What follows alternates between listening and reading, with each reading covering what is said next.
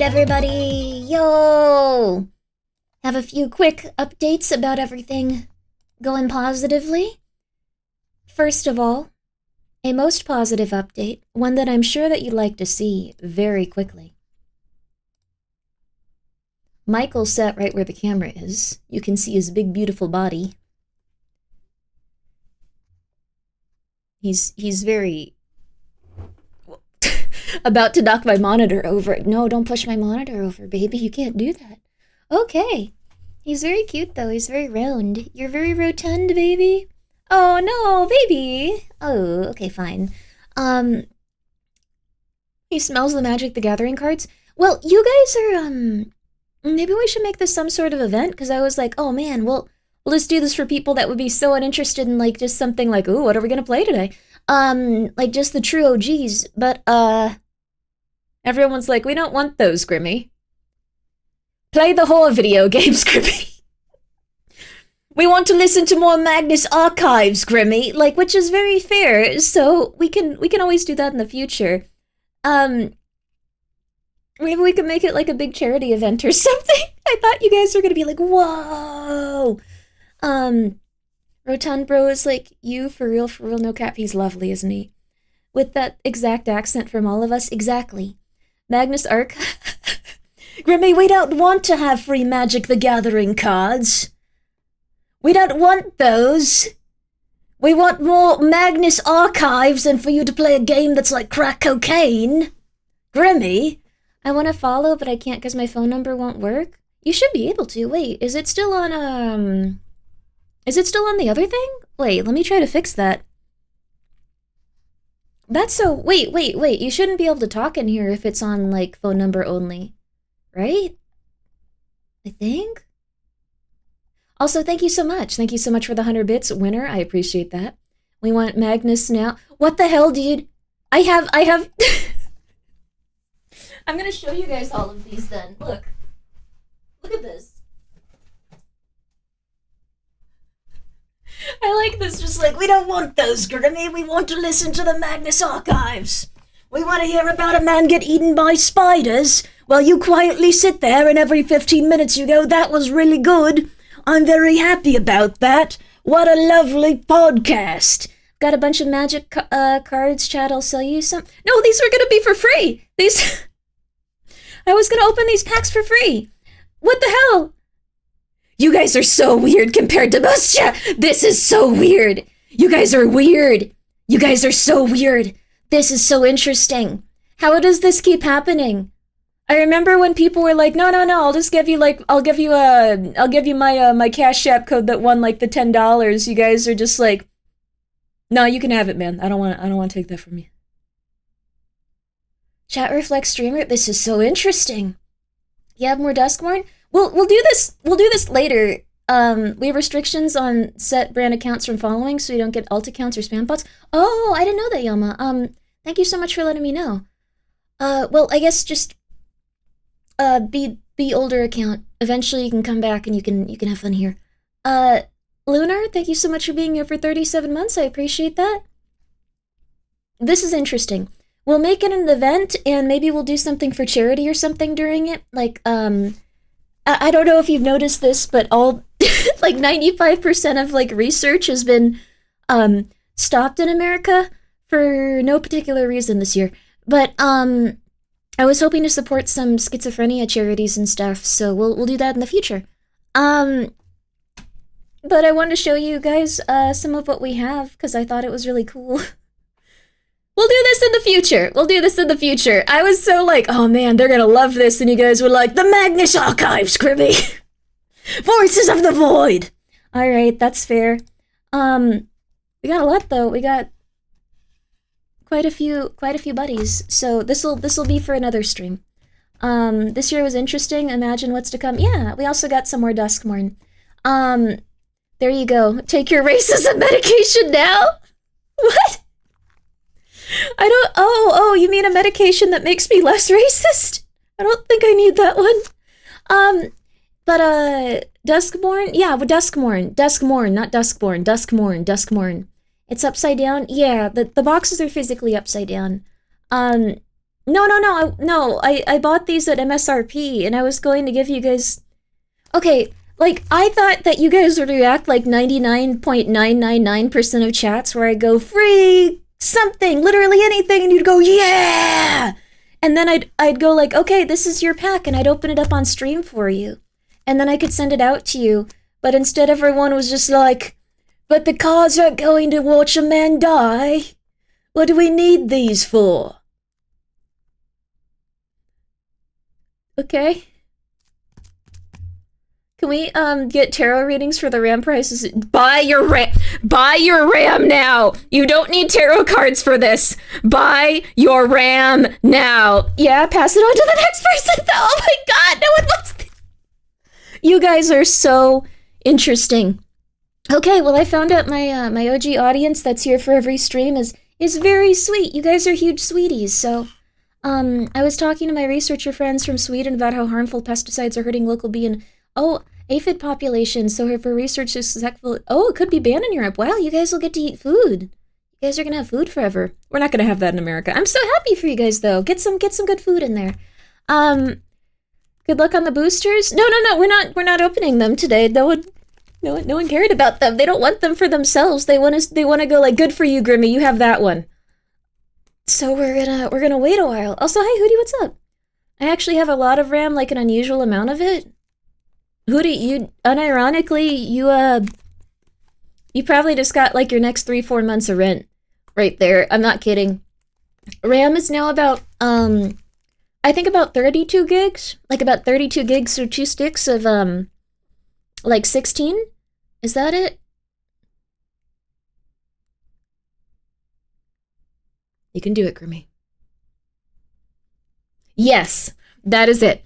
That's about $800.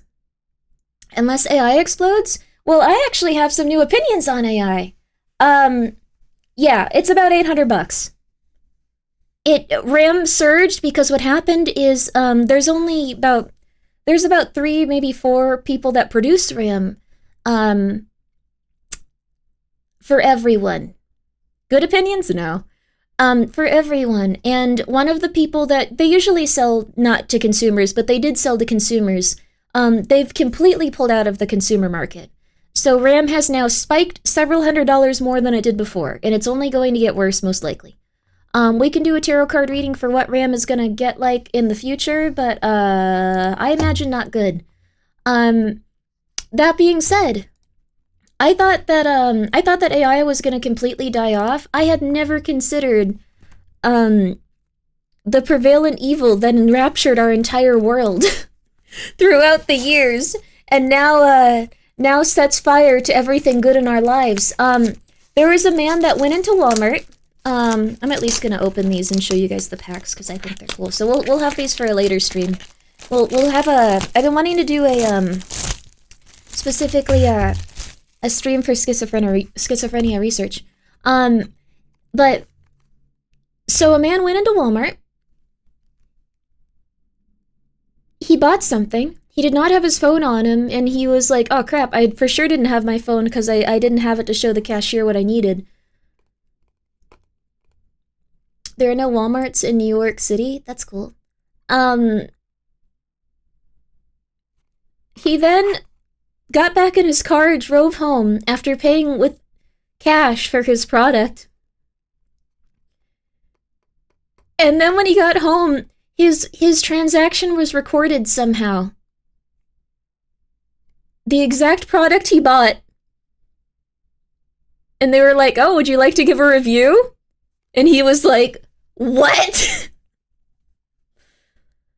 Micron is literally a 5-minute walk from my house, so maybe if I ask Lacey and bring them some Starbucks, they'll give me rent. Maybe. That's not worth... Yeah, not the worst idea. My dad has schizophrenia, so that hits close to home. Lovely to do that. My mom has schizophrenia, and it's been really rough on her, so I hope they can eventually develop something that's, I guess just like a long-term cure. I'm so sorry that you have to go through that, too. It's really rough. I saw that video. I want to see proof before I take his claim too seriously. I totally understand that. It's just that, remember last time this happened generally with like the general populace, everyone was like, I don't know if phones are really spying on you. Now it's like, yeah, don't mention Canada around your phone if you don't want Canadian ads. What can I tell you? Just don't do that. That you gotta just stop. You gotta stop bringing up Canada around your phone, or it's gonna think that you want to go to Canada. Like we kind of all accepted it and just went like, yep. Got off work just in time. Hello there. How are you? Hope you're doing well. What game we playing, Grimmi? We're probably gonna be playing. Well, it's up to you. We could listen to more Magnus because I've been big into Magnus, but we're probably gonna. Even if we play Monsters Are Coming, we're probably going to talk for a bit, just because I want to talk for a bit, because I just want to yap. Last of Us 2, let's go. Oh, I guess we'll have to finish it at some point. How far in did you guys get? I think we're on, we got through the two-parter. Did we do one more after the two-parter? I think we did one more after the two-parter. Bloodborne? I don't have my PlayStation 5 in here. Bloodborne's amazing, though. And it's not on any other system. It's on no other system. Unironically, chronological mode is better in every way. Oh, interesting. Huh. I think that chronological mode with The Last of Us 2 was really good. One problem? One very big problem. We've unfortunately run out of good parts of Last of Us 2. So chronological mode is about to get a lot worse. It is way better in every way, but it's still going to suck now. And now there's no good parts of it to go back to, which I think is part of why that was going in that direction. How long were you cranking it? I think we cranked it for about an hour and a half. Really good stuff. Explains why I get Japanese cruise ship ads buying house cabins in Yukushima. I mentioned it last week to a friend. Yeah, so initially, like, we had this thing where it was like, oh yeah, advertisers can't spy on you with that. It's just that, like, you know, you're communicating with your friends, or like it's syncing up to other people's phones, stuff like that. It's gotta be stuff like that. And then slowly people started to realize it wasn't that. It was just that advertisers had specific ways of looking at your data and listening to you and stuff. So I wouldn't be surprised if a lot of AI is also being used for one thing, which it was honestly really silly to not think about it like this. It's just kind of like terrifyingly evil. Hi, hello there. Terrifyingly evil. AI is probably going to be used to detect what we're doing as consumers and then keep track of us for it so they can sell us more. And not just that. Sorry, I'm getting all these packs out just because I want to see them. And not just that. It's not just that. That's also probably going to be used... It's going to be used to mark up items for us, or alternatively sell us coupons if we've been on the fence about a specific item for a very long time. So, one of the things that advertisers have been really excited about is the prospect of being able to charge you a different amount than your friend, than your boss, than whatever. So, Walmart didn't pick a single dude to gang stalk. It's everyone, baby. Already being used to fix the apartment rental market, yeah. Though, housing in general... Also, thank you, Gaming Bleach, for gifting 2 subs. I appreciate that. Make sure you're okay. Sound of packs opening and not being able to see what you pull is making me crazy. We're not going to do this today because, Dark Undo, you got here about 5 minutes too late. This was initially supposed to be me just, like, getting all these ready for, like, just hanging out with people. I was going to give all these out to people. I was going to open them on stream and go like, all right, here's your pack. Drilly, here you go. This is the one you want. And then we'd open it up and see what you got. And then I would send it to you for free. But everyone was like, oh, I don't want to take that away from someone else. No. Give that to someone else. Give that to an orphan. You guys are really nice people. So, that's very nice. I'll take a pack, 100 for 100, but for 100 bits. No, Drilly, thank you for the 100 bits. We're gonna do it at a later date. We're gonna do it for a charity stream. So that'll be cool. That's a lot of Kraken. I'll show you all the packs once I get them out, but we're not gonna open any today. There's already a technology that lets you change or insert new products to old series and movies with AI, so you can get ads in there too. Jeez, that sucks. Orphans mentioned, I'm here for it. Thank you, GGG. You're mean to orphans, though. I remember you. Ender, thank you for being here for 10 bucks. Crow, thank you for being here for 37. Holy crap. No. I don't need any of your possessions. I got a lot. Saftra, thank you so much for being here for 7. You are apparently my most watched streamer. Oh, but it doesn't feel that way since it feels like your streams aren't that long. Oh, thank you. That's very nice of you. And also thank you, Winner, for the 100 bits. We don't want to abuse boss. No, it's not abuse. What? Webcian, thank you so much for being here for 5 months. Yeah, we got the FinFan ones. Fortune EX, thank you for being here for 2 months. Lunar Sleeper, again, thank you for being here for 37. Also, Witter, thank you for the 100 bits. You guys like Magnus that much? I love Magnus. That makes me so happy. Magnus Archives is one of my favorites. Like, of all times.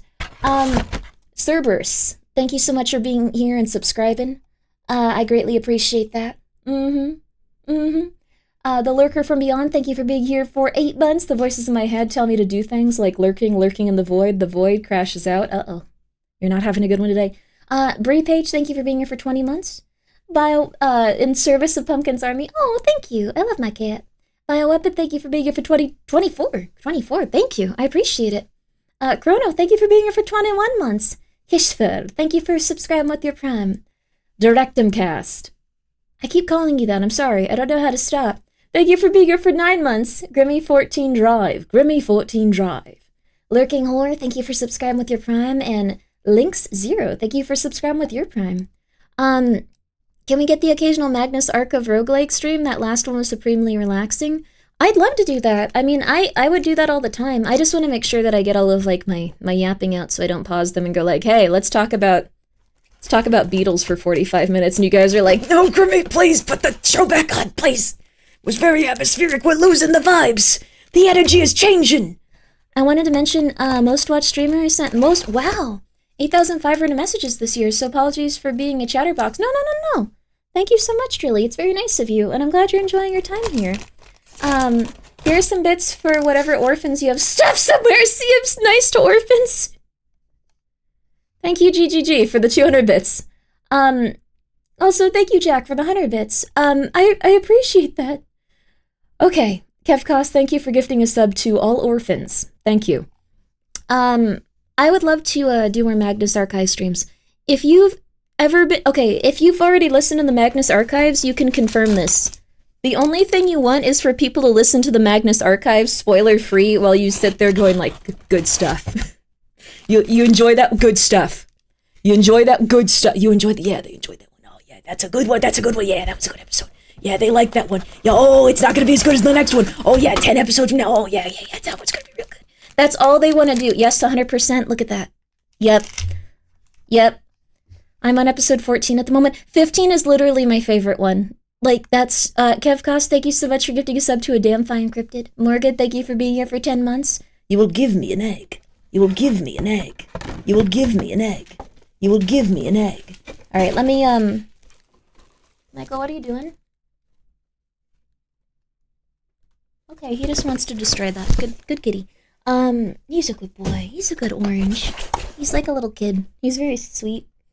He's got a very cute little Michael energy, because he was held a lot since he was sickly as a baby. Really cute. Okay. He also is no longer sickly. I thought he was going to be really tiny and, like, grunty for his entire life because he was so little. No, he got gigantic. He got huge. He got swole. Alright, so, when we do a charity stream in the future, I guess this will be what we have. So, we'll have this many, this is the only start of them. We'll have this many Duskmorn, this many FinFan, this many Spider-Man collector boosters, too. These are collector boosters. So we'll have a ton. My desire is to do marbles, and then if you win one, we go like, okay, this is X person's pack, and we're gonna open it for them, and maybe if they get something cool, that's lovely. And if you get a super special one, I'll put it in a super special card protector, of course. I just need to say sorry, for not getting 1,000 hours of watch time, and only 998. I will strive for a minimum of 10k. Oh my god. Octuple, you're okay. Thank you, though. There you go, the reverse GameStop method. I have been getting really pissed off at GameStop. I had a bad day on Twitter. I was, like, really angry. You may have noticed that I was getting angry at Soda Poppin' because people started like sending me a clip and going like, Grimmi, is this like, oh my god, what happened? And I was like, oh my god. Because it was taken out of context. That was really annoying for me. Although unlikely, be careful someone doesn't say mail me the cards because you said mine, it was mine lest I sue people. I would send them the cards. Like, it's okay. I'll open up one Spider-Man Collector's Edition just for today. How about that? Actually, let me choose it. I want this one. I want that one. That one feels right. I actually have a Spider-Man, like, entire... Yeah, I was gonna open this one for myself, so maybe we'll open these cards in it, because I just like comic books. Consult the tarot. Yo, hey, novel. Oh, I got something to show you guys. The minting has begun. The minting has begun, baby. This is 1 troy ounce. These are the plates. There you go. I hope you like them. Don't they look cool? Yo, did you see that silver was $58? Wait, okay, 1 second. Let me, really quickly, one sec. Okay, one sec. 1 second. 1 second. 1 sec. Okay, there we are. Yeah. 1 sec.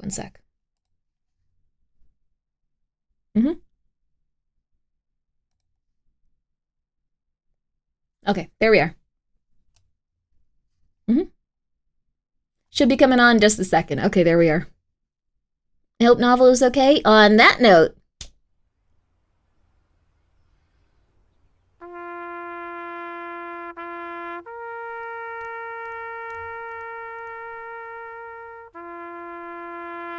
it's okay, we made Grimmi's community so much money. Thank you, Kari, for being here for 25 months. My condolences to Novel. Yeah, also, Kari, I hope you're doing well. Yeah. These were sold primarily for $50. So, if you bought some, you made a lot of money. This is the first time you've probably paid for merch, and then you bought an entire roll? Crap, dude. That's good for you. What was the total cost per Grimmi coin?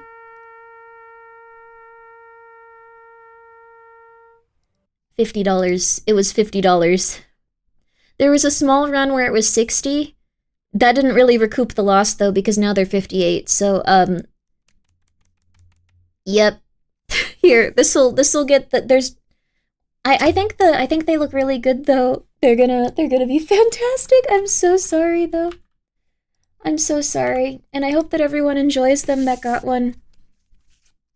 This'll have the 1 ring card in. We can pay for it.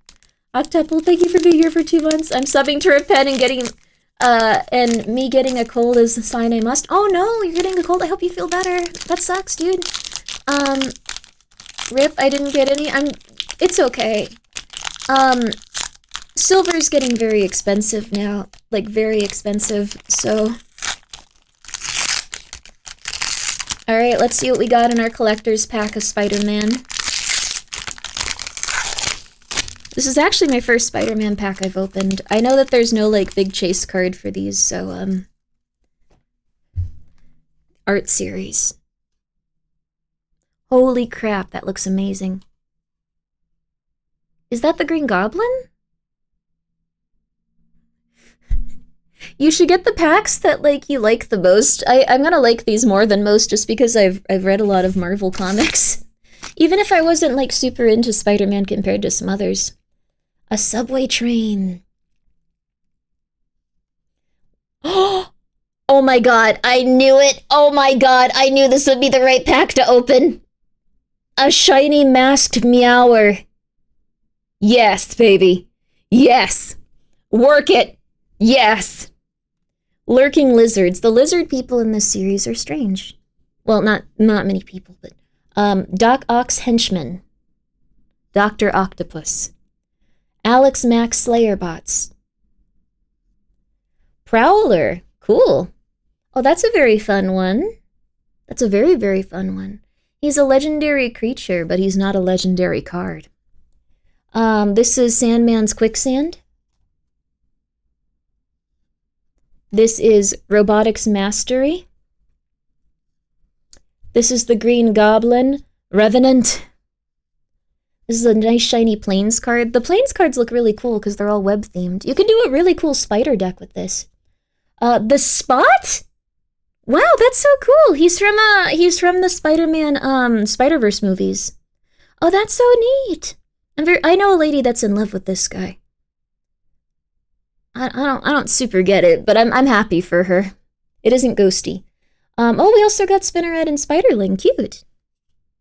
The Spot is cool. They are. We also got Lizardman, Connor's Curse. I think that's from Gwen Stacy's, like, in this movies, if you remember that. Like, the new one. Thrill of Possibilities. Wow. That's a lot of them. I love this card. Wow. Legendary Creature, Symbiote Villain. Wow. Carnage. Wow. Foil. Yeah, full art card foil. So we got a really nice one there. I'm gonna put these in, these are actually looking really nice. I don't think any of these are gonna be worth a ton of money because it wasn't a very popular set. But I like them, so I'm happy. Let me get that. Let me get that real fast. Let me get some stuff to put these in. I like them. I think they're fun. I think they're too fun. Okay, let's see here. All right. Okay. All right. If you're happy, it's all fine. Yeah. Unfortunately, they aren't. Yeah. So, hi, Michael. You're a good kitty. I bought these going into it, knowing that even if we got the most rare cards, I think we did get some really rare ones.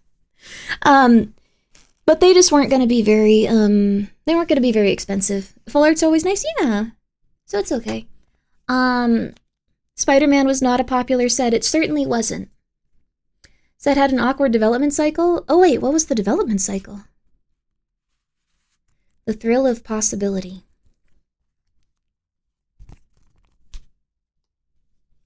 I got one I'm really happy about, though.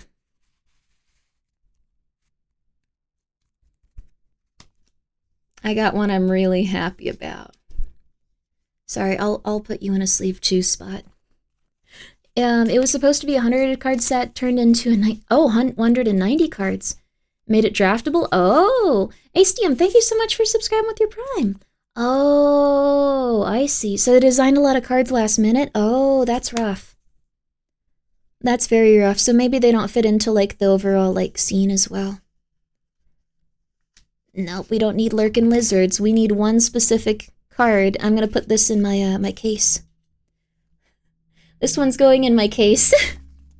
I have like a little case with a lock on it. If anyone ever breaks into it, they're gonna be really disappointed. Everything in there's worth like $2. They're gonna be like, we found the mother lode, oh my god! And they're gonna take it to like someone to like resell it, and they're gonna be like, what the hell? Why? This is worth like 30 cents altogether. There we go. Oh, it was a set of, let's see. Secret Lairs. Wait, what? There was apparently a Monster Hunter set in the making and it got scrapped? Oh! Oh, they fell short on a lot? Oh, that sucks. Crap. 30 cents make it 2. Yeah. Capcom wasn't happy with Monster Hunters? Oh, dang, that's rough. They're redoing it? Well, that's good. I know a lot of people that like Monster Hunters, so it's good that they're going for... I'm happy about this, though. I got some really cool ones. Like, for me, this is a win. This is a great one. Holy crap. I'm very happy about this. If you like a really rare one that's a lot of money, how would you go about even selling it? Oh, you can probably sell them on, like, eBay, or you can go to a nice card shop. There's a lot of different ways. I'll put them all in my nice little thing, because these are all very pretty. So I'll put these to the side with some, what's it called? I forgot what they're called, the card protectors. My brain don't work. It barely works, baby. It barely works. I didn't get the whole secret lair thing. I think it's for the best. I think it's, I think they're, like, very collectible types, right? Okay, so we're gonna put these aside for now. We also got the Green Goblin. Cool. We're gonna put these aside for now, but, I was very happy about that. When's the Saucy secret lair? I don't know what Saucy would do with cards. I genuinely have no idea. Let's see, was there anything else I was supposed to announce? I think it was just the coin stuff, like, I wanted to tell you guys about that for a little bit, but I keep forgetting, like, I'm not very good at remembering. So I'm gonna put these aside for when we have a nice charity stream, and that'll be a fun thing to do, so that'll be cool. Alright, cool.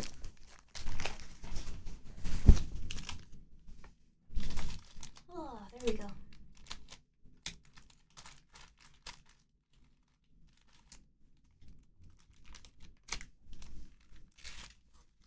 Let me just put these to the side. Really hope Michael doesn't wake up and start batting these around, because they could be worth a lot of money.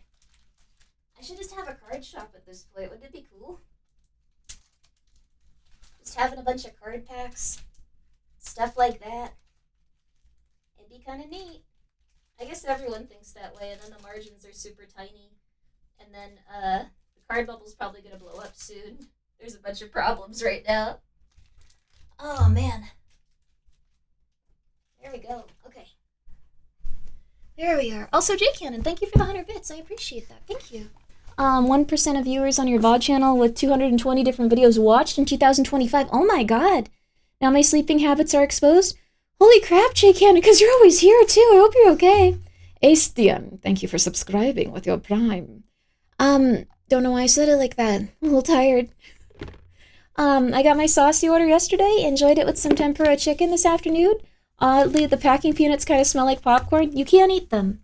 I do make sure I get the packing peanuts that won't kill children or pets. I was really worried about killing children or pets. Oh, man. Maybe people should print collectible cards on sticks of dram to the... They should make collectible cards out of silver. We'll open this one. How about that? Because I feel kind of bad. There's some people that were, like, probably, like, really hyped for this. It was, like, on something for a second. I wonder what it was. Huh. Did you get a second in my Firefox? You guys want to see the,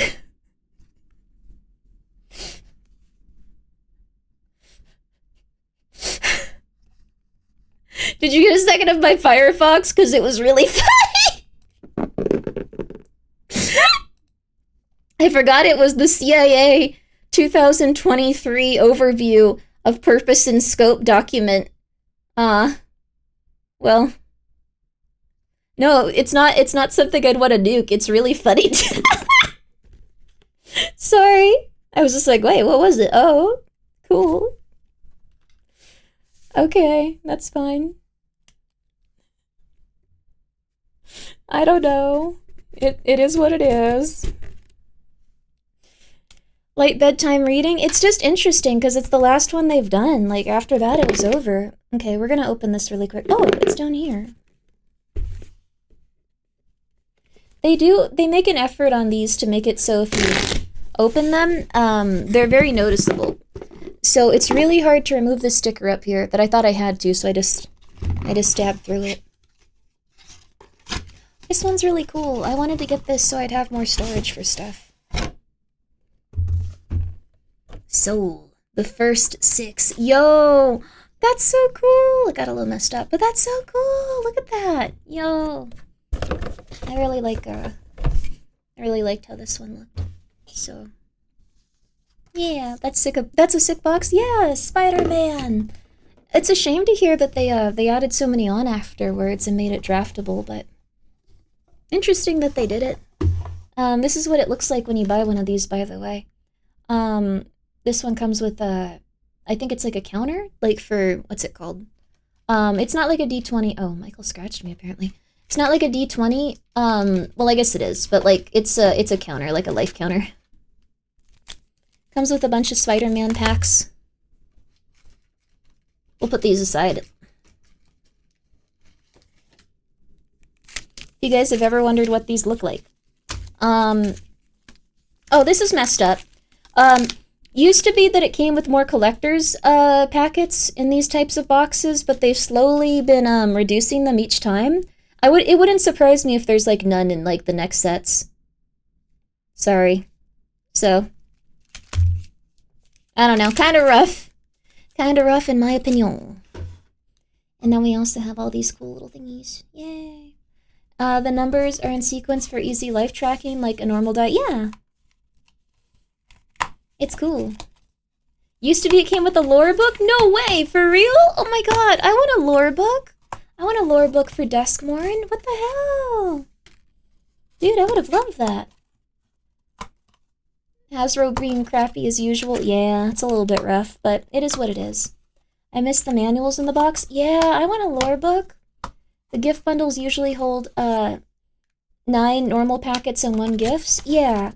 When I got the Duskmourn gift bundle though, it came with more collector's packets. I think it came with 3. So they've been reducing these slowly.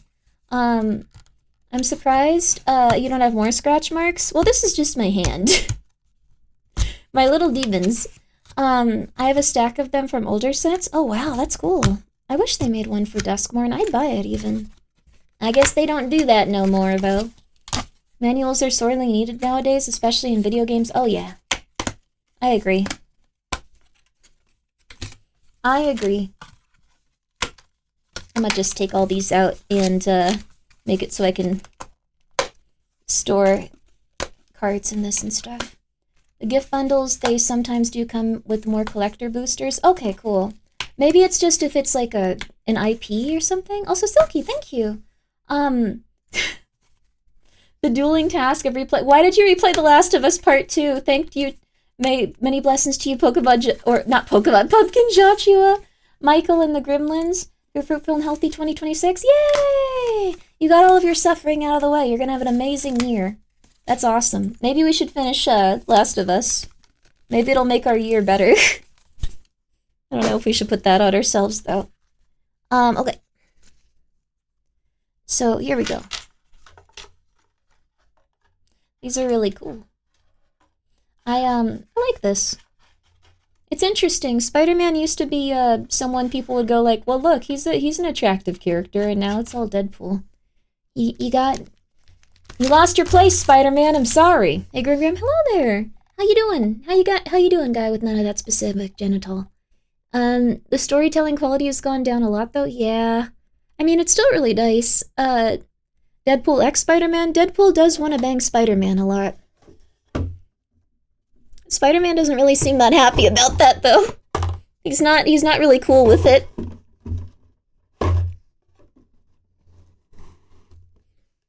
Alright. I want the pigeon. I'm not gonna go through these trying to get the pigeon right now, but I want that pigeon. I want that pigeon. Alright.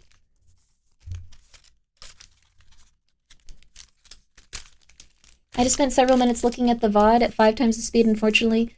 You did not give us a glimpse of your Firefox, only pictures of the booster packs. Oh, it might have gone back to like what it was before. It would have been funny, but I wanted it to be natural. I wanted people to be like, what's Grimmi? Oh, what the hell? Oh, okay. Alright, they're all set aside, baby. Cool. They're all set aside. Phenomenon saying that he wanted to play Magic the Gathering with everyone really badly in Dispatch made me want to play Magic the Gathering again really badly, so I thought that was fun. Oh, that Grimmi stalking the CIA again? Oh, I'm not stalking them, I'm just looking at the reports. It's very important. You have to have hobbies outside of streaming or you're gonna get really weird. Atakoi, thank you for being here for 30 months. Yo, how are you? How are you? Good evening, Grimmi, good evening. I'm just putting on my lip gloss and then we're gonna get ready to... What should we do? There was some actual news today, though. But yeah, I'm sure AI is probably gonna be used for, probably going to be used to track consumer stuff and adjust our prices. So that's something AI is going to be used for consistently. I think the other stuff is probably going to go the way of the dodo, like slowly over time. Also, thank you, Psionic, for the VTuber 4-player Commander game stream. That would be interesting. Punch Up playing Magic would have been great to see. Oh, that would have been fun. My grocery store just rolled out AI. Why do my groceries need AI? So they can charge you more. The only news we need today, Alfie declared Umbrella Man to be off limits to her chat. Oh, that's nice. Yay! Thank you, Alfie. Wait. No, Alfie said that I was allowed to be with the Umbrella Man. I appreciate that. Duskmore and House of Horrors, which is a D&D campaign setting book? What? Wait, what the hell? Wait, what? Did they make that after? Or, wait, what? Which one came first? What? Huh? They cross over books sometimes? This is so interesting. Oh my god, it is real. The thing is, like, it's a really interesting setting. I don't usually play Dungeons and Dragons. Campaign book came out after? Oh, wow. Really, really cool as a setting. I have to stop buying smart devices, can't have AI monitoring my fridge. Well, the thing is, everything has a camera in it now. Everything. Man, I don't even know. I don't know what you're supposed to do. So can you get that lore book as a PDF if you want to really dig into the setting more? Yeah, we could actually. Like, I'd be down for it, because I was a really big fan of the Duskborn setting. Plane shifting setting? Yo. That would be interesting. I think you'd enjoy any sort of TTRPG, because legit any TTRPG can fit occultism into it and be valid. I have a lot of them, actually. Autokoi, thank you so much for being here for 30 months. Yo, I appreciate it. Also, Johan, thank you for being here for 3 streams. Best gal on Twitch. How's the card pulls, Grimmy? We're not doing any, because I tried to give them to the people in chat and said, like, alright guys, this is great news. You guys are gonna get some free cards. I'm gonna open them on stream and send them to you. Isn't that amazing? Free cards. And they all went, oh, it's okay.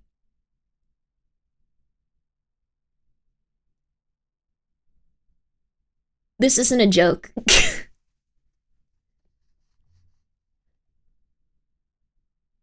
I've never, ever heard of anyone reacting like this to anything free on the internet.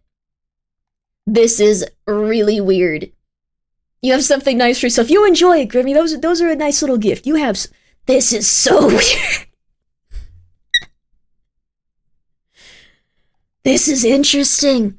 Okay, now I'm retired. Okay. Have you seen AI pranks? I think people start getting framed for things they didn't do because AI, we see AI unravel. Oh yeah, I think that's part of it. It's free on the internet. I'm going to be extra cautious. No, you've been here. Wait, what? Dude, you've been here for like 3 years. What are you talking? What?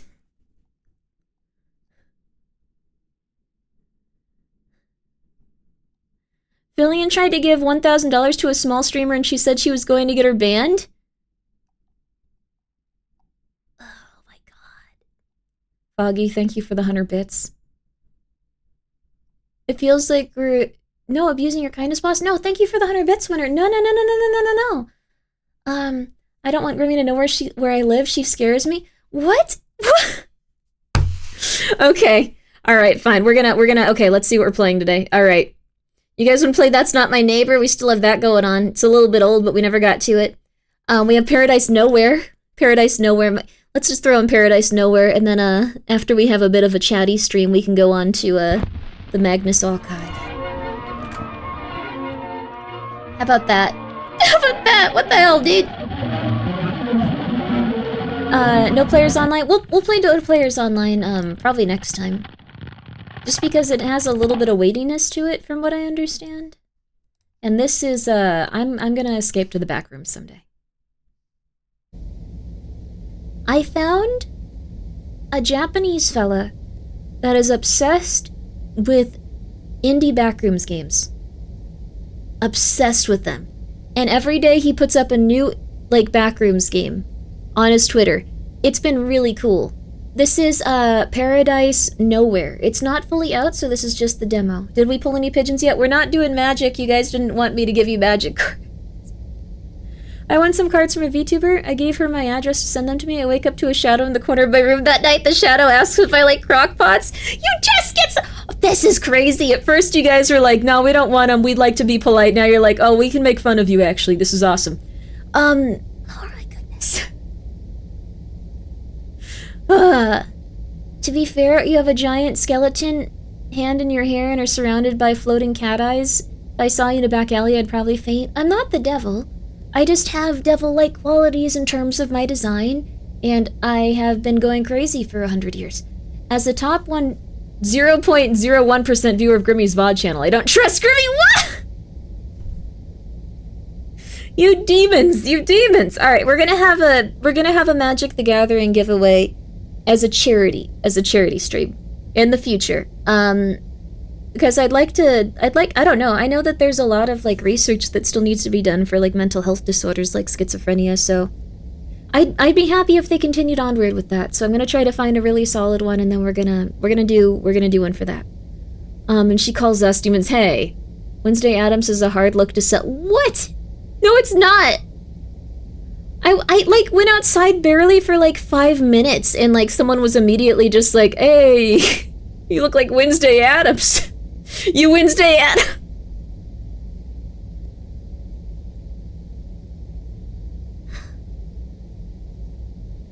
I was dressed normally. I thought I was dressed normally. I just have black hair. A compliment? I did not look like Wednesday Addams, though. It is a compliment, though. I thought it was very nice. Sometimes you accidentally cosplay the goth child. It happens, I guess so.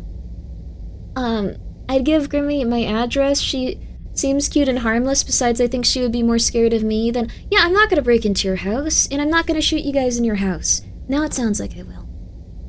But... oh. Warehouse? Dream pools? Enigmatic guest house? Yeah, so this is just wandering, so we're just gonna wander a bit. There's no story mode with this. This demo experience has no end. Explore as much as you want and leave whenever you want. Thank you for letting me know. I would have gone crazy for the next 6 hours.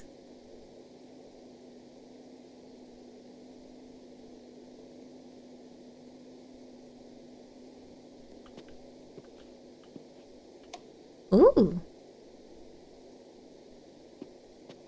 I'm already loving this. I could just sit here for a few hours. Oh, wow. Honestly, okay. There's something really cozy about having a basement.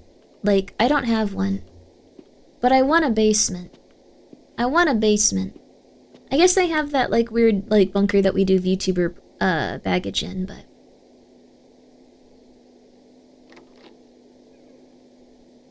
like, this would be an ideal basement.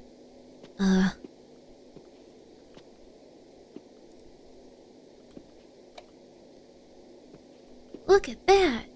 Oh, and a walk-in closet?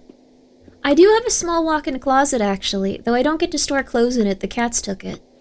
This, you may be thinking that's a joke, right? No, the cats actually did take it, like, completely. Like, they'll push my clothes, like, off of, like, the hangers, and they'll hide in them and just kind of hang out in there. Like, this is their room. The 3 cats have all moved in there together. And I've tried to kick them out before and put them in other rooms and, like, put all their stuff in there. And they'll go over to the closet and scream at the top of their lungs for, like, 5 hours a day when I try that. It is objectively just their room now, and I can't move them out of it.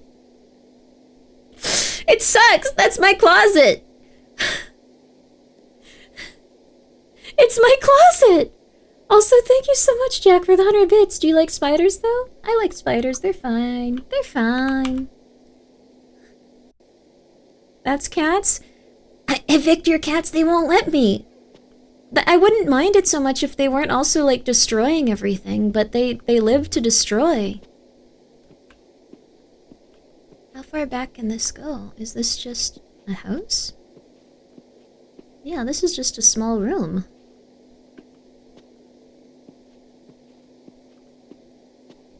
Oh. Oh. Oh. Ah! Ah! Ooh, that felt very odd. That felt like a childlike fear coming back to me. Look at this. If this were a refrigerator or something, that would be beautiful. Oh. Put cucumbers on them? They don't care about cucumbers, I don't think. Dude, I would want to live in a house like this. It's like all basement. It's like all basement and all like, ooh, look, wait, what? We weren't in a basement? Oh. Huh. How you been? I've been doing good. I watched a YouTube short that showed tarantulas have toe beans. Oh, how cute! Hope you're doing well. I've been doing pretty good. I was getting angry on Twitter for most of the day. Oh. I forgot about this. This made me really angry, and I'm very sorry for bringing it up, but, GameStop was going to release, like, the, Prismatic Evolution, like, Eevee, like, Pokemon card packs for $100, which is still above how much they pay for them. Still above how much they pay for them, by the way, because they're getting them directly from the retailer that makes them, by the way. Have you permanently switched this avatar? What do you mean? This is how I look, usually. What else do you do on Twitter? I look at cats sometimes. But... this made me really upset.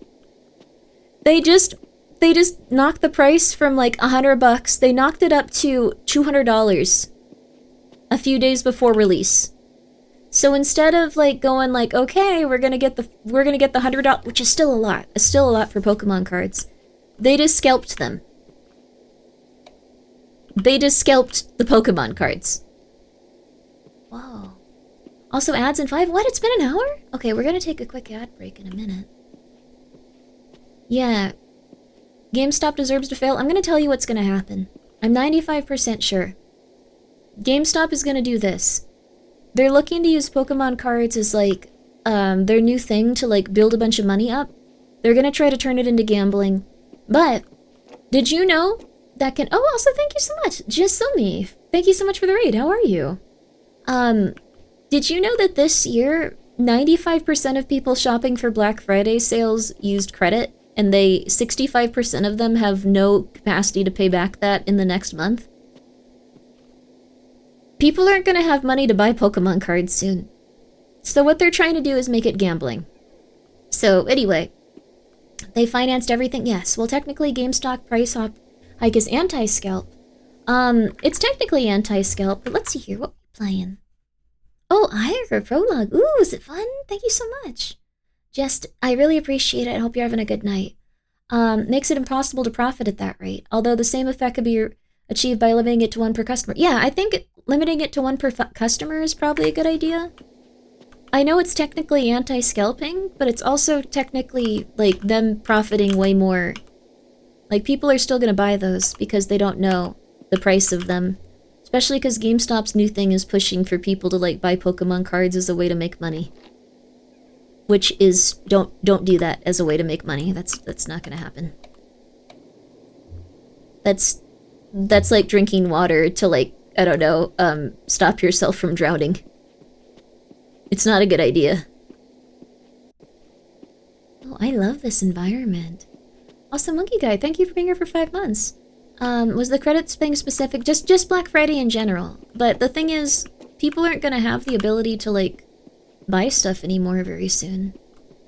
My local card shop limits new Pokemon releases to one per customer. I get a pass because he knows I'm cool, though. Oh, that's nice. That's really cool. He knows that you're going to distribute them to the people. To streamers, probably, actually. Do you go like, hey, I'm sorry, but, you know, Who was it, You know, Porcelain made Joel. He has a big appetite for these Pokemon cards. I just need a few more, just a few more. Please, he's gonna break my legs, or something like that. That'd be cool. Also, yo, Gingy, how you doing? House looking sparse, my guy? Yeah, this is the back rooms. This looks so pretty and relaxing when we first go into it, and now it's kind of horrifying and unnerving. As it goes. As it goes. Joel with his crack and packs, I'm so sorry. I bought tools for Black Friday. So if I get laid off, I can still do freelance electronic repair. That's really good. I also bought tools for freelance electronic repair. I know how to do a little bit of it. I'd actually like to really get into like fixing stuff on stream and like soldering and like doing stuff like that on stream. Like I would love to do that type of thing as like I don't know, just like a couple of times a week. It'd also be cool to just be like, all right, Grimmy, please, I sent this in, help me. And I'd be like, I'll do my best, but I don't know what I'm doing. Whoa.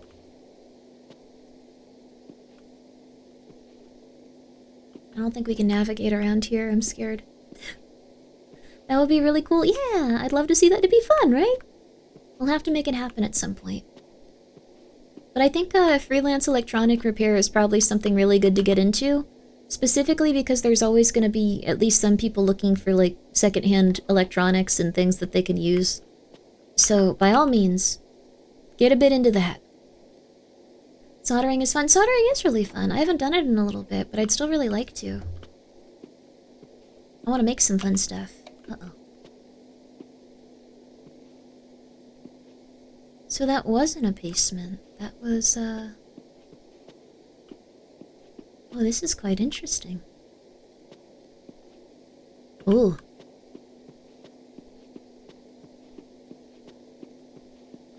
Oh.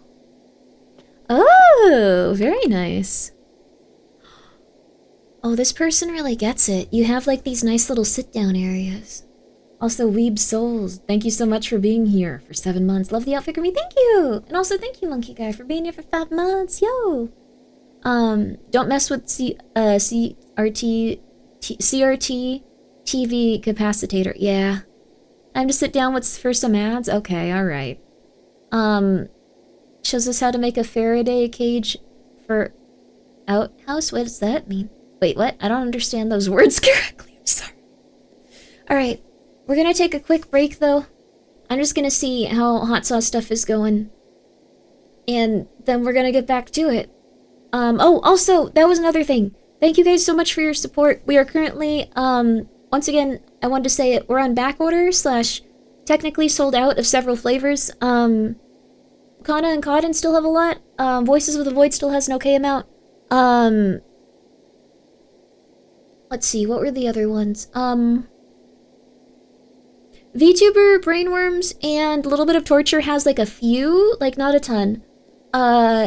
Everything else is gonna be on back order, so I can't make any promises that it'll come before Christmas. So if you want to order something, for someone hoping that it gets there in time for Christmas, a lot of stuff is on back order. I just wanted to let you know. It's happened a few times where we've run out of like stock and stuff, but just as a heads up.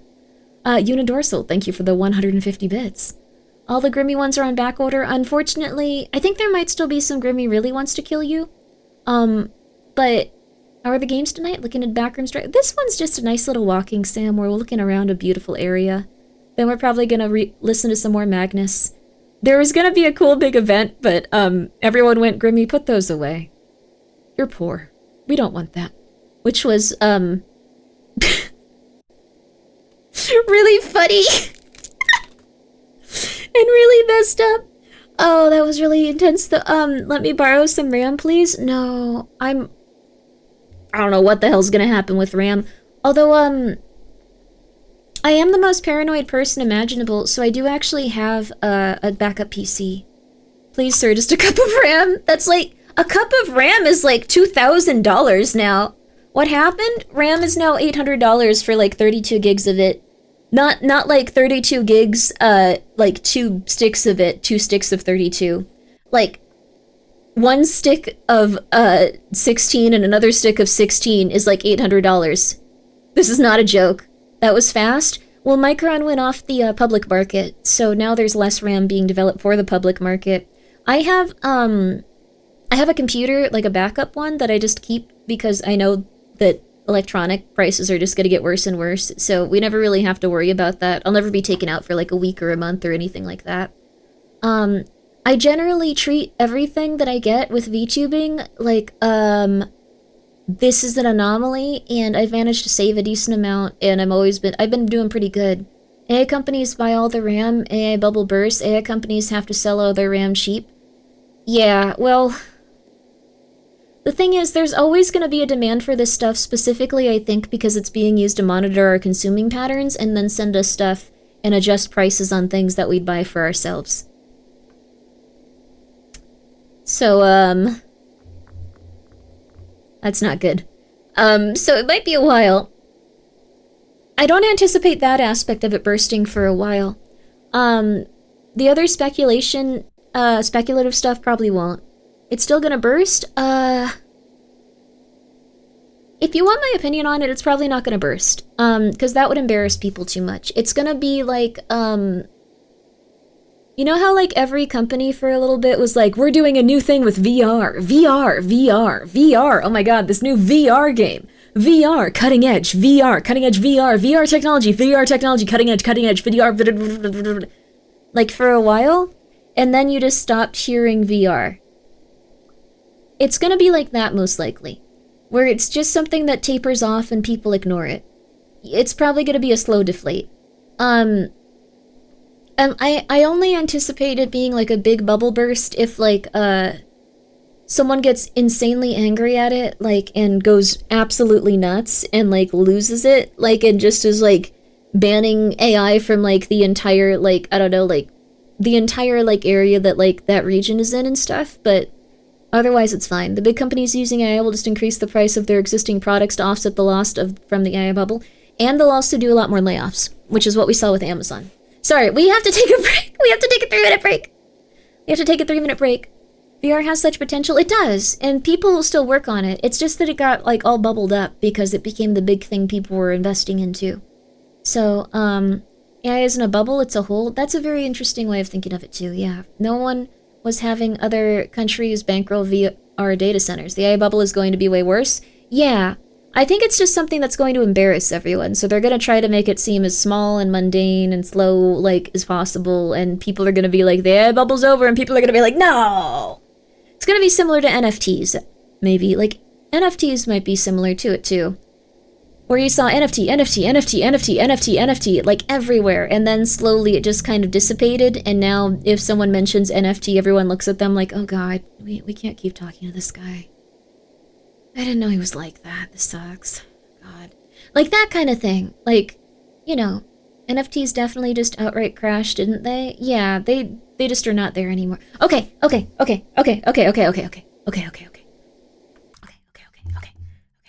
3-minute break. 3-minute break. 3-minute break.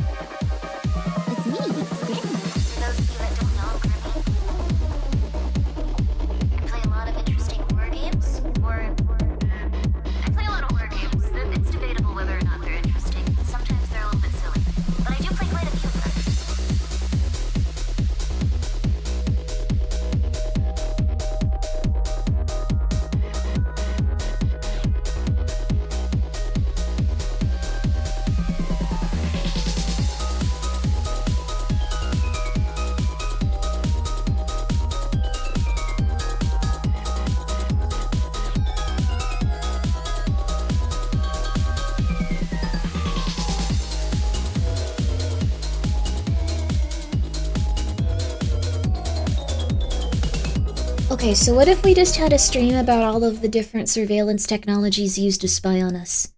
Yay or nay? Good or Galaxy Boy, thank you so much, Anonymous, for gifting us up to Galaxy Boy. Yo! Yay or nay? I'm down. Yay? Alright, baby, let's go. That'd be dope. I was looking into it. Apparently, there are these things, like a specific type of camera that's being installed everywhere, and,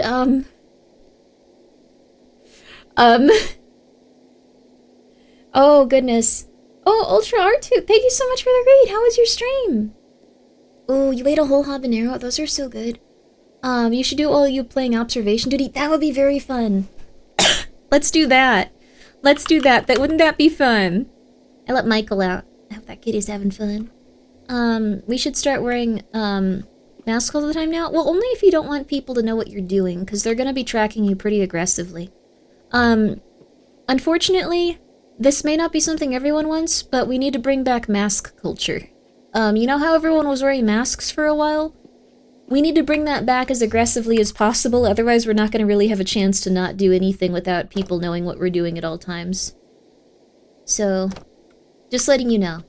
Oh, I reviewed the Burger King SpongeBob meal. Oh, yo, congratulations! Was it good? Did you like it? Yo! Aside from not leaving the house? I think some places made masks illegal for made-up reasons. Oh. Toilet. Oh, we're tiny. Wait, toilet tiny? Toilet tiny. Oh my god. Toilet tiny, bath big. Oh. It's a lot better than the Wendy's ones. Congratulations. I'm glad you enjoyed it. I've seen only good things about its presentation so far, so I'm happy to hear that it's passable. I'm happy to hear that. That mask failed. AI now have tech to make it useless. I'd say mask and those types of glasses that have, like, red reflective lenses. I have some right here, actually. Nondescript glasses and red reactive or red reflective lenses. Like, they don't look too red. They're perfect, though. They just, they do a bit of an offset with it. Ooh. Oh my god, I can see. I always forget about that. Feels weird. I usually don't wear these while I'm streaming, because I'm just at my computer.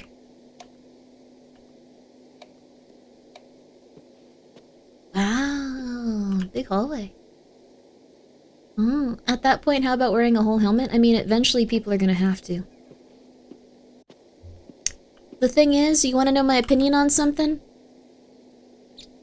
I'm pretty sure that's the way they got Luigi, and I don't know if he did it. I'm just gonna say it. I'm just gonna say it. Don't be angry at me, CIA. Don't be angry. Oh, wow, this is so cool. Oh, there's actually a room over there. Don't be angry at me, CIA. Don't be angry at me. Your phone will ID you? Yeah. Your phone will ID you, so you have to leave your phone at home. Or you have to use a burner phone. So you won't have access to the internet. And if you talk to someone and run out of things to say in terms of conversation, you can't look down at your phone. Which sucks. Yeah. Leave your phone at home playing YouTube? Yeah. The only way that you can really get away with something is to leave your phone in a drawer playing YouTube so you can go like, I was learning about ants. I'm sorry, is that a crime? We found the front door.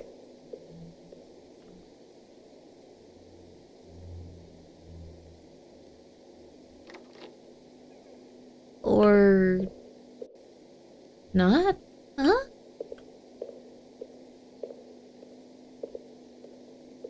Oh. Oh, no. Streamer tried that, still got caught killing his ex. No, the streamer was an idiot and started telling people like, aw man, it sure was awesome that I got to kill my ex-girlfriend. You should try it sometime, and everyone was like, I'm going to the police. Aw man, I'm sure smart. I got to murder my ex-girlfriend. It was fantastic. That's what always happens.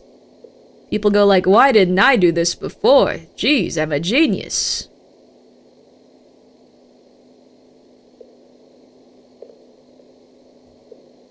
Not a good idea. this way? Oh, scary. Oh, scary, scary. I feel like you can get very lost in the dark very easily. Oh yeah, she wasn't an ex. They were engaged and soon to marry. She was pregnant. He was just an insane person. I don't really know why he wanted to murder her. Maybe he just didn't want to be a father or something? Huh. Someone clipped that out of context.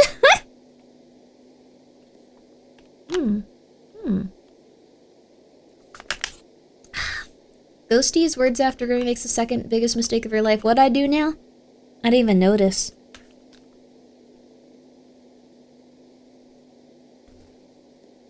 I've been trying to lose weight and I... one second. Ethereal, peach flavor, absorbic acid. I really don't do well with aspartame, so I'm trying to make sure that isn't in here. If this has aspartame, I'm gonna get very paranoid.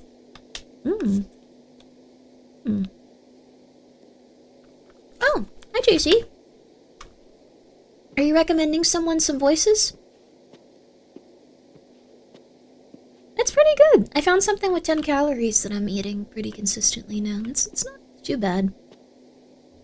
This is another one I'm gonna start eating. No one should ever consume artificial sugars. I agree with you, but I'm Grimmi. Paranoid about aspartame or paranoid because of aspartame? I can't tell. Maybe it's all psychological, but I really don't seem to do well once I eat it.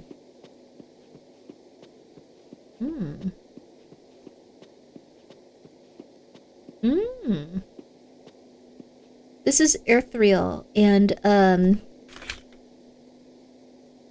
phytocollagen and artificial peach flavor.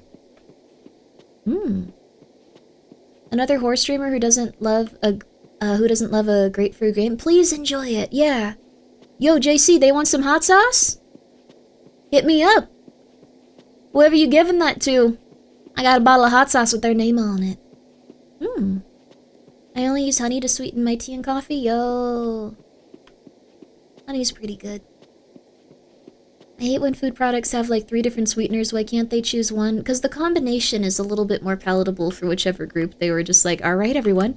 So now you've tried option A or B. Are you likely to buy this one? No? Okay, alright, I see. So you're not likely to buy option A. Alright. Okay, can you please pick up option B? Okay. Alright, you're tasting option B. You love option B? Okay, that's wonderful. Oh, you're still not likely to buy option B. Okay, can you tell me why? Okay, it's orange. Okay, the flavor is orange. The other one is orange too. It tastes more orange. Okay, so it tastes more orange. That is fantastic. Okay, well, we are going to mark that under, not buy. We're just going to mark this under that you wouldn't buy it. Okay, is that fair? Okay, let's move on to option 3. You might buy it? Okay, you marked you wouldn't buy it. You marked that you were saying that you wouldn't buy it because it was too orange. So we marked it as you wouldn't buy it. Okay, we're going to move on to option 3. Okay, you liked option 2? You liked option 2? Okay, we're going to mark option 2 as a buy. So you still wouldn't buy it, but you liked eating it here. Okay, we're going to mark option 2 as a you would not buy it. Okay, option 2 you wouldn't buy, okay? Okay? It tasted too orange, okay? But you did like it. And you would enjoy it. If we gave it to you, you would eat it. Yes, okay, but you would never buy it. Okay, that's fine. It's too orange. Okay, I get it.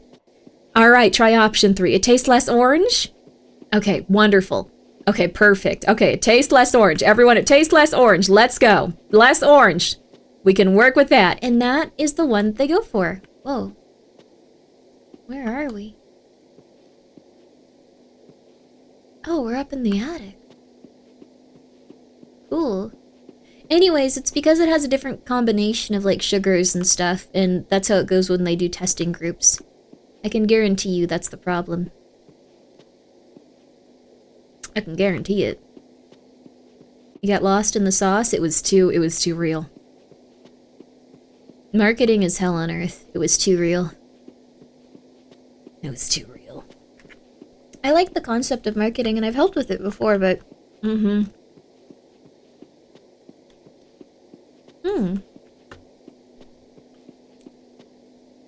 We're not getting stuck in the white room. This is a different game. Wow.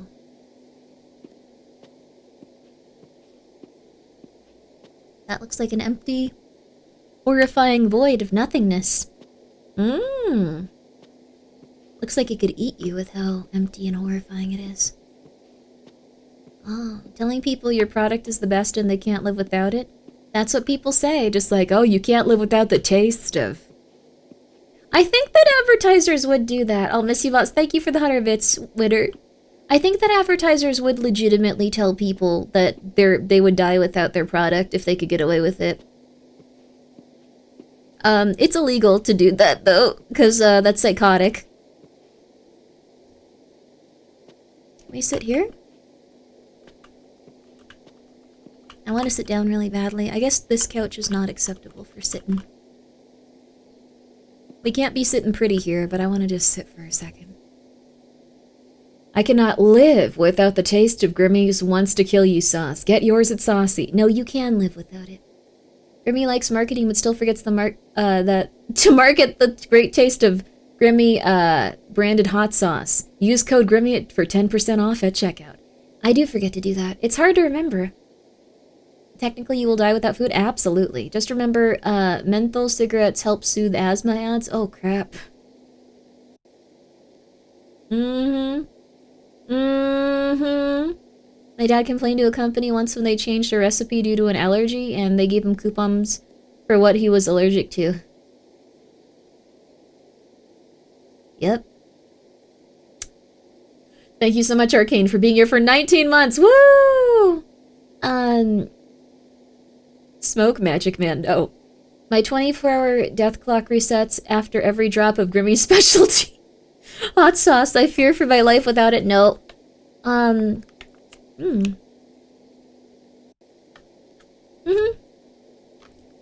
They would put highly addictive substances in their products? Yeah. I mean, that's what happened with Blue Bottle. And more recently, you want to know what's messed up about the Blue Bottle stuff? They didn't discontinue it, but they discontinued several other Kraton producers.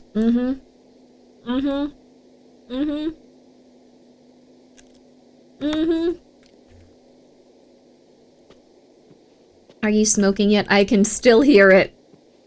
I do not want to smoke crack, no. But I can still hear the beep from Gingy's stream. It's really funny you guys are all probably just like, when are you gonna collaborate with Gingy again? Be real funny, wouldn't it? Hey, ooh, that looks really relaxing. We can lay down in the bed. These guys get the back rooms. I'd love to lay down in a nice bed like this. Some pumpkin says, I'm not putting crack in the hot sauce. What the hell is wrong with you?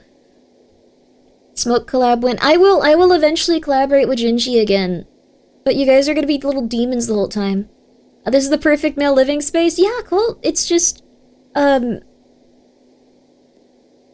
nice and ravenously empty and devoid of life and kind of instills a sense of fear in you. But it's otherwise good.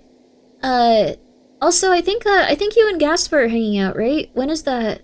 Do you know what day it is? I have to drive him. What day is it? Gaspar can't drive. Just let me know. I don't know feng shui. I think feng shui in here is pretty atrocious. I think it's pretty okay. That's why I'm addicted to hot sauce. I would love some hot sauce. I'm gonna have some hot sauce. I'm gonna have some hot sauce. Teaching Gaspar to drive stream. Not a good idea. If I ever find an entrance to the back rooms, I'm bringing as many smoke alarms as I can carry and placing every sector. Yo, that would be a really weird thing to do, but it would be really funny. Gaspar, I love him. I'm glad that you enjoy him, Winner. Gonna be hanging out with Colt at some point. Him and I haven't decided yet. Okay, well, keep me updated. Keep me updated. I have to take the day off so I can drive him. Gaspar still needs to go to Barry's as well as chat with...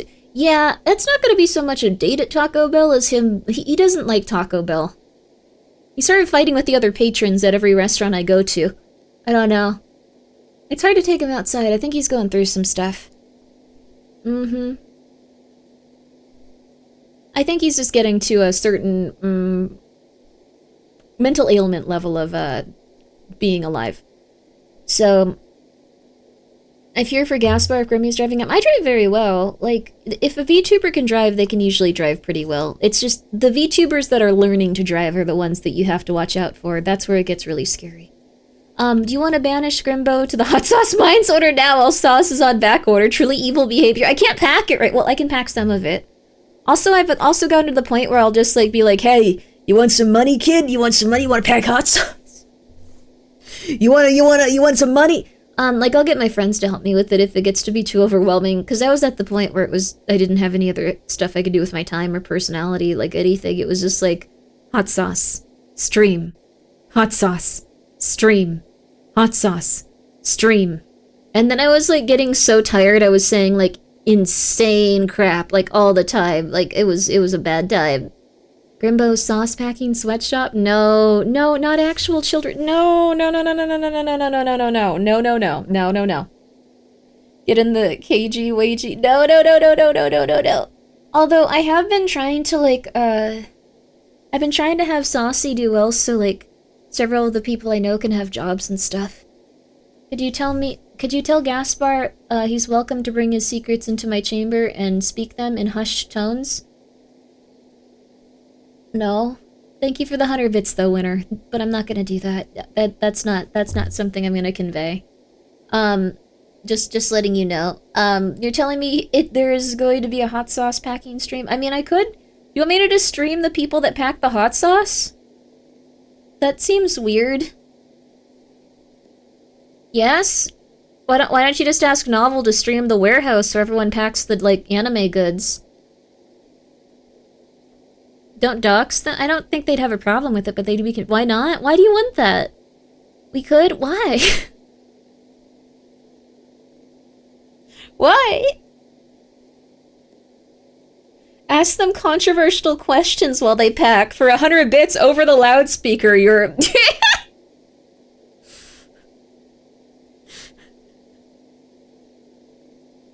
For 100 bits over the loudspeaker, you can just scream over, like, the hot sauce packing warehouse or the Novel Horizons packing warehouse. 100 bits is 100 bits, right? No. Just like... Alright, Legato1, with 100 bits, asks... At what age did you first pee alone? Just for like 12 hours a day. Just for like 12 hours a day. What is your sister's shoe size if you have a sister? Just the TTS voice. Just constantly the TTS voice, just like... Can we stream where we donate hundreds of bits to set off a smoke alarm while they pass? Don't do that! No! Trilly, thank you for the 100 bits. No! Ignorant Rocks, thank you for being here for 16 months. Oh my god, I can imagine that. That is just evil. For 500 bits, you can set off the emergency, like, alarm for, like, if there's, like, an incoming missile or something. Just, like, the emergency broadcast signal. Watch everyone just jump. Just give it like a half an hour of nothing and then like, okay, oh yeah, you know, yeah. Yeah, I talked to my grandma the other day. She was doing her like...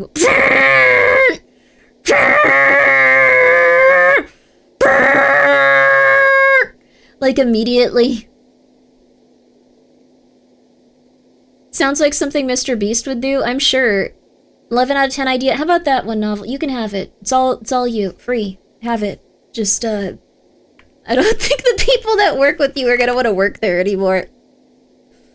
Buy a real air raid siren? Yeah, there you go. You could buy a real air raid siren and install it into the Novel Horizons, like, warehouse. I don't think I should do that because I don't have a warehouse. Like, it would just be, like, it's just my house, like... So, like, every, like, 500 bits, like, it'd just be, like, like, in the background far off as I stream. How much, to get you to go, blow the Aztec death whistle? No, I'm not gonna do that to people. Uh-oh. Think they forgot to put these stairs in. We're gonna get up there, though. Michael's just decided to scream. 500 for bald toggle. Someone goes around and shaves the employees. Dude, what is going on? The children crave the death will. They're not children! They're not children! What is going on? What is wrong with you guys? What is going on? What is wrong with you guys? Dear God. They are to us? What does that mean? Oh, thank God we have a sunken living room. Oh, thank God. You can't sit on these couches. I like sitting on them, though. We yearn for the death whistle? I suppose you do. Ain't that the way? Ain't that the way? I 3D printed a death whistle and hooked it up to a leaf blower. Neighborhood was not amused. Yeah, I'm so sorry. I get in trouble sometimes for being too loud with, like, neighbors and stuff. Like, I'm trying to get better about it. What do you mean, they're not children? You promised us orphan labor, Grimmi. I did not promise you orphan labor. You mean when I facetiously said that to seem like I was, like, the devil? No. No! Why do these games never have invert? I don't know, I'm sorry.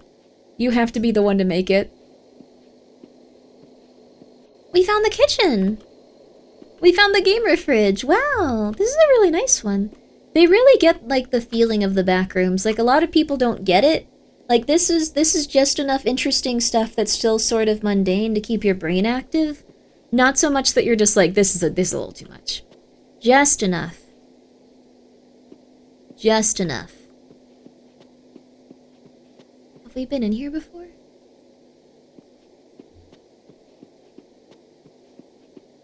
I think we have, haven't we? I think so. The price of silver is currently 58. Yeah. 58 an ounce. Yeah, it's pretty bad. Congratulations to everyone that bought a Grimmi coin. For legal reasons, there are no children in the hot sauce warehouses. I don't have a warehouse. It's my house. It's my house. I don't have the space for, like, a warehouse. I have, like, my living space, and then I have my hot sauce space. I live like a really weird person.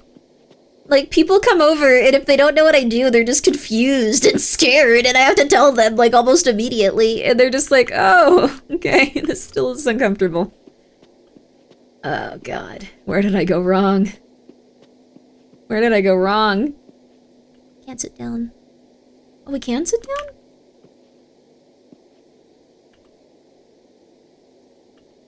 I like this. You don't have a warehouse, but you do have a hot sauce mine, right? Where do the orphans work? There's no orphans! There's no slave labor on any level when it comes to the hot sauce, unless I'm really out of touch, but I don't think I am. Everything is grown in America? Like, there's been no issue with, like, I don't know, like, tariffs and stuff. Like, it's been kind of crazy. It's produced in America. I don't know, it's... Yeah, she's not that far gone. No orphans, I'm sorry. I don't have Harry Potter elves, no! I'm sorry. Even orphans need jobs, what the hell? I'm sorry. But thank you, Jack, for the 100 bits. You're saying you won't help the orphans with honest money? What about their cars? Orphans have cars? Can't believe she's this out of touch with Saucy already. Wait, what? No, I'm not out of touch with Saucy. It's just, like, most of the ingredients are from America. I think they all are, just because I haven't had to pay any more, like, fees and stuff, like, for, like, peppers or whatever, so... Mm.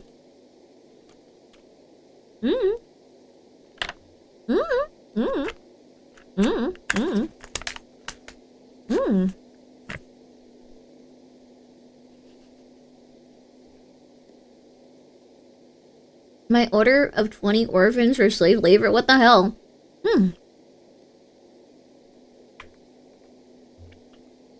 I don't live there's no, thank you for the 100 bits, Phillian fan. Also, thank you, Brain System Joy, for the 100 bits. Here's some bits for the orphan fund. No! No orphan fund. No orphans. No orphans. No orphans. There's a grand total of 0 orphans working for Saucy at this time.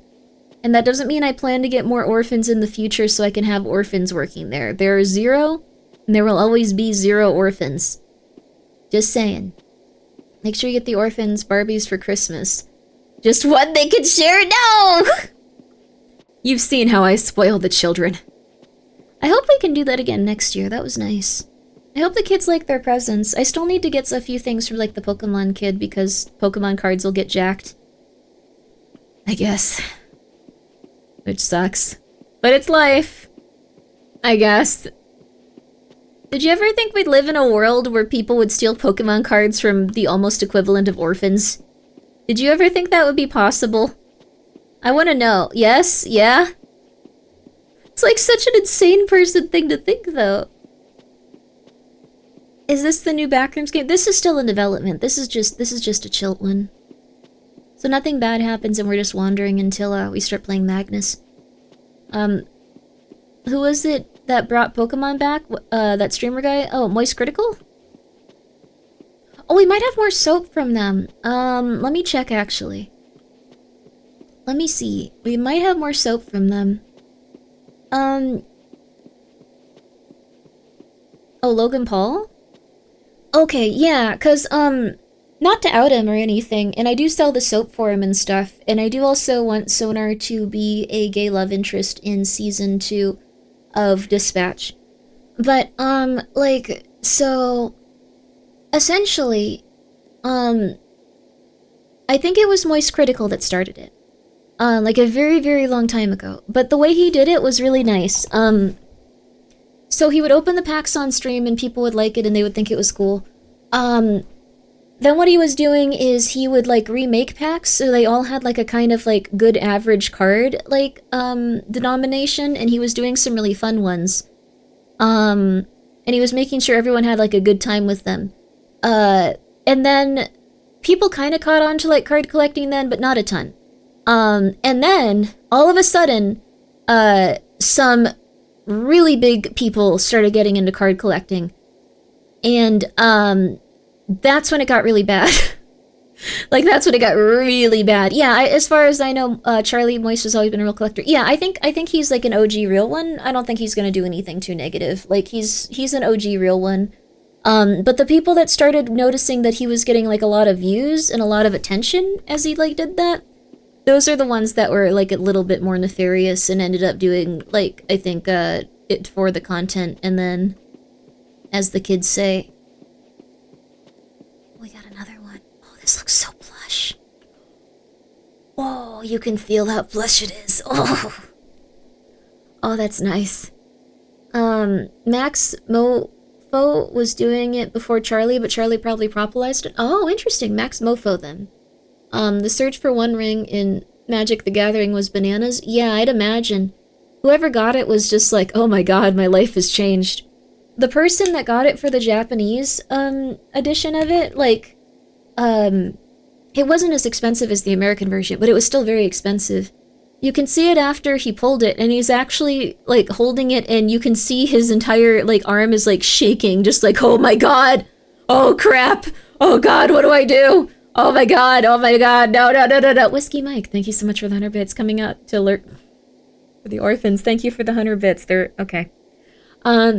Max Mofo, better known as, with his involvement with Filthy Frank and his current role in Cold Ones? Wait, I thought it was Hot Ones. Hi everyone, hello there! A good Backrooms game should have a few hostile creatures. Oh, this is just a demo. This is just us walking and talking. This is just something nice to put on in the background and occasionally I go like, ooh! Oh man, let's take a second everybody. I gotta reapply my lip gloss. We gotta chill. We gotta relax. Uh-huh.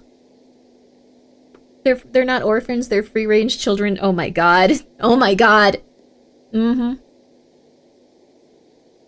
Post Malone? Bought the One Ring for $2 million. Is Malone a different artist and he's Post Malone? Was Malone, like, a really good artist? Or is his name just Post?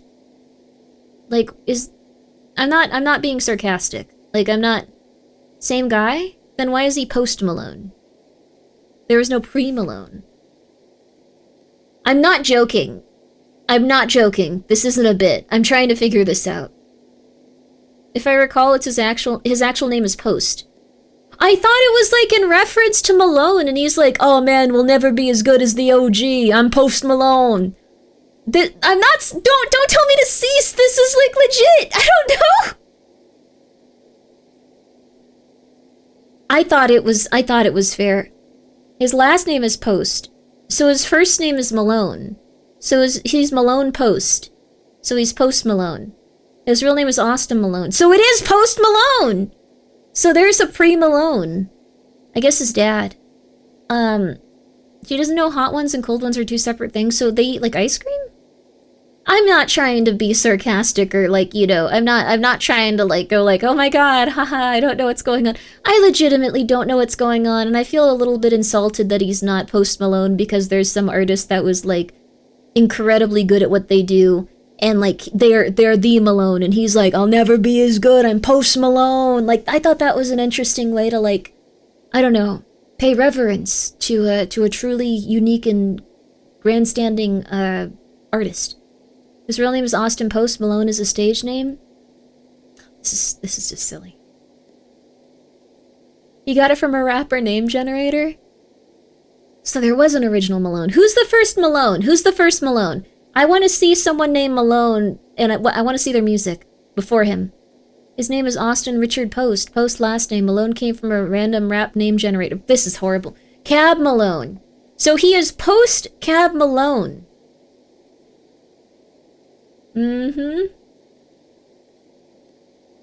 Post Cab Malone. That's what I thought. She's so lost, I'm the only one paying attention. Grimmi wants us to post our Malones. No, I'm just saying. Lost in the Grimmi sauce? I'm making sense. I'm making sense. Spectre King, thank you so much for subscribing with your Prime. I greatly appreciate that. Thank you so much.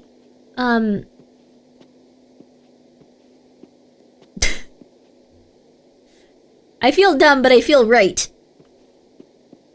She's trying. I feel dumb, but I feel right. I'm correct. The first Malone went by the name Water. His name was...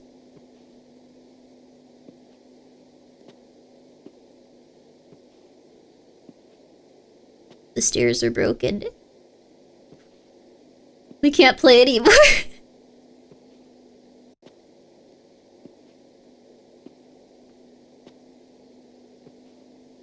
Well, can we move to the next bit, please? It's not a bit, but this is gonna follow me for... But I think I'm right, and I think it should have been in remembrance of the real Malone. Or the first Malone. Also, thank you, Cheese, for the 100 bits. Did you all go over your Twitch recaps yet? I have them. Let me see here. Let's see.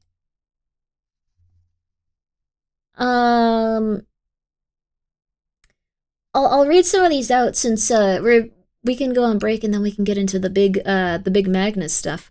There's a British rapper called Bugsy Malone who started before Post. Thank you! Bugsy Malone is the first Malone, and this is Post Malone. Is he still alive? But that kind of goes for pre-Malone. That is pre-Malone. That is Bugsy Malone. We're gonna listen to some of their beautiful music in remembrance of the original Malone. Here. My number one streamer this year was Froggy. That I watched. I didn't watch that much, though. I only watched 50 hours of Froggy. Bugsy Malone. YouTube. Listen. Music. Alright. Yeah. We're about to hear this guy's most popular song. Moving. I just want, okay. Here we go, enjoy.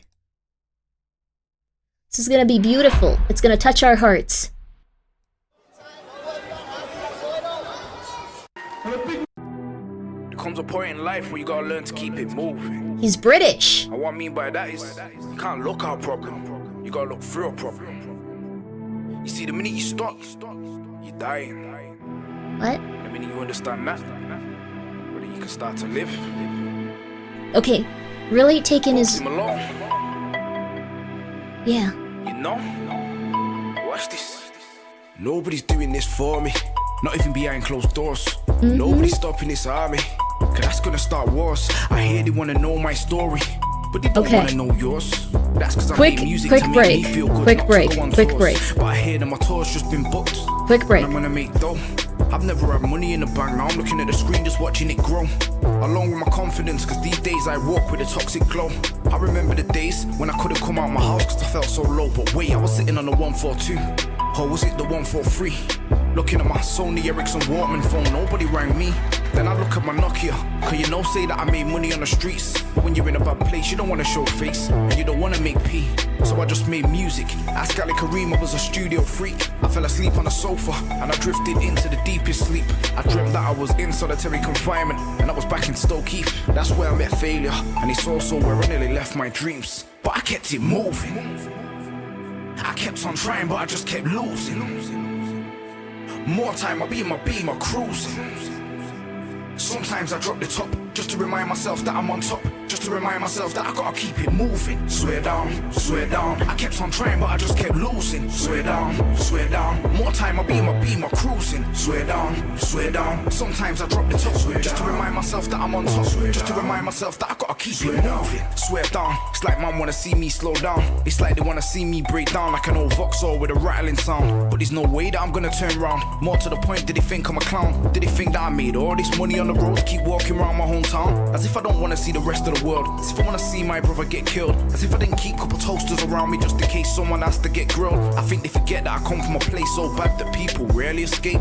And the way that I broke the mold, I swear I'm like Superman with no cape. But you're looking at a walking legend. And that's mad cause they just don't know it yet. I see my mum break down through owing debt, to the point that my head was going west. But when I seen my uncle drop the top on that beamer, I was so impressed that I hit the roads with no regrets. And I had to do loads of CS cause I was a persistent young offender. I hit the road on my own agenda. Nobody could tell me what to do, cause if I got grounded I'd jump out the window. Heard that my dad could ride a ninja, so I started riding. I was brought up on loads of lies. I thought my little sister's dad was mine, but I kept it moving. I kept on trying, but I just kept losing. More time, I'll be in my beamer cruising. Sometimes I drop the top, just to remind myself that I'm on top. Just to remind myself that I gotta keep it moving. Swear down, swear down. I kept on trying, but I just kept losing. Swear down, swear down. More time, I'll be in my beamer cruising. Swear down, swear down. Sometimes I drop the top, just to remind myself that I'm on top. Just to remind myself that I gotta keep it moving. When it comes to keeping it 100, fam, I do that. And you're a different breed, Bugsy Malone. A different breed. Respect. I say that from the bottom of my heart, fam. Genuinely, you are a different breed. A monster.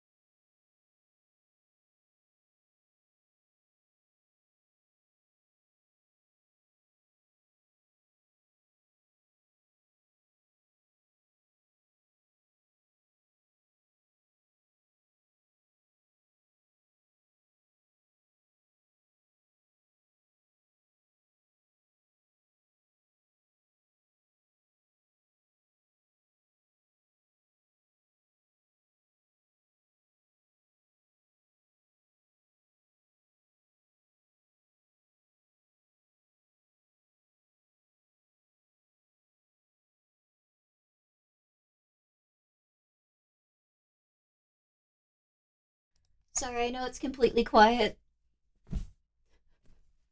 This is gonna sound insane, but I started talking to the people that were packing the hot sauce.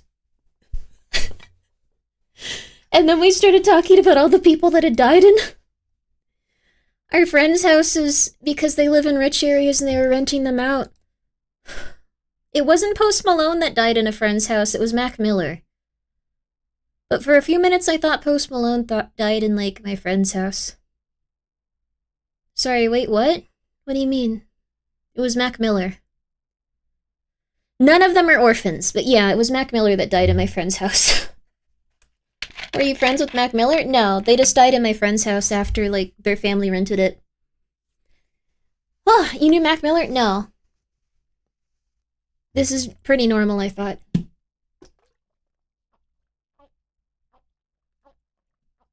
Insane lore. I thought it was normal.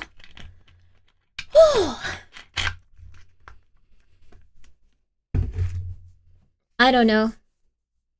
Yeah, no, he died at Studio City. Wait. Wait. Oh, that's interesting. People thought he died in a studio because he died in Studio City. I heard he's super chill. I don't know anything about Mac Miller. It's very normal. Oh yeah, it's very normal for Mac Miller to die at one's friend's house. I don't know. What timeline even is this? I don't know. Do you want me to call her and just go like, hey, can you confirm that Mac Miller died at your house? I don't know, like... Hey, Grimmi. Hi, what's up? Anyway, I don't know much about rappers. Please do that. Let me see if I can get a hold of her. We haven't talked in a while. Let's see. I'll send her a message. Okay, one sec. Where's my phone? I don't think I have my phone in here. I'm sorry. I can text her. That's not having an influential friend. I think that's very normal. I'll do a call and that's how you get talked to. I probably have to talk to her and say, don't say my name.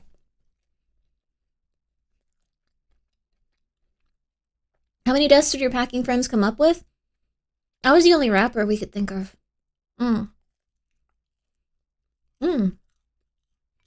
Oh yeah, I could use that phone. It doesn't have my texting on it though. This phone doesn't have service. No, Eminem and Slim Shady haven't died in anyone's home that I know. I've never listened to a Mac Miller song. I was a fan of Mac. Him dying bummed me out way out. Oh, interesting. Wait, I didn't know that much about Mac Miller. Was he really popular? 1 second. I'm so sorry, you guys. Mac Miller. Self-care? That sounds nice. That sounds really nice. Oh, what a poor guy. Sure was. Oh, he was extremely popular and very nice. He did seem very nice. I never met him. I just know that he died in their house after they rented it out, and they were really, really confused about it. I have a question, Grimmi. What's up? This isn't a joke. I'm really sorry. His last album was really good. We'll have to listen to it at some point. We now know pre-Malone. We'll listen to Mac Miller. I don't know much about the rap scene either. Did you ever pick up Fatal Frame 4? I need to play Fatal Frame 4 at some point. We can do that in the future.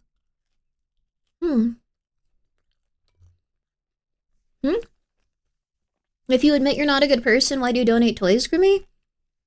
What? Oh. It's not about admitting I'm not a good person. It's about feeling like I'm not a good person. I feel like the people I know that said that they were good people a lot turned out to be the most insane people I had ever met and would constantly go completely insane.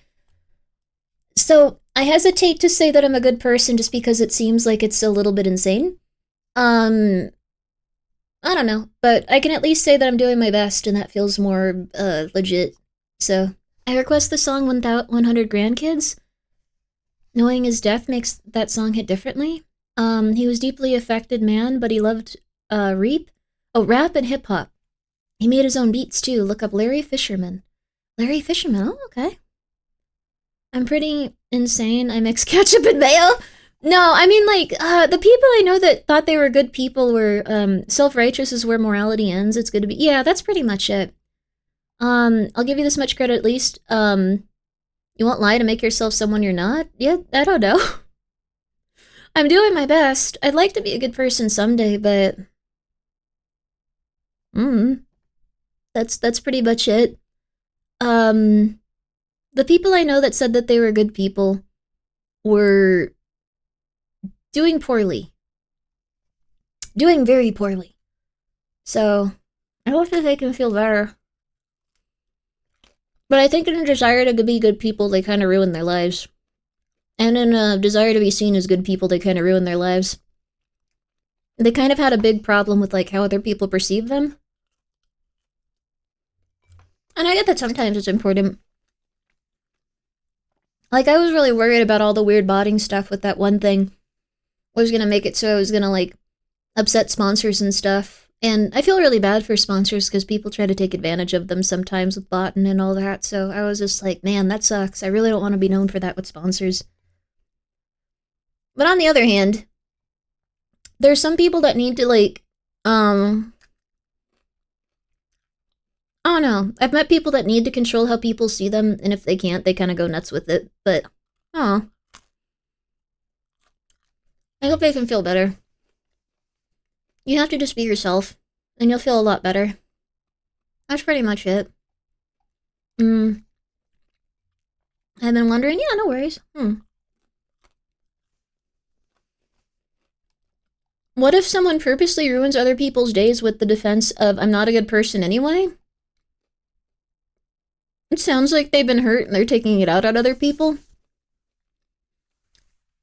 I don't think that's acceptable either. I think that's just as bad as believing yourself to be a good person and then doing bad things to others. Yeah, it's sad because I think they've given up on being good. But that's not like just like invitation to be bad. Being honest makes everything easier even if it's hard. Yeah, absolutely. It's not hard. Someone's like, you're an awful person. I think I'm doing okay. It depends. You might legitimately be an awful person in someone's life and not realize it, or they legitimately might be an awful person in your life and they might not realize it. Things get very complex sometimes too. Kinda sucks. I've thought about that. Like, when it comes to like stuff like my parents, like I could probably just be like, okay, I'm gonna drop everything. I'm gonna take care of you guys. I'm gonna get you help. But that also would maybe be impossible and might lead to more negative things for them.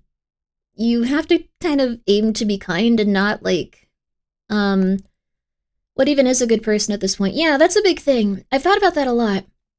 I think a lot of people that consider themselves good aim to be nice, and people go, you're very nice, you're very nice, you're very nice. But nice isn't really kind. Nice is just trying to get everyone to like you. So I think everyone falls into that for a little bit if they've been hurt and scared. But if you do that forever, you're just gonna kind of make things really hard for everyone. So being kind is where you gotta kind of go like, okay, nope. Nope, not with it. Nope, that's not cool. And you might eventually have to have boundaries, and you might have to even be kind of mean to people sometimes, but that's the kind thing to do so they actually, like, learn and stuff. Like, that's pretty much it. Yeah, I don't know. Being kind is being honest even if it comes off as mean. Yeah, and I don't mean, like, be, like, incredibly mean. Like, I don't mean go, like, I'm gonna murder your family or something like that. You can, of course, get upset sometimes, like, you're a human being, but... I don't know. I think it's just like that, like, I'm blunt. Yeah, it's okay to be blunt so long as you're still, like, thinking about how you care about the other person, I think. I'm the type of person where if I feel like it's not something I can help with, or if I feel like I've been, like, mistreated or something, like, I'm entirely out. Like, I don't even think about it anymore. Are you blunt? I get blunt sometimes.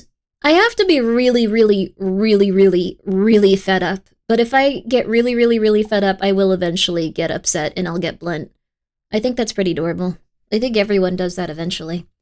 On Ambi? I don't know. In my experience, typical Midwesterners are nice but not kind. East Coast tends to be the opposite. Yeah. Friendly bullying, like friend siblings or something. Oh yeah, I don't mind that at all. I think the thing that I I dislike a lot is if someone's really nice to your face, but then it turns out they've been really mean to you behind your back. Those are always a little bit rough to deal with, but I've also been doing a lot better in terms of just getting distance from that type of stuff. And then it sucks because it kind of gets to the point where they'll just kind of go like, hey, it's okay to like torture. It's okay to torture Grimmi because we dislike her because she didn't like us because we were being really mean to her. So thus, I guess, you know, like that really, I don't know, that kind of burns me a little bit, but I think it happens and it's ultimately going to be okay. It be what it be. And when that kind of stuff happens, I think, give me a target. No, this isn't warfare. When that kind of stuff happens, you should absolutely just not care anymore. There's so many people in your life that are going to be there for you and care and worry about you and do the right thing for you as a person. And those are always people that you should, you know, depend on more. Yeah. I have seen people throwing away their masks as they try hard to be seen as a good person. Yeah, that's not ideal. I think that happened with Mr. Beast, right? Ugh. I think it's partially good, but they don't really do it in the right way. So, I think getting rid of your mask if you felt like you've needed to be a specific type of person your whole life is really good. If you've been kind of conditioned to be a people pleaser or to be excessively kind.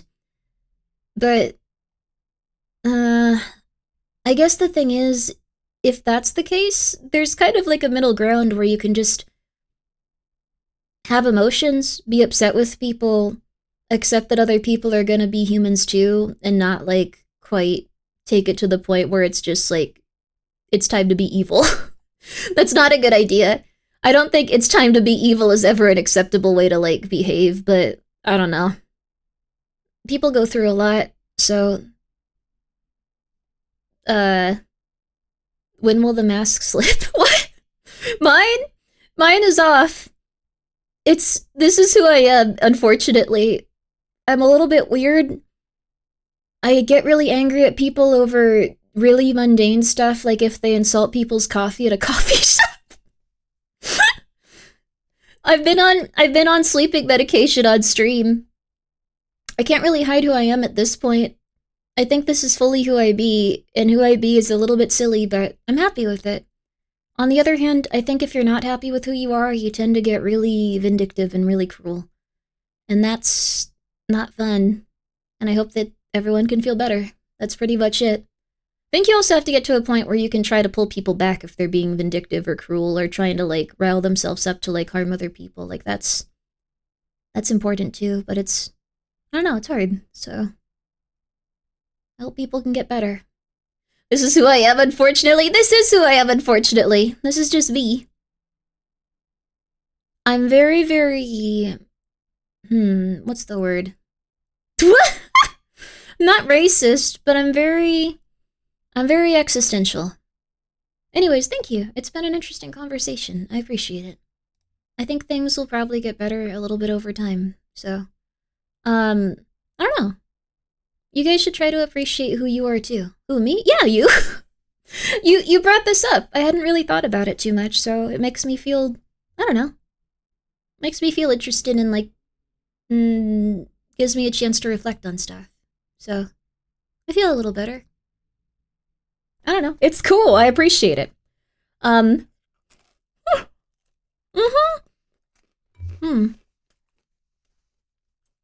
That was unfortunate. You show off a fun personality on stream. Well, thank you.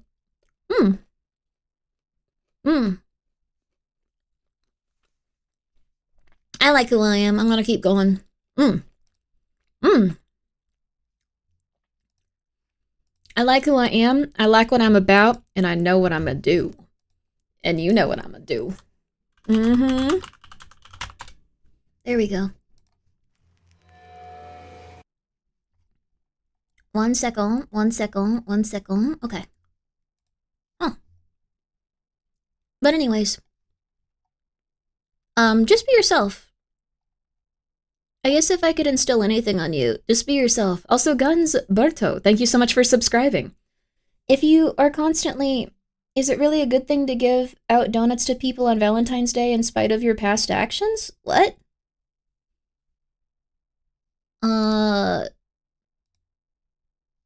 Did I do something to cops or to people that like donuts? Huh? I don't understand. Are you angry at me? I have autism. I'm not gonna notice that for like a while. You have to stop being like passive aggressive if you're angry at me and tell me what's wrong. I'm so sorry, but I'm not gonna notice. I'm not gonna notice for an extremely long period of time. Like, people are gonna have to be like, look, this is all the evidence that this person's crazy. Nobody understood what word in that sentence is supposed to mean. Are you saying that I've done bad things in the past, so I shouldn't give presents to children? Like, wait. I meant in a general sense? My bad? No, I think you have to just be forward with your stuff. You can't be like, oh yes, I'm going to come and like, yes, let's do. They meant for themselves? Oh, have you like beaten a cop or something? Don't do that. That's mean. Like, that, you don't know if that cop's necessarily... Did he plant drugs on you? If he planted drugs on you, I guess that's okay. Wait, never mind, Twitch. That was not... I'm not pro cop beating if they plant drugs on you. I realize that's against the TOS. The old regular... I think you're struggling with a lot of guilt and a lot of anxiety and a lot of fears and a lot of bad feelings. And I can only say that you are 100% enough. And literally every single person in your entire life has done bad things. Like, they have. Like, they're not gonna be all, like, innocent, like, victims in every situation for their entire lives. And that's okay. And I'm not trying to make it seem like it's acceptable if you've done some especially heinous stuff, or if anyone else has either. But you should just be nicer to yourself. No. No. Don't turn yourself into the cops for beating a cop if you haven't beaten a cop because he planted drugs on you, because he hasn't. No, don't start trying to fillet cops, hefty chunkster. I think people, referring to those situations as general statements, were you mean to the cops in your town? Instead of, like, specifying to a specific person? What is happening? I don't know, but look, what I would say is if you've really hurt someone, it's good to take a step back and really consider, is it something where you feel okay with it, or is it something where you don't? Like, it might be good for you to get some space from that person, and it's okay if the cops don't like you, I guess? Ignored Valentine's Day? And added cops? I thought you said something about the cops or Valentine's Day. I might have, I guess I associated donuts with cops. But it might be good for you to get some space. What I've noticed is that you can feel upset with people and their actions. At least I have. And just get space from it and feel a lot better after going like, okay, what happened wasn't acceptable, but I don't have to kind of like make it like my entire thing. I get to be healthy, I get to be happy, I get to be going and doing my own stuff. And if I've done something wrong, I hope to recover from it. And I hope to, you know, associating donuts with cops is, I think that's fine. I think that's normal. I mentioned donuts on Valentine's Day because I want to do that. Yeah, go get some donuts on Valentine's Day.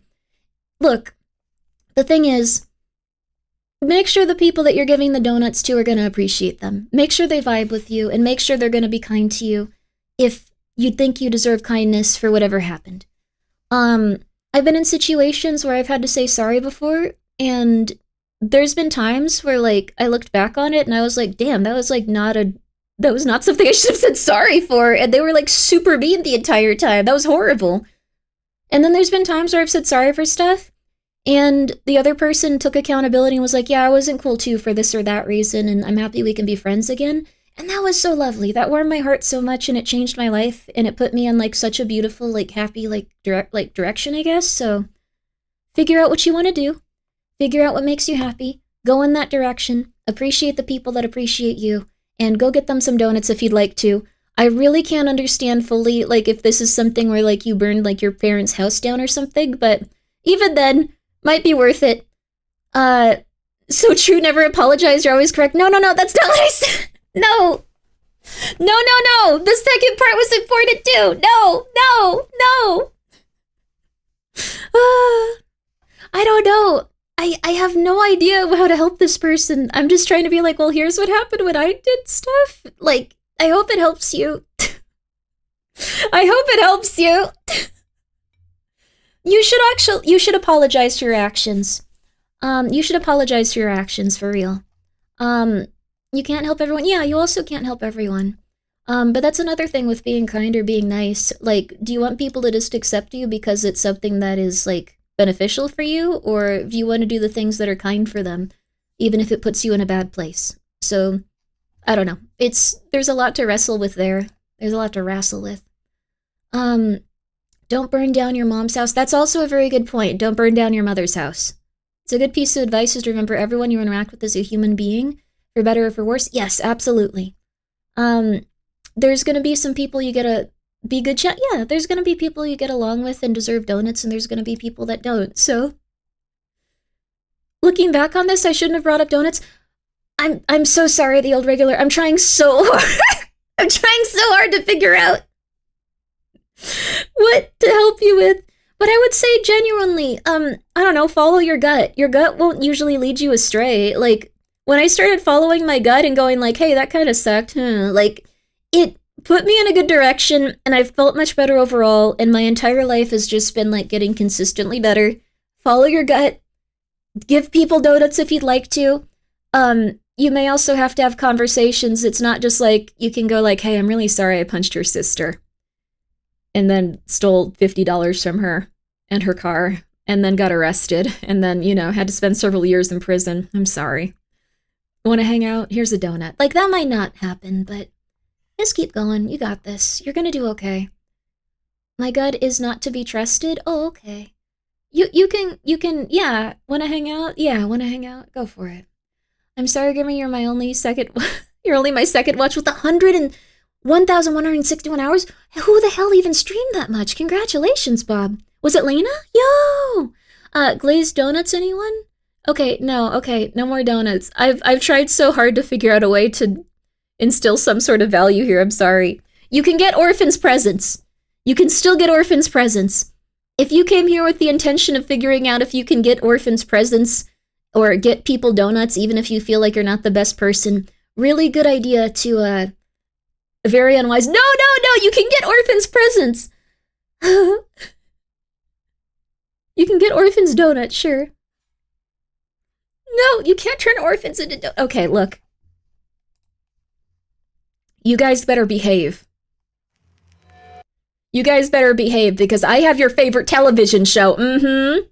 Do you want this? Do you want your favorite television show? I should get my dad a donut.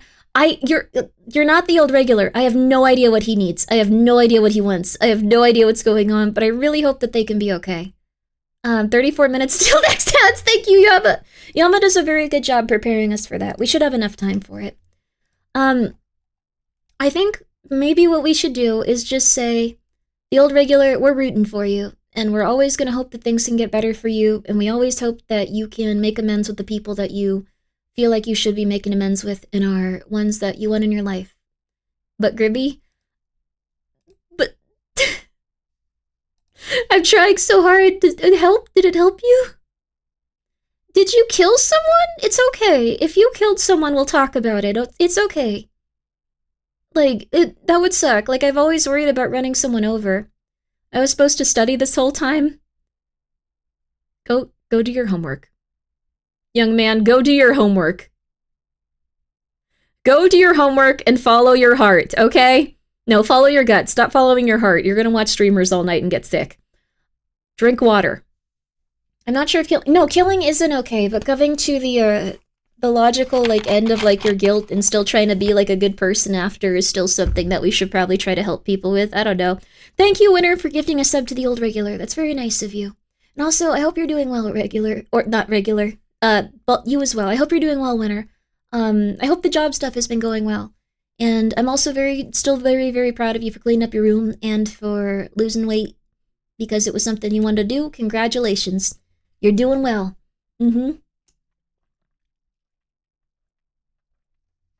Thank you, Yama, for that announcement, sure. Yeah, thanks, go study. I think one thing that might be wrong with me is that I take everything everyone says completely authentically, and I will do everything I can going like, all right, kid, It's not good that you murdered that one woman of the night, but we're gonna get through this. You need to turn yourself in. But you know what? After a few years, you're gonna find a lot of compassion. It's gonna be beautiful. You're gonna have to make things right with their parents. It's gonna be worth it, though. Like, maybe I shouldn't be, like, on board for literally everything everyone says always. I don't know. You're a cognito hazard? What do you do? What's your cognito hazardry? That's how you get all your money back in GTA, though? They're gonna remove that in the new one. You just watch. People are gonna be pissed. Okay.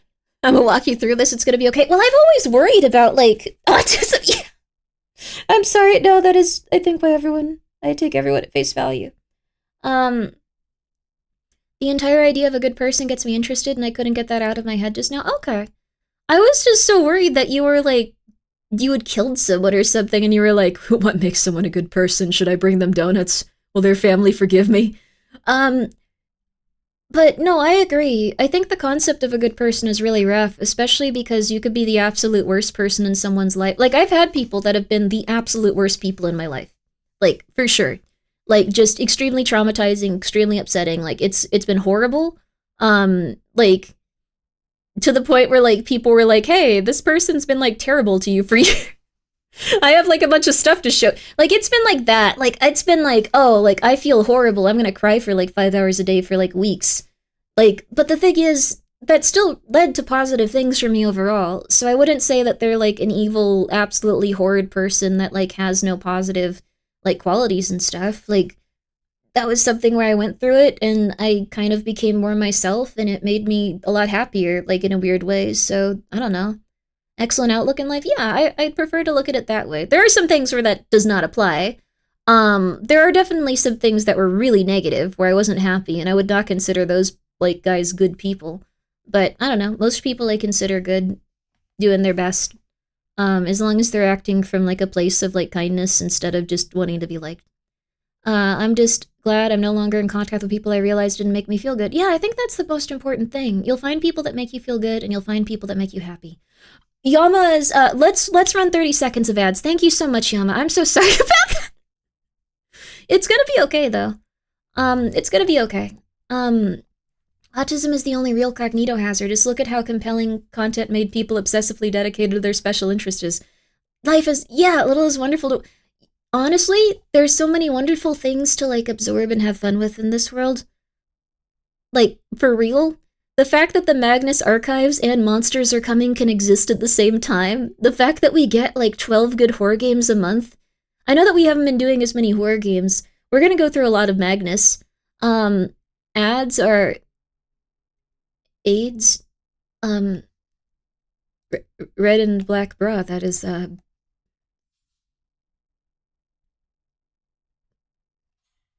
astute observation. Are you from the past? Okay. So, anyways, what I was gonna say is, yeah, we're gonna have 30 seconds of ads. I'm so sorry, that was rude to say.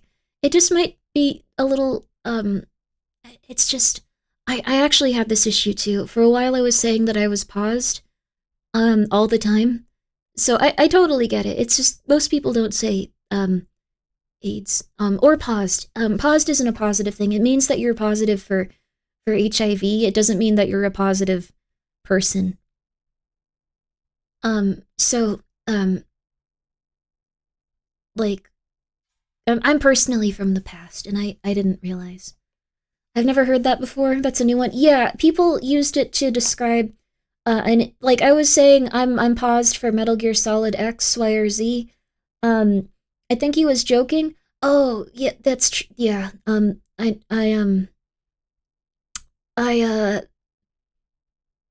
maybe this is a little too much vulnerability. Maybe this is a little too much Grimmi. Yeah, that's fair. That's fair. You want to look up the episodes. Yes, this episode is, we are on episode, Magnus Archive. Let's get here. Let's see here. We are on Magnus Archive episode 22. We are at episode 22. But don't call yourself paused, because it's just, no, not, it's like Pozzed, and it looks so happy, and it looks so sweet, right? Like, it looks cute. So you'd be like, yeah, of course I'm paused. Like, I'm paused for Monsters Are Coming. I'm paused for the Magnus Archives. Um, um, Do your homework, the old regular. so,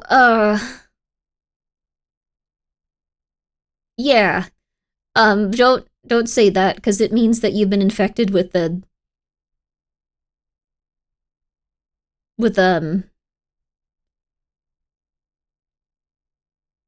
so.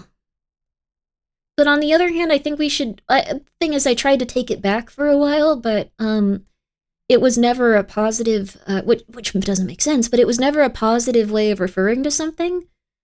So you can't really take back something that was always an insult, trying to say that you had developed HIV or AIDS because you were a homosexual. I realized, and then I stopped trying as hard. You can still say you feel gay, unless that doesn't mean happy anymore. It means that you wanna get jiggy with someone of the same gentle stuff, or I guess the same, not always the same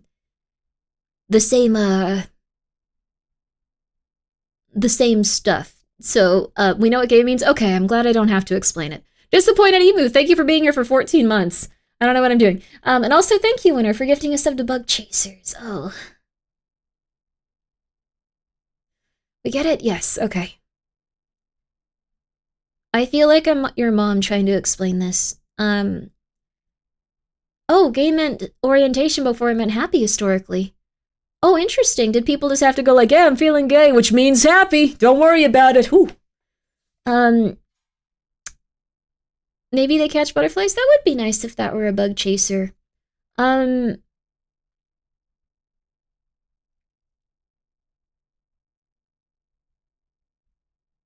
no. Apparently it's a very, very intense time, though. Like, some people, like, will legitimately just, like, stop hanging out with their family and, like, go and, like, try to, like, get more... Okay. Maybe you don't need to know this right now. Maybe we turn on the Magnus Archives. Thank you so much, Brain Cyst Enjoyer 2. I don't know if I can read that one. If that's actually what you're doing at this moment. My cat said hi. Hello there! Oh, look at all of them! What babies!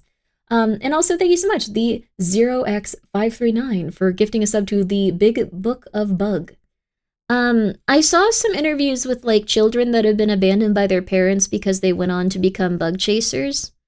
Using the definition of gay, the existence of gaycation would imply there's a sadcation? Oh no! Most cations are sadcations. Shadowed, thank you so much for being here and subscribing with your Prime. I appreciate that. Which episodes are we watching today? We're probably going to be going from episode, I think, 22 onward. Maybe we just go the whole night. Maybe we just go until like 6 a.m. We listen to as much Magnus as we can. Because there's a lot. There's a lot. There's a lot. There's a lot. There's a lot. There's a lot. There's a lot. There's a lot. Mm-hmm. Oh my god. I'm trying to remember some of these. I think after a certain point, I don't remember them as well. Because I listened to it a few times, like, as it was coming out. This was a very intense one, though. Okay. So, alright, this one is Colony. I'm gonna never catch up on these. Don't worry, I got you. Oh my god, Grimmi, I love the new update to this game. I haven't played it yet, I'm so excited. So, there's a new update also. I don't know exactly what it's gonna be, but I'm very excited for it. My cations are sadcations? Oh no, I'm so sorry. What the hell, Novel? Also, Curse Curran, thank you so much for gifting a sub to Ghostfacers. Oh, like Ghostface? Cool. And Barty, thank you so much for being here for 17 months, baby. Let's go. Let's go. Weirdly enough, I very much do not like furries, but the dude I would call my closest friend is a furry because other than the whole furry thing, he's pretty cool. You probably like furries then? Like, it's just, how do I put this? The people that you're going to see online the most are going to be the most annoying, crazy people possible that are going to represent the worst groups of people possible. So, you might have seen some furries that are horrifying and weird and crazy and insane, but there's going to be a lot of furries that are really nice and normal and, like, really, really wonderful people. So, You might legitimately like most of them. It's just that you've seen like the absolute worst of the worst. Of the worst of the worst. Was there Magnus on the last stream too? I've been trying to catch up on all of it through your streams. Was there? I think there was until about 6 a.m. We listened, and there was also some during The Last of Us 2. Sorry. They're just kind of like peppered in now. There was some during the crank part of The Last of Us 2. Grimmi thinks all visible furries are the worst. No. Some are really nice. Some are really nice. Papa's really nice. Yeah, I forgot about Papa. Papa's really nice. There's a lot of nice furries that are VTubers. I did crank it to the Magnus archives, but in a non-sexual manner. Okay. Let's see what happened in this here new update. Let's see. Actually, let's go for the difficulty hard on this one. Papa is a furry since when? He's like a husky. I think Mario's too. Radical Mari? In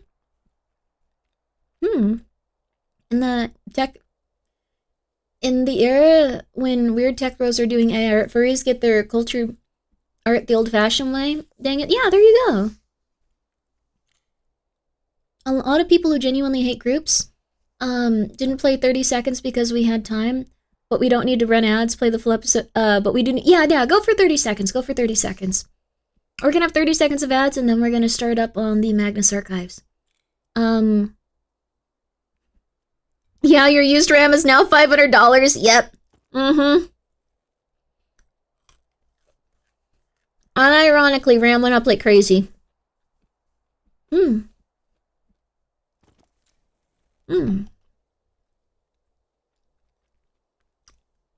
Thanks, data centers. Yeah.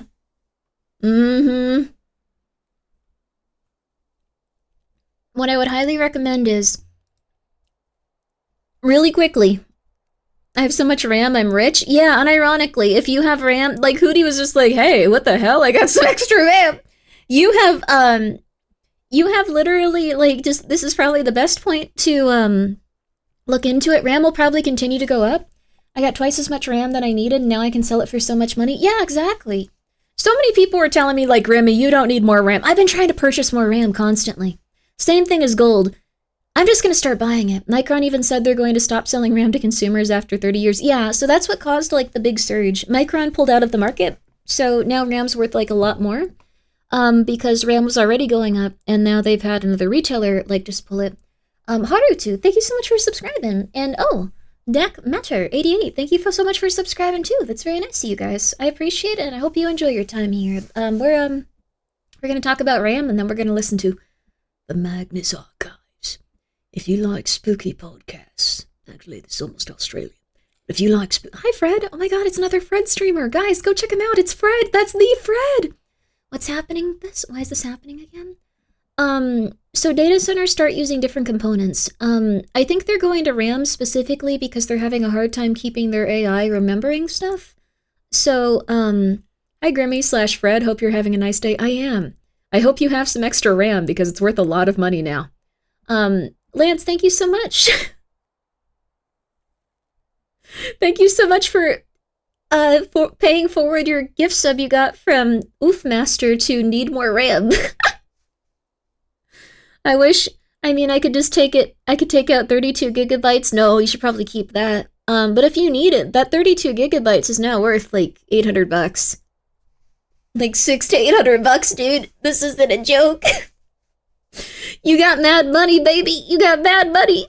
I paid way more for RAM than I needed to. This is good to know. Not anymore. If you have extra RAM, yeah, no, okay. Really quickly, I know I said that we were gonna get started on this, but we're gonna take a quick look at, I also want to make sure it's not gonna dox me and go like, you live here, you can ship your RAM here. So let me do that really fast.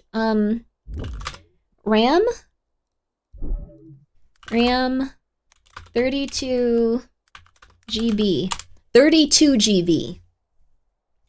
32. Let's take a look. Okay, that will dox me. All right. You've got to be kidding me. No way. This is a really good RAM company. Okay, to set delivery location. I think I can show this. I'm just gonna take a screenshot because so many things will just show your address these days. So, let me take a screenshot. No, let me not open up another window. Let me take a screenshot. Oh my god, I closed it. Come on. This is Corsair RAM. Corsair is a really good company.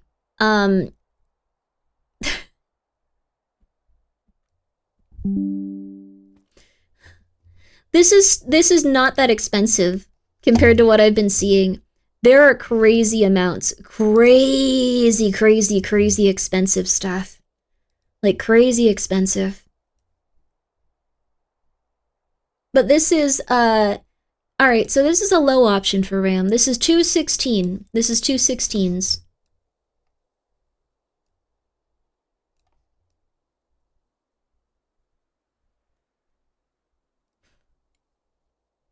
You hate Corsair? I think Corsair is solid. What'd they do? This is 216s.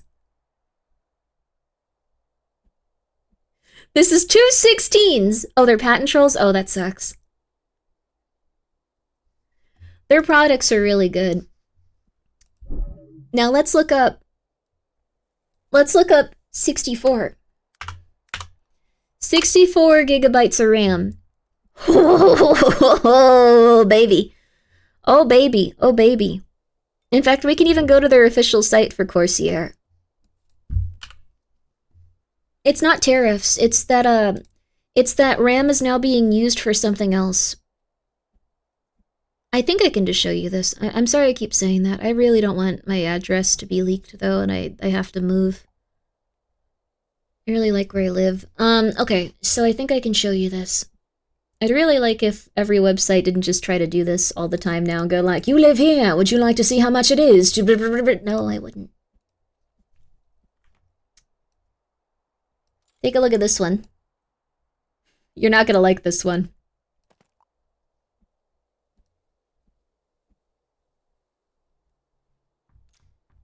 $64.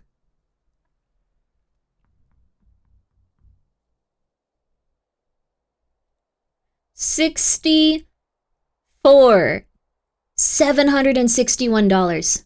I have that RAM too. Yeah, and you probably paid like what? Like at most for this RAM? Like what? Like $200? Even if it was already a bit expensive? Like at most? 120? Yeah, it's really cheap to buy RAM. Well, it was. I paid 70 for my two. Yeah, there you are. A few months ago, yes, it went up astronomically quickly. Literally more than GPU. Yes, I bought that exact RAM. Let me see how much I paid. Novel's gonna go check it out for us. Thank you, Novel. Welcome to hell. This is $761 for like, this is like solid RAM. You could get like some, like slightly less, like, but it's gonna still be around $600. 600 like minimum. This isn't a joke. My G-Skill Neo Real 96 gigabyte is now, yep. I was gonna go to that next. 96 is now over 1,000. Yep. Yep. I bought those for 120. Yep. I paid $200. Yep, that was when RAM was probably going up a little bit. You paid $200 for these two exact same sticks of RAM. You ready to feel incredible pain? Are you ready? 96 gigabytes. 96 gigabytes.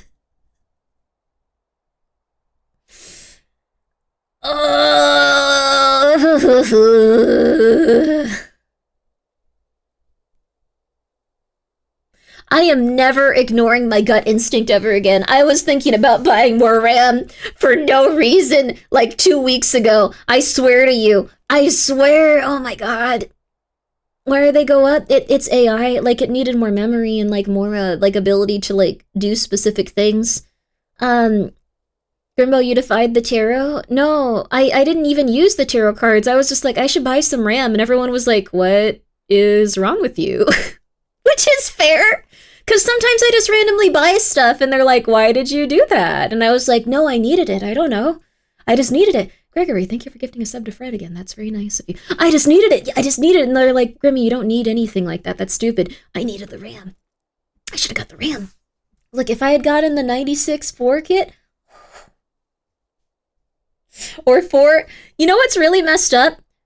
This is 4 24 gigabytes. 4 24 gigabytes is $1,090. $1,095. Let's just say 1,100. That's 4 24 gigabyte sticks of RAM. That's 4 25 gigabyte sticks of RAM. That's 4 25 gigabyte sticks of RAM.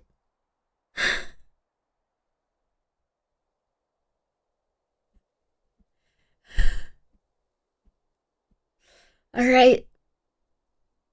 Okay. It's time.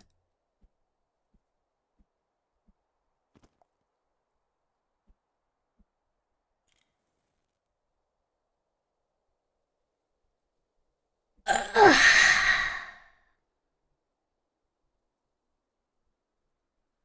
10% below current market. That's nice. Novel. It's now become a trading up. Just like I have DD all 5. I have DD all 5.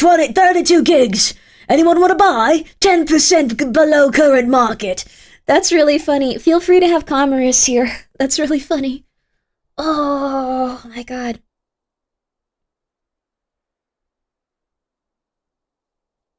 This is more expensive than most GPUs. Like, this is more expensive than most GPUs. Not like the 5090 or whatever, but like most GPUs that'll get you into like using... What's really funny is, I can't say... Well, actually, I could say whatever I want about it. It's my company. Ender, thank you for gifting a sub to Ram. Rajan, thank you for the 100 bits. You have cursed us with profane knowledge. I'm sorry. You can tell everyone now. You can be like, Ram's expensive, and they'll be like, I know! You can have those conversations now. Higher than the MSRP of a 5080. Oh my god, dude. DDR4 is not compatible with a lot of modern motherboards, by the way. Yeah, you also have to make sure these are going to be compatible with what you're working with. Oh my god, the poor Steam machine. That's... the poor Steam machine. Oh. Wait, 1 second. 1 second. 1 second. 1 second. I have to buy something. 1 second. 1 second. 1 second. 1 second. 1 second. 1 second. 1 second. 1 second.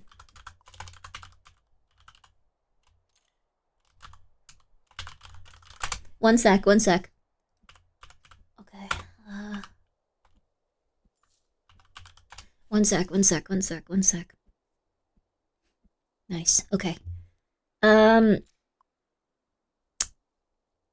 saying this after I buy it. It's not perfect, but could be a lot worse. It's not perfect, but it could be a lot worse. Okay. I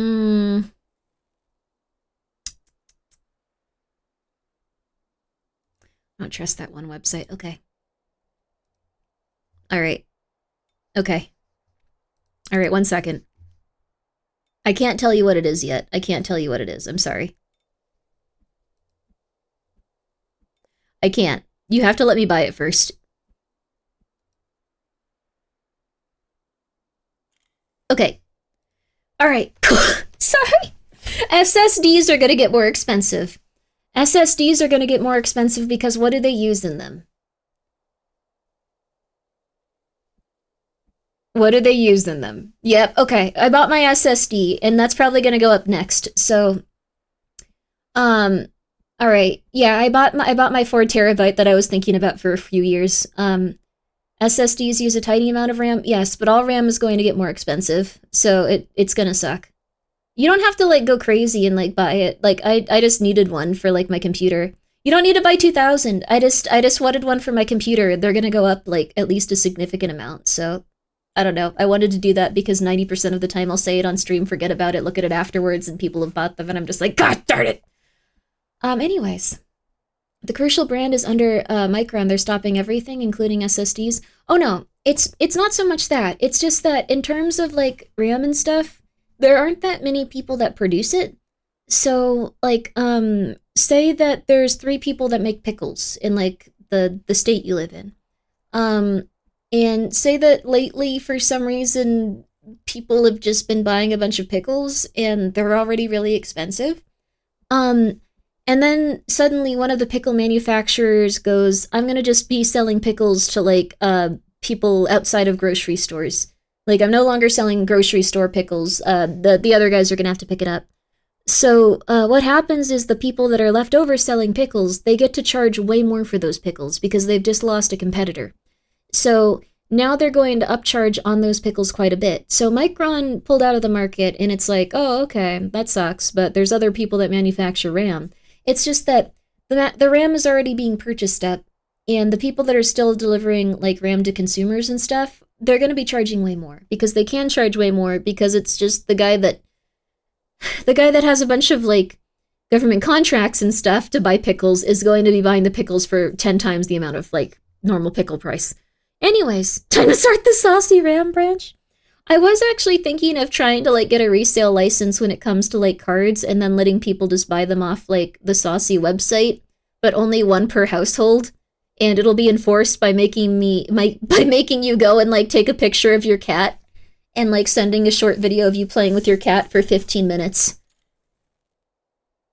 I think that's a good idea. Mm-hmm. Yeah. What if we don't have a cat? Time to adopt a cat. Do sheeps count as cats? If you can make them look enough like a cat to fool me, yes.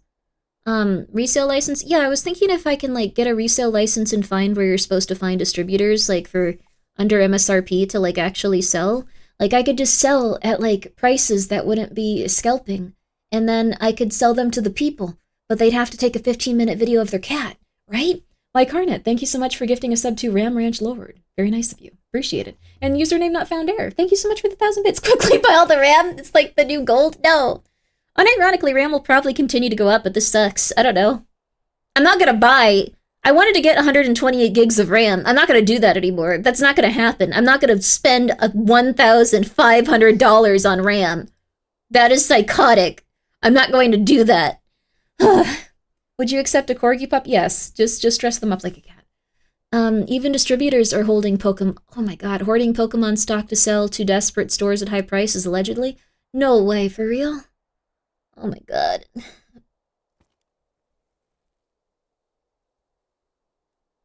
I'ma try. Even if they only give me, like, 2 boxes. That's really messed up, though. They're just like, we had all the Pokemon cards come in. Alright, bring them out back. Bring him out back. Charlie's gonna pay us good... Not the guy that sells the soap. Good money for this.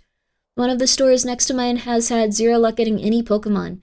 That's crazy, dude. That sucks. And then GameStop has decided to charge twice as much.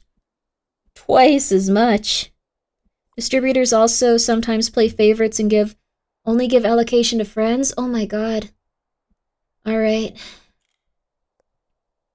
I have to find a way to woo the distributors and be like, hello there, big fellas. You look very strong unpacking those Pokemon cards. May I trouble you? For just a few of those boxes. I'm just trying to give them to the poor and the needy. The ones that just want a few packs for their kids during the holidays. Yes. And they'll be like, why do you talk like that? And then I'll leave and I'll start crying, and then I'll come back 15 minutes later and go like, please be nice to me. Can I buy Pokemon cards from you normally? And they'll be like, yeah, you can do that. That was really weird. That's what'll happen. Okay. Anyways, just buy Neopets cards. Neopets are cute. I'm not gonna do that, but, okay, anyways, let's listen to the Magnus Archives! Do we have enough time on it? We have enough time on it. I think this one's like about 20 minutes. We need to run at least 2 minutes of ads. Oh, yeah, let's just run the full 3 minutes. I need a few minutes to go stop thinking about how pathetic I would be. Distributors, if you are serious, I can give you the contacts I have. Yeah, absolutely. If you wanna hit up my email address, I promise that I would only sell them for what's the word? A very fair MSRP, and I really would require you to send me a 15-minute video of your cat screened by the poor employees at Saucy.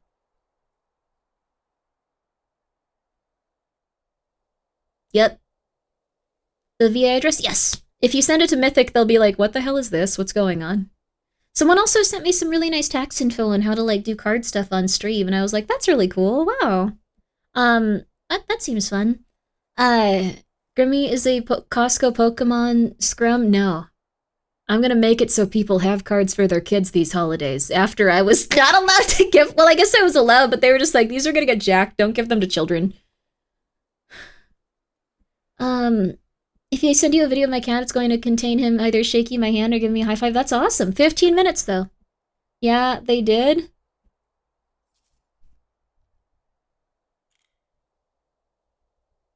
Mythic was confused. I'm sorry. I'm sorry. I don't know what Costco Scrum is. If I unbox gold coins on stream, is that content? I think so.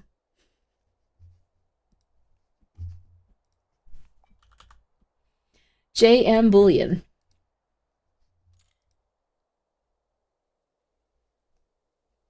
I can't afford gold, but I want another one of those silver gotchas. I'm gonna buy one.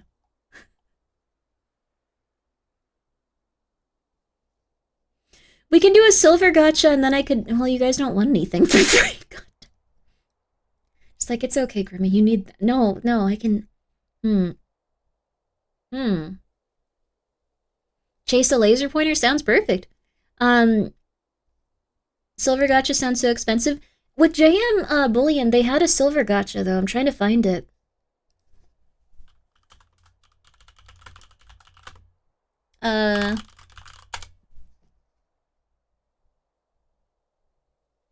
Wasn't the starter pack. It was something psychotic.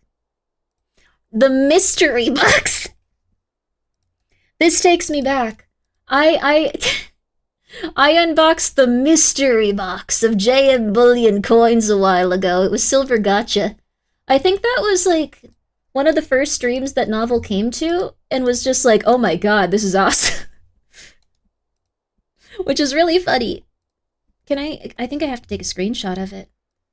But yeah, we gotta run some ads because I keep getting distracted, my bad.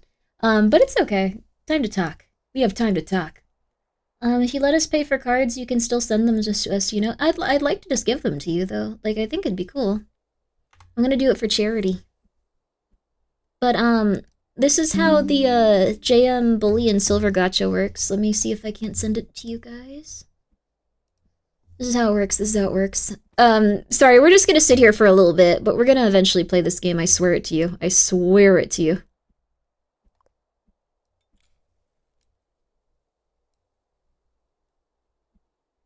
Take a look. They send you random silver pieces, and then they're like, and you'll also get a gold piece, but the gold piece is, like, literally, like, you could eat it. I wanted to eat it so bad. I wanted to eat it so bad. A micron, it's a very small amount. And about another, we're gonna play the game. Why can you eat it? Well, the gold piece is really thin. I can go get it and, like, show you guys, but okay, we're gonna watch Magnus, though. We're gonna watch Magnus. But I think it's cool that they have a silver gotcha. It's currently out of stock, you mother flippers! You bought all the silver gotcha! Are you serious? What? Bring it back! No!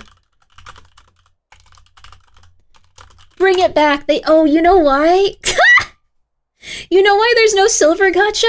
It's because they don't have any extra stock to sell. Because silver got so expensive, they were probably like, this is worth way more than whatever. We can't just let this go at this price. It's gonna be undervalued. So they had to pull it back and just go like, yeah, don't worry about it. We'll get it back up there once silver's stable for twice as much. Like, that's what happened. Better question is, why wouldn't you eat it? Yeah, exactly. Your uncle gave you a set of coins from the year you were born a while back. That's so sweet. Oh my goodness. That's really sweet. Okay. 3 minutes of ads, 3 minutes of ads, 3 minutes of ads, 3 minutes of ads, 3 minutes of ads, and then we're gonna listen to our favorite. Okay, 3 minutes of ads, 3 minutes of ads, 3 minutes of ads. I play a lot of horror games. It's debatable whether or not they're interesting. Sometimes they're a little bit silly. But I do play quite a few of them.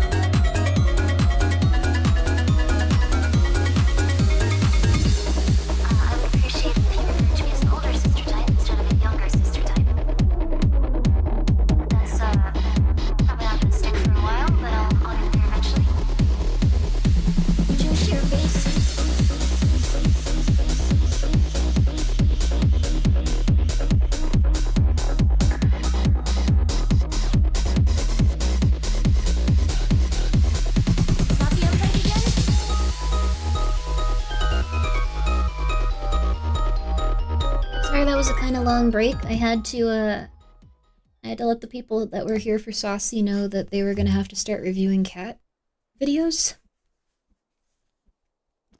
if we get Pokemon cards. And they didn't really understand what I was saying.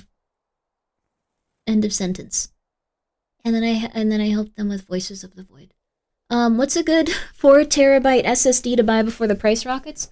I just got the, let's see, what did I get? And this is only something you should get if you need it. Like, if you need this. Yeah, Samsung's pretty good. They are gonna rock it though. This sucks. Being Grimmy's friend must be a whirl. They're very confused, but they needed a job like the people that work for Saucy. So occasionally, like, I don't know, like Willy Wonka, I go out there and go like, we're selling Pokemon cards to orphans, but only if they play with their cats for 15 minutes. You're gonna have to review the footage. And they're just like, what the hell are you doing? I don't want to do that. And then I leave.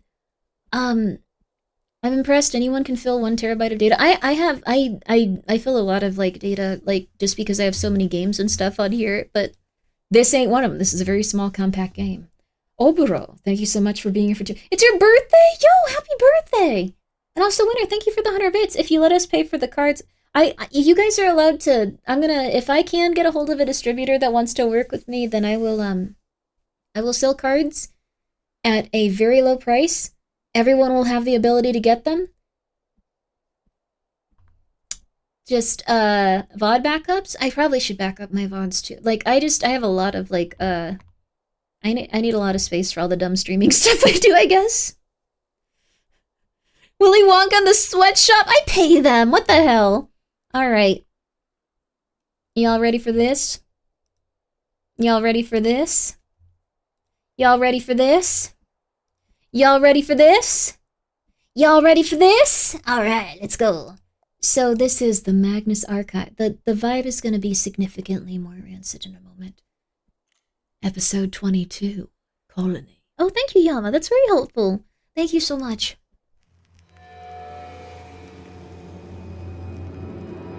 Here we are, once again.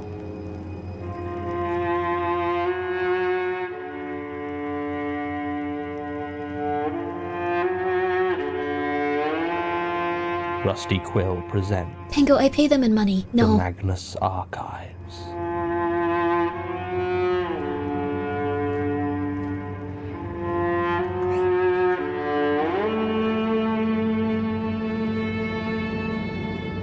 Episode 22, Colony.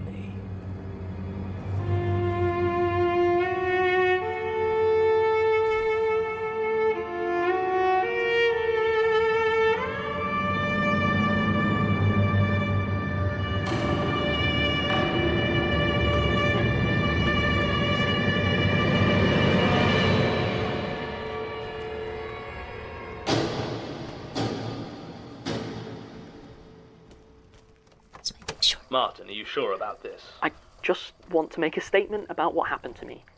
Martin! It's what we do. No, what we do is research. Oh my God, Martin's statements, usually those made by liars and the mentally unwell. Well, I need to tell someone what happened, and you can vouch for the soundness of my mind, can't you? That is beside the point. Look, if you're that worried about it, it doesn't need to be an official statement. I want a record of it. Fine, you're right, I suppose. Statement of Martin Blackwood, archival assistant at the Magnus Institute, London, regarding...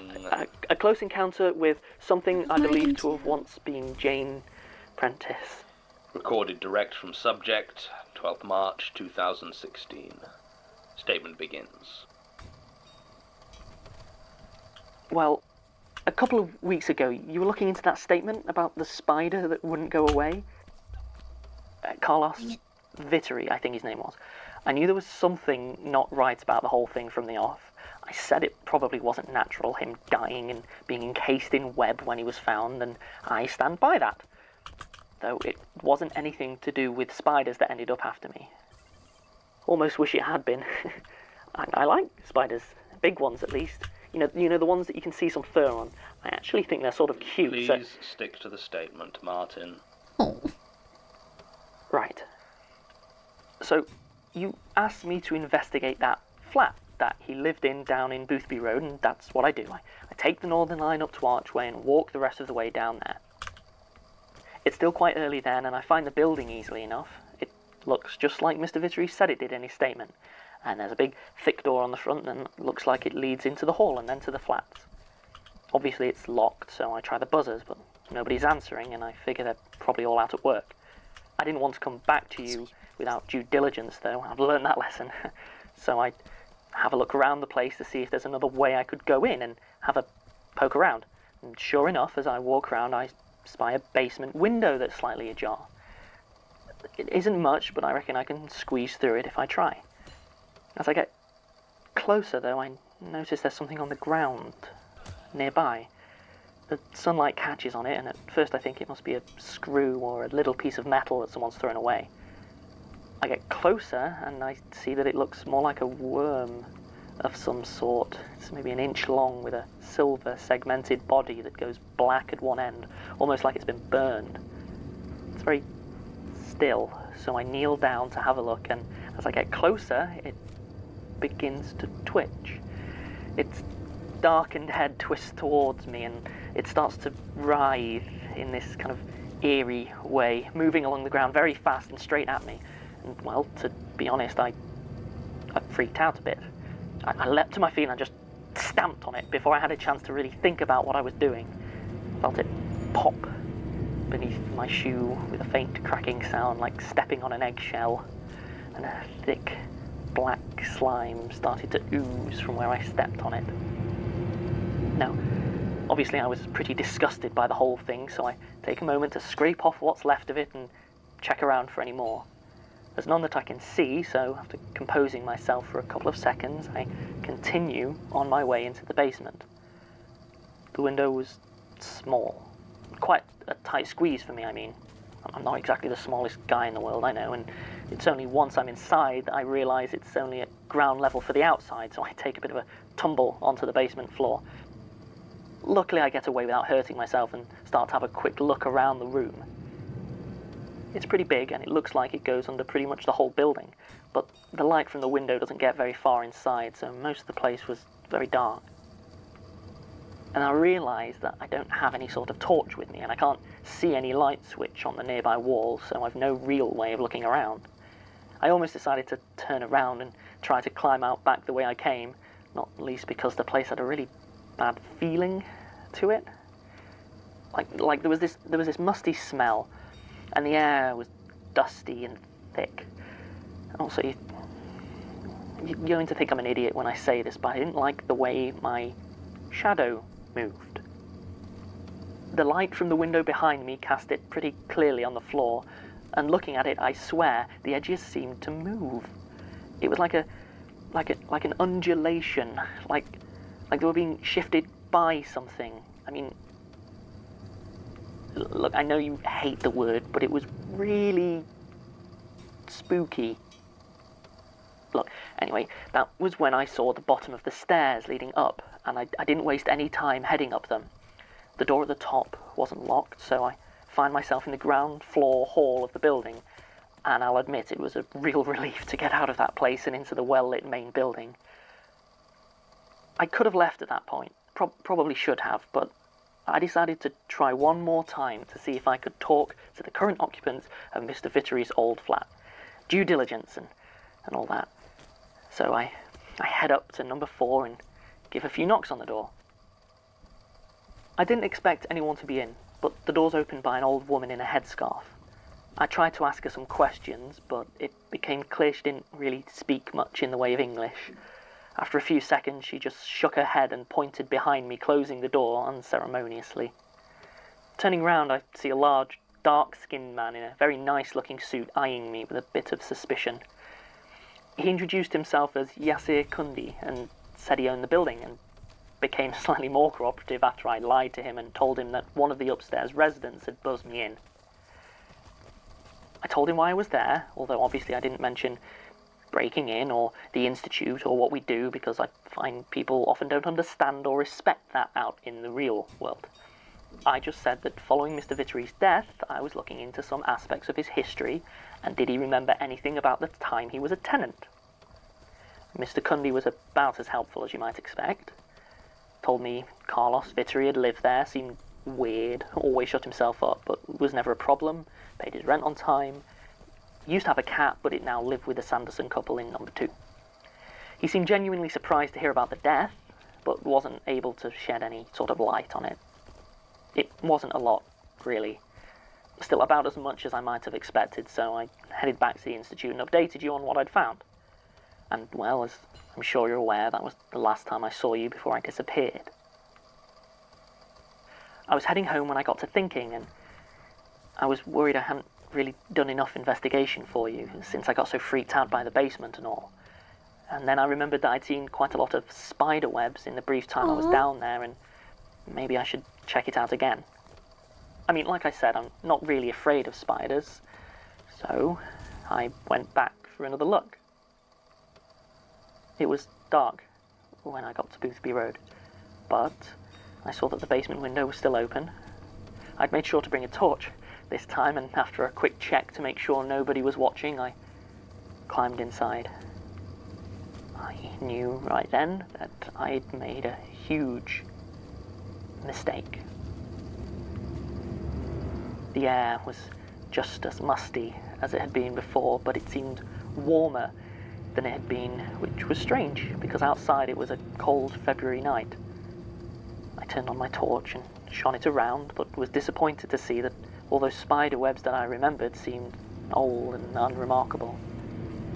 If there were spiders there, none were easily seen, and for a second I thought that the only interesting part of my return trip was that it would land me in prison if I wasn't careful.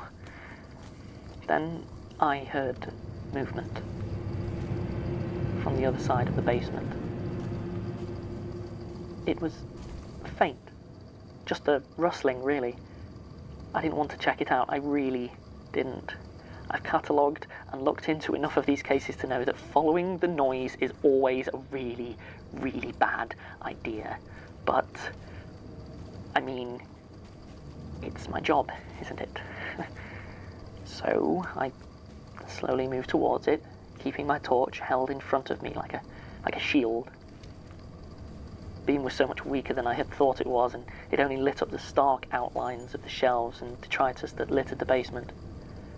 The movement had stopped, or at least I couldn't hear it anymore, and I'd almost made up my mind to just turn around and leave when my torch fell across what looked like a human figure.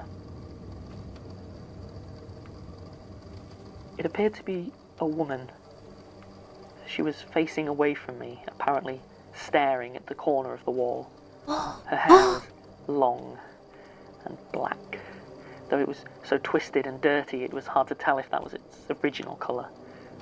She wore a threadbare grey overcoat, though beneath it her legs were bare, and covered with what I at first thought were spots. In her right hand she held a stained green handkerchief.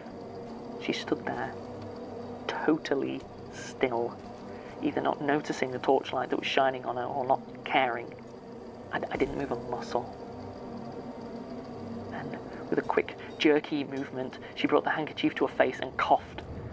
I mean, I call it a cough because that's what it looked like, but it didn't sound like a cough. It was more like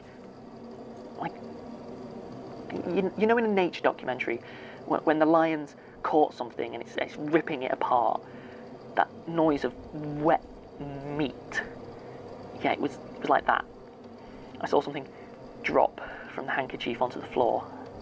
It was about an inch long, silver, and it wriggled as it fell. I screamed. I'm not ashamed to admit it, though looking back I really wish I hadn't. Her head snapped towards me and she locked eyes with me. Her pupils seemed ragged and collapsed, and when she smiled her teeth were chipped and blackened. I started to stagger backwards, expecting at any moment for her to lunge at me, but instead she slowly reached up and let the overcoat fall to the floor. Her skin was pale, almost grey and full of... Sorry, it still makes me sick to think about it. It was full of holes, deep black hole, honeycombing every bit of flesh like a wasp's nest. I could see those thin silver worms crawling in and out and their black tips twitching as they squirmed through that pitted meat. I mean, it wasn't human. It can't have been. It took a step towards me, and as it did so, the worms began to writhe out of every hole and cavity, falling to the floor in a cascading wave and starting to crawl towards me with alarming speed. I had the oddest thought then, and even as I backed away towards the stairs, I started to get my phone out. The daft thing is, I wasn't even going to call anyone for help. I just wanted to take a picture of the thing, to prove to you that it happened. You're always so quick to dismiss these statements, and I wanted proof for you. Except, well, I managed to drop it, of course. Just as I was bringing up the camera app, one of the worm things reached at me and leapt at my face. That thing jumped literally 6 feet through the air at my face. It missed me, but I was so taken aback that I fell onto the stairs behind me and dropped my phone to the ground. I didn't stop to pick it up. I just fled up the stairs as fast as I could. Obviously, the door at the top wasn't locked. If it had been, I'm sure I'd be dead. Or worse. I ran faster than I ever have in my life. I've never been good at running, and every moment expected to feel something wriggling up my leg. I didn't stop running until I was sat in the underground and had checked every inch of my seat for worms. I live in Stockwell, right at the other end of the Northern Line, so by the time I got home I was starting to feel a bit safer, though utterly exhausted. I knew that there was no way I was going to be able to work the next day, but without my phone I couldn't let you know. I mean, I don't have a landline, who does anymore, but I couldn't bring myself to stay awake long enough to send an email, so I just collapsed, fully clothed, onto the bed. Well, I don't know how long I slept for, but it was still dark when the knocking woke me up. Don't know if it was the same night or if I'd slept right through the day. Either way, I dragged myself up, and as I sat there, it all came back to me, what I'd seen, and I shuddered. I tried to tell myself I'd imagined it. Maybe I'd overreacted to finding a homeless woman sleeping in the basement. Maybe she was sick and needed an ambulance. God, maybe I'd left her to die. There was more knocking, and I reached up to flick the light on. But when I did so, nothing happened. I tried the lamp next to my bed, but again, nothing. Looking round, I saw that none of my electronics seemed to be on. There must have been some sort of power cut. Again, someone knocked at the door. Maybe it was one of my neighbours coming to check whether I'd lost the power. So I shuffled over towards the door and reached for the handle. As I was about to open it, I got a sudden chill and stopped. What if she was outside, waiting? I mean, the worms that made a hive of her body, eager, striving to make me one as well. I thought of that awful case you had us looking into where that woman burst into worms, and I realised that this woman must be that Jane Prentice you were telling us about. I never had one of those peepholes added, so I couldn't see what was out there. But as I took a step back, I saw something on the floor, crawling out from underneath the door. It was a small, silver-looking worm. I think I might have lost my mind a bit then. It all feels very strange, blurry. I remember stamping and stamping as more made their way under my doorway. I remember grabbing every towel, sock, bit of fabric, scrap that I could find, stuffing them under the door, into the cracks around the window, anything where a slender worm might crawl, I made airtight. And then I sat there and waited. I still had no power, no phone, no way to communicate with the outside. This went on for 13 days. Every time I thought it might be safe to try and leave, I'd hear that knocking at my door come back. Luckily, there was no problem with my water supply, so I had plenty to drink. I'm just glad none of them thought to come up through the pipes. I eat a lot of ready meals, cans, that kind of thing, so I had food, although after the first few days I had to start rationing.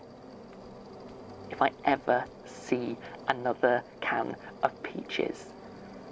Ugh. But I think the worst part was the boredom. No internet, no phone, no power. I read the handful of print books I owned several times. I didn't really sleep. Every time I closed my eyes, I'd start to feel something was crawling up my legs, and I'd have to sit up and check. Other times I'd be awoken by that knocking. I spent a lot of time trying to remember what you told me about Jane Prentice when we were working on Tim Hodges' statement, but all I remembered was that she called herself to be a practicing witch and believed to be infected by a dangerous, unknown parasite. She never talked to me. I could have heard her clearly through the door, but she never made a sound apart from that knocking. From what I saw, maybe what was in her throat didn't leave room for a voice. Strangely, she never tried to break down my door either. She just knocked. She knocked and knocked and knocked. Finally, I woke up this morning and she was gone. I don't know exactly how I knew. I think she brought that musty smell with her, and this morning I couldn't smell it. And there was no knocking. I mean, it still took me about 4 hours of checking and double checking and listening at the letterbox before I got the nerve to actually open the door. But when I did, there was no one there. And I ran all the way here. Statement ends. You're sure about all of this, Martin? Look, I'm not going to lie to you about something like this, John. I like my job. Most of the time. Very well. In which case, there's a room in the archives I used to sleep when working late. I suggest you stay there for now. I'll talk to Elias about whether we can get extra security, but the archives have enough locks for now. It's also supposed to be humidity controlled, and though it hasn't been working for some time, it does mean it's well sealed. Nothing will be sneaking through any window cracks.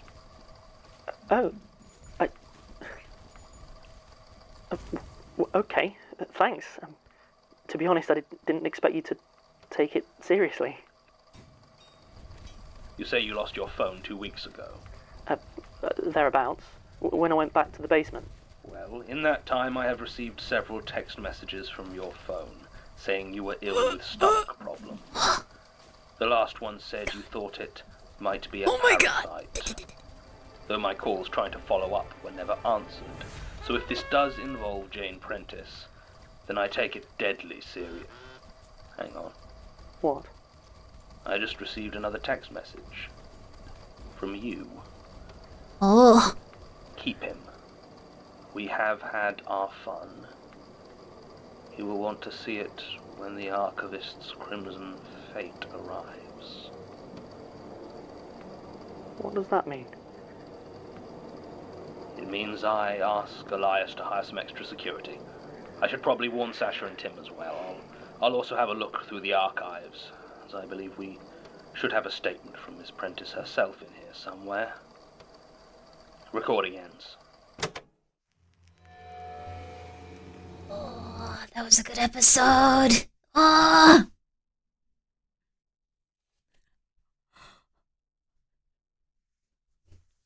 That was a really good episode. Martin's also very nice, yeah. It's very cool to hear the other people that work there. Oh, that's a really good episode coming up next then. That's a really good episode, but yeah. On that note, I'm going to bed. Oh, have a good night. Thank you so much for lurking, Drilly. That's very nice of you. I appreciate it. This is the Magnus Archives, but yeah, that was Martin's first appearance, and that was also showing that there's a lot of continuity. There's been some so far, but it's kind of a little bit harder to notice unless you're trying to see the little deets and stuff, so we can fix Wormgirl. We can fix her. No, probably not. I'm not sure. To everyone just discovering the Magnus Archives, do you like it? Yeah, what have you enjoyed so far? I love it. It's my favorite. I feel like I've missed a key story here. You can kind of jump in most places. I think the only thing you need to know is it's just like British SCP cataloging. Like, it's just a very dry British man whose job is to go through a bunch of like paranormal files and go, oh, this is stupid, I hate them. Oh, let's see here. We need between 31. Yeah, let's go for as much ads as we need. Then we'll talk about it a little. Then we'll do some ads, so we can do the next episode uninterrupted. Thank you, Yama. Love how connected it all feels. Yes. So you can jump in at any episode, but if you do jump in, well, there's some that are like big like moments, but like this one was a little bit more like you gotta listen to the others. But heading to bed. Good night. Sleep well. Tried making a murder board of the Magnus Archives before, but gave up. What's a murder board? That sounds so cool. Good night. Good night. This is called the Magnus Archives. I've really enjoyed just as like a really kind of chiller thing to just put this on and play something where I don't need to talk a ton, but it still has like a lot of like, you can look at it and go like, yeah, cool. 2025 silver Grimbo coin, next year gold. I don't think we could do anything with gold without it being several $100, or $700 like $1,000. It's gold's a lot to work with, but I know some of you guys have requested gold. That's hard to do. Silver is solid 2026. We'll see that. I feel like it's a Sunny in Philly paranoia board. Wait, what's Sunny in Philly? Like always sunny in Philadelphia? Always silly in Funnydelphia. Wait, that's not the name of the show at all. I don't listen to audio podcasts, but having distinctive voices helps an image of the characters. Yeah. The main character, Jonathan, he's... Oh, PP Sylvia. Oh, you're trying to make a board for that as you listen to it? It gets really interesting. I wanted a novel to change the Horizon store notification to a knocking sound during that. We'll bring the coins back for $100 just right now. That would be too expensive but I'm afraid of them now. I'm afraid of them. Like the coins lost a lot of money. Like not in a rude way, and I'm happy everyone enjoyed them. Not the best project but just unprecedented that it... I think overall they went up like $20. Silver went up like $20. Bring the coins back, rent it back, I'll do it. No, not at 50. What would be a healthy price that would actually offset some of like the price of them? Like, just do metal? That's not as cool though, then they have no value compared to like... Well, I have some copper just in case like it ever becomes scarce, you need to repair some electronics. 125 is too much, I think. Original price was healthy? Yeah, it's just yeah. Silver went on a historic sturge. So, for anyone that wasn't here, this doesn't have anything to do with Magnus Archives, but, Yama was saying it would be funny if, like, the sound when you buy something from Novel Horizon store was a instead of, like, a... I think at one point it was a scream that scared the hell out of me. So, but yeah, it went on a historic surge when we were doing a coin made out of silver, and it was supposed to be like, this will be cool, because we both just collect silver, like Novel and I, like as like a way to like not have our like money depreciate into nothing. Like I don't know, that's my thing at least, and it makes me feel like I'm in Fallout New Vegas. That's my I like Fallout New Vegas. Make it a fire alarm chirp, yo, Gingy's fire alarm. But, so what happened was they were priced at $50, and at the time I think it was like $37. Might have even been lower, like $32 for ounce of silver. And then silver went up and up and up and up to $58. To $58. $58. A copper or platinum coin wouldn't be too bad. Yeah, copper's like $1 or something. It's really cheap. Yeah, Novel, I'm so sorry. $58. So some people for the first time are going to be getting their merchandise that actually exceeds the price that they paid for it in terms of its physical value and commodity status. You did say if silver spiked to where it was a problem, that would be a bad sign for the economy. I didn't think the economy could get that bad. RAM is $1,500 for 2 sticks of the highest quality RAM you can get. It used to be like $300 to $500 to be like, oh my god, you paid that much for RAM? You didn't need that much. Now it's like, oh. Okay. The economy got worse faster. No one could have predicted it would get that bad that quickly. Even like the top economists were like, damn, dude, what the hell is happening?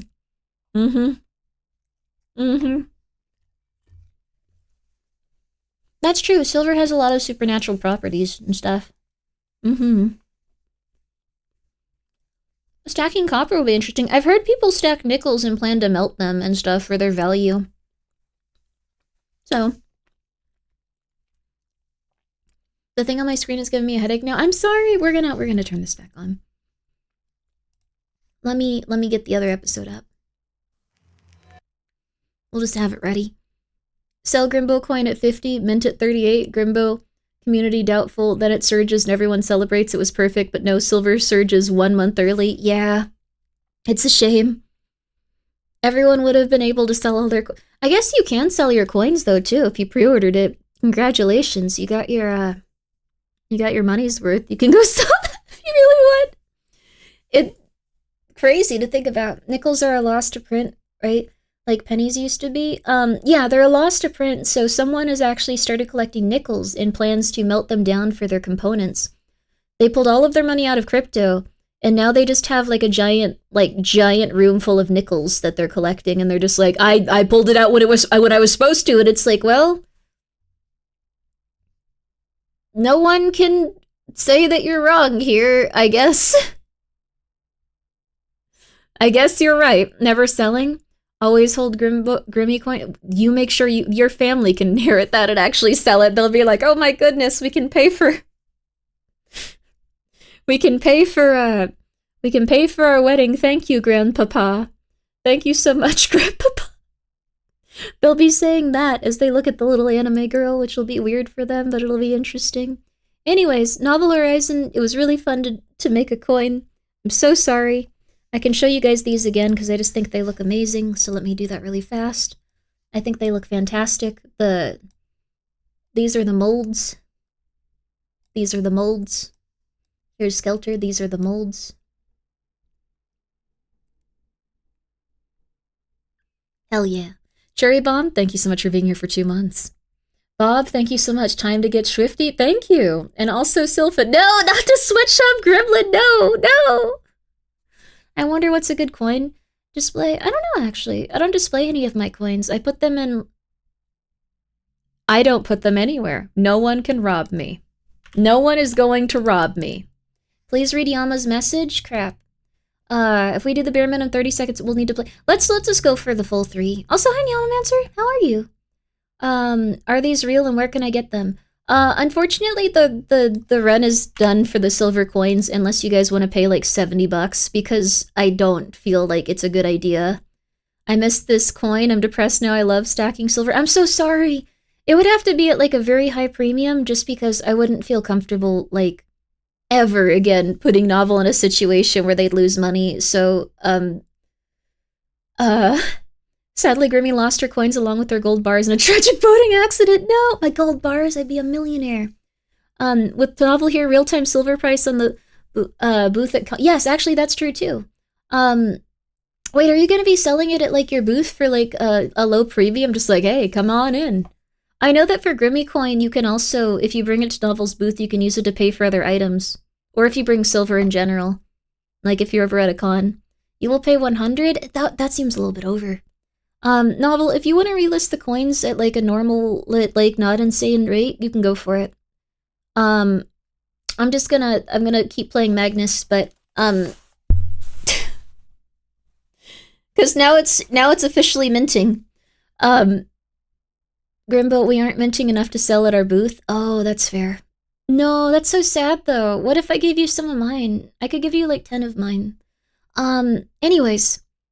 if you'd like to mint, or if you'd like to sell the coins at a rate where you won't lose money, You can relist them if you can absolutely make sure you won't lose money on them this time. You can announce it and do it anytime you want to, if you'd like to ever. I'm just so afraid now.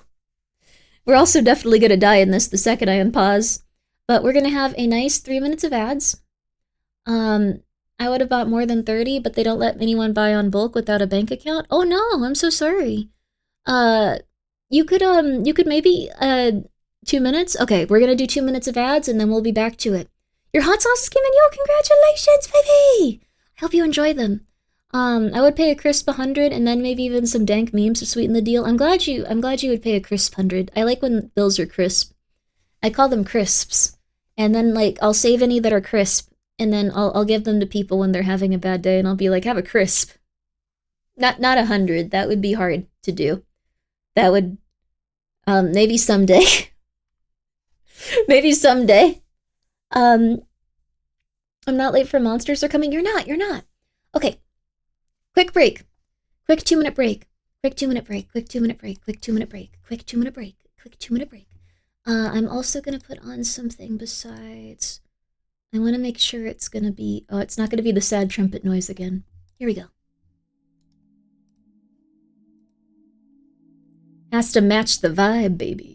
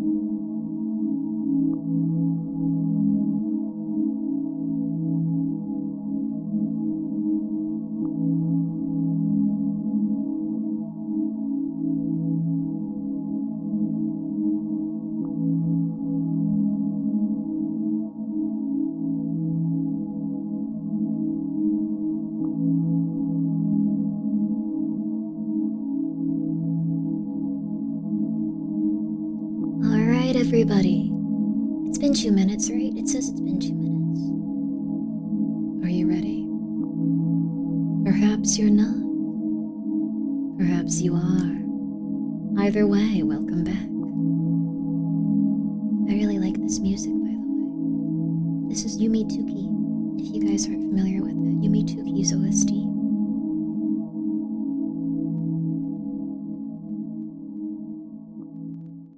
You need Blazers, Jim. You're unconscious then. Please get up. I'm so sorry.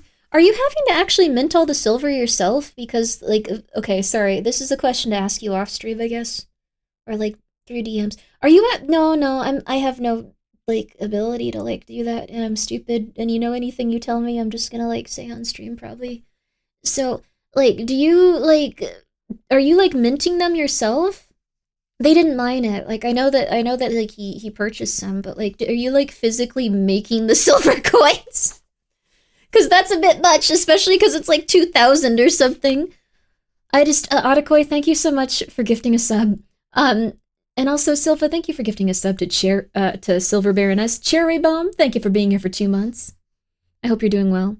This is a question off, ask off stream, proceeds to ask on stream. I don't know. I don't know what. Was it the old regular who asked earlier? I don't know. You have to just be yourself. You can't be anything but yourself. Assuming nothing else breaks, the printer that makes Christmas cards won't print because it... Oh, it reads it... Oh, no. Business time. Oh, no. Just as Grimbo was banished to the sauce mines, now it's my turn to be banished to the silver mines. Oh, my God. Dear Lord. Well, I hope you're okay. Alright, let's die. Not you. Just... 6. Holy crap. Hard mode is hard. I know that that's fair, but like, no, we're screwed. We're screwed. We're screwed. Yeah, we're screwed. We're screwed. Yeah, we're screwed. We're screwed. Yeah. So close. Beat the boss. Let's try propaganda on Episode 23. Schwarzwald. Schwarzwald. Ooh, this is gonna be good.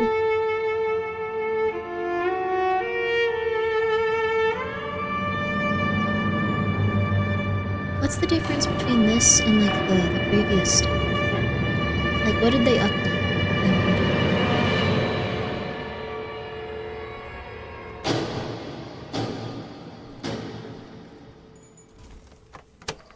Statement of Albrecht von Klosen regarding a discovered tomb near his estate in the Black Forest. Original statement given as part of a letter to Jonah Magnus, March 31st, Ooh, Jonah Magnus. 1816. Audio recording by Jonathan Sims, head archivist of the Magnus Institute, London.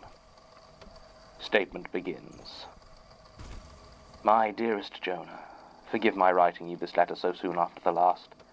You must think me dreadful for not even giving you a chance at a reply, but I recall that during your visit last spring you mentioned your fascination with the macabre and the strange, and pressed upon me as to whether there were any such lore or legends that I myself were familiar with.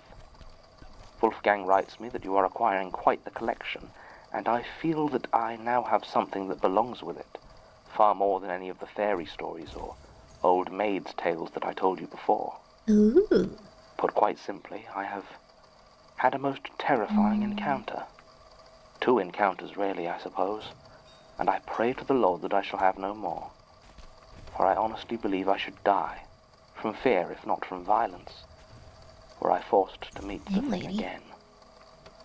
I'm sure you must think me the most dreadful bore speaking around the thing so, but I feel that to understand all I must begin my tale sometime before the apparition itself appeared, with my travels down to Württemberg. My family has a small estate there, in the heart of the Schwarzwald, what you would call the Black Forest, near a small town by the name of Schramberg. This estate belonged to my brother, Henrik, and when he passed away it descended to my nephew Wilhelm.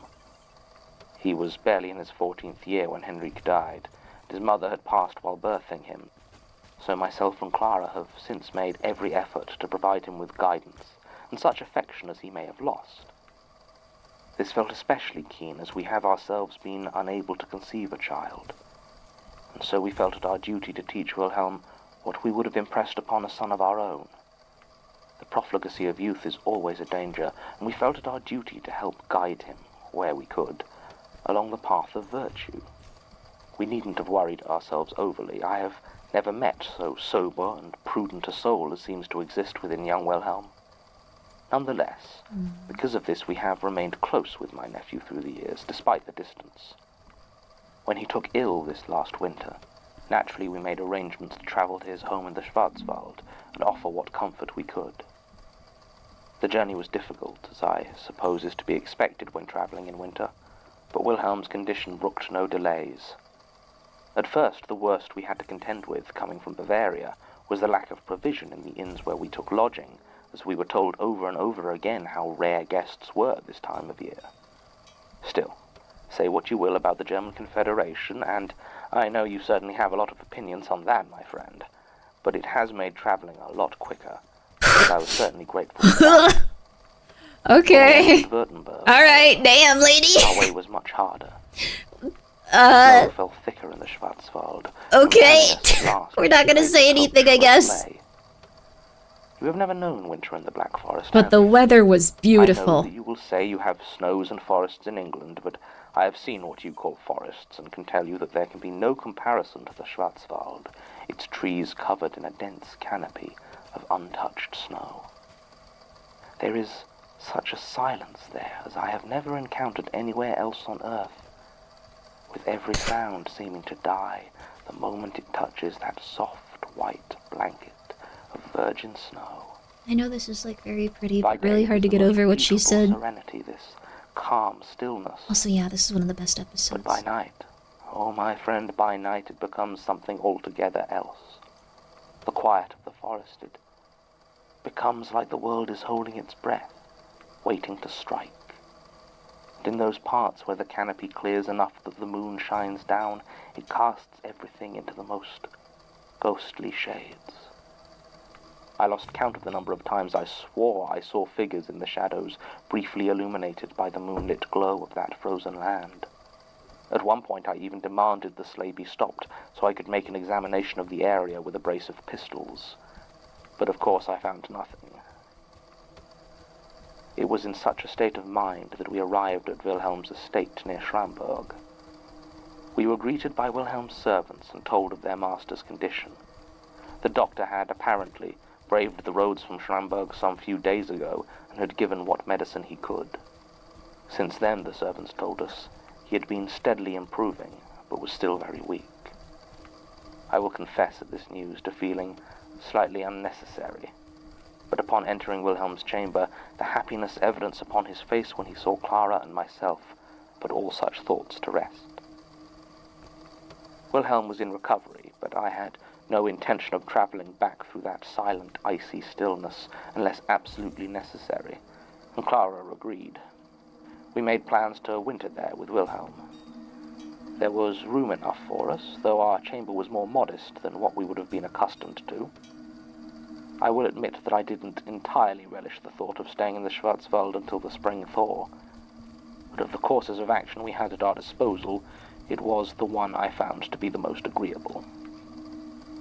And so began what was to be a lengthy sojourn near Schramberg, and truly have I never wished more keenly that I had been able to bring my library with me. I had but a few books with me, and Wilhelm, despite his not inconsiderable intelligence, had even fewer. In the end, we played a lot of cribbage and listened to Clara play many a tune on the pianoforte.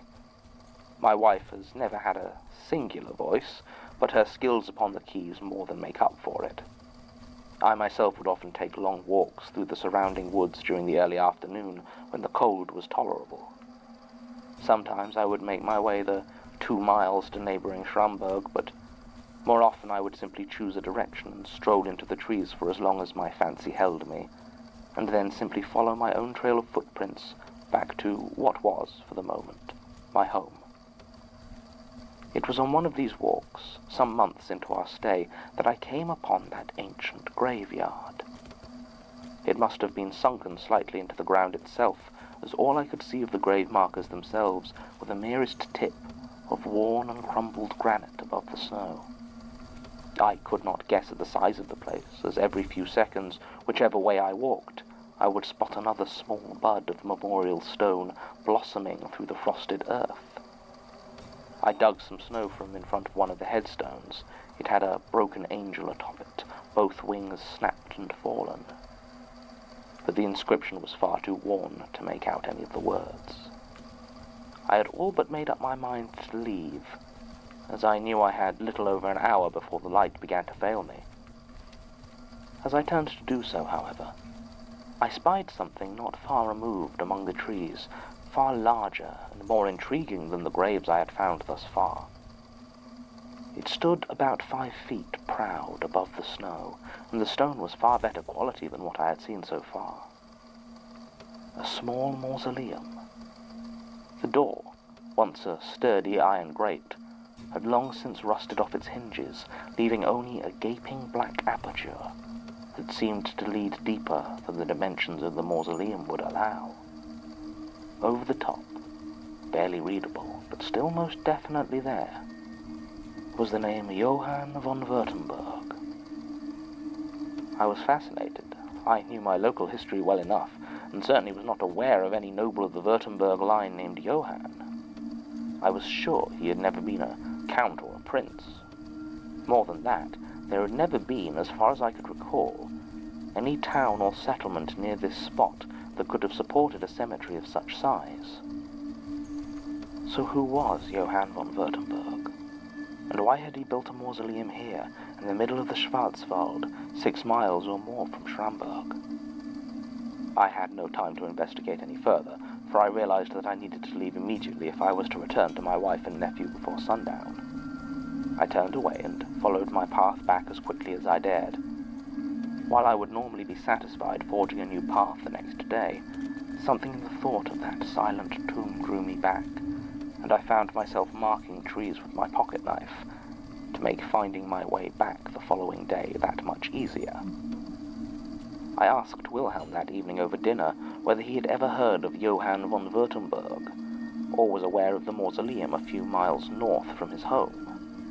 He told me no to both. He rarely spent time in the forest around, save for hunting, and the hunting was usually poor in the north, as the trees were too close together to easily navigate with a horse, and he had never heard of this Johann. I made some inquiries as to where I could look further into the history of the area, but there was no library of a decent size within near distance of Schramberg, and as I mentioned, Wilhelm had little in the way of books, so I let the matter drop. Nothing else of note occurred that night, and so, making my apologies the next morning, I headed out early towards the old cemetery. I made no secret of my destination, and even offered the opportunity to accompany me to both Wilhelm and Carla, but neither saw the trip as worth the cold hours it would take to reach. So it was alone that I once again made my way to that forgotten place. Thank you. My marking the trees had proven unnecessary, as there had been no fresh snowfall the previous night, and my footprints from the day before were still clear and very easy to follow. His voice is The soothing. mausoleum looked exactly as I had left it, its door still yawning, and the sunlight seemed to make it very little distance over the threshold before darkness once again swallowed it. I had foreseen this and packed a lantern for the purpose of exploring the place. I was about to light it when I noticed a figure watching me from the tree line. Perhaps this place was not so forgotten after all.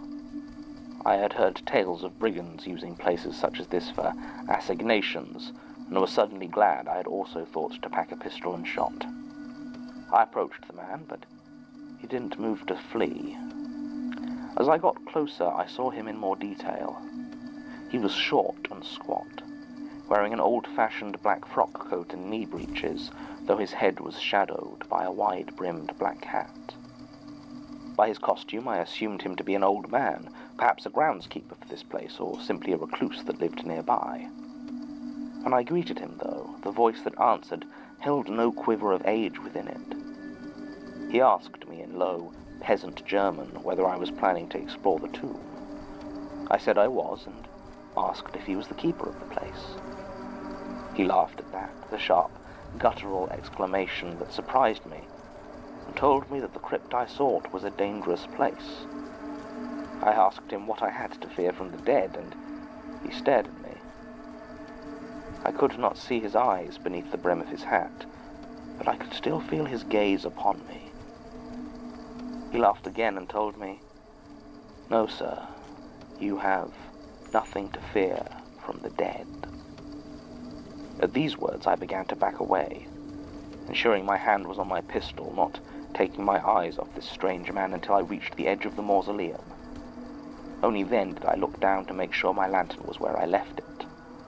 And when I returned my gaze to the trees, he was gone. To speak plainly, I was rather shaken by my encounter, and considered turning back and trying my luck another day. But something within me balked at having all my work and preparation be for naught because of a single farmer who couldn't mind his business. I lit my lantern and... Martin, good lord, man, if you're going to be staying in the archives, at least have the decency to put some trousers on. Oh, God, sorry. Sorry, I didn't think you were in until later. Not even 7 yet. I've been coming in early in the hope Martin. of leaving this place before dark. Well, it's been a week, and we've seen nothing. Do you really think she's still out there? I have no idea, but I don't intend to take any chances. No, I suppose not. Now, if you'll excuse me, Righto. Why are you in here, it Martin? continues. Why would you want to be in this At room? first I was confused. Inside appeared to be empty. Your Oshi Martin's awesome. No monuments or coffins stood inside, and no plaques or sigils adorned the wall. Just a single slab of marble stood in the center, like an altar. At first I thought that perhaps that was where the coffin should have sat, and someone had simply taken it. But as I walked around, I saw what it was concealing. Behind the sharp-angled block was a staircase, descending deep into some unknown subterranean vault. You will scoff at me, Jonah, when next we meet, I am sure of it. You will laugh at my bravado and call me an unthinking adventurer, but the plain fact of it is that I descended those stairs with hardly a qualm. Any fear I might have had was solely focused on the man I had met outside, and I foresaw no danger within the vault itself. So I hoisted my lantern, and I descended the stairs. They were old, of that there is no doubt, but they were not worn, and I would wager that I was the first soul to go down there in at least a century. They descended for some time, until I was quite certain that I was deep within the frozen earth of the Schwarzwald.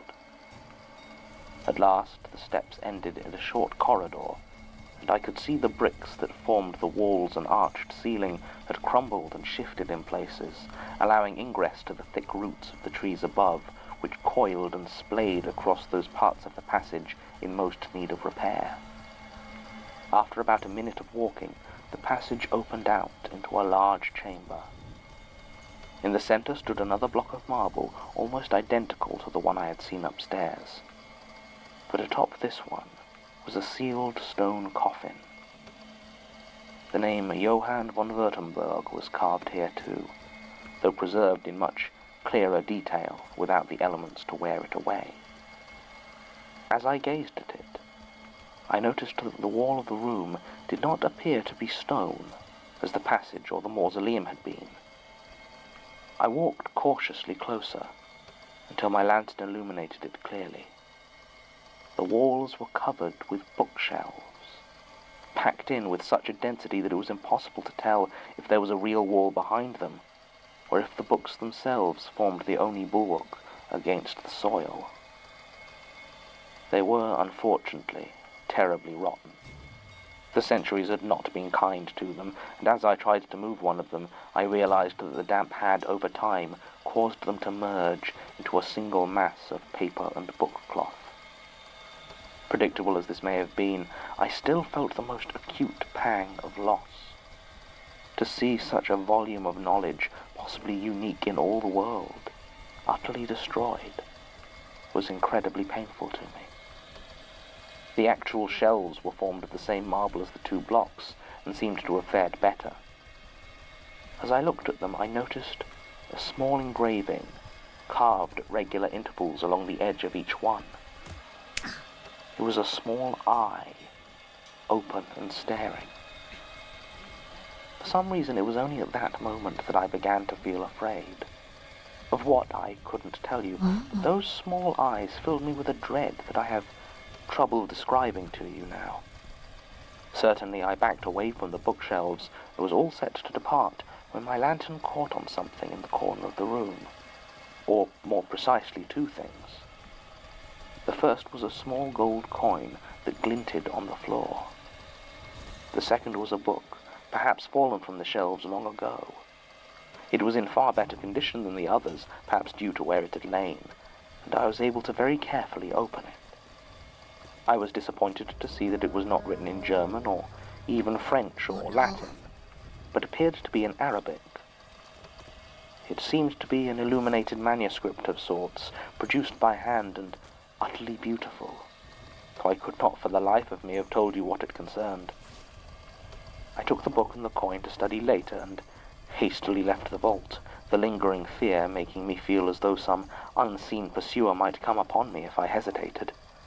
I drew my pistol as I left the mausoleum, just in case the strange short man from earlier was waiting to accost me. There was no sign of anyone outside in that clear daylight. I hurried back, though I still had many hours before dusk. As I went, I noticed that the snow on the trees was beginning to thaw, and took comfort in the knowledge that Carla and myself would likely be able to return to Closen soon. Wilhelm was fully recovered from his fever, and by the time I was at dinner, all traces of my earlier fear had disappeared, and I was in excellent spirits. I retired afterwards to smoke a pipe or two and examine my finds at greater length. The book, though beautiful, stubbornly refused to offer up any clues to its contents. With your permission, I'll bring it over for your expert eyes next time I have the pleasure of your company. The coin, on the other hand, was more interesting. On one side, it had an engraved profile of a sharp-faced young man with long, flowing hair. Over the top ran the letters J.W., and at the bottom was the number 1279. If this was the date the coin was produced, then I don't need to tell you how exciting a find this might be. The other side was blank, save for 3 words, very small and worn, but I could just about read them. They read, "Für die Stille." I was about to retire to bed when one of the serving girls, Hilda, or was it Helga, I forget, asked me for a moment of my time. I obliged, and she said had I been asking about the old graveyard out in the forest. I told her yes, I had, and she paled ever so slightly. She told me that she never went near the place, that no one in the town did. You see, Jonah, apparently there was an old man in Schramberg by the name of Tobias Kohler. He had lived nearly 80 years and told tales of when he was a child, and he and his friends would play a game they called Johann's Steps. It was a game of bravery, where you had to creep down as many steps as you could into the tomb of Johann von Württemberg until you were seen, and then run back out as fast as you could. Tobias would never say who or what you were seen by, and always ignored the question. Well, apparently the parents of these children found out about this game, and one of them, the mother of Tobias's friends Hans Winkler, decided to put an end to it. She stormed into the cemetery and, seeing Hans entering the museum for his turn, she ran inside after him and down the steps. None of the children saw what happened, but they all heard the scream.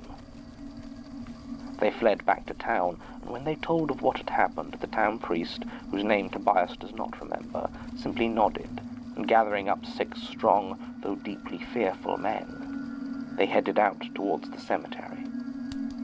None of that party ever spoke of what they saw or found there, but Hans went to live with the Becker family out on their small farm. No one played Johann's Steps again, and the cemetery was once again left deserted. The only other thing Tobias remembered was that he had once heard a great-uncle refer to Johann von Württemberg as Ulrich's bastard, which, if the date on the coin was correct, may be referring to Ulrich I or Ulrich II, but either way, that place's history must stretch back almost 600 years. But now I feel I have talked around it long enough. I could fill a dozen more pages with preamble and research, yet none of that is why I have written to you as I have. No. I am writing to you to describe what I saw the last night I stayed at Wilhelm's, the event that led to my and Carla leaving a week earlier than we had planned. It was 3 days after I had heard Tobias's story that it happened. I had packed the coin and the book away in a fit of superstition and had decided to take a short stroll as the sun was setting. It was beautiful. The crimsons of the darkening sky danced upon what snow was left, staining it the deepest red. I walked around the house, smoking my pipe, until I came upon the tracks I had left when heading towards the old graveyard. As the snow melted, it had formed my footprints into packed dirt and ice that almost seemed to glow in the waning daylight. I gazed at them and froze. I had made 2 trips to the mausoleum that winter, and sure enough there were 2 stark sets of footprints heading north. But coming back towards the house, there were 3 sets of footprints. I felt the presence behind me, and I turned around. It was the man from the cemetery. His wide-brimmed hat was removed, and he stared at me. His head was completely bald, and his eyes were missing. They were just empty sockets, but they stared at me. They saw me. Believe or dismiss anything else in my letter as you wish, Jonah, but I swear to you that I stood face to face with a man with no eyes, and he saw me. I backed away too quickly and slipped, falling hard upon the ground. In a second he was above me, and he smiled. He said something to me, but my mind was aflame with panic and I didn't hear what it was. He reached towards me slowly, insolently, as though he sought to savor this moment and would not be rushed. Then, quite without warning, he stopped. His head snapped up to stare at something like a gun dog that hears a shot. He stood there, hand poised as though in indecision. And then... Barnaby! he vanished, Barnaby! as though he had never been there. And I simply lay upon the ground, winded and afraid. I'm sorry. Night had fallen by the time I finally pulled myself together enough to run back into the house and begin packing. I told Carla we had to leave as soon as possible, though was vague as to the reasons. I still haven't told her why. How do you tell your wife something like that has happened to you? We took the first coach the following morning and haven't stopped. I didn't even realize the coin was missing until I checked my luggage later. Whether to a light-fingered servant or just my own carelessness, it is gone, so I must apologize that I will not be able to share that particular piece of history with you. I must also apologize for the handwriting. I have been committing this to paper as well as can be done on a long coach journey. Still, I look forward to showing you the book I have acquired, and the revelations you will no doubt glean from it. Yours in trust, Albrecht. Statement ends. Always a treat to find a piece of history tucked into the wrong section of the archive. Still, I can't say I know much about Jonah Magnus or the origins of the Institute, so this is a rather pleasing discovery in some ways. Obviously, there isn't much follow-up to be done here, but to slake my own interest, I have done a little bit of digging myself, which I include here for completeness' sake.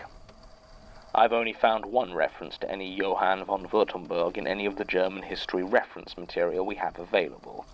Jan Moira's Cradle of Germany, Württemberg Through the Centuries, mentions rumors that Ulrich I, Count of Württemberg, had a second son out of wedlock in 1255. No name is listed, but certain enemies of the Count were known to spread rumors that this exiled son was keeping the company of witches. 1279 was also the year that Ulrich I's successor, Ulrich II, died. This may simply have been coincidence, however, as he was succeeded by his half-brother, Eberhard I. Something else I stumbled across, quite by accident during my research, was in Grim Tales, H.T. Moncrief's exploration of unexplained and macabre deaths in early 19th century Europe. It mentions a death that took place in Schramberg in 1816. The man, one Rudolf Ziegler, was found dead at his home on the outskirts of town. What is interesting is that it says he worked in service on an estate nearby.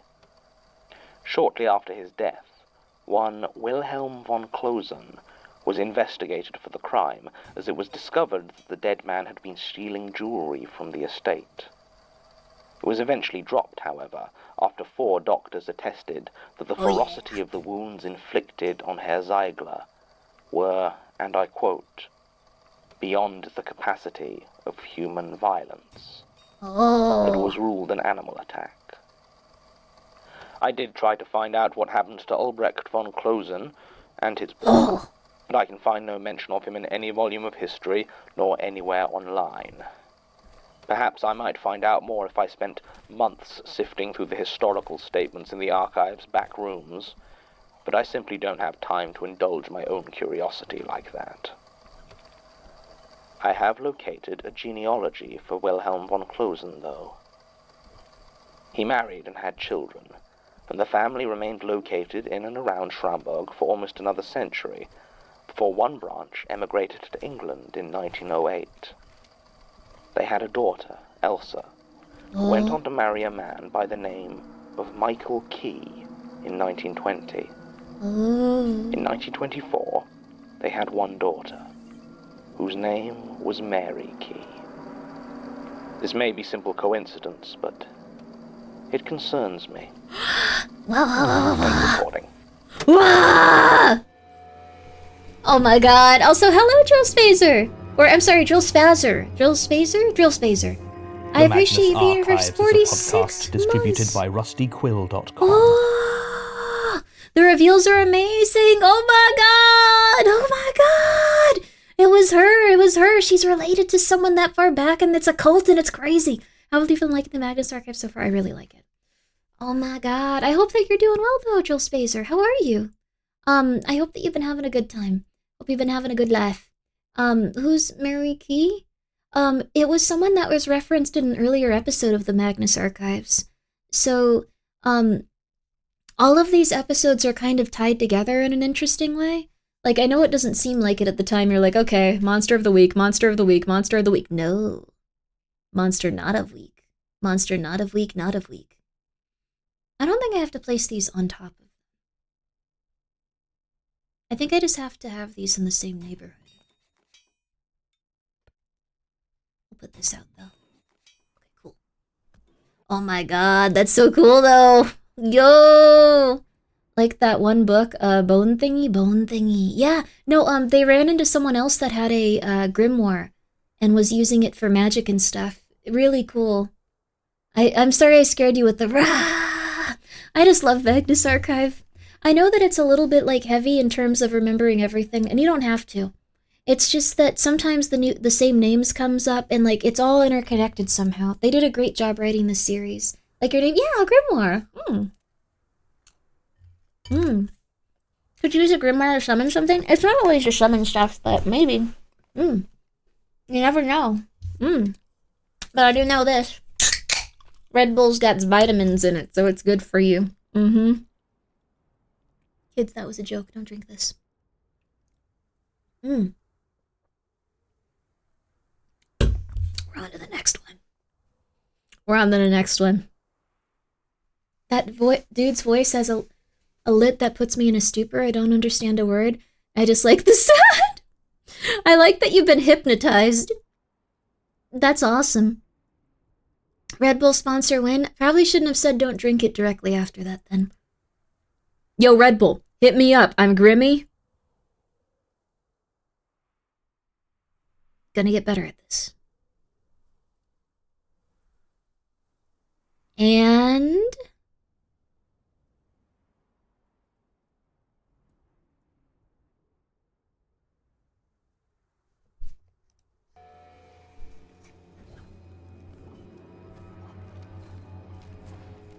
check it out. Yo.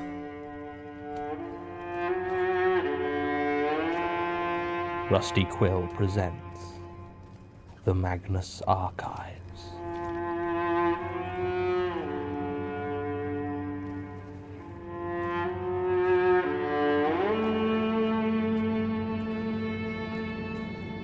Episode 24. Yo. Strange. The official Victorian child of Red Bull. Hell yeah. Manifest, baby. Gonna use that Grimmi coin to manifest it. Attack speed per... Yeah, that's pretty good, yeah. Won't pay off immediately, but will pay off eventually.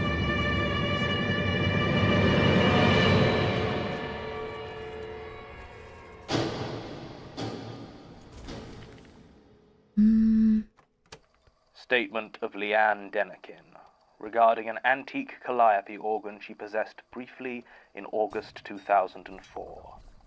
Original statement given January 17th, 2005.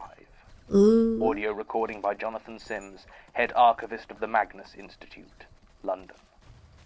Statement begins. Let me be clear. I'm not scared of clowns. I don't find them funny either, just a bit baffling, really. I've never understood It's okay to be why afraid. people would find grown men in stupid makeup and wigs funny or scary. It's the same with dolls. People talk about their cold, dead eyes, but they don't seem to have any problem with statues. I suppose now I've got good reason to be scared of both. I just want you to understand I wasn't seeing things out of fear. This happened. It didn't come as a surprise when my grandfather died last August. I'd been living with him for almost 2 years at his home in Bootle, looking after him through his illness. My mother was having her own difficulties at the time, and my good-for-nothing father wanted nothing to do with any of it, so looking after my grandpa came down to me. It wasn't so bad, really. My grandpa was a strange man at times. He'd been a carny for most of his life, working with travelling circuses and freak shows all over Europe, and was something of a recluse in his later years. He could also swear a blue streak a mile wide. Get him behind the keys of a piano, though, and I don't know anyone who could play as beautifully as he could. Like I say, it wasn't a surprise when he finally died, but I still found it difficult. As you may have guessed, I don't have a great relationship with my parents, and have always had some problems making friends, so when he went, it hit me hard. I didn't go out that week, or the next. I saw Joshua, my partner, I suppose you'd have called him. But aside from that, I didn't see anyone between Grandpa's death and the funeral. It was just me, Josh, and my mother. Grandpa had never been a churchgoer, but my mother had a lot of faith, so paid for a Methodist funeral, such as it was. It was a hot, muggy day. He really gets the I remember emotions. wondering whether Feel the quite stinging bad. in my eyes was from the tears or the sweat. As it turned out, Grandpa had left me his house. It didn't really sink in for a while. The house had been the most home I'd had for so long that I always felt it was mine in some ways. Going through my grandpa's old papers and possessions was harder than I had expected. It was only reading some of his old letters that I discovered his birth name was Nikolai. He'd always just gone by Nick. Nikolai's a Eventually, cool I name. sorted through everything. Okay, I had sorry. a small Just box say of that. memories I wanted to keep, but I just wasn't up to throwing the rest away yet. I decided to store them in the loft.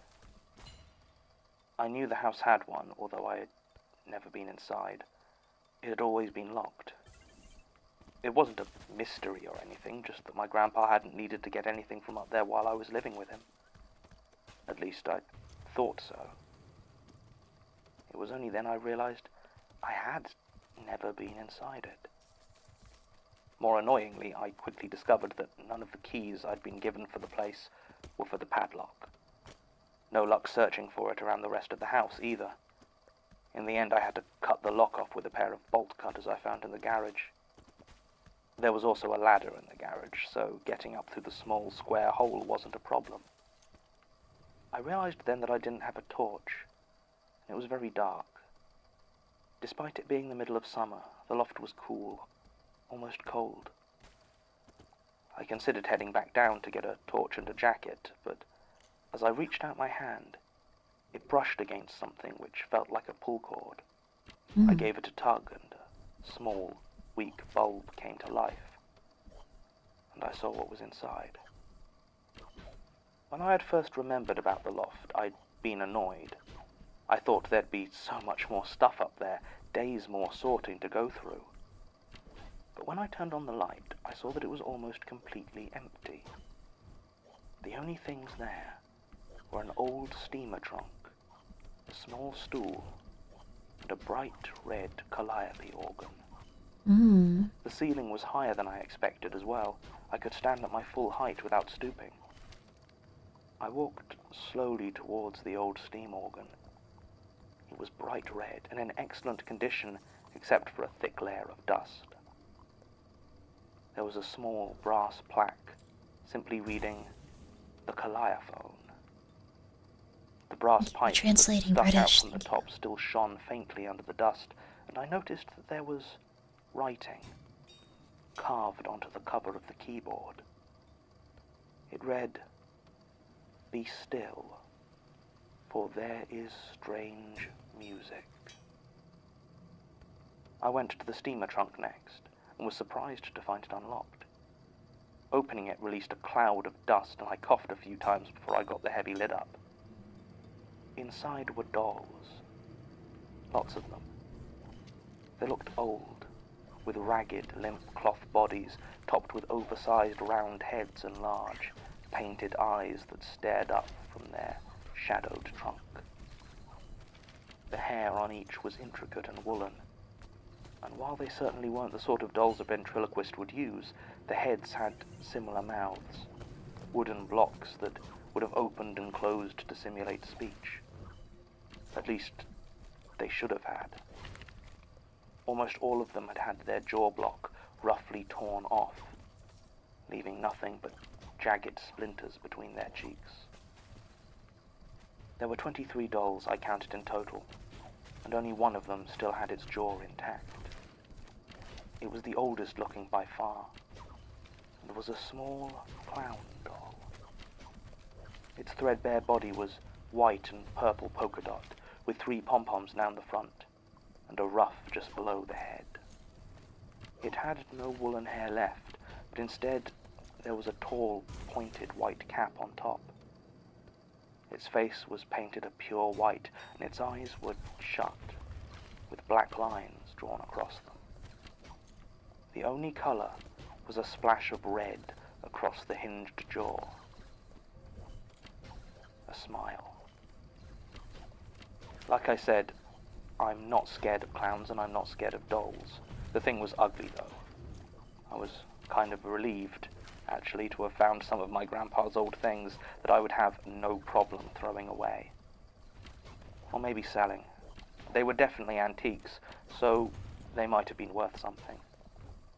In any case, I put the nasty-looking clown doll back in the box and closed the lid. I definitely closed the lid. I went back over to the Calliope. I thought it was pronounced Calliope. Sasha, you're back early. I thought you were trying to get hold of those police reports for the Harold Sylvana case. Tried and succeeded. They were Poor actually guy. quite helpful. Oh. Well, Hi, Sasha. good work. I hope So, you're doing do we know well. if it's pronounced Calliope or Calliope? I don't have know. also heard it said as Calliope. Seriously? By who? Americans. Ah. As far as I Calliope. can tell, there isn't a Cantaloupe. correct pronunciation, but they were originally named after the Greek muse Calliope, so Are people going to understand that it's from Greek mythology? if they are working for the Magnus Institute, then I would hope so. Let's hope so, baby. I've just heard it more often as Calliope. Calliope. Statement resumes. I went back over to the Calliope. There was no lock on the lid, or any switch that I could see on the outside. I opened it, and the keys inside shone as though they had just been polished. Now, At the time, I didn't know how a calliope worked. Ow! I just thought it was Sorry. like a weird pipe piano. I didn't know that there needed to be a blower working for the thing to play, and even if I had, I wouldn't have known where to find one or how to use it. By rights, when I sat in front of it and pressed the first key down, nothing should have happened. The 4 tall rows of brass whistles should have remained silent. Instead, there came a loud, howling tone from one of the pipes, and I almost fell off my seat in surprise. I remember once hearing that the sound of a steam organ could be heard from over a mile away, and when that shrill whistle sounded, I could believe it. I started to play a tune. My grandpa had had a piano once. It had broken years before, and he'd never had the money to replace it, but he had taught me the basics. There was one tune that, when I was a child, I always insisted he play to me. He never told me its name, if it even had one. I always used to just call it Faster, Faster, by way of a description. A cheery, upbeat circus melody that started out almost unbearably slow and gathered in tempo, getting faster and faster until my grandpa's fingers were a blur. He always indulged me when I asked him to play it, and now I played it for him. The wailing whistles were almost deafening in that cramped space. I knew I'd probably be hearing from the neighbors about it, but I didn't care. I just played. The tune got faster, more frantic, and I felt something building inside me. It was like final closure for the loss of my grandpa was just out of reach, and if I got faster, if I played with enough speed, I could catch it. But my finger slipped, and the music abruptly became a discordant cacophony. I was never as good as Grandpa Nick. I sat there in silence for a minute. When I turned to leave, though, I saw that the old steamer trunk was open, and the clown doll lay on top of the pile, even though its painted eyes were still shut. It felt like it was looking at me. Its smile seemed slightly wider than before. I shut the trunk and climbed down the ladder. I didn't really think about the weird things in the loft over the next week or so. I had too much else to do. It was only when Josh was next round and asked me why the small hole into the attic was open that I remembered. I told him I had something cool to show him and got the ladder out. He was suitably impressed by the calliope, but freaked out a bit over the dolls. What? I didn't realize he was scared of them. He made me shut the steamer trunk on. I know this is bad deposit. I have no idea. I looked away for 1 second and we died. But thank you so much for the raid. We're currently listening to the Magnus Archives. It's where a British man tells us about terrifying things that happen. And it sounds like this the whole time. It feels quite uncomfortable. How was Cursed Companions, though? Did you have a good time? Thank you so much for coming by. We usually play spooky stuff, but today we're listening to it. It's a really, really, really, really good audio drama. And we just have this on in the background, so I want to let you guys know. Thank you so much, and I hope you had a really nice stream. Yo, thank you. I appreciate it. Thank you. Thank you, thank you, thank you, thank you, thank you. I'm gonna keep it going now, but thank you again. It was very fun. Yo, I'm happy to hear that. Did we get a shout out for Rat Soup? Let's get a shout out for Rat Soup. Yeah, Rat Soup. Rat Soup. Let's give her a shout out if we haven't, and let's also they call me Grimmi. Thanks for being here for 17 months.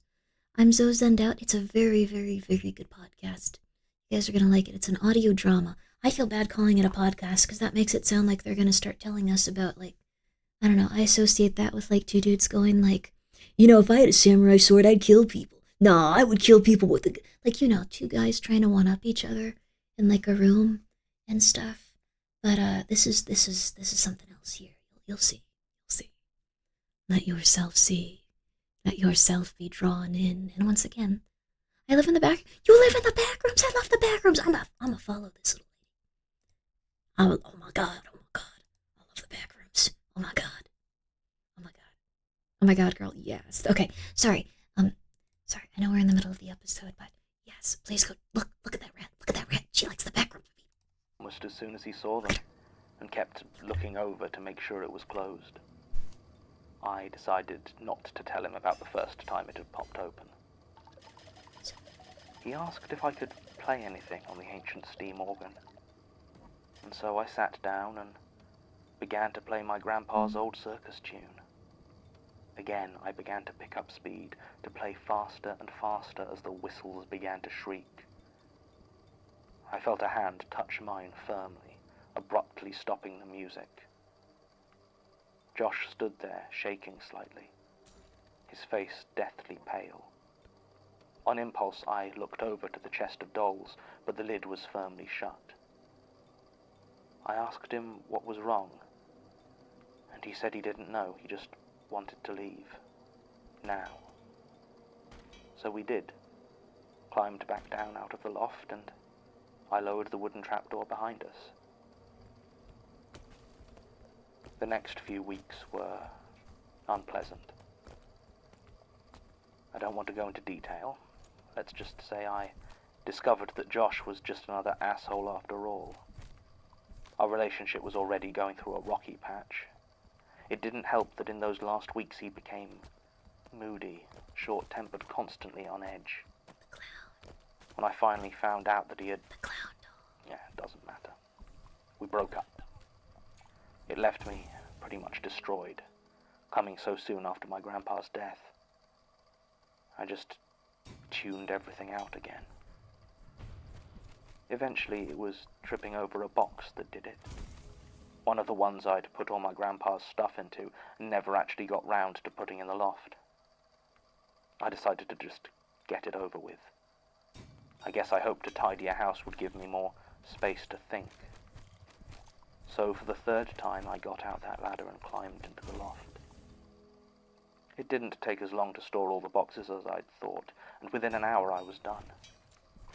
I had been so intent on packing away all my memories that I hadn't even looked at the old steamer trunk. As I went to climb down, I glanced over, but I froze. The lid was open again, and the clown doll was on top. It wasn't looking at me this time. Instead, it seemed to be facing a doll I hadn't seen before. This one still had its jaw as well, and I swear, it looked just like Josh. Same tatty brown jacket, same old jeans. Its black woolen hair even did that flicky thing he always spent so long getting right. It was lying against the side of the box, and I swear, it looked like the clown was reaching for it. I slammed the box lid down and got the hell out of there. I bought a padlock the next day. Now, I've brought a copy of the police report I gave, because you have to believe me that I did not play that calliope again.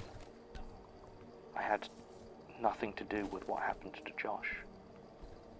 I came home from the cinema about a week later to find that my house had been broken into. Here, it's all in the report on the burglary I gave to the police. The front door lock was shattered and it swung gently to and fro. At first I ran into my living room, my bedroom, but nothing had been taken. The electronics, my jewelry, it was untouched. I felt my stomach drop as I realized and ran towards the loft. Sure enough, it was open, the padlock torn from its hook. The calliope and the steamer trunk were gone. They questioned my neighbors about it. None of them had seen anything except for Mrs. Harlow next door, who said she noticed two people taking out pieces of red sheet metal and brass pipes. She didn't remember any details, just said that they looked legitimate. She thought I was having some things moved. Whoa. The police never found them. I just Pipes. need you to believe that. The pipes. To know I didn't play the thing again. It wasn't my fault what happened to Josh. God knows I hated him enough back then, but I could never have called anything like that upon him. Not like that. I don't suppose you need me to tell you how they found him. 4 days later, dead in his room. His throat was crushed, and his jaw was torn clean off. The police never found it. I wouldn't have thought of it, really. Wouldn't have put it all together even then. Not if it hadn't been for the fact that in the last days of our relationship, Josh had broken down. He told me that he still heard that calliope music, far off when he was alone. And it had been getting gradually closer. I mean, they say you can hear one from almost a mile away. Statement ends. While I have what I would consider to be some natural reservations about a tale of murderous clown dolls, there are a few things that make me more inclined than usual to believe this statement. Firstly, as Ms. Denikin mentioned, she did provide a copy of the official police report into the burglary, which includes testimony from one Irene Harlow that appears to confirm Ms. Denikin did possess both a steamer trunk and calliope organ, so those at least existed. They existed. The death of Joshua Drury is also at least as mysterious as she made it sound.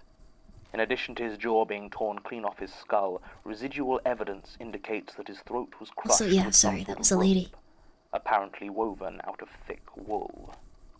There was no evidence of a struggle or of forced entry, no DNA evidence of anyone in the room aside from himself. No one was ever arrested for the crime. When discussing this case, Tim said it reminded him of some articles he'd read on traveling circuses in Russia and Poland during the early 20th century.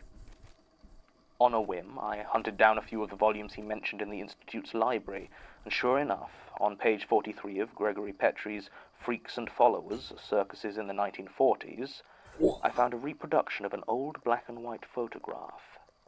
It shows a small group of carnival workers, a contortionist, a fire-eater, 2 strongmen, a ringmaster, and an organist sitting behind a calliope. The photograph is labeled as being from 1948 and taken in Minsk, Russia. Only the ringmaster and organist are named, Gregor Orsinov and Nikolai Denikin.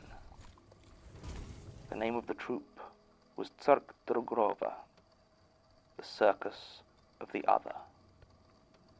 The name rings a bell, but I can't find any other reference to it. Ms. Denikin emigrated to Southeast Asia 2 years ago, so was unavailable for any follow-up, but I'm sure there must be more on this somewhere in the archives, because I know for a fact that sitting in the Magnus Institute's artifact storage is a bright red calliophone steam organ. When I asked Elias, he just told me that the record of its acquisition was probably in the archives somewhere, and no one else knows anything beyond the fact that it was acquired somewhere in 2007.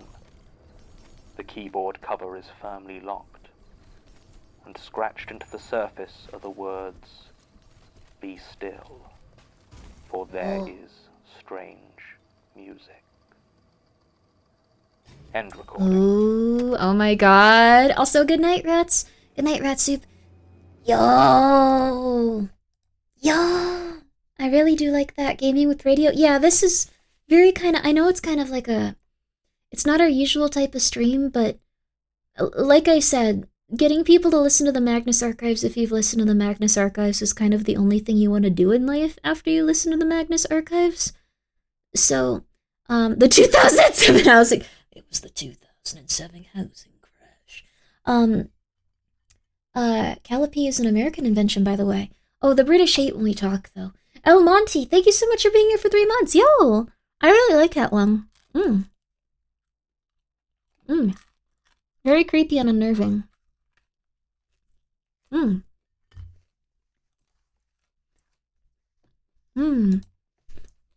It's so cool, it's chilling, but I feel like I can go to bed after. Yeah, you're gonna have nightmares. But they're gonna be relaxing. That's how I like to feel.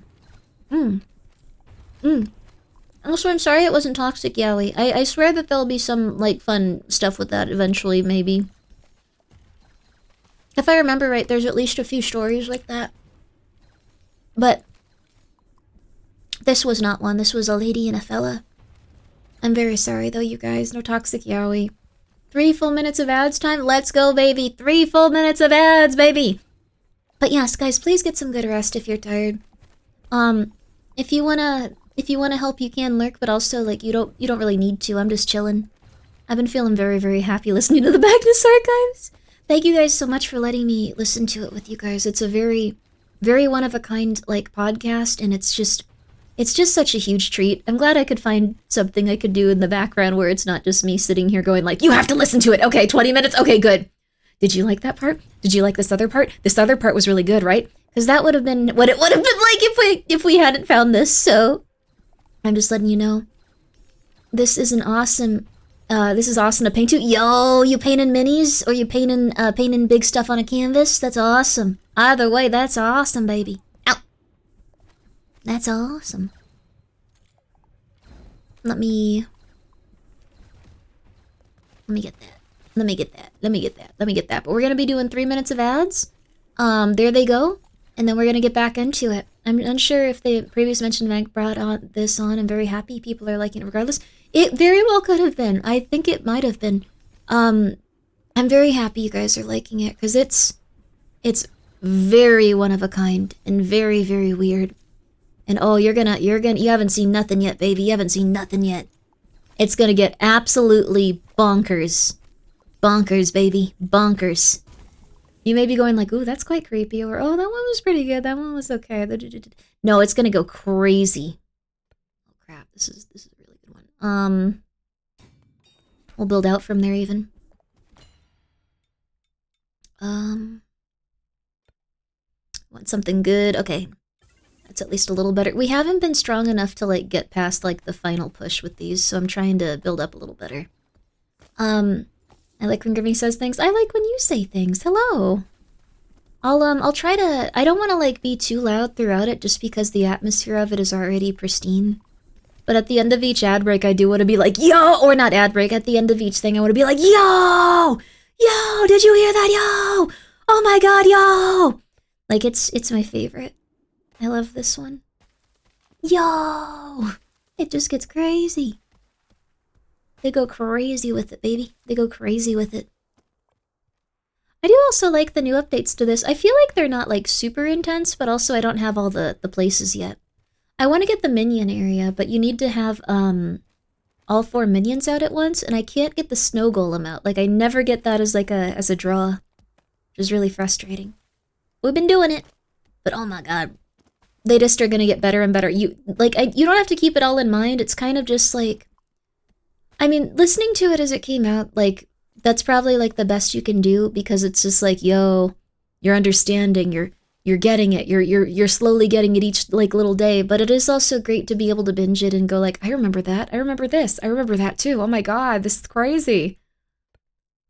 We don't have anything with explosions. That's a shame.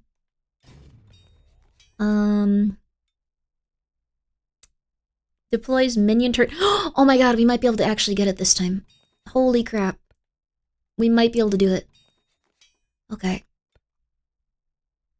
We have 2 minion types, we just need the last one. We didn't get the last one yet. Oh my god, we just need the last one. Okay. We're gonna do it though. We're gonna do it. We're gonna do it. Is that gold or is that... Okay. It's been nearly 5 hours. It's a really good show. It's a really good show, baby. You just wait. You are gonna go crazy for it. You just wait. You just wait. We just need the harvesting minion type and we're good. Okay, come on. Give me that harvesting minion type. Come on. Oh crap.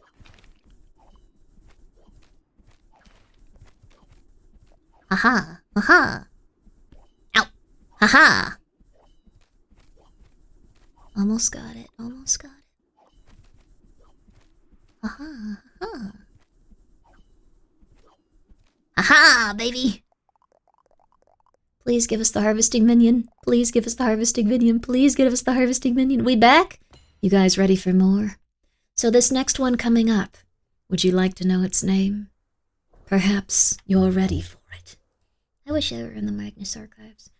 Growing dark. Yeah, baby, yeah! Sorry, calm down, Grimmi. Chill. Chill. Yo, we got it! Okay, cool. That is awesome. That is perfect. That is amazing. Okay. And we just need to live somehow. Rusty Quill presents the Magnus Archives.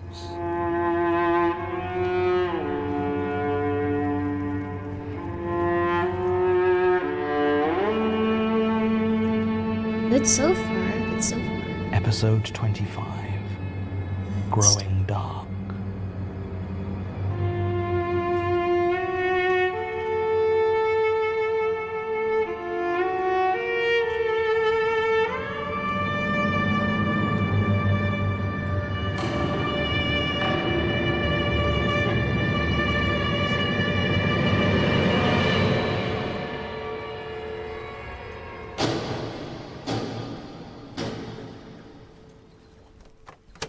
Statement of Mark Billum regarding events culminating in his visit to Hither Green Chapel.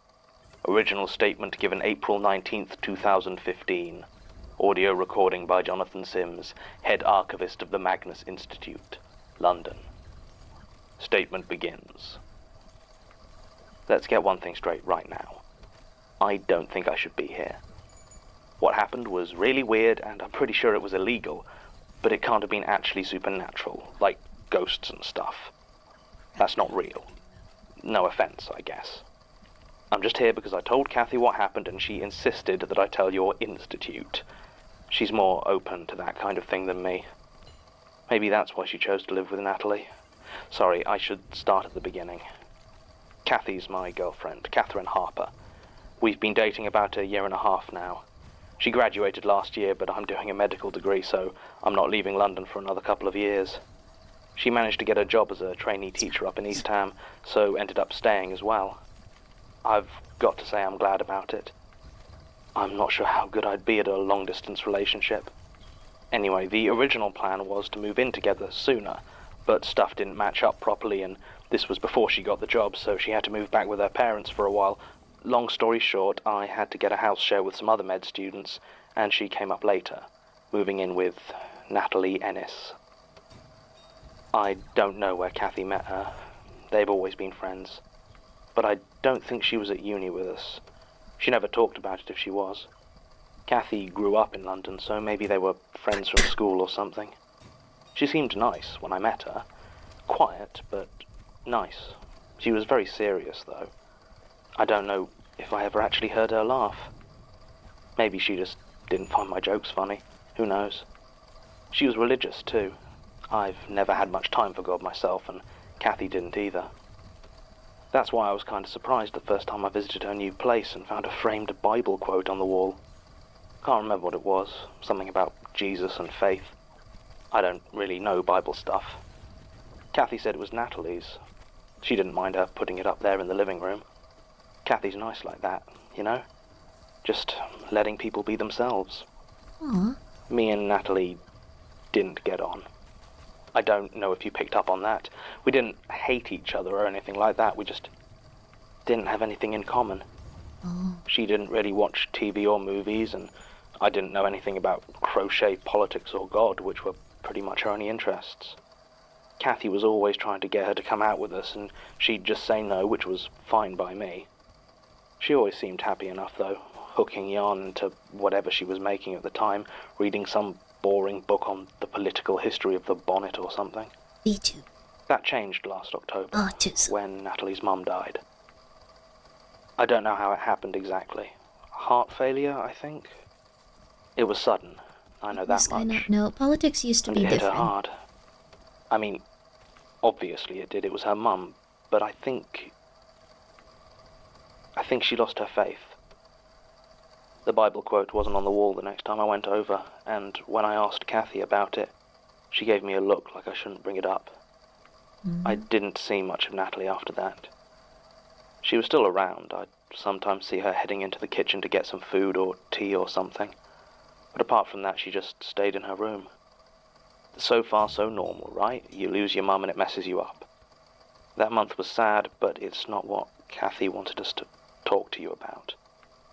No, it was what happened afterwards. It was after Natalie found her new church. It was Kathy who told me about it. This must have been about 2 months after Natalie's mum died. I must have asked how she was doing, if she was feeling any better.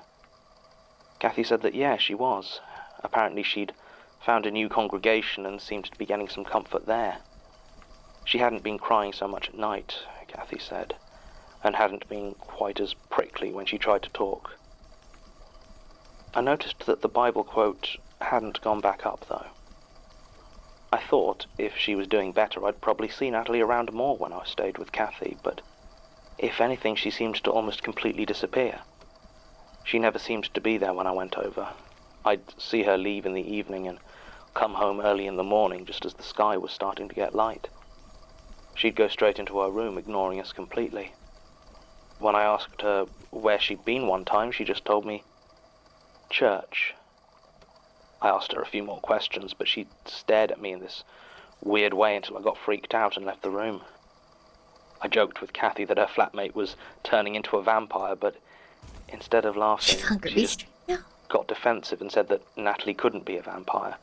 Then she started listing times she'd seen her in the sunlight before just kind of trailing off.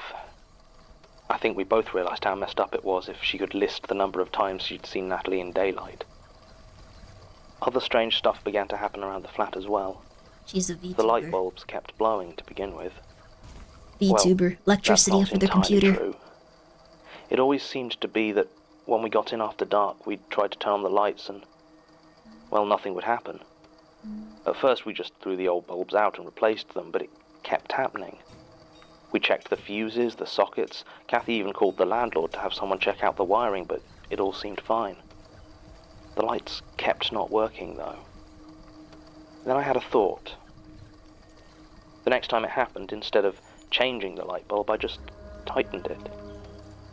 And just like that, it turned back on. The first time this happened, I was so surprised I nearly fell off the chair I was stood on. The bulbs hadn't been breaking. Someone had been unscrewing them. Not much, not enough that we could spot it, just enough for them to not work. I say someone had been doing this, but there was only one person it could have been. For some reason, Natalie had been unscrewing all the light bulbs in the flat every chance she got. That was also when Kathy started to look so tired. She kept nodding off when we went out for dinner and would often zone out if we were watching TV. I asked her about it, but she just brushed it off and said she hadn't been sleeping well. It wasn't until she got so tired she almost walked out in front of a car while she was crossing the road that I finally got her to tell me what was going on. She said that Natalie had started staying home at nights, but she was so loud that it stopped her sleeping. Natalie would wander through the living room and sing in a language Kathy didn't know, and the tune was so discordant that it set her teeth on edge. Natalie would stop singing if she came into the living room, but would then just move to her room and the song would start again.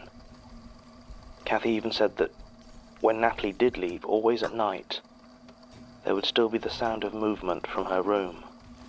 Shuffling, thumping noises, and occasionally the sound of something being knocked onto the floor. She'd come close to opening the door so often, but could never bring herself to do so. It seemed to be louder when she was trying to sleep. And once she thought it had moved into the living room, but she didn't go out to check. So no, Kathy wasn't getting much sleep. She started staying over with me a lot, as she said she just couldn't handle living alone with Natalie. One night, she arrived at my house almost in tears. I took her up to my room and sat her on the bed.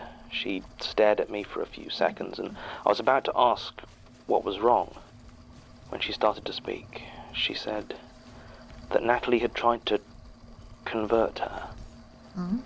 She had come to Kathy's room earlier that night, knocked on the door, very polite. Sound effect in She'd game. seemed cheerier Sound than she effect in had game. since her mum's Sound death, effect and in asked game. if Kathy wanted to Sorry. have some dinner and talk. Now, obviously Kathy had wanted to discuss moving out Sound for effect. months, but she'd never been in a fit state, so she jumped at the chance. The dining room was dark. Natalie must have unscrewed the light bulb again because the switch did nothing. Thin slivers of moonlight coming through the curtains gave just enough light to see the table and 2 bowls at either end. Natalie sat at one end and waved for Kathy to sit at the other. Kathy had wanted to run, but didn't know quite how to do so. She said it would have felt rude, so she sat down and tried to eat what Natalie had prepared. She thought it might have been spinach, but if so, it must have been boiled for far too long, and all that remained was a stringy, limp mush. It was stone cold, and she could barely get through 2 forkfuls before she started to retch. It was so slimy. She pushed it away as gently as she could. She said Natalie just watched, not even glancing at her own bowl. Finally, Kathy managed to get the nerve to speak and told her she wanted to move out. There was silence for a long second.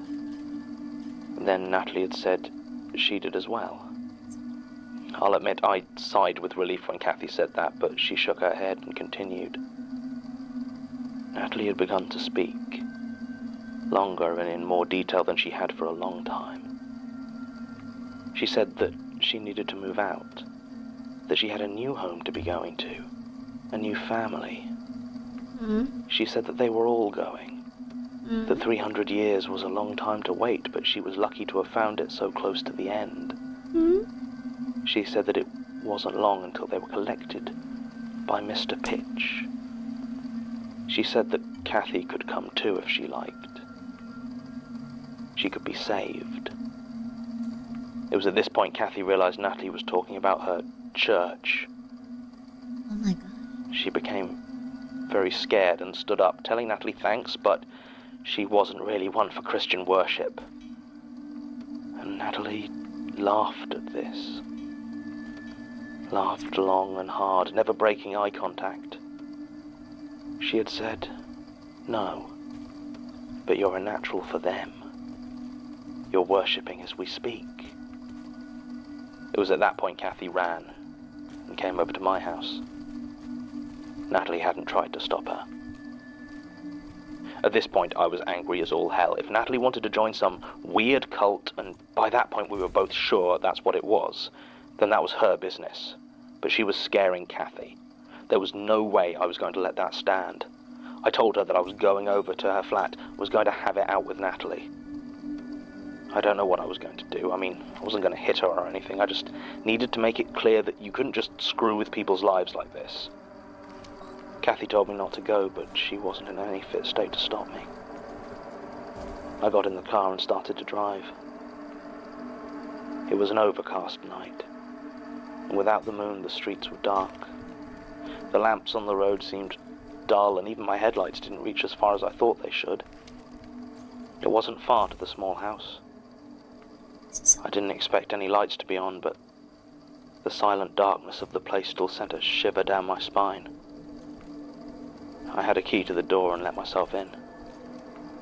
I'd taken a torch from my car, and sure enough, the lights weren't turning on. The hallway was silent, but my nerves were on edge, and I started to look through each room in turn. Nothing. There was no sign of Natalie at all. I stood there, in front of her room. It just had a normal wooden fire door, but my hand still hesitated as I reached to open it. I knew it was empty. By now I was sure she wasn't home. Still, I was starting to feel that fear that Kathy had described, and I saw that my hand was shaking.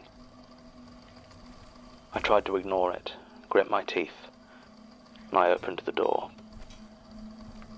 The room inside was empty, as I had thought. But it wasn't just that Natalie was out. It was completely bare. No furniture, no possessions, nothing.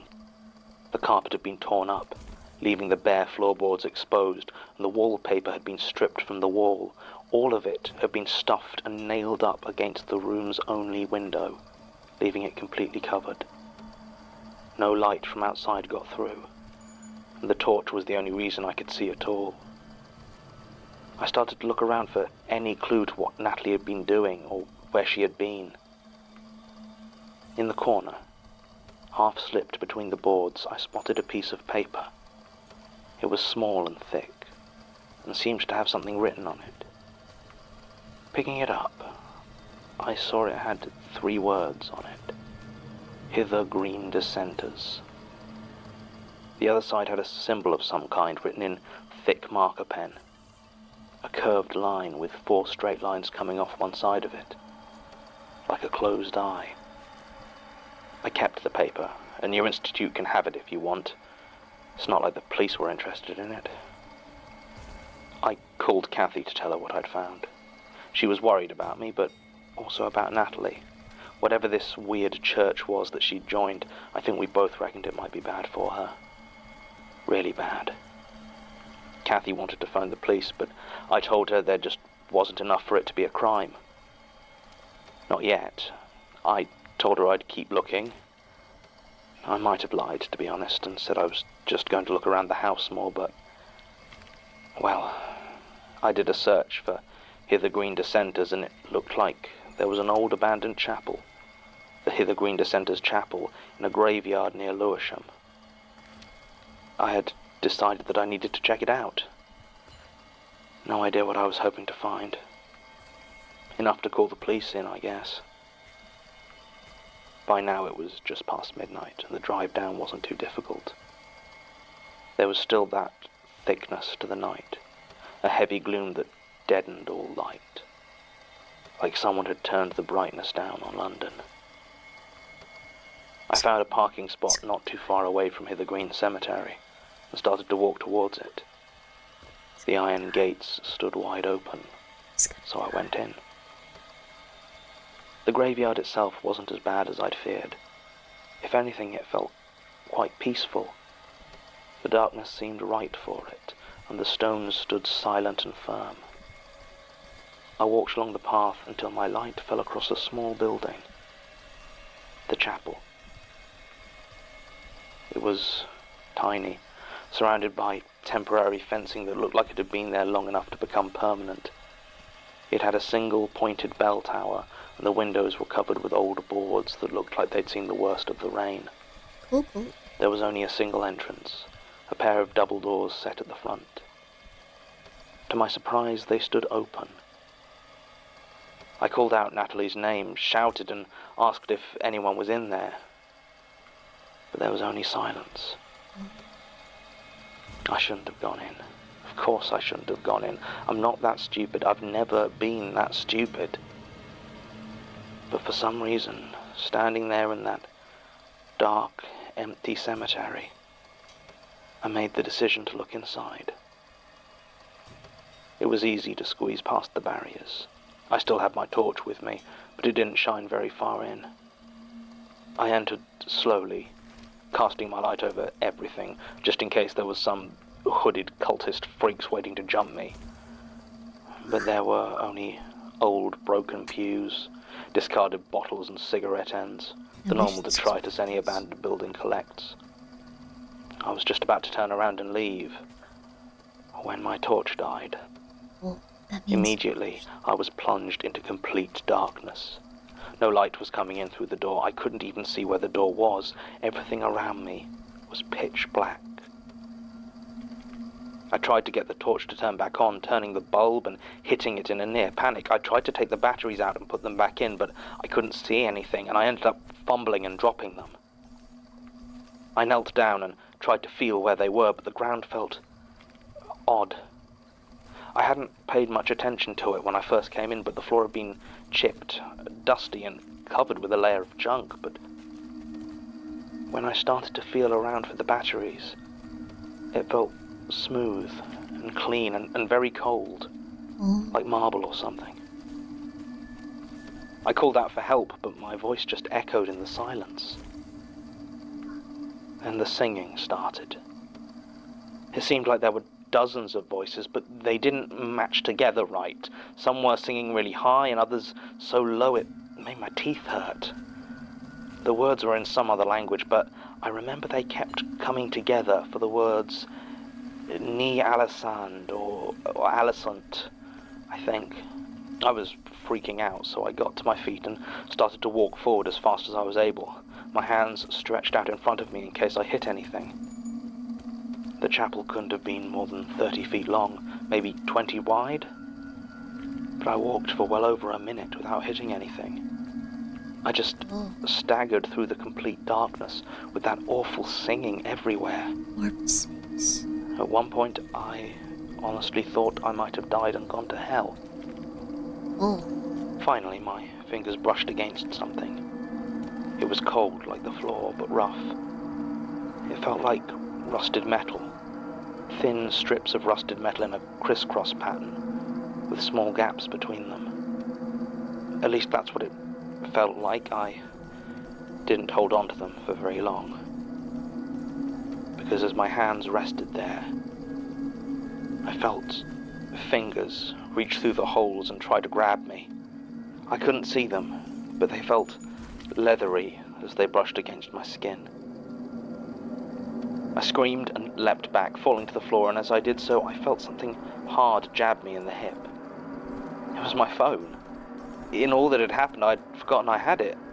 I reached in and pressed the button, and the screen lit up, faint and barely visible, but I started crying like it was the first light I had seen in months.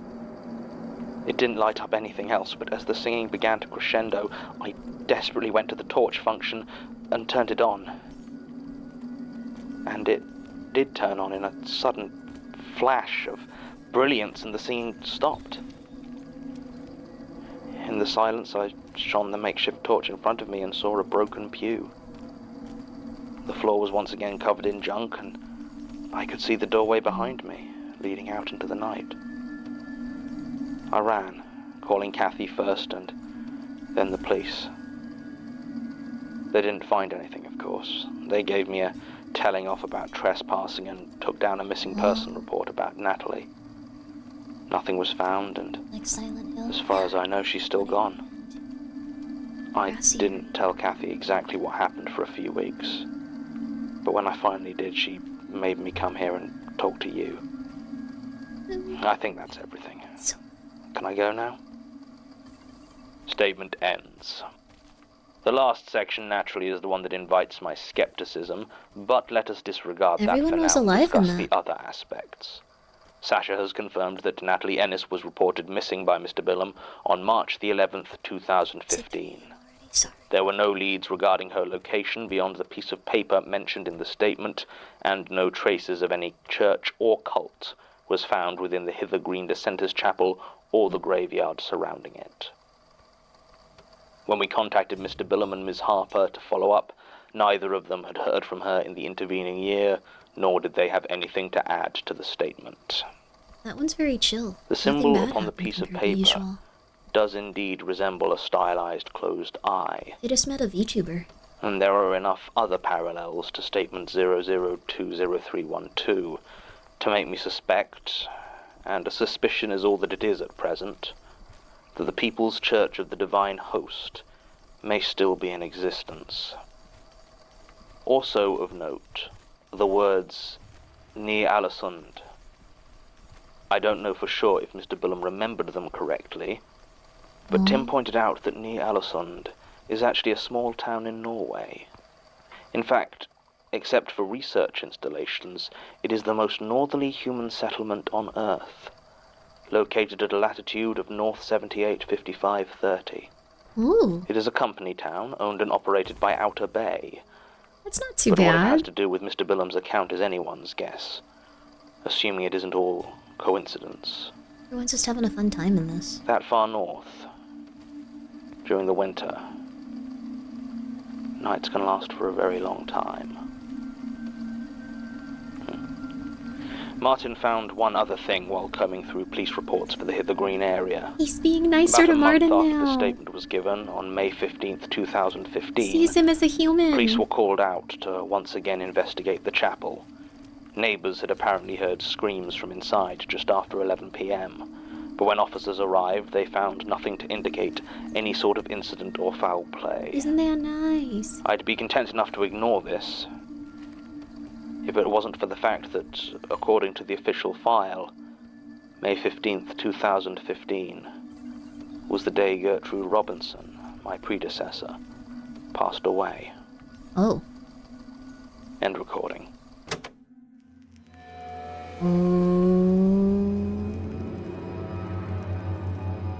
Oh. The Magnus Archives is a podcast distributed by She became a VTuber RustyQuill.com, leaving behind her licensed past under- life. Oh my god, guys, no. That one was so cute, yeah! I like that one. That one was interesting. Like, it had that, like, it had, like, a little bit of a flair, but it wasn't like, and then 35 people they disappeared and they were dead and they were lost forever. It was, like, kind of a chiller one. Graduated from the Magnus Archives? No. I got the Minion Town? I did. I finally got it. I really wanted this one. I'm really happy about it. Congrats. Thank you. It took a while. I like this episode. I like all the episodes, of course, but it's shaping up, baby. It's shaping up. It's shaping up. We're on only episode 26 of 200, but I am going to do this, like, within the next few weeks. Oh my god, we're gonna get that Twitch play button or whatever. I forgot about that. It's gonna happen now. It's probably shooting up compared to before. I'm just like, okay guys, no. We have to listen. 200, I'm gonna listen to all of them. They're good. Best Christmas Tradition. It's a really, really, really good podcast. There's 200. I think the first series is less, I think. Unless the second series is after the 200 episodes. Trust me, it's worth it, though. It's worth it. It's really worth it. Is this one One Piece? Wait, I like One Piece. Never mind, I'm down. One Piece is really, really long. This is also really long. Second series is going by Magnus Protocol. Oh my god, so okay. There's multiple series. There's Magnus Protocol. I have never heard a single episode of Magnus Protocol, but I'm not listening to it until I listen to this again. I'm just letting you know. I'm hooked now. 200 might not even be enough, right? We're on episode 26. It's going too fast, baby. It's going too fast. All right, we're gonna get that we're gonna get the Bleed Purple Chrome Award. That's for 250 million hours listened to, which is a joke. But I really, really, really, really, really like this podcast. If Rusty Quill wanted you to voice act in the series, would you? Of course. I'd be like, yeah. Now, the thing is, me and my husband, we don't usually see spooky stuff. We don't believe in those ghosts or anything. Very weird stuff. I don't believe in it. But what I tell you I do believe in is a good deal. And that's why we happen to be in Mexico. So when I went to Mexico, like, I totally do it. Do they need less camp? They probably need less camp. We can work on it. Contact me. Phone me up, baby. Phone me up. Phone me up. Just give me a call. Give me a call. You know my people. I know your people. Yeah, let's go. Sorry. I wanted to talk like that. None of that is true. It'll never happen. Ain't your husband the umbrella man? And he knows the deal when he finds one. Look at that beautiful suit. He is just a peach in that suit, isn't he? And he has to get the nicest one. Look at him. He doesn't have a lot to work with in terms of features. He has very subdued features. So, he has to make sure he has a good suit on. The subdued features are a little bit much for people. I'll give you that much.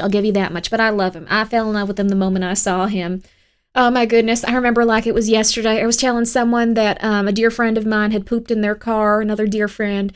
And then after that, I saw him just sitting there on the bench. He had a kitty cat, and I'm a big fan of cats. Cats just make me feel happy because people are horrifying as a woman that cannot trust. So after we got to know each other a bit, you know what? I realized he is just as handsome as he is kind. And Koi, thank you so much for the 500 bits. And also, Kronos, thank you so much for asking. I don't know where the pooping in the car comment came from. I just remember that's what I was talking about. I wasn't doing that. It was someone else, but...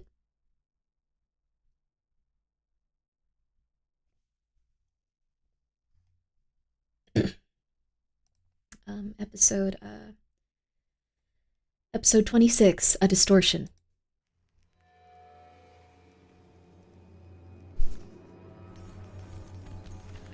Ow, holy crap. What the hell, dude? What the hell? So many y'all. Okay. So many y'all. Okay. Rusty Quill presents The Big damage, Magnus baby. Archives. 30% attack speed. Actually, I don't know where that would go. For here, I guess? Episode 26. A Distortion. Yeah, baby.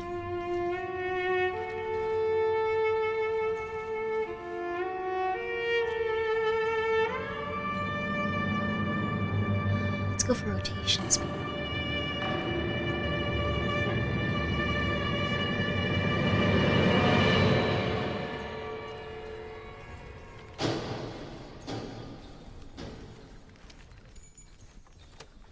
Are you sure you're alright to do this now?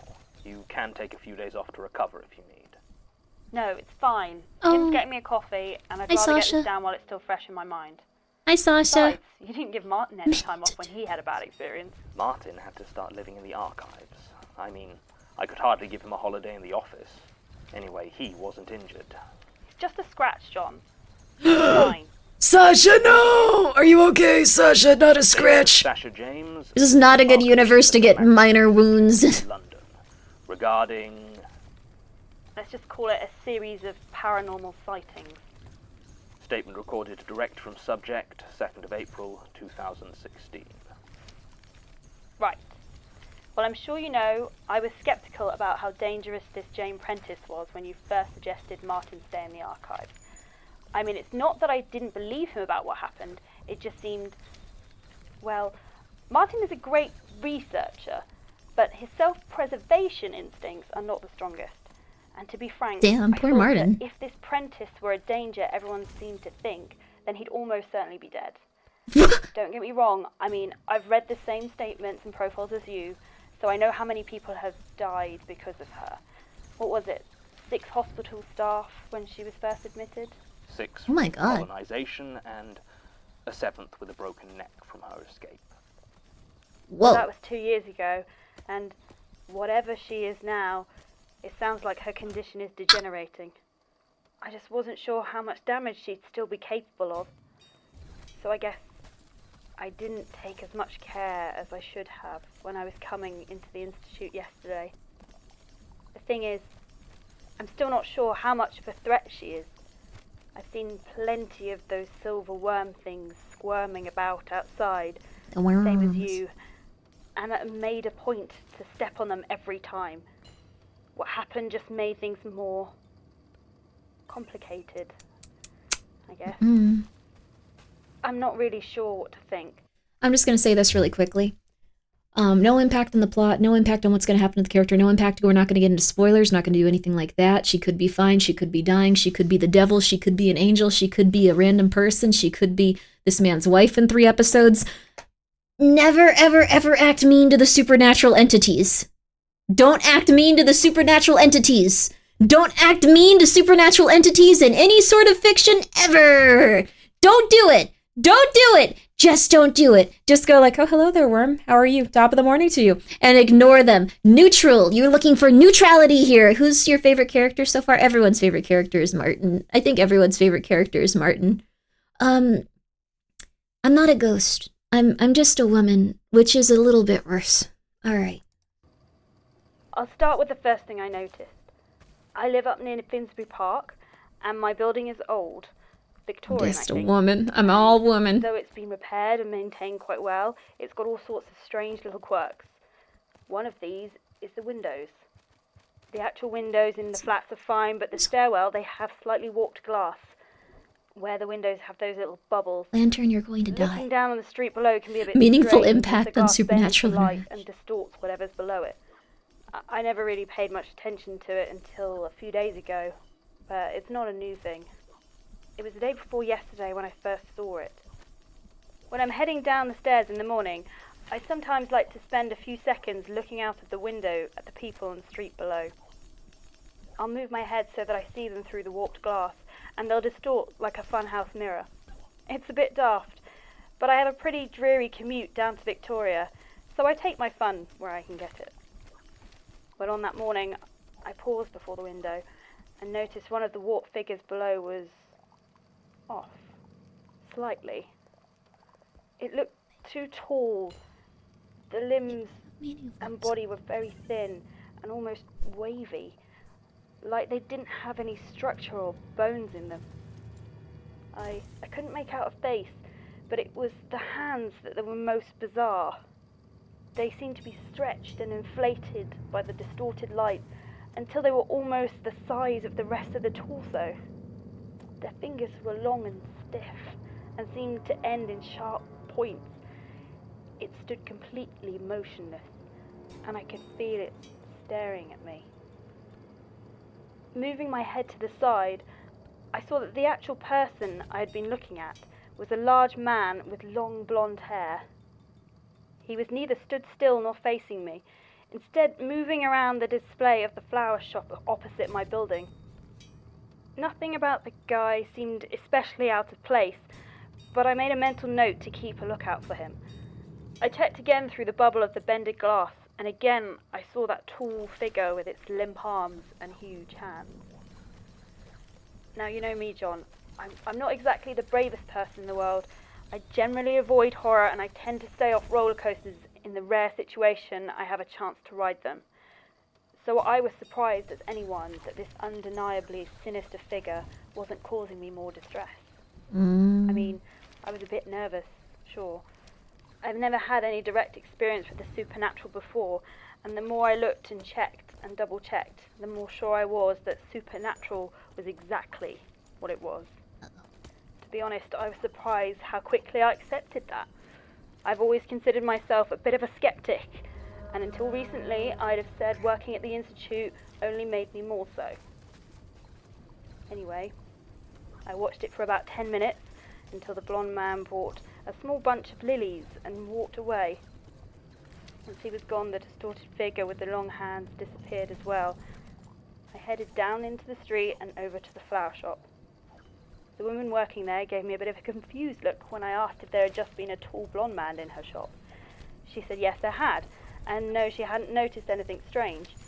And was I looking to buy some flowers? I was quite confused myself, and on a bit of an edge when I left. I was already late for work though, so I decided to ignore it and just keep an eye out. Sure enough, it wasn't too long before I saw him again. There's a small cafe I generally pop into when I head to work in the morning. I love the Institute's building, of course, it's beautiful, but from a money point of view, I really wish it wasn't in Chelsea. Everything round here is so expensive. I generally walk down from Victoria Station. It's a long walk, but quite pretty, and it gives me a chance to pick up a coffee on the way. As I said, I was running late that morning, so I was a bit conflicted about whether to get one, but as I looked in the window, I saw a familiar figure at one of the corner tables. Again, the blonde guy wasn't looking in my direction, nor did he seem to give any indication that he was aware of my existence. He was there though, and I was on the verge of walking in and confronting him when I noticed the time and decided getting to work was more important. Besides, what's that old saying? Once is happenstance, twice is coincidence, 3 times is enemy action. I decided that if he turned up a third time, then I would ask him something. I don't really know what I was planning to ask him. Are you secretly a monster? Probably would have been a great opener. When I got here, I realised I needn't have worried so much about the time. Enemy action. You were having some argument with Tim about, who's that architect he's obsessed with? Robert Smirk. Yeah, that's the one. So I was starting to regret So not getting angry. coffee and talking to tall, blonde and monster, since it didn't seem like I'd have missed much. I got on with my work, did some filing, cross-checked a few statements with police incident reports. I mean, I guess I don't need to tell you what a day working the archives entails. It was a quiet day, aside from when Martin thought he saw one of those silver worms and we spent half an hour checking for it. Yes, I remember. Come on, it's not his fault he's being stalked by some weird living hive. I know. But it would have to have been Martin, wouldn't it?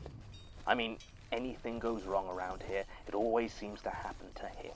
Be nice. Anyway, we're getting off topic. Why didn't you report this? Be nice. If a member of the public came in, you would have torn that statement to shreds. No, I figured I'd get more evidence, or it wasn't worth mentioning. Nothing else had happened until I left work. It must have been about 6:30, so the sun was just about starting to go down, and I headed back up towards Victoria. The first thing I noticed out of the ordinary was that the cafe was still open. Normally they shut up about 6 o'clock, but the lights were on and the door was open. I couldn't see anyone behind the counter though, and there was only one customer. He sat there in the exact same position he'd been in that morning, drinking what could easily have been the exact same coffee. I looked around to see if there was anyone else who could confirm what I was seeing. The street was empty, but as I looked, a car drove past. In the curving glass of its tinted windows, I saw him there, the weird, distorted body, rail thin and limp, the hands huge and sharp. And then the car passed on, and I turned back to see a normal-looking man.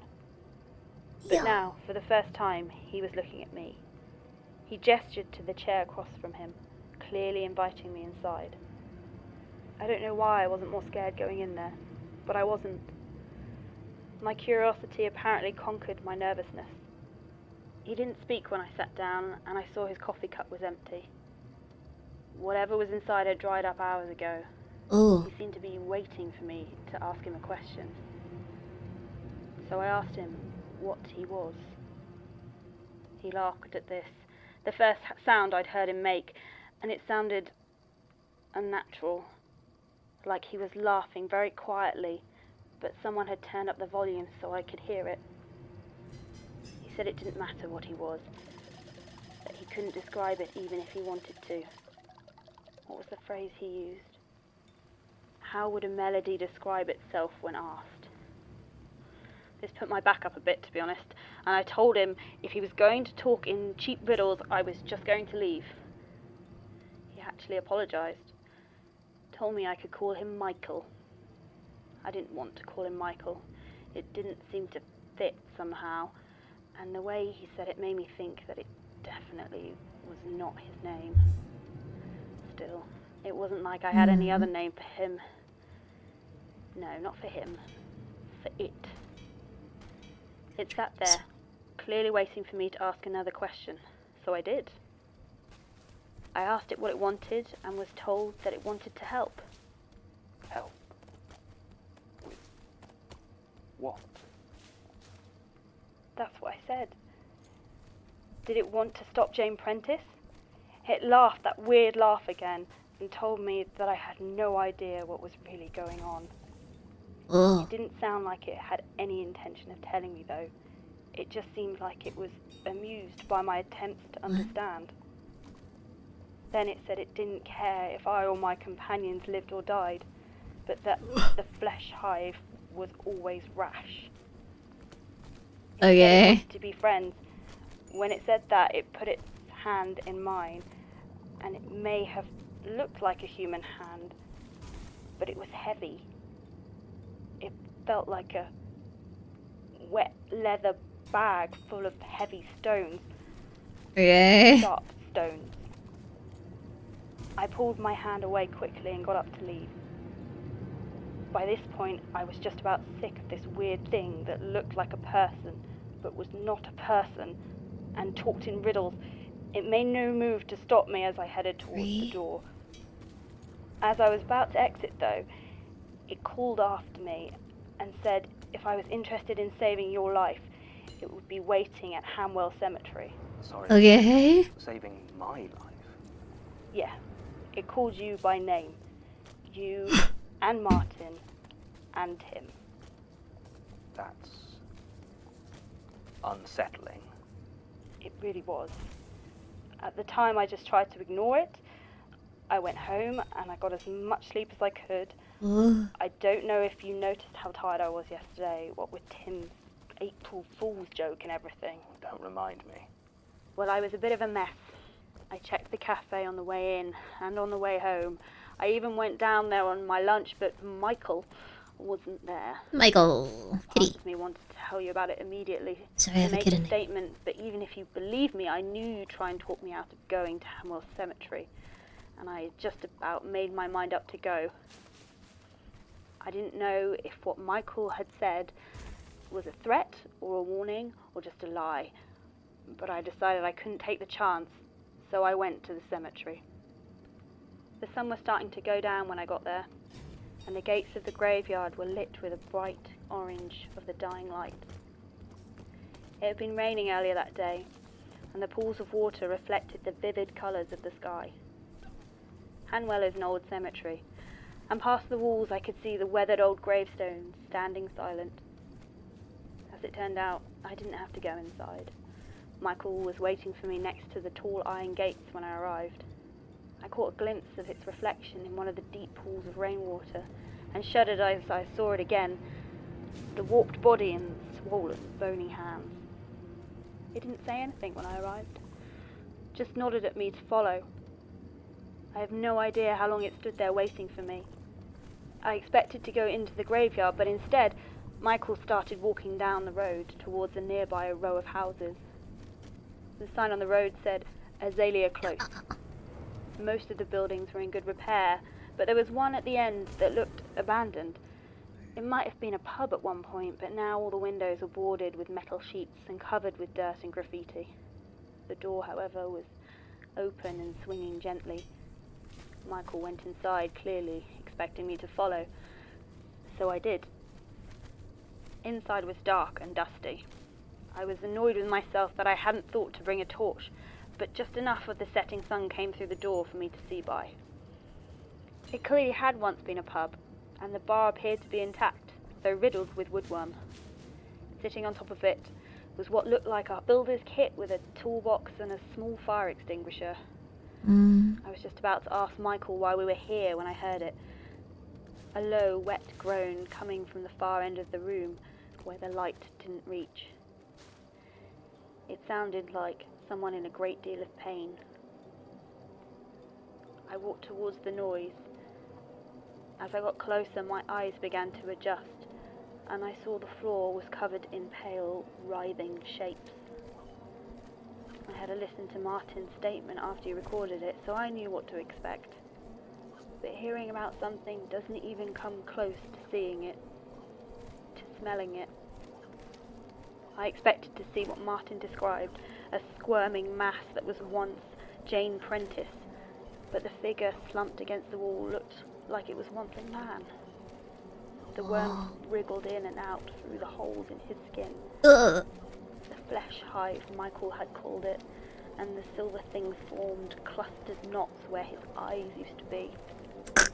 I couldn't help it. I gasped. It wasn't a loud sound, and given how sick the whole situation made me feel, I think I actually was quite composed. It was loud enough, though. The head snapped around to face me, dislodging a small cascade of twisting shapes. The mouth opened as he tried to scream, but that wasn't what came out of his mouth. The worms also seemed to have taken notice and began to move towards me at an alarming speed. I backed away, but slipped on a piece of loose wood and fell into the bar. I glanced desperately at Michael, but it just watched me, its face unreadable. I started to try and stamp on the worms as they approached, but there was just too many of them. Staggering to my feet, I felt my hand come to rest on something cold and metal, the fire extinguisher. Without thinking, I pulled the pin out and squeezed the handle. A cloud of gas shot out, and to my surprise, the silver worms began to shudder and recoil, shriveling and dying. I began to walk forward, catching every last one in the jet of gas. Finally, I found myself standing over the mass of pitted and hollow skin that was once a man. He shuddered violently as the gas engulfed him, and then lay still. I was breathing heavily, and the CO2 from the fire extinguisher was making me feel lightheaded. For some reason, I felt like I should check his pockets. They were empty except for a wallet. It was stained with blood and other substances, but the name on the driver's license was still readable. Timothy Hodge. As I stood there, staring at the wallet, I felt a sharp pain in my right arm. I looked up to see Michael reaching into my shoulder. Its fingers were long and distorted as they reached through my skin, cutting it like paper. Oh. I screamed. After a few seconds, it withdrew its hand. Held there was a single silver worm, wriggling pathetically in its grip. I hadn't even felt the thing burrowing into my arm. After that, it's all a bit of a blur. I remember I was going to phone the police, but Timothy Hodges' corpse was gone, and I was worried about trespassing, so I just sort of wandered away. Michael, or whatever it was, had gone as well. Eventually I found my way back to the Institute, where I must have woken up Martin, and, well, here we are. Yes, I suppose we are. So, what do you think? I don't really know. We can look into it more later. I should really quit, you know. We all should. I don't think this is a normal job. I don't think this is a safe job. But who else will do it? Do you want to quit? No. I'm just too damn curious, I would want to do it. I suppose. You? It's nice. You help people. Whatever's going on, I need to know. Michael saved her? It sounds like it. It sounds like she was infected by the worm, but Michael saved her. Obviously, who knows there is why? little we can really do to follow up Sasha's experience. If it was any of the others, I might have cause to doubt, but she has always been the most level-headed of the team. And if she says that this is what happened, then I believe her. Dang, what the hell did she do? You don't believe, like, grieving widows that are just like, my little girl! Making his statement in late 2014 has been something of a concern since I discovered it. It seems odd how different the effect of Prentice's infestation was on him and Harriet Lee, but without more information, I don't have a working theory on why that might have been. The thing that most disquiets me about Sasha's statement is this Michael. She seems pretty convinced that he was not human, at least not in the conventional sense. Almost every statement I've catalogued has engaged with the paranormal in some form of antagonistic relationship. The idea that there are things out there like that that want to help us. He knows she's not an idiot, but he hates Martin. Martin. More uncomfortable than the worm-infested creature stalking the Institute. Sasha has taken a few days off to recuperate, and I'm having a word with Elias about getting some extra CO2 fire extinguishers for the archive. 6, 7. Recording ends.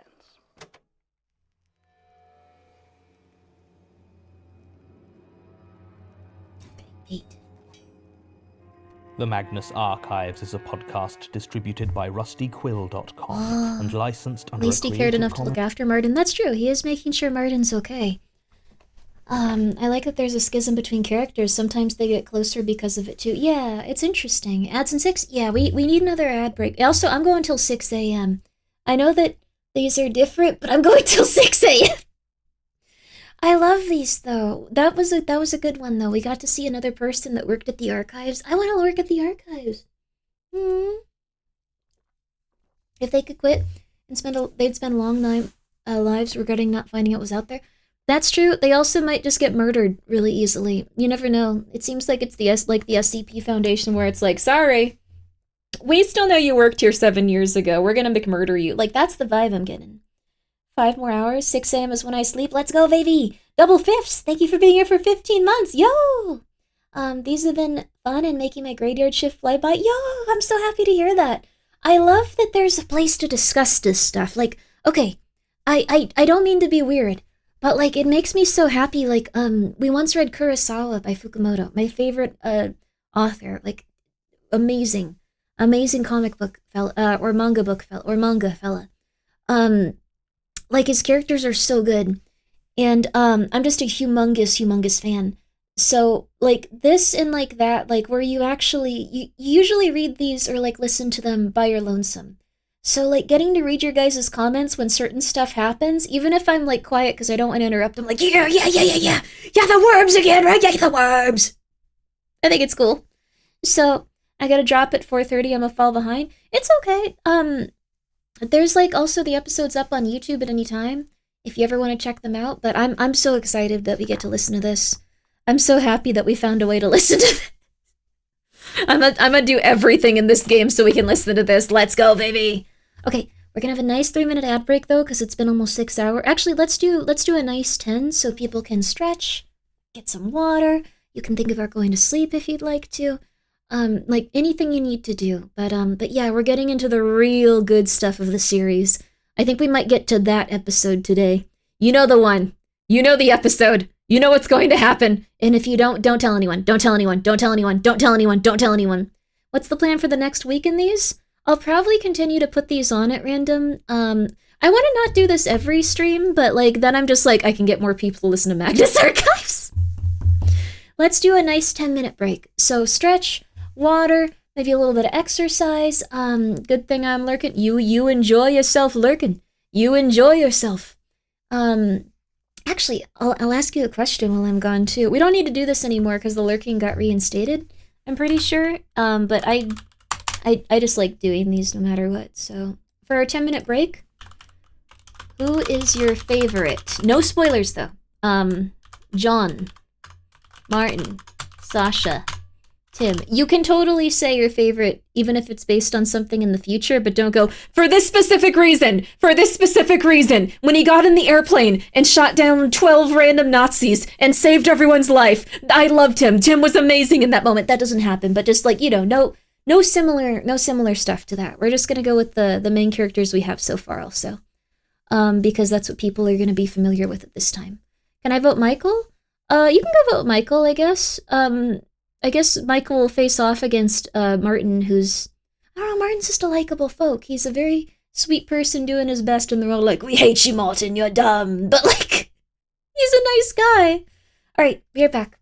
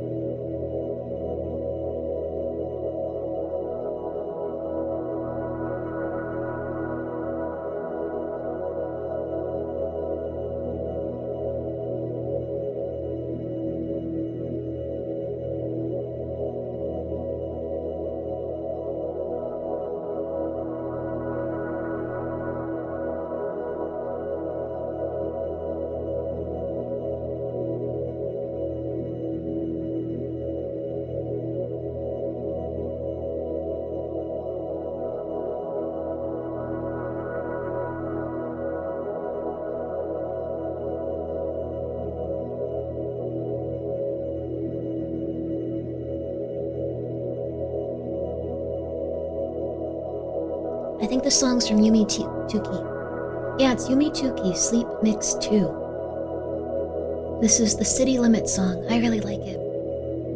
Sorry that took so long. It was really funny, but everyone... You feels like you left your PlayStation on without my disc? Yeah! Everyone's playing Voices. all those people that were packing sauce, they don't have much to do right now, so they're all just playing Voices of the Void. So that was cool, but then it was like, yeah, you gotta turn this floppy. Yeah, you gotta put it into the system. Yeah, you gotta go into the viewer mode. Yeah, you gotta click that. Yeah, you gotta click that 3 times. Yeah, they don't want the other one yet. So I was helping them. It was cool. I thought that was really fun. I thought that was awesome. Okay, so now we're back on it. Alright. We are now on a sturdy lock. A sturdy lock. I hope you're excited, baby. This episode's gonna be even better. Also, it looks like Martin was your favorite. A sturdy lock. So everyone, please get ready to enjoy yourself. We are almost getting to the scary, good, crazy episodes. Oh my god. I'm not sure. This one's your favorite? Oh my god. Have you introduced them to the Magnus Archives? Have I? Is this the one? Is this the one? I'm excited. Oh wait, controller. Excited. Oh my god. Also, I could play this game apparently for like 17 hours straight. Rusty It's getting kind Quill of scary. presents The Magnus Archives. Oh baby! Trust me, it's gonna get good! There's a reason that everyone finishes this series and then they're like, crap, I need to get more people to listen to this. Episode so 27. A Sturdy Lock.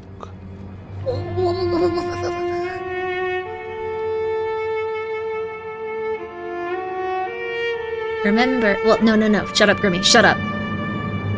Shut up, Grimmi. Don't talk. Also, we're trying to keep our little area like very small on this one. 6, 7. We want it to be under 15.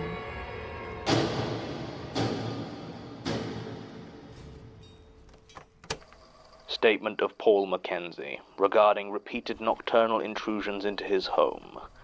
Original statement given August 24th, 2003.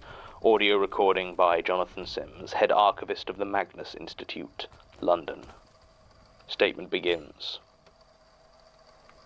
It's strange to live alone. Maybe not if you're used to it, I suppose.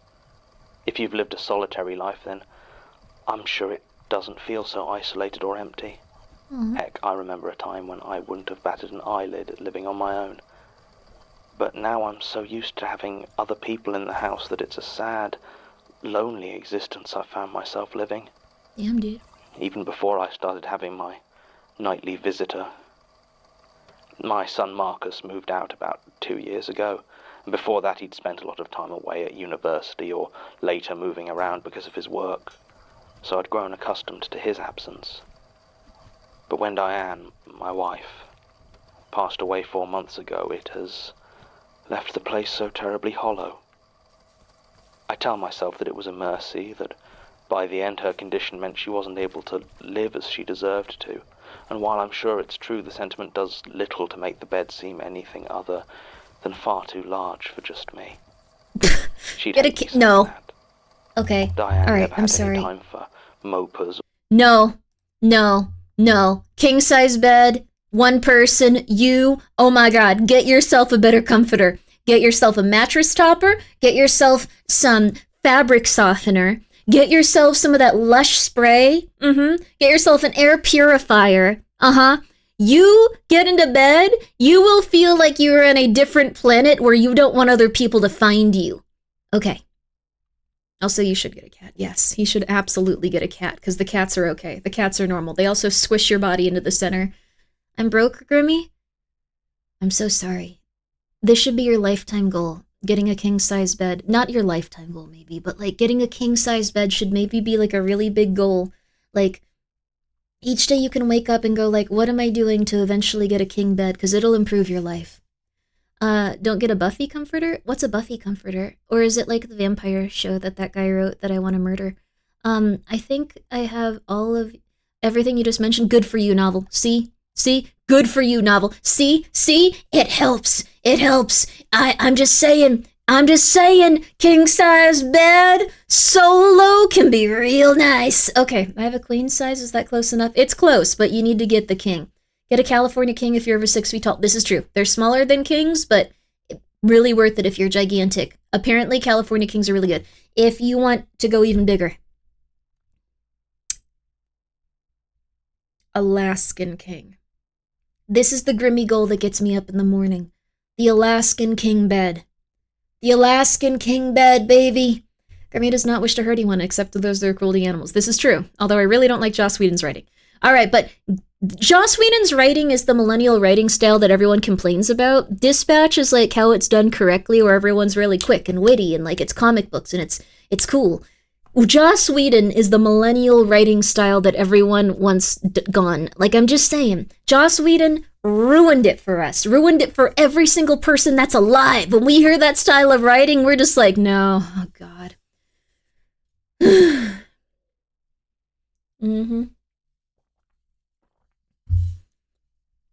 Oh man, an Alaskan king wouldn't fit in your room. I'm so sorry, novel. I'm eventually getting an Alaskan king. I'm getting an Alaskan king. I will work my life around it. Whedon also did it correctly. It's the imitators that are a problem. Oh, I hated Whedon's writing. I'm so sorry. I was a big Whedon fan when it came to well, actually, I guess I only saw the stuff after the fact.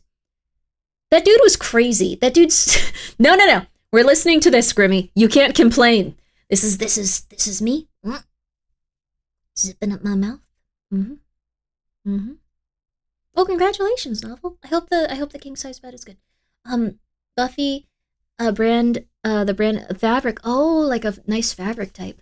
I have really weird sheets that I just use really good fabric softener with, but they're like goth looking ones. I don't know how else to put it. They have weird lace on them. I don't know. What do you expect? Whedon stuff is very good compared to the alternatives 20 years ago. Yeah, that's true. I mean, I think that's just, it was the best writing at the time, but no, it wasn't. No. Wait, was Whedon before Monk and Psych? Because Monk and Psych were the best TV shows. Monk and Psych were the best television shows. I do have the Victorian woman dying of illness in her bed aesthetic, yeah, but Joss Whedon and Neil Druckmann write an amazing story together. A small cat. We need to talk. You're a cat, so I can't time you out or ban you. But no. Whedon popularized the style and did it best. I think that Whedon was not very good at writing, but I completely respect that he seems like someone that you really like a lot. So I'll stop being rude about it. I just really didn't like Firefly. I really didn't like that. He was prostitute women are the most powerful women ever, and they deserve all of the respect in the world. And then his main character was the only one that really interacted with her very heavily, and then he just called her a whore and went you suck all the time, and he was I'm talking to you like a whore because I respect you. And I was this Whedon has problems with women. I don't usually think that's a problem if someone's writing something. I respect that they're just in a different place. But Whedon was also the type of person that was a super huge feminist. So I was getting progressively more angry at him and just going dude, you can just pick a lane. He's got a problem, but he's also a good writer. I think that he had some good concepts, but I think he needed someone to phone him in and go hey, no. He needed he needed a co-writer that would go no. No. He was a performative feminist. His ex-wife has stories, as most feminists are. I don't know. When it's women, I'm okay, that's cool. But when it's guys, I get a little bit nervous. I'm gonna be real with you. I've met so many people that identify as very intense feminists, and then they turn out to be scary bad. But I don't know. This is just what I've encountered. He needed someone to write her on, especially in regards to certain female characters. Yeah, I think so. I think it was weird that also he wanted to write these female characters that were strong, but he always just made them cosmic, and just I sure do understand how an engine works. I see the sparkles in it, and then I twist the bolt here. I never went to school. I can't read. That was a little weird, right? That was a little strange. They could have made her not like a space fairy. I don't know. Everyone was also naked. A little bit racist too. I forgot about that one episode. A little bit racist. Anyways, I don't know. A little, yeah, I forgot about it. I mean, some of the characters were really nice, but dear God, Firefly. I think Firefly. Okay. We're listening to something where no one's racist. Well, there might be racist characters in it, but they're and we're listening to something that I can't say anything about it because it's gonna spoilers. Don't worry about it here. Or people who wallowed in self-pity, but after 40 years of marriage, I think I've earned it. Anyway, get yourself a king size. The thing about living in a house full of people the is atmosphere. that you can just ignore any noises that you hear in the night. Is that a creak on the stairs? It's probably just someone going down for a glass of water. Was that a thump? Probably Marcus, up too late and accidentally knocking things off the table. Get a cat. I know it doesn't actually make you less likely to be robbed or broken into, but you stop panicking about it every time you hear the slightest noise from outside your room. I think that's normal, at least. I've never considered myself to have a nervous disposition, but maybe other people just get on with things and don't worry so much. Get a cat. Still, since Diane died, my nights have become a constant vigil. No house is silent if you listen hard enough. And since ending up alone, I have been listening so hard that at points I have to remind myself to breathe. Now every soft groan of the settling house is the sound of some violent thug or burglar in my home, waiting to see if they need to kill me. Marcus has suggested I get a pet, so the house doesn't feel so empty, but I've never had a pet before. Get one. And I'm too old to learn now. What? What do you think you need, a degree? How alert and paranoid I generally am when trying to sleep in an empty house, I'm sure you can imagine my terror when I heard something outside my room one night about a month ago. I've lived in the same house since I married Diane, and I know every squeaky floorboard. It was the one just at the top of the stairs. I waited, desperately straining my ears to hear any other sound of movement. I had heard no windows break or doors open downstairs, and I definitely hadn't heard anyone coming up the stairs. But I was convinced there was someone there. I could feel their presence, waiting on the landing. Had they realized how loud the floorboard was? Or they stood there, motionless, listening for any movement from me just as keenly as I was listening for them? Then the sound came again, and I was sure there was someone stood at the top of the stairs, but rather than staying there, I began to hear the heavy tread of what was unmistakably footsteps. At first I simply lay there, paralyzed with fear, thinking that I would just stay. Let them take anything they wanted from the house and call the police once they had left. But from what I could make out, they didn't seem to be going into any of the other rooms. They were slowly and deliberately walking towards my bedroom. The door does have a lock on it, but it's been so long since I even thought to use it that at the time I couldn't even think where the key might have been. My heart almost stopped when I heard the door handle rattle, ever so gently as a hand was placed upon the other side.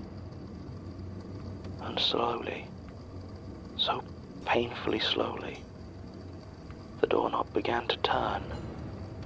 In a burst of adrenaline I didn't even know I was capable of, I sprang out of the bed and across the room. I seized the handle and twisted it back the other way, using both hands to try and match the strength of whoever was on the other side.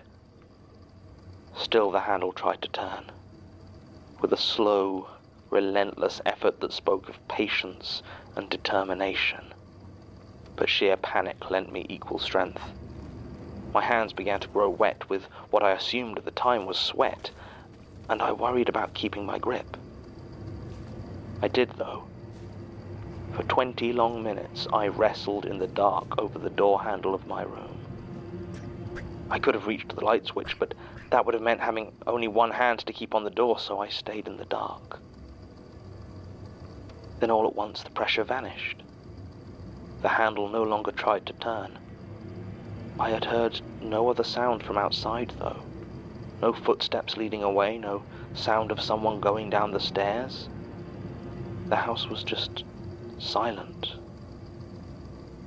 I stood there for the rest of the night, the handle gripped tight, and it wasn't until the first rays of sun peeked through the windows that I found I had the courage to open my bedroom door and look outside. Nothing. I was so stiff that I could barely walk back to my bed and dial the number for the police. It was as I reached for the phone that I looked at my hands and saw that what was on them was not sweat. It was blood. I checked all over my hands and arms for cuts or injuries. Nothing. And the door handle was completely clean. I washed my hands thoroughly before I dialed 999. The police came and they listened patiently to my story. They checked all around my house, but there were no signs of any intruder. All the windows and doors were still firmly locked, and there was no sign of forced entry, nor had any of my possessions been taken or even moved. The officers assured me that it was no problem, that they were happy to help, all in that tone that told me that they thought I was just a senile old man hearing things in the night. I thanked them as they left, even though they had been of no help whatsoever, and spent the rest of the day searching for the key to my bedroom door. I found it in the end, and hoped that with it firmly locked, I could sleep a bit easier that night. I was wrong. When evening came, I tried to sleep. At least, I had convinced myself that I was trying to sleep. Actually, I was listening for any sign that the intruder had returned. Every creak of the house settling, every whine of the pipes sent me into a state of near terror. By 2 o'clock in the morning, I had heard nothing, and had almost convinced myself that I would not be visited again, when there was that slow, ominous creak of the floorboard at the top of the stairs. As before, the footsteps approached my bedroom, heavy and methodical. I turned on my bedside lamp and watched as once again the handle of the door began to turn. I could see the pressure being put on the door by whoever was on the other side. But it was locked, and as the door failed to open, there was a long pause. Then it began to turn violently back and forth, rattling and banging as it rotated with such force that I worried it might come off entirely. I let out a cry as the assault intensified and phoned again for the police. It took them 12 minutes to reach me, and all the while my bedroom door shook with the relentless turning of the handle, but the lock held firm. As soon as the doorbell rang, it went immediately still and silent. I didn't want to unlock and open the door, but if I didn't, the police officers might break down my front door, or even worse, leave. What happened next was almost identical to what had happened the day before, except this time there was less gentle tolerance in their voices when they spoke to me. I got the clear impression that if I called them again without proof, there would be undesirable consequences. One of the two muttered something about how difficult it must be for me to live on my own, a message I got loud and clear. I have no intention of being put in a home. And so, for the last month, I have lain awake almost every night, as whatever it is beyond the threshold of my bedroom tries with all its might to get in. I watch the doorknob obsessively, always waiting for the signs of that gentle turning. The first ones are always so slow. I tried to get proof for the police. I got Marcus to stay over with me a few nights in the hope of either scaring the intruder away or having a witness who could corroborate my story. Those were the only nights I got any peace. Nothing came up to my door when he was there. In some ways it was a relief to have a way of ensuring I could sleep. But it gave me no evidence to convince anyone, and I know he didn't believe me when I told him what was going on. He just looked worried when I brought it up, and I didn't mention it again. Unfortunately, I can't get Marcus to stay with me every night.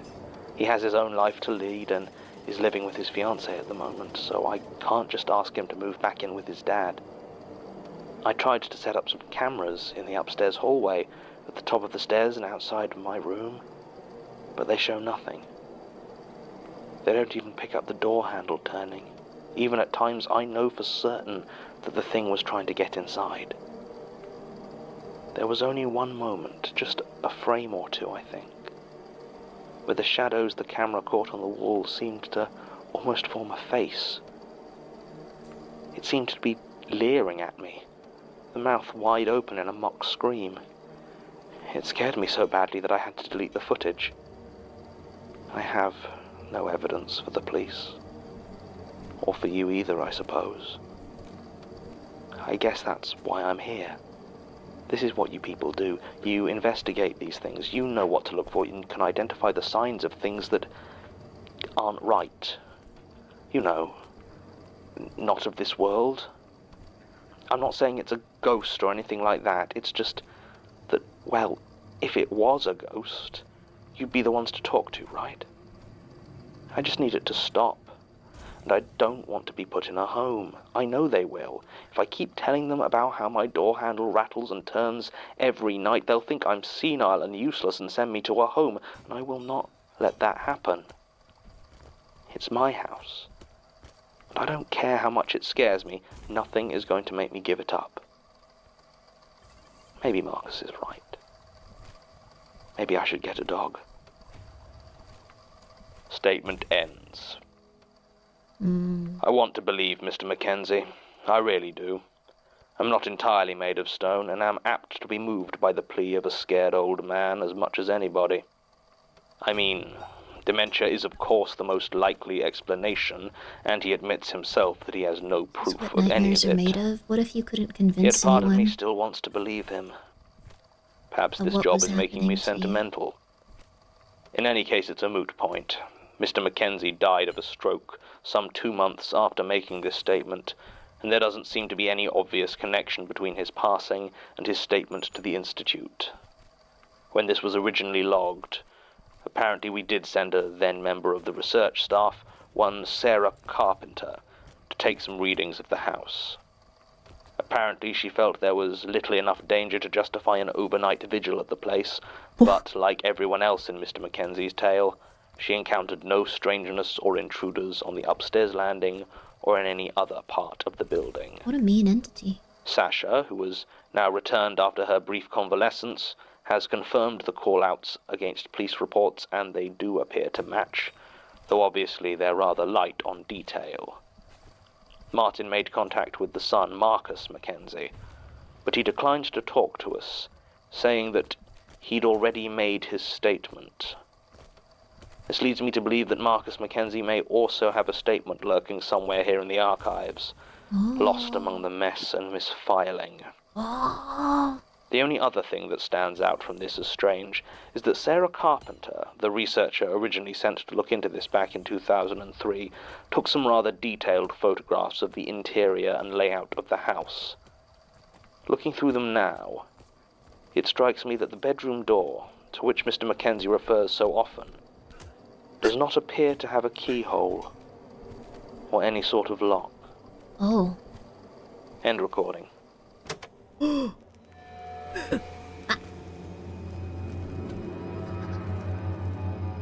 Interesting. I feel too high for this. It's scary, isn't it? Distributed by rustyquill.com.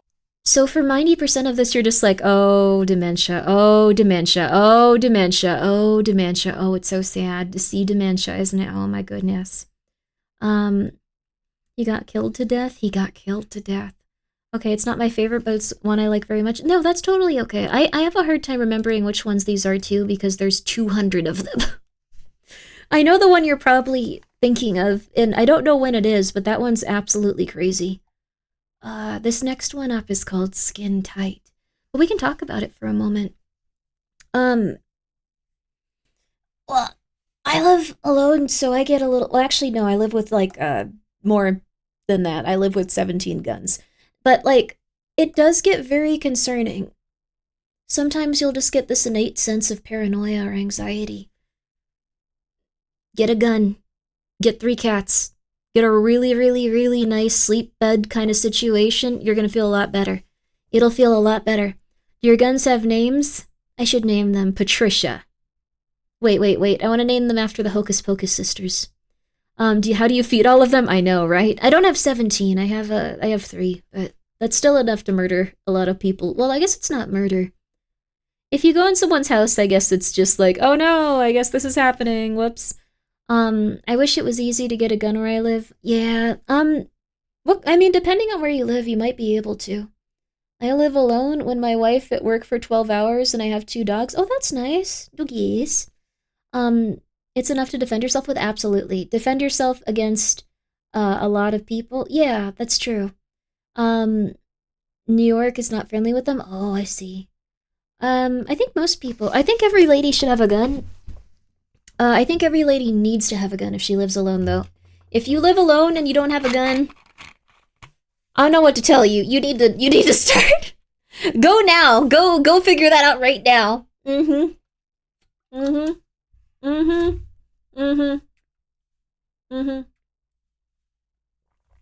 should have a cannon with grape shot as the founding fathers intended, Around the corner.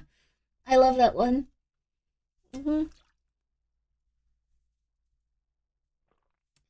If you live where you can't have guns, get a sword and shield.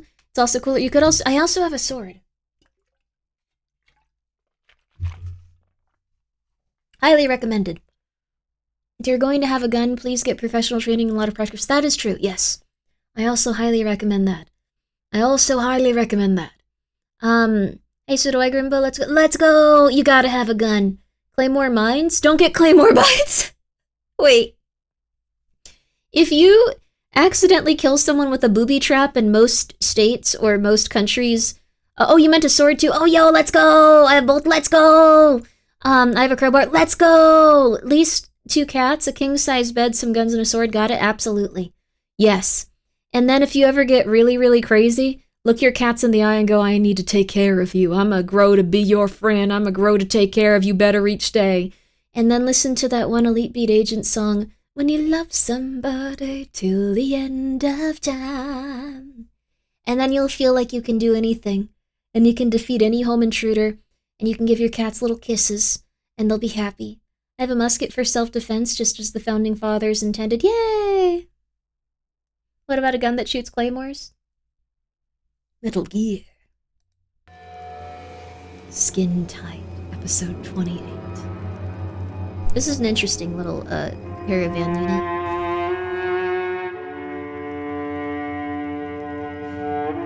I feel like we have to be so careful here. Rusty Quill presents The Magnus Archives. Glad these don't stack.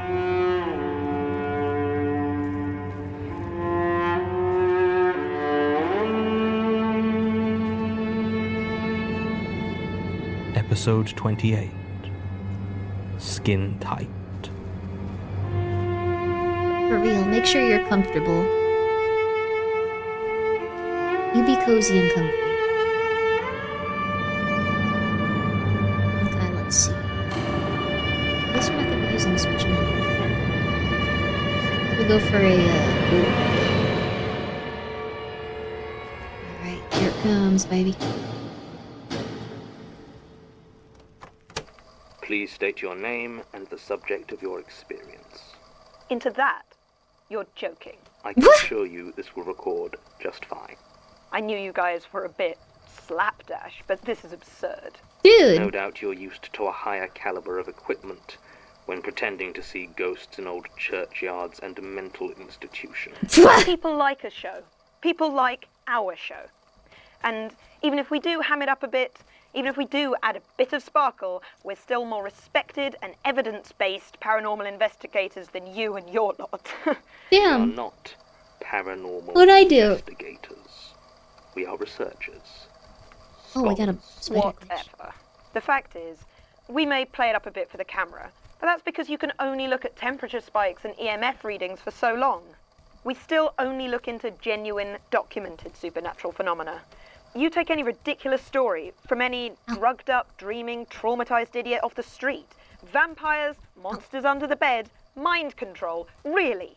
Who cares about evidence? Who cares about scientific instruments when you can just tell a story to the Magnus Institute? And yet, you Damn, dude. come to make a statement. Well, yeah, but... Let me guess. None of your respectable paranormal investigators would believe you. Well, Damn, we got her. let me be quite clear. Chances Damn, are very baby. strong that I won't believe you either. But we will take your statement, and we will look into it for you. Now, please state your name and the subject of your experience. My name is Melanie King. I've got a YouTube channel called Ghost Hunt UK. And your statement is regarding... What I saw at the abandoned Cambridge Military Hospital when we were filming there in January 2015. Recording date 17th April 2016. Hold on. The Cambridge Military Hospital. I was under the impression the hauntings there were very well documented. Why would none of your respectable colleagues believe you? I would have thought it would be right up their alley. Because what I saw had nothing to do with the hospital itself. Oh. At least I don't think it did. Ooh. Go on. Gonna get marble hornetsy? Well, we'd been angling to film there for months. The show is pretty standard stuff. We head to the location after dark, we explore a bit, we set up the equipment, and then, of course, we spend some time afterwards analysing the data, and... Seeing ghosts? Well, yeah, you know what? Sometimes, sure, we do. We get evidence. Anyway, we'd been angling to go into the CMH for months, but I couldn't get permission. Apparently there's asbestos in the walls. It makes it too much of a health and safety hazard. It was due to be pulled down and turned into housing development in June, though, so we were on a bit of a deadline. Luckily, we're an independent show. I don't have anyone breathing down my neck or checking my legals about this sort of thing, and it wouldn't be the first time that we were going to do something... Illegal? Unorthodox. And hey, the worst that we've ever got before was a fine. So we figured it wasn't going to be too much of a problem. The team going in was meant to be me, my co-host Andy... Full names, please. My co-host Andy Kane, as well as Peter Warhol on sound, and Antonia Farron. Tony is doing the camera work. Thing is, Pete got cold feet a few days before we were due to head out. Apparently he just wasn't comfortable with the possibility of asbestos. I guess I can understand, but it meant we were down a sound guy, so I put out feelers to see if anyone had any contacts who could step in. Well, Georgie Barker, who hosts the What the Ghost podcast, knew someone. What the Ghost? She'd said she'd done a few location episodes of WTG with a sound engineer by the name of Sarah Baldwin, and could vouch for her reliability, although Georgie warned she was a little bit unsocial. I reckoned we didn't need her talkative as long as she knew her stuff, so I gave Sarah a call. She agreed to help us out. I figured the episode was going to come out just fine. So the night of the 12th rolled around, and Tony came round to pick us up. She is the one with the van, so generally does the driving. Me and Andy live together, so the three of us headed over to pick up Sarah. Her address was listed as in Sydenham, down in South London. But when we pulled up, the building seemed dark. You may be hearing that a man and a woman live together as paranormal investigators and go, wow, they must be married. There's like a 30% chance that they just can't eat food unless they live together. Like, they do not make a lot of money paranormal investigating. It's very likely that it's very much like, oh man, I don't want to eat top ramen again. Yeah. You know, you could move into my house, we could split rent. Isn't it like a 1-bedroom? Yeah, but the couch, alright, yeah, the couch, I guess, yeah. Well, can my cat come? Yeah, of course your cat can come. What does he eat? He eats top ramen right now. We really need help. So anyways, I'm just letting you know, this is a 50-50 about whether or not that's the case. Just thought I'd give you a little bit of insight into the paranormal investigating field from what I know. People are struggling. Unless you're like the big Nexpo or something where it's like, yeah, I make my videos about people dying in forests and then I come out here and yeah, you know, it is what it is. It's fun. The caravan's really fun, by the way. You get more you get more attack stuff rather than just just stuff for, like, your little thingy here. It's really cool. Like, you become a god. Look at this. I'm mowing them down. Alright, I'm teaching them a lesson. Alright, okay, anyways, back to this. Does Nuke's top 5 count as paranormal investigator? No. Reminiscent of Needy Stream or Overload? Yeah, honestly, I feel like Needy Stream or Overload would probably... honestly, a VTuber, like, a VTuber manga, or, like, something with, like, if it were, like, real legit and, like, real honest, it would be so interesting. There'd be, like, the VTubers that live alone at, like, the top of their game, but they're incredibly mentally ill. Except for me, you know, then, and then there'd be the VTubers that are working really hard, but, they're cohabitating and stuff like that. You refuse to accept a man and woman premarital cohabitating? I'm sorry. But with paranormal investigators, they gotta eat food.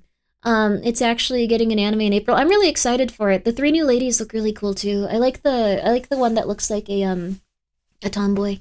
All of them look really cute though. Don't think it was abandoned or anything like that. If there's one but it bedroom, one sleeps on the certainly didn't couch. seem like anyone was home. Andy hopped out and buzzed her number on the doorbell. And they're afraid of the cat. And after a minute of waiting there was no reply. Okay. We were all just getting a little bit antsy, because if we don't have a sound tech, we don't have a show. So I gave Sarah a ring, and it went straight through to voicemail. I was just about ready to scream in frustration, but almost as soon as I put the phone down, I got a call from an unknown number. I answered it, and immediately I heard her voice, asking if we were outside. Oh no. I said yeah, and she ended the call immediately. Oh no. We all watched the door, but another 2 minutes passed and still no one came out. And then out of nowhere we heard a knock on the back of the van. I hopped out, and standing there was Sarah. She was short, really short, with dark brown hair cropped close. She was wearing black cargo trousers and a grey t-shirt, with a light black jacket over the top. I thought that was a bit off, as it was the middle of January. I mean, sure, it was a mild winter, but it's a long way from t-shirt weather. I introduced myself, but she just nodded and lit a cigarette. I was about to say that we'd prefer she didn't smoke in the van, but she'd already opened up the back door and climbed inside, puffing away. I remembered Georgie's warning that she was a little bit unsocial, and kicked myself for not asking more about it. Still, she was here now. We had a sound tech, so we were going to be able to I like have an the just episode. like, oh, we can't ask her It to was stop about a 2-hour doing that. We drive just to the have to CMH. wait. It's down in Aldershot, in Hampshire, and I've got to say that was about the longest 2 hours of my life. Sarah didn't talk much. If you asked her any questions, you'd just get a one-word answer, and I swear she worked hard to find the shortest word she could. She smoked constantly, so we had to ride with the windows down, and the van was freezing. And there was also, I don't know, the oddest smell. It was definitely Sarah. It smelled like a really bad perfume, sharp and faintly floral, but not like any scent I could place. I didn't like it, but it was hardly noticeable through those damn cigarettes. I could tell Tony was having a hard time too. Andy seemed happy enough, but he's one of the most laid-back people I've ever met, so no surprise there. We got into Aldershot about 8 p.m. and headed towards the old hospital. It took a bit of finding, but eventually we saw it standing there, dark and silent against the night sky. It's a pretty imposing building, a sharp-tipped clock tower above the main hall. We parked a little way away, just in case there was security that might have stumbled across the van, and walked towards it. Get permits. As What are we you got doing? closer, I noticed that Sarah was hanging back. I asked her if she was okay, and she just looked at me and said, "You didn't tell me about this place." There was real anger in that voice. I was surprised because not only was that the most words I'd ever heard her say strung together, but also because I'd been really quite detailed about where we were going and the history of the place when I first contacted her. I said as much, but she just shook her head. I asked if there was going to be a problem, and she paused, lit another cigarette, and gave me a slow shrug. Then, without a word, she picked up her bag and started walking towards the main building. Getting inside wasn't a problem. The ground floor windows were large, and it looked like we weren't the first trespassers wanting to get inside. A few of the boards covering them had been pried away already. So we turned on our torches and headed inside. Now, the particular ghost we were after that episode was a grey lady. There are grey ladies everywhere. I mean, it's not like it's an official ghost classification, but if you find somewhere haunted in England, there's a good chance that one or more of the ghosts will be called the Grey Lady. Don't die wearing hospitals, asylums, orphanages, they're usually believed to be the ghost of a nurse or something. Anywhere that women had a duty, and the Cambridge Military Hospital was no exception to that. Various old tales of soldiers being visited by an apparition in the night while recuperating on the ward. A few members of the public as it was opened up to the civilian population after the Second World War. They are generally benign encounters, even kind.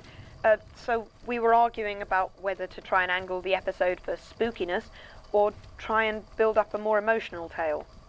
Eventually, we decided to shoot both sorts for the storytelling and investigation, and then see what happened in terms of phenomena, so we could intercut as appropriate. Throughout all of this discussion, Sarah was totally silent. She was chain-smoking, casting her torch around slowly and deliberately, as if she was looking for something. And we were constantly having to adjust our shots to avoid her clouds of smoke interfering with the filming. That would look cool, I tried to ignore her, but to be honest, she was freaking me out a lot more than the place itself. So we started wandering around, recounting the history of the place to camera. We made sure to film any bits of the building that might be creepy enough twice, once with low light in the cold, stark torchlight, then switching out for the warmer bulbs, in case we wanted to use the footage for a tragedy angle. The builders had clearly been in already and marked various areas with spray paint. It was a bit disconcerting as the shade of red they had used kept making me think that they were blood splashes. So I was leaning towards the creepy old hospital angle. There was also the normal, actual graffiti, of course, mostly the standard collection of tags and names, but there was one that stood out. It was in what had eventually become the children's ward. Over a mural of Winnie the Pooh, someone had scrawled in black spray paint the words, "Silk will not stitch the butcher's meat." So, yeah, by the end, we'd pretty much settled on going for the spooky angle. We hadn't had any encounters, though, so once we got the main footage we needed, we headed into the main ward, now a huge empty room, with only the metal skeleton of curtain runners around the top. We set up the detection equipment, and bedded down for the night. Each of us had a watch, so as to make sure that someone was awake for any contact. I was hesitant to give Sarah a shift, as she'd been acting so strangely the entire time, but when she volunteered for the 2 a.m. to 4 a.m. shift, no one wants that one, I couldn't really say no. I was on the shift before, and there didn't seem anything much to report. A slight drop in temperature around 1 in the morning, which I filmed, even though in the end we decided not to use that footage. When 2 a.m. rolled around, I walked over to where Sarah lay sleeping. She hadn't been smoking for a while, of course, and that weird floral perfume of hers was stronger than ever. I reached out to touch her on the shoulder and wake her up when she rolled over and looked right at me. There was no sign of fatigue in her eyes, and I couldn't help but wonder if she'd been asleep at all, or maybe just lying very, very still. I tried not to think about it as I crawled into my sleeping bag on the cold hospital floor, and the last thing I heard before I drifted off was the click of Sarah Baldwin's lighter. I woke up about an hour later. I don't know what woke me, but the others were all still asleep. I realized that I couldn't smell cigarettes, and looking around, it appeared Sarah had wandered off. It was almost pitch dark, with only a small amount of moonlight creeping in through the boarded windows. I turned on a torch and checked the readings. There were no spikes in EMF, but it looked like the temperature had dropped sharply about 10 minutes before. I waited for another 5 minutes, but when Sarah still hadn't returned, I started to get a bit worried.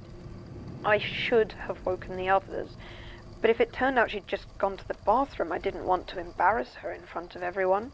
In that case, she should have got one of us up to take over watching anyway, but she'd hardly been the most professional while she was working with us, so it wouldn't have surprised me if she hadn't. After another 5 minutes, I decided to go look for her. Maybe the place was getting to me a bit, but all my suspicions about Sarah were making me paranoid. I decided not to take a torch. Instead, I took one of the cameras we weren't using and turned on the night vision setting. Through the view screen, I was able to see where I was going pretty well. I started to check the ground floor.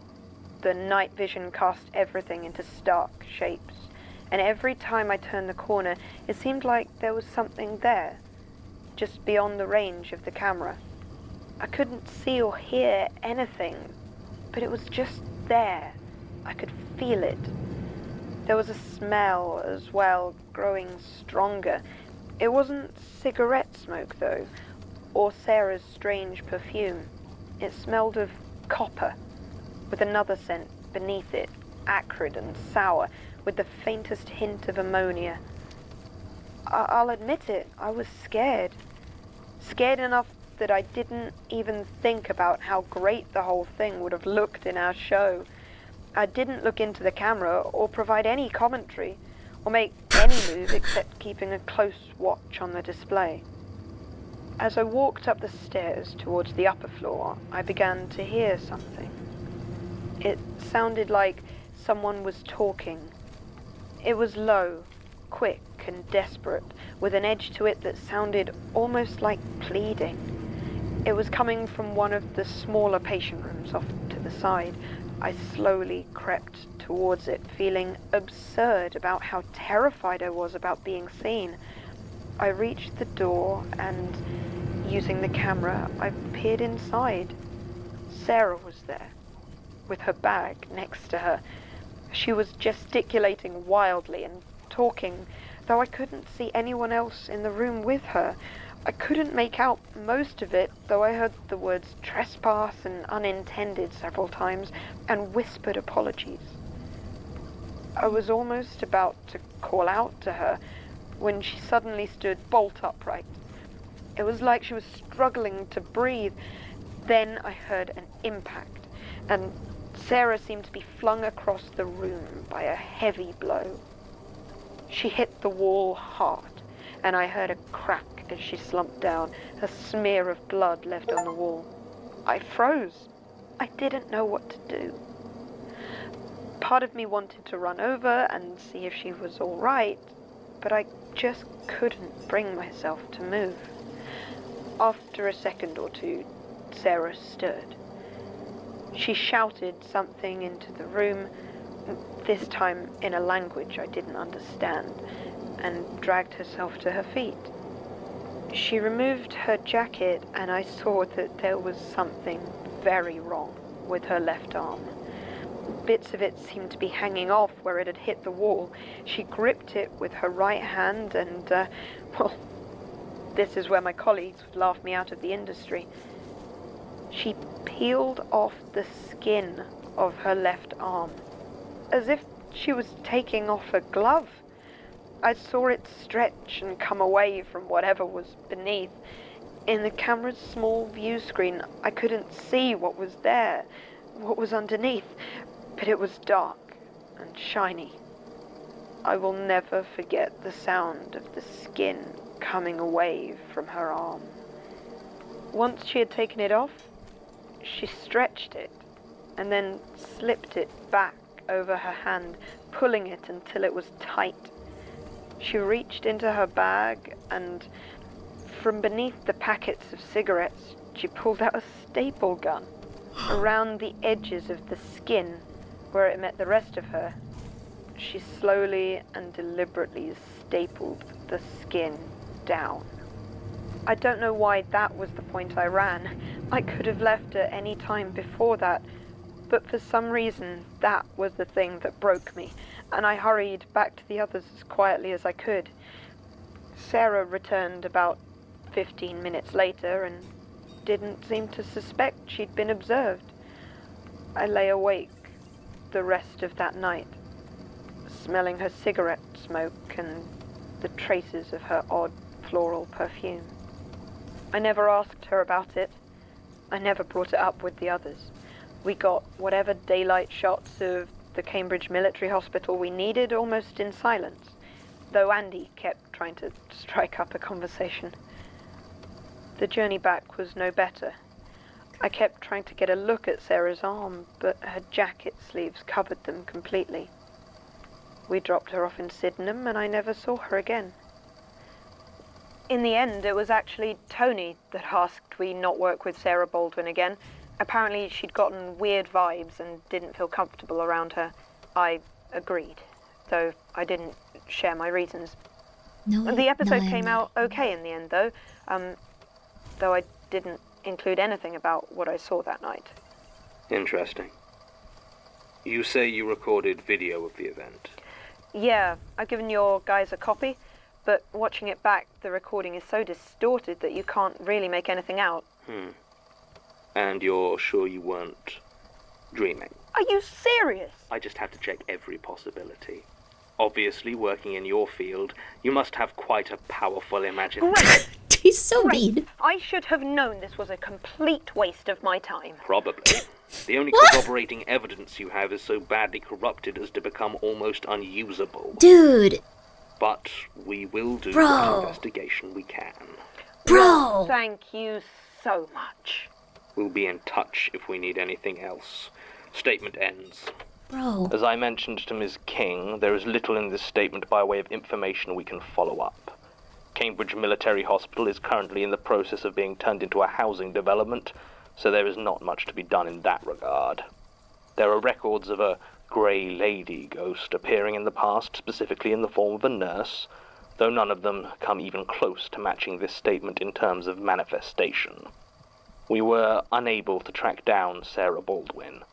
The address Ms. King provided in Sydenham has not been occupied for the last 6 months and does not list her as a previous tenant.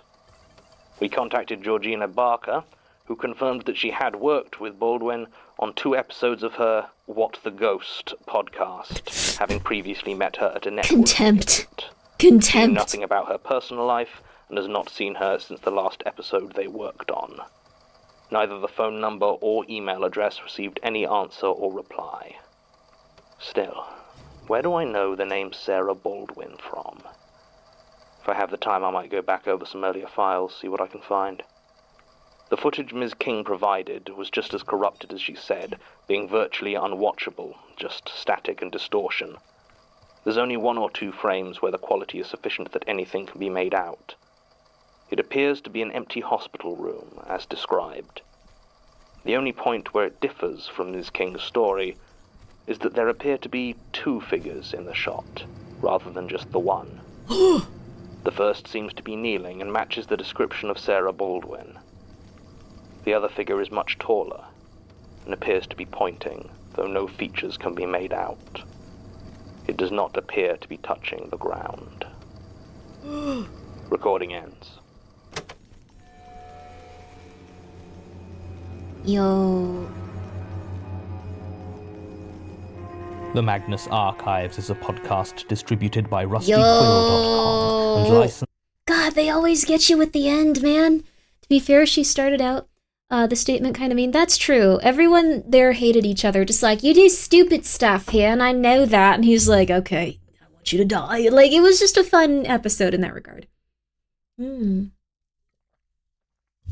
Last story with the old man was not Sarah, the one that started to investigate.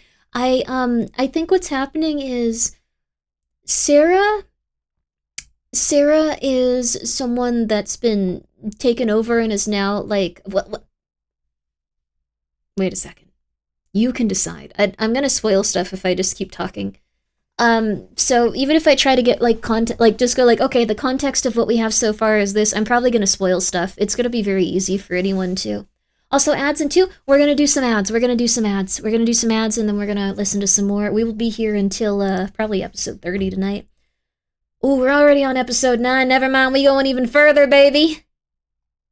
We going even further. I don't get tired of it. I don't get tired of this show. This next one coming up is Cheating Death, episode 29. I don't sleep anyway, I'm sorry. Do you guys like it though? I just love it. I just love it. Thank you, Grimmi. I'm so happy that you're fixated on Minecraft and now you're fixated on the Magnus Archives. At what point do we stop calling people conspiracy theorists and instead skilled investigators? Oh yeah. Oh, this one's good. This one I think is good. Yes. Now that you mention it, yeah, like 80% of the conspiracy theories that people believed in turned out to be true, and now they're just things that we all talk about, I guess. Like, the Epstein files are all legit, and apparently, like, they're involving, like, a ton of different politicians, and that's why, like, every politician's passive-aggressively saying everyone's involved in it. With a bunch of, like, different politicians on every side, and every denomination standing for every type of, thing imaginable, so it's kind of unifying in a way. And then there's also a matter of it probably being related a little bit to, like, CIA stuff in terms of, like, having material on them to disclose in case they ever get out of hand. The Inky Quill presents the Epstein Files. No, they would hate that, no. Okay, it's 5 a.m. and I finished Christmas art. Oh, congratulations! I gotta be at work in 12 hours. You should probably sleep at least 8, though. I'm hooked, but there's no way I'm gonna have time to look into the Magnus Archives with my work schedule. I'm so sorry. It's such a good one, too. I'm smiling so happily. Isn't it nice to get to discuss all this stuff? It's so cool. Like, getting to listen to it with other people. For Grimmi and Chad, I'm currently playing Minecraft. Hell yeah, baby. Hell yeah. Let's see. Wait, so the conspiracy theory that lizard people run the government is true? No. That one was misinformation, so people would focus on that one, and it wouldn't be as propagated like all the actual stuff. What's really funny is I'm pretty sure that, not in a political way, but I'm pretty sure that the president gave that other president a, fellatio. Just because it seemed like something where it was something to distract from everything bad going on. Bro. But, like, it left the news cycle within 2 days. I was, like, convinced that it was like, oh, this is just something to distract us from all the bad... Oh, they stopped talking about it. Oh, it got buried. Oh, they don't want anyone to ever speak about it ever again. Oh, okay. Oh, okay.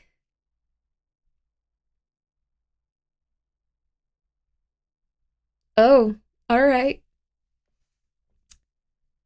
How long has to live and people are going to speed it along? I don't think they're going to try to speed along him surviving. I think he's... You know what's... I think...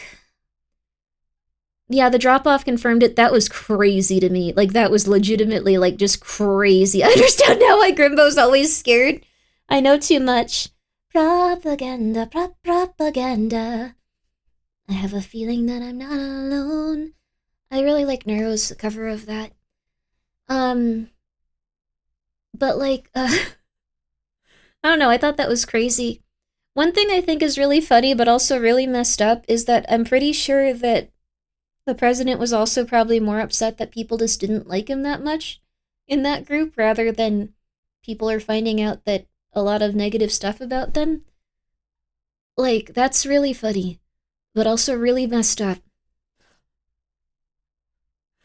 'Cause, like, you just unlocked the memory. I love that song. Yeah, let's listen to that during the break. Let's listen to that during the break, then. 3 minutes of ads, but we're gonna do this.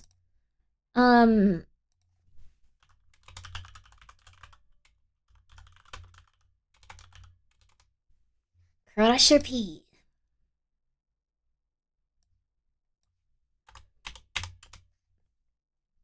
I like this one a lot. So, get ready.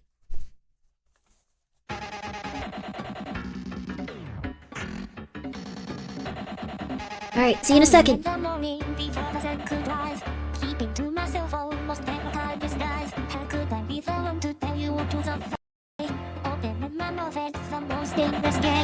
Once upon a time I never knew fear like this. I can't remember how it happened or why it did. Developing an obsession to open closed doors. Give me a compass and need to find even more. And on we go to play tale unborn, sharing what we know. That's how long can we keep playing until the game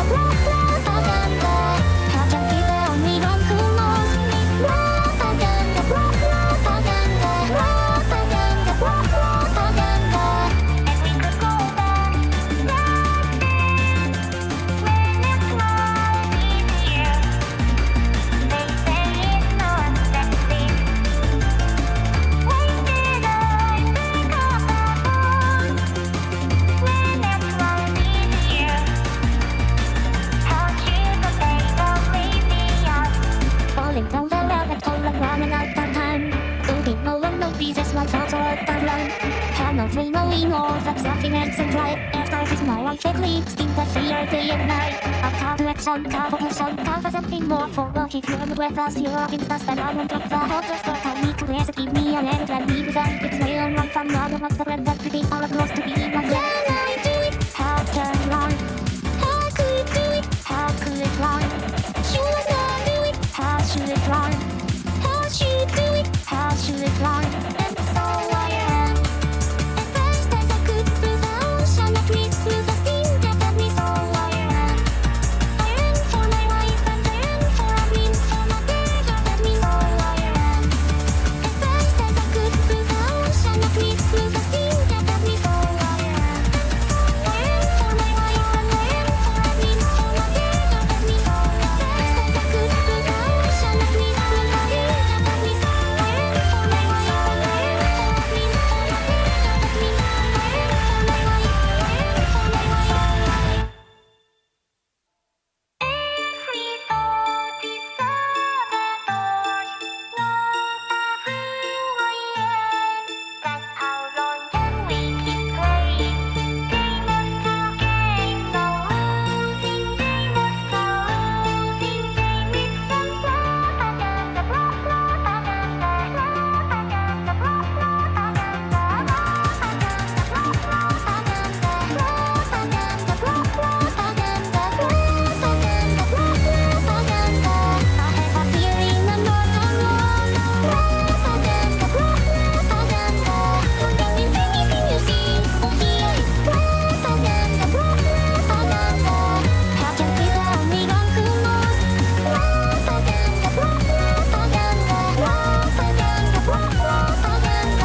propaganda,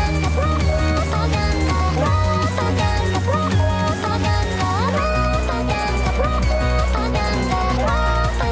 propaganda,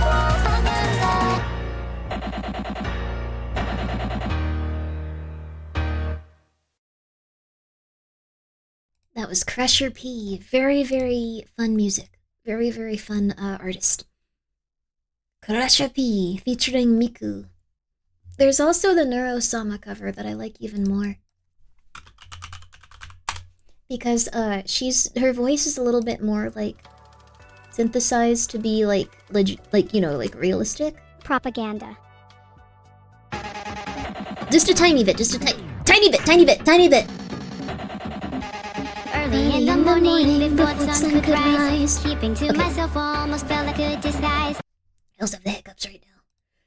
We can't sing that right now, but she did a really good job.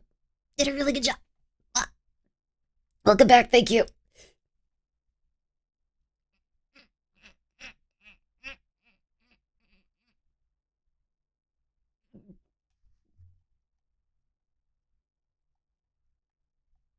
I hope I don't have hiccups anymore.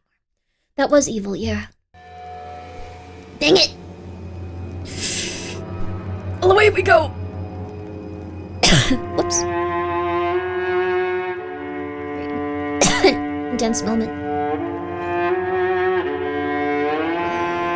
Rusty Quill presents Let's do damage. The Magnus Archives.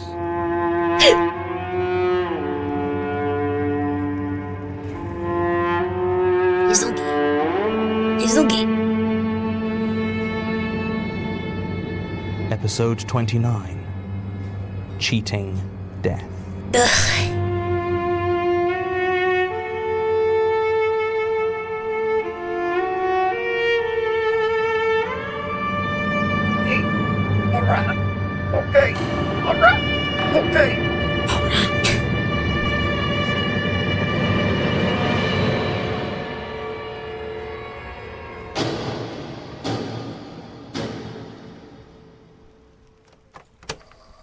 Statement of Nathaniel Thorpe regarding his own mortality. Original statement given June 4th, 1972. Audio recording by Jonathan Sims, head archivist of the Magnus Institute, London. Statement begins. Are you interested in folk tales at all? I know I'm here to provide a statement of my own experience, and I will, but there's something so revealing in the stories that grow up in a culture, wouldn't you say? Oh. And I promise it will be relevant by the end. I can guarantee it's not in your library either, because as far as I know, this story has never been written down. I'd do it myself, but there's a reason you're having to write this for me. One of these days I'll get around to learning my letters. Probably. But I'll still wager, illiterate or not, that I can tell you a story you haven't heard before, though the themes are some that dance their way through many of the oldest folklore you can find. Death and games of chance. Well, if you want to win, anyway. Unless you fancy your chances of beating it at chess. But I'm getting ahead of myself. Once there was a soldier. A bold soldier. The sort you can find in any army, in any war at any time. Fond of drink, fond of dice, fond of whatever nocturnal pleasures might be offered. He was bold as brass, yet bold is not the same as brave, and rarely did he take to the field of battle without somehow finding himself at the rear of the charge, where cannon and musket ball were less likely to find him. As I say, he could have been fighting anywhere, but this story is in New England, during the time of the Revolutionary War. Whether he was British or American or even French, it means nothing. What matters is that at the Battle of Bunker Hill, he found himself alone. The night before had been wasted hard carousing, and what money he had not lost betting on faro had quickly been spent on drinking and pleasant company. So it was that he took to the field of battle with his head already swimming and eyes a stinging red. He had neglected even to bring gunpowder enough to reload his rifle, having filled his pouch instead with playing cards. And with every boom of the cannon the soldier's head pulsed in such pain that he thought himself shot. The smoke was coiled thick around him, and the acrid stench of gunpowder and blood made him retch. He fired his one and only shot, and it disappeared into the roiling fog of war. He tried to advance, but he did not know which way was towards the enemy, nor could he see any others amidst the chaos of battle, enemy or comrade. For all the muskets and cannons he could hear, it seemed he was alone. As he stood there, the soldier saw that some of the blood that fell into the sodden soil was his own. When he had been shot, he had no idea, but the pain that surged through him as he touched his wounded chest left no doubt. The bold soldier considered returning to his lines to find a doctor, but he remembered all too clearly the mouldering filth of the medical tents, the ranks of infected fools wailing out their last doomed cries. He would not die like that. He would not choke out some feeble plea for his mother in some grime-encrusted infirmary. He turned, threw down his rifle, and began to run. He did not know in which direction he was going, and simply prayed that it was not towards the enemy or the sea. Blood flowed freely from the ragged wound in his chest, and his breathing was labored, yet he pushed on. He ran until the mud turned to soil, and the soil turned to grass, until the smoke turned to fog, and the fog turned to rain, and dusk came upon him. Despite the balmy warmth of that June day, the night was bitterly cold. Perhaps it was the rain that pounded upon his tunic, or perhaps it was the beginnings of a fever.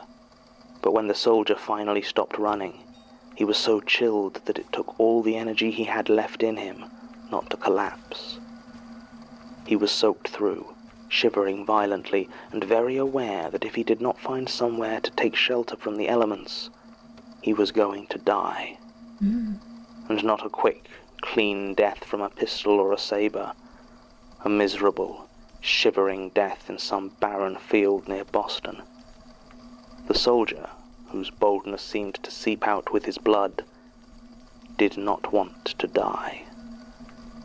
And here there is something to be said on death. Everyone fears death. Of course they do. Even the most devout must have some apprehension, for however confident they are in a life everlasting with their deity of choice, the concept of eternity is one that the mortal mind recoils from. Be it bliss, torment, or the senseless void, none can actually imagine what it is to die. so it's only right that all should have a healthy fear of it. There are some, though, for whom it is an enduring terror, who cannot even consider the inevitable termination of life without a deepest panic, and can think of nothing in life that could be worse than its end. The soldier was of this cloth, and upon feeling his time drawing to a close, he began to cast about in fear. He spied a farmhouse, dark and uninviting. The fighting nearby had likely scared off whoever lived there. Desperate to get out of the pouring rain, the soldier tried the doors and found them locked tight. He broke a window, but with his wound he did not have the strength to climb inside. In despair, he looked around for another entrance, and spied the cellar door. It was not locked, and lifted with surprising ease given how heavy the wood appeared. He collapsed inside, half crawling, half falling down the rough earthen steps, until he found himself lying there in the dark, dry warmth of the basement. The soldier lay there for some time, unmoving, eyes shut, listening to the driving New England rain beating down outside. He breathed deeply, ignoring the pain from his wounded chest, and tried to gather his thoughts. What was important, he considered briefly, was that at that moment he was not dead. It was then he caught the scent of damp. Not the damp of wet earth after a hot day, but the cold damp of vaults and catacombs, slick with mold and glimmering nitre. You would have expected death to smell of decay, of rotting flesh and maggot meat, but it did not. And the soldier knew what it was immediately. Even before his eyes adjusted to the dark and looked to the table, before he saw the figure that sat there in a moth-eaten monk's robe, there was no reason to assume that what he saw was death, and not simply some forgotten corpse. But there was no doubt in the soldier's mind when he gazed upon it that he saw his doom embodied. Then it turned to look at the soldier, and what little resolve remained fled from his heart.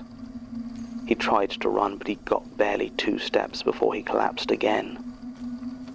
Death waited patiently. To describe it as a skeleton would be to do death a disservice, for though the robe that sat in that chair contained only bones, it was not the skeleton that moved. It was death. The bones were old, so ancient and brittle that the slightest pressure or movement would have rendered them down to dust. They did move. Death was no more a skeleton than you are a woolen suit. Above all, it was old, older than you could possibly dream. The soldier began to weep. He cried and begged death not to take him, but death was silent. Now, as long as there have been people and games, there have been tales of those who gambled with death, some as metaphor, some as myth, but the soldier had heard enough of these tales to make his own last desperate gamble, and he challenged death to a game. There was silence for several long minutes before it nodded its head. Reaching into its robe, Death pulled out 3 things: a chess knight, a domino, and a pair of dice, each scrimshawed out of old bone. The choice presented was clear, but the soldier had enough wit about him to shake his head and reach into his pouch. He laid the cards upon the table and asked Death if he knew how to play Pharaoh. Death paused, as though considering, before it nodded. "Very well," it said. "And if you win, you shall not die." He replaced his totems within the mouldering robe and pulled out instead a small hexagonal pharaoh token, likewise made of bone. The soldier, starting to feel bold again as the wood of the table warped and decayed into the 13 cards of a pharaoh board, pushed it to the side, and told Death with the faintest hint of a smile that he had brought his own. From somewhere, Death produced a dealing box, and, placing the playing cards within it, it began to deal. Pharaoh, or Bucking the Tiger, as the carnival hawkers would have it, is not a complicated game. Bets are placed upon the cards and the dealer draws one card for the players and one for themselves. Bets matching the player's card are doubled, bets matching the dealer's card are lost. There are a few other rules, of course, but if played honestly, then there is no betting game with fairer odds. The soldier had never before encountered an honest game. He had before him a small pile of ivory sticks, not unlike those used for betting in mahjong, though the soldier had no knowledge of such a game. He knew that if his pile was gone, then his life was forfeit. The game was slow and deliberate, and the soldier could not have said if they played for hours, for days, or for months. The night outside showed no sign of ending, nor did the rain cease its drumming out a rhythm on the still open cellar door. The cards were placed slowly and deliberately by Death, and the soldier became more and more amazed with the revelation that this was the least crooked game of Pharaoh he had ever played. Still, there was little scope for him to cheat, as there was none of the shouting or crowds that served as a distraction in every gambling parlor. The relentless hollow gaze of the collapsing holes of Death's skull were enough to keep the soldier almost from pushing his luck too far.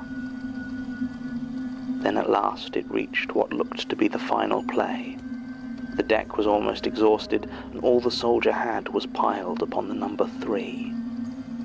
As his reserve had dwindled, the soldier felt the wound in his chest begin to pulse with a dull ache, as thick beads of sweat rolled down his shivering face.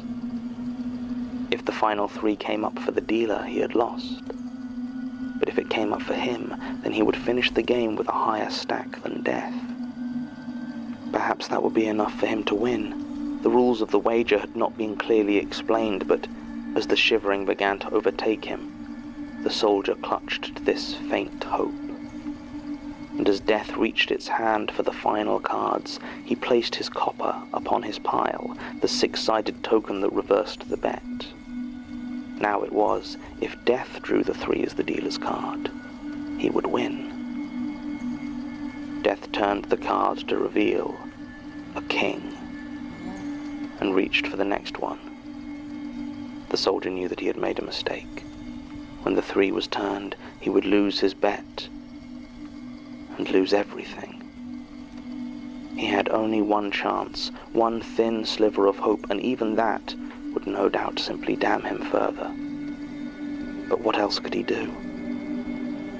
As Death turned its head towards the Pharaoh box to draw the next card, the soldier, in one practiced move, took the thin length of twine wrapped around his thumb and through the tiny drilled hole in his copper, and pulled it taut.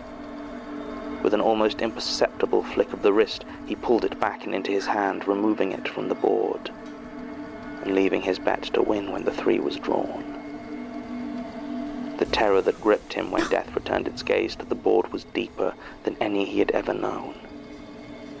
Every other time he had attempted that trick, the baying of the crowd and the heaving mass of patrons placing bets afforded him ample cover. Yet in the stillness and dark, with just him and his endless opponent playing their game, there was surely no way such a move could go unnoticed. Death turned the card over. The 3 of spades. It glanced at the card, then at the small pile of ivory in front of the soldier. It made no sound, and the soldier could not tell if what he heard was the rain falling outside or the beating of his own heart.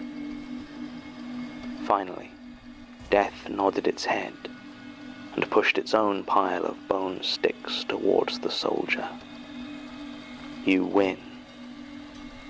Its tone was almost happy. The soldier didn't notice as at these words a thrill went through his heart. He had beaten Death. He was going to live. He stood up, still giddy and feverish, but with such joy that he nigh on collapsed from the laughter that exploded from his lips. He staggered to the cellar door, expecting to see the sun rise after so long waiting in the dark. But the sky was still black. Behind him, death waited. The soldier noticed the pain in his chest was gone, and took in a lungful of air. It was cold, damp, and tinged with a faint whiff of something metallic. It was only then that he really noticed the low, rumbling laugh that came from death. He turned to see the figure still sat at the table, but now the old monk's robes were soaked with blood. The bones of the figure were red and dripping with patches of muscle appearing over them. Then he felt it in himself. Something was very wrong, an itching, burning deep within him, then a flash of intense pain in his arm. He grabbed it instinctively, but where he touched it, the skin and flesh beneath it came away in his hand like chunks of wet bread. Beneath it, he could see the yellow white of bone. His bone. Old bone. And the soldier began to scream. As more of his body sloughed off of him into crimson piles upon the floor, he looked up at where death had sat. In its place he saw an old monk, bloody but whole, smiling at him. The soldier held out a now bony hand towards him in supplication. "You said that if I won, then I'd live." The monk shook his head. "No, I didn't." The end, I suppose. Thank you for indulging me. You've been very patient. Holy crap. I'm well aware I came in to tell you my own story, and instead have rattled off some old folk tale, which you've dutifully taken down. I do feel now, though, that I'm at a place where I can tell you of myself. But for one final bit of context, I need you to watch this. Pay attention. Archivist's note. After this point, the rest of the page is covered in what appears to be a large blood stain. The statement resumes on the page afterwards in a somewhat shakier hand. Apologies for that. A bit dramatic, I know, but I always feel a demonstration is best in these situations. Are you feeling better now? Well, regardless, I think I should continue. Best get this down before someone comes to check on your scream. I've no interest in becoming a resident medical marvel. So yes, this is not a trick knife. You can check yourself if you want. Hell, stab me yourself if you care to. No? Fine. Perhaps I underestimated your curiosity. After I won my game of Pharaoh, I spent almost 2 centuries in that unhallowed state. Oh. I remember little of that time. I was not the only one, nor was I the sole embodiment of death. There were others, I think, in a similar state to me. I don't know how many, but we didn't come for everyone. I don't know how we chose our victims, or whether we were at the whims of a higher power. I call them victims, as while we visited many a terminal or doomed soul, we did not only visit those whose time had come. Some of them we killed ourselves. I remember my bone-sharp hands reaching into the throats of the old, the young, those who deserved it and those who brought nothing but love to the world. Some would choose to gamble, of course. The foolish ones chose chess. I was a master of every game, knew every rule. To select the one game with no luck in it at all was always folly. In the end, it was roulette that released me. Luck bended in my favor when I played with victims, but with a game so pure in random chance as roulette, well, eventually luck comes around, though I had to wait damn near 2 centuries for it to do so. I will never forget the look on that old man's face when he won, and began to feel the change overtake him. So now I'm here, and I cannot die. I can barely live either. Food and drink make me sick, and I cannot sleep. There is an aching inside of me, a craving for something, but I don't know what. I don't seem to age, but I've only been flesh again for a few years, so can't be sure of this. I have often wondered about whether I'm the only one like me in the world. I can't be. It doesn't make sense. I know there were others, but I don't know where. I can't decide whether this existence I find myself in is better than the death I feared so long ago. I sometimes wonder, but have decided that it is. A living hell is, after all, still living. Statement ends. I've had the blood checked and it appears to be real, O negative. And that's about as far as I can confirm anything about this statement 44 years after the fact. The details Mr. Thorpe provided on his residence, occupation, etc. appear to have been accurate for the time, but we've been unable to track down any up-to-date information on him, if he even still lives. Fiona Law, the research assistant who originally took the statement, passed away in 2003 from complications following a liver transplant, and with 2 exceptions, no one else working for the Institute at the time is still employed here. Gertrude Robinson was there, of course, but we can't exactly ask her, and Elias was working as a filing clerk at the time. I followed up with him, and he does remember there being something of a commotion around that time about someone self-harming while giving a statement. Rumors said they'd cut off their finger or something, but he wasn't directly involved and didn't know much more about it. Aside from that, it's almost a completely dead end. The only other thing in the file can't really be considered a lead, especially as it's now gone. It was a small hexagonal token, about 1 inch in diameter. There were no markings on it, but it appeared to be made of very old bone. I was unable to determine anything further, as when I picked it up, it simply crumbled to dust in my hand. Perhaps that's fitting. End recording. Yo! That one's really good. All of the war ones are so good, dude. All of the ones that have anything to do with military are just like, perfect. This is the Grimmi origin story. I'm alive. But that was really amazing. Can I ask what episode that is? That was episode, I think Yama has them pinned, but that was episode 29, Cheating Death. That was a lovely one. I'm pressing X. Why would you want would you want that to happen to you? I absolutely love the Magnus archives. I do too. I love every instance of just this otherworldly kind of feeling and this anxiety that you've accidentally done something very, very wrong and something horrible is about to happen to you, but you can't really escape it because it was just so natural that you'd pursue it. It's perfect for that. It's the perfect series. Are you winning, Grimmi? No. I'm trying to beat my first expert game, but it's taking forever. The Caravan's really good though. I love listening back to this one and paying attention to the wording in the statement. It's so good. Yes. Because initially they come in and they're like, oh, and I didn't want to initially bring in like what I was going through. But I thought I'd just bring in a folk tale, maybe something a little fun. I know it's a bit silly, but just allow me this first. And then I didn't expect Death himself. Yeah, Death himself. The man that won the game of Pharaoh, but then turned into something much worse.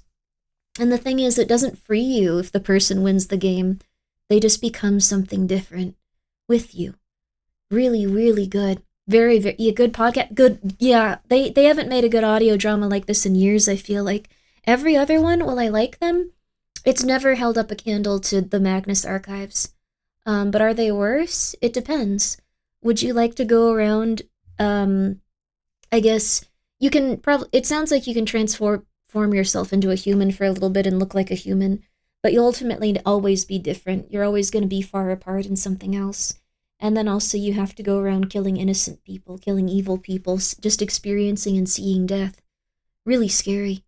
Once you experience peak, you go looking for the same high. Yeah, and that's me showing everyone, you guys, that also, good night, sleep well, Gregory, sleep well. But also death-like. I'm pretty sure, not promising that soldier would return to normal life, just that he would live. Yeah. He didn't even really say that he would live. He would just go like, I can challenge you to a game, right? And he goes, yeah, of course you can, man. So that zombie girl from a few episodes ago, Oh my goodness, maybe. Stapling, too.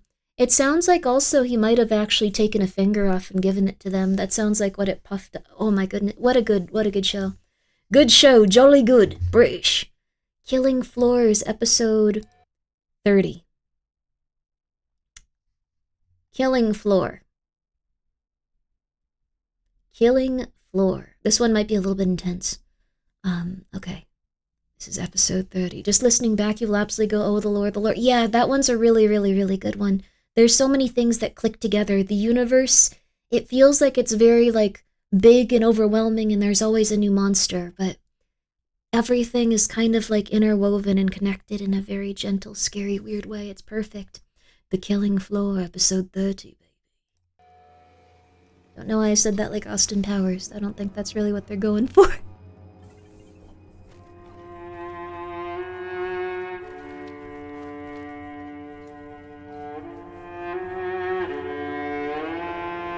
Rusty Quill presents The Magnus Archives.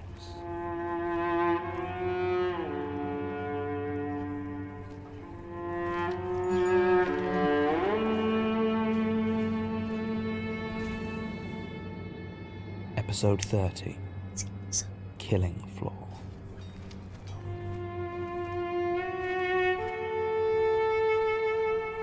These guys do amazing work. I'm so happy to get to listen to this. This is an amazing podcast, and getting even these little bits of like feedback from everyone. Oh my God, it's perfect. It's the best thing ever. What a time to be alive. Every conspiracy theory is real, and you can listen to the Magnus Archive with other people. What a time to be alive. What a time. Statement of David Lalo regarding his time working at an industrial abattoir near Dalston. Original statement given September the 1st, 2013. Audio recording by Jonathan Sims, head archivist of the Magnus Institute, London. Statement begins. I used to work at a slaughterhouse. Oh, this one's intense. A meat processing Well, I'm plant. scared of this type of stuff. I won't say which one. I don't want to get in any trouble. There's a It fear was for up near everyone. Dalston, though, so you can probably figure it out. Not so many around out there as to make it hard. Not so many around anywhere. It's not something most folks want nearby. It smells awful if you're not used to it, and people tell me they get a weird vibe. I never did, ended on this at episode. least We gotta listen to more. not before all this happened. Let's go. Maybe that says something about me, though.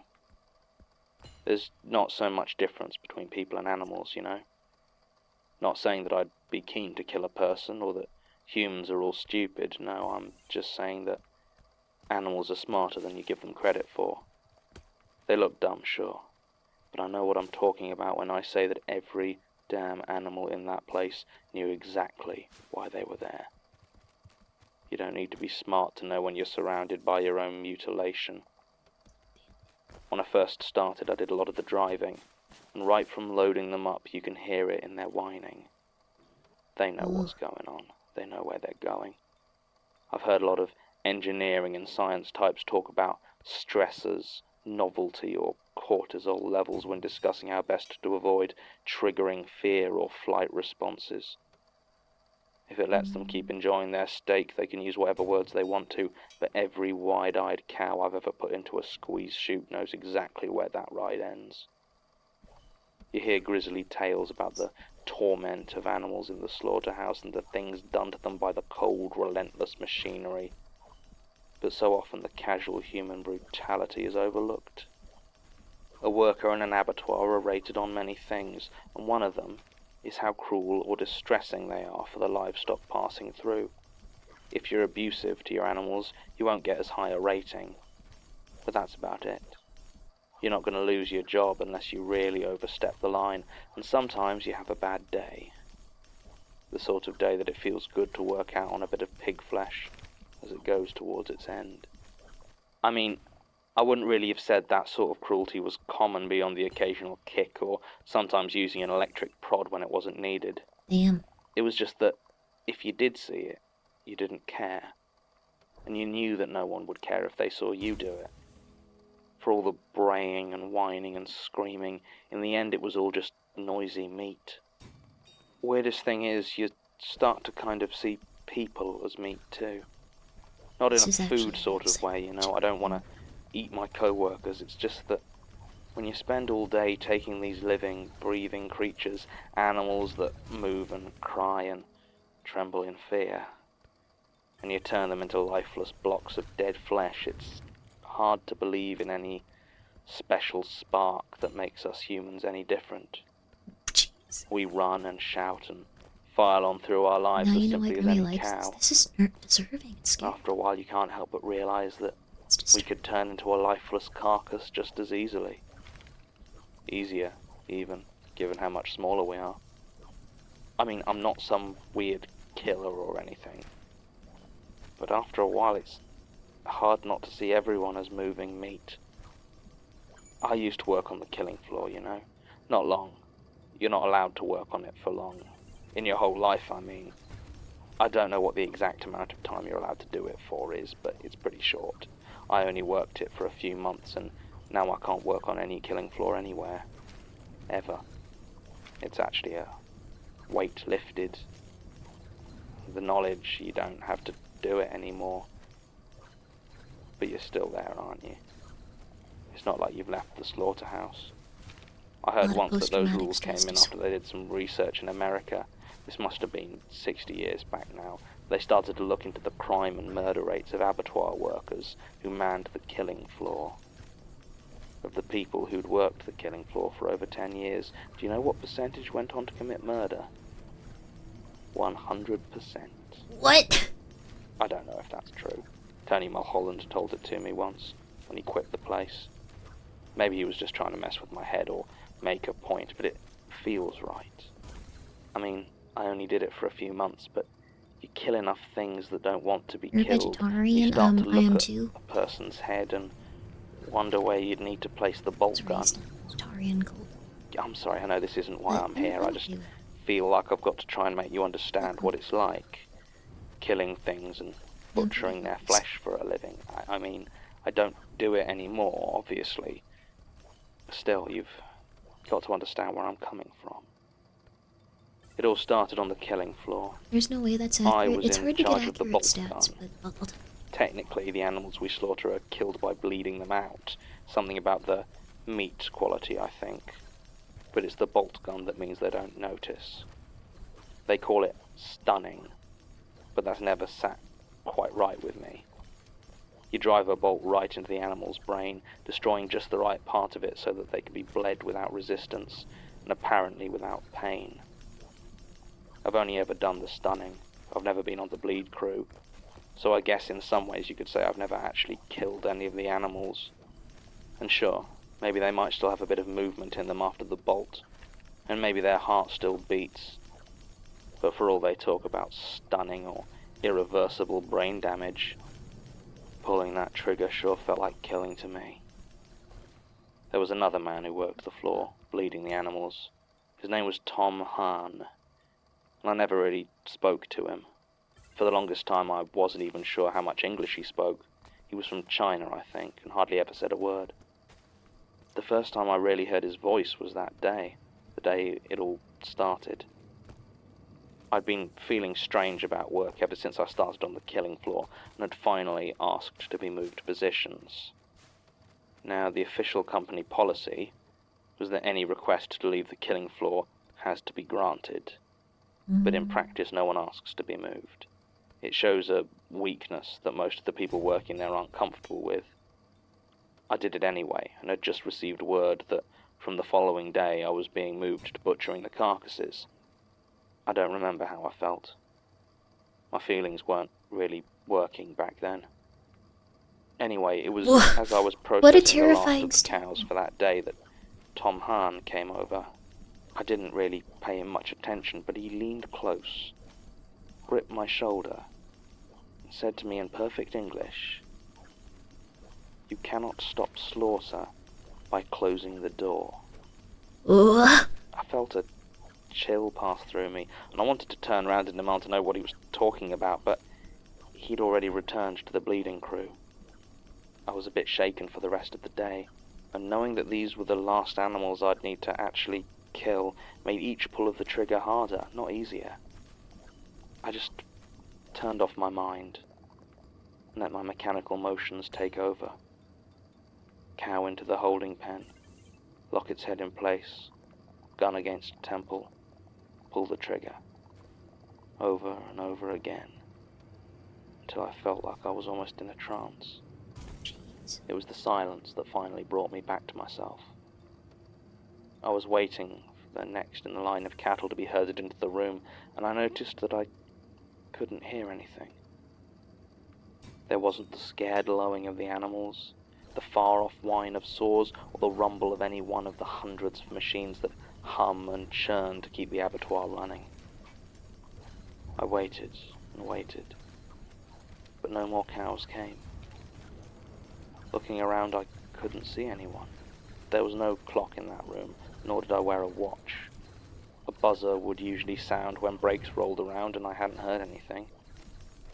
No more cattle seemed to be coming, so I put down the bolt gun and walked over towards the bleeding area. There was nobody there, and more than that, the place looked clean, spotless, as though no blood had ever been spilled there. Had I stood there, passed out or something? Had the day ended and the place been cleaned and I hadn't even noticed? I headed towards the exit door, deciding that I'd either find someone to ask what was happening or I'd just go home. The door opened onto a corridor that I didn't recognize. It looked like any other corridor in the slaughterhouse, except that it wasn't the one that led towards the exit. I went to try the other doors that led out of the killing floor, but none of them went to the places I remembered them going. Behind each was another hallway that seemed to lead deeper into the abattoir. I stood there for a few moments, and I genuinely pinched myself. I had to be dreaming or hallucinating or something. It wasn't a dream, though, or a vision. Everything had changed. I was somewhere new. I surprised myself a bit with how quickly I accepted this situation. I went out the door I originally went towards, thinking that if I didn't know the layout of this building, then I might as well start by trying to follow the old route out as much as I could. The corridors just seemed to lead into each other, though. Soon I was completely lost. I did notice, though, that some of them appeared to have rails along the top, like those used to move the hanging carcasses. Some of them even had hooks on, shiny and clean. These rails would never normally follow the passages of the slaughterhouse like this, and that fact bothered me, though I'm not quite sure why. I called out, at least at first, hoping that there was someone somewhere in this maze who might hear me and answer. There was nothing. Some doors led into empty rooms containing only clean machinery. Meat bone separators, splitting saws, scald tanks, each standing there, shining and silent, waiting. I didn't hang around long in those rooms. As I said, I don't wear a watch, so I don't know how long I wandered. It felt like hours, though. Eventually, I turned a corner to see a small metal staircase spiraling upwards. I had no reason to think I was below ground level at all, but it was the first thing I'd found that wasn't just twisting corridors and silent rooms, so I went up. The stairs curved upwards for a very long time. When I reached the next floor, my heart sank to see more corridors stretching away from me, though these ones all had the meat rails snaking along the ceilings, and many of them were unlit. I stayed out of the darker passages. One of them had a window looking out, and all I could see outside was a metal abattoir roof stretching away to the horizon. The sky was a dull pink, the colour of blood being washed into a drain. I left the window quickly. Finally, by complete chance, I noticed a door I recognized. It was the dark green exit door that should lead out of the building. I didn't even stop to consider that it might not lead outside. I just opened it and stepped through. My feet didn't land on the tarmac of the outside. They didn't land on the concrete or metal or tile of the slaughterhouse floor either.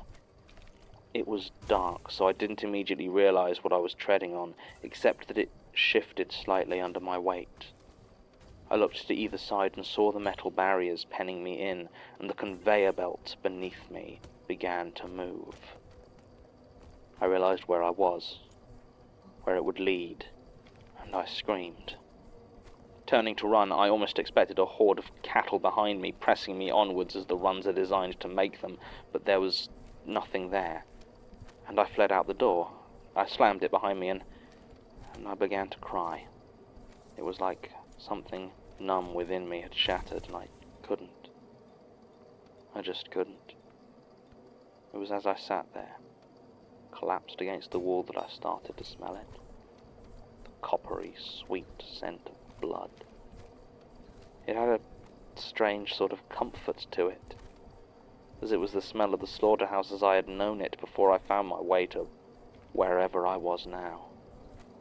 I began to follow it, just walking along, turning wherever the odor of blood was strongest, and it did get stronger.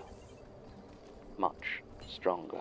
As I turned corners and walked through dark rooms, the smell became thick, pungent, far more than it had ever been before. By the time I stood outside the dull steel door it came from, I could barely breathe. From the other side came a loud, mechanical churning. I shouldn't have opened it. But where else was I going to go? It led to a small catwalk around the edge of a large, circular room. No, large doesn't do it justice. It was immense. I could barely see the other side of it far in the distance. All around the edges were the ends of conveyor belts, and I could see butchered carcasses rolling off them, feeding into the vast pit that took up the rest of the room. The pile of stinking, bloody bodies, more than I could count. Pigs, cattle, sheep. I think I even saw a few humans in the pile, though without heads or limbs. It's hard to tell the difference between them and pigs. The vast heap shifted and moved as something mechanical far below chewed through it. But it was always being topped up, fed by those conveyor belts, carcasses falling limply on top of each other like dolls. I couldn't see the bottom, though whatever was processing the pile was so loud as to almost drown out my thoughts.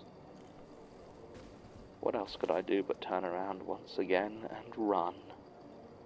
I don't have the faintest idea how long I ran for.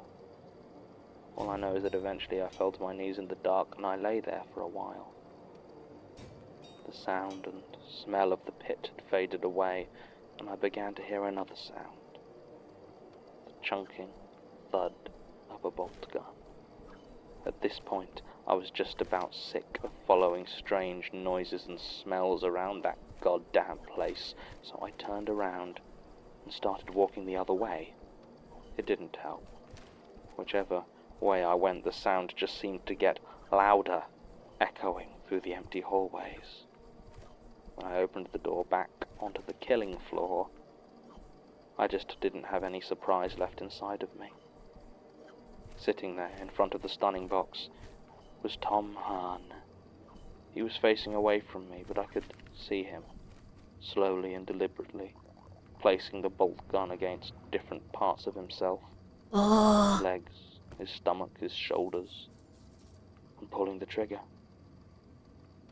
By the time I reached him, he was little more than a mass of bleeding wounds. He mutely handed me the bolt gun, and I took it. With his one working hand, he guided my arm until the gun rested against the center of his forehead. But he didn't make me fire it. I did that myself. He fell limp to the floor. I don't know if he was dead, but I hope so. I'd hate it if that place had to bleed him. The door behind him led to a corridor I recognized, and the next door I found marked Exit, opened to a sunny day so bright that I could barely see. There were people there, other workers, but no one paid me any attention. I left the slaughterhouse and didn't go back. I kept expecting the police to call me about Tom, but I never heard his name mentioned again. Not even when I handed in my resignation. I wish I felt bad about his death, but I don't. I don't feel anything at all. Statement ends. More meat. Interesting. I had Sasha do some basic corroboration of the particulars of Mr. Lalo's tale, and everything appears to be more or less accurate. Very He was intense. employed by Ava Meats in Dalston from April 2010 to the 12th of July 2013. Why is that the one you believe? At which point he left his post, which was confirmed to be the stunning the of hell, cattle dude? for processing, in the middle of his shift, That was along with haunting. Thomas Hahn, one of his colleagues. They left through the main entrance, ignoring the other workers, though no one reported them acting strangely aside from that. Neither returned to the abattoir, and Tom Hahn has not been seen since. We contacted Mr. Lalo for a follow-up statement, which he gave readily enough, though it largely deals with his lingering problems eating meat, which I would say are symptoms of PTSD, but he has strongly declined to seek treatment. Tim and Martin had a bit more luck investigating Tom Hahn, though only really enough to confirm that he seems to have completely vanished, following his departure from Ava Meats on the 12th of July. No missing person report was filed, and he appears to have had no friends or family. The landlord of the house he rented in Walthamstow claims that the last rent he received from Hahn was at the beginning of July. This landlord was quite put out when he disappeared, as apparently he had been renting a house in Clarence Road for almost a decade, and it was in quite a state of disrepair when he left. Immigration authorities are somewhat useless. They have informed us that he missed a meeting with his advisor later that year, but it wasn't until October, so it gives us little to go on. His bank account has also registered no activity since July the 6th. Oh, crap. No official effort has been made to locate him, and the police were reluctant to open a new That's case, intense. so we didn't push it. There's little else to be looked into, as Mr. Lalo's description of an endless slaughterhouse is, to put it generously, unverifiable. That said, there Be have nicer about recently this. been moves by Ava Meats to extend their Dalston plant. They have planning permission, but are apparently having trouble retaining builders, 4 of which have already quit. Only one of them, Darren Lacey, agreed to talk to us, but all he would say to Tim was that the building already seemed to be way too big. And he said he couldn't get over the smell of blood. Huh? End recording. Holy crap, dude, that one was haunting. There's one for every fear. There's one for every anxiety. There's one for every guilt. There's one The Magnus Archives is a podcast distributed Very by intense. RustyQuill.com Yo. and licensed under a Creative LOL, Commons good night. Okay, that was the guilt. non-commercial I've noticed share people alike get really international. nah, that's hilarious. I hate edibles whenever they feel really guilty about that. Not as a rude way. I don't know. I've noticed that over time. But I think this one's really interesting because it had so much like shame and guilt associated with like the person going through it. Like it was equal parts anxiety and fear and like a sense of like, yeah, an observation, not to shame anyone. But it was like it's very cool to like see that type of stuff on display with like the type of death that like went into the episode. Very, very cool. Spatial anomaly. It sounds like it was a spatial anomaly almost brought on by like, you know how like almost like the It Clown can do stuff?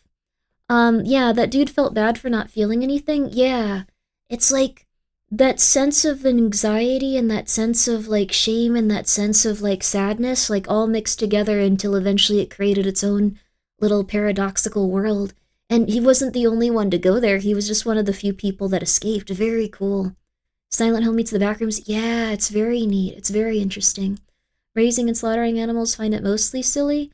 It's a bit different than like slaughterhouse work. Like first of all, like it brought up a really interesting thing also. Quite a few slaughterhouses used to, not as commonly now, but they used to employ like a lot of different like people that didn't have any documentation for like living where they were. So they could get away with like instilling like way more trauma and like way more physical injury. To the point where like some of the statistics like that you see are like really bad, like really intense. So it was kind of involved on that level too. And then, like, slaughtering an animal that you've raised and, like, have, like, on grass or, like, or just hanging out with occasionally. Very different than slaughtering animals for, like, 10 hours a day. Like, very, very interesting to see this type of character. They employ immigrant children per raids on history. Yeah, they employ children. A lot of children also get hurt. People have lost legs. They've lost eyes. They've been partially dragged. Some of them died. They've been partially dragged through, like, the slaughter equipment themselves. So, watching many videos on red rooms also affects the mind. But you might want to go to therapy. That's not good, Mato. That sounds like you're starting to develop, like, post-traumatic stress disorder and a sense of numbness that'll drag you into a deep depression, but I'm no doctor. Good luck. Do they employ orphans like it's saucy? We don't employ orphans, no. God, that was good, though. That was a really good one. I've never met a hunter who didn't eat meat. I don't think you should hunt at this point. No, not meat. No, you're not doing well. Like, the thing is, it might just be that, like, you don't have, like, a sense of, like, otherness. But, like, the thing is, like, when you lose, like, a sense of, like, how reality can be if you're happy and, like, you don't have a sense of, like, I guess, numbness surrounding, like, a lot of stuff in life, it can feel like there's nothing else. Really common with post-traumatic stress disorder to forget the good things in life, or even feel like there's an alternative.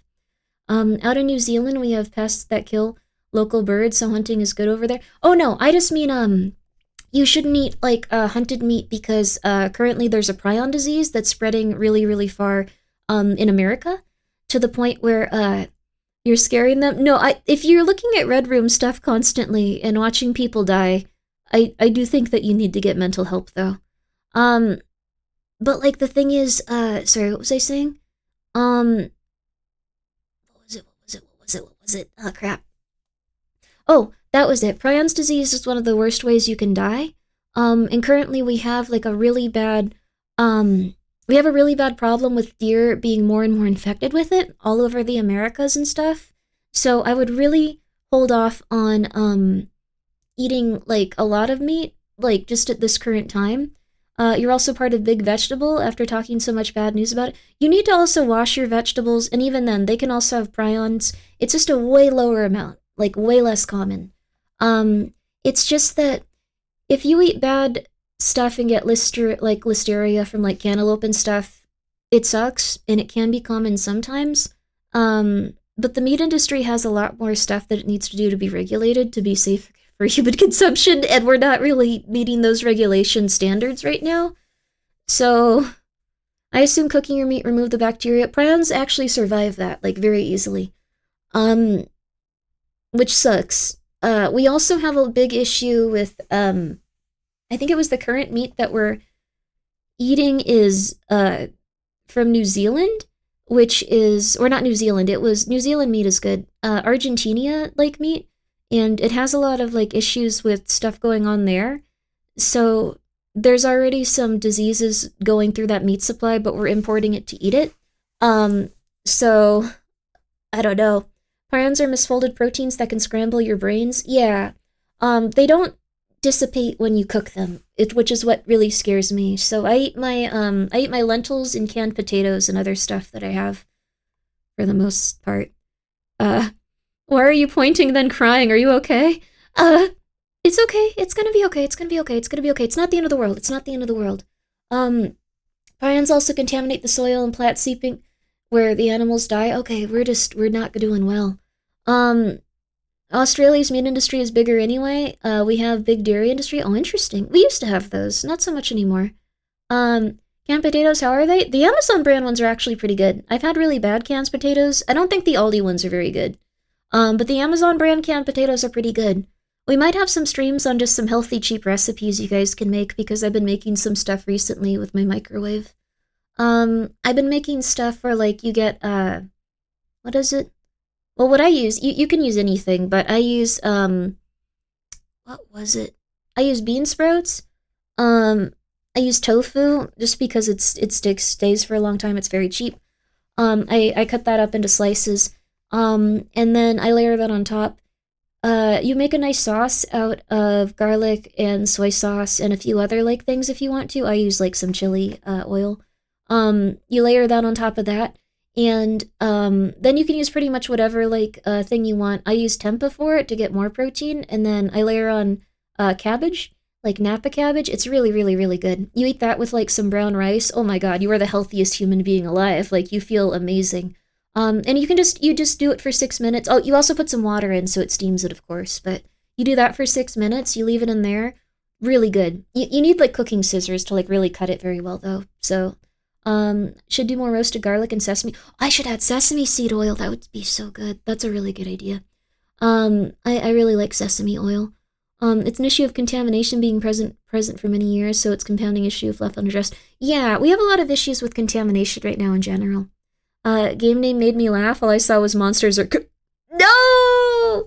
Also, hi everyone. Hope you're having a good Oreo K day. We are. I hope you're having a good and Oreo K day too. Go to mommy with some noodles. Yeah, you could do some noodles. I do rice with it. Like I'll cut some up, grab it, put it in another bowl, eat that with rice. You're so healthy. You're so good. It's crazy. I can't find sources for this stuff. The prions? The prion stuff isn't like also okay. First of all, this sucks, but we live in hell. I'd recommend using Bing or Ask Jeeves, if Ask Jeeves is still alive.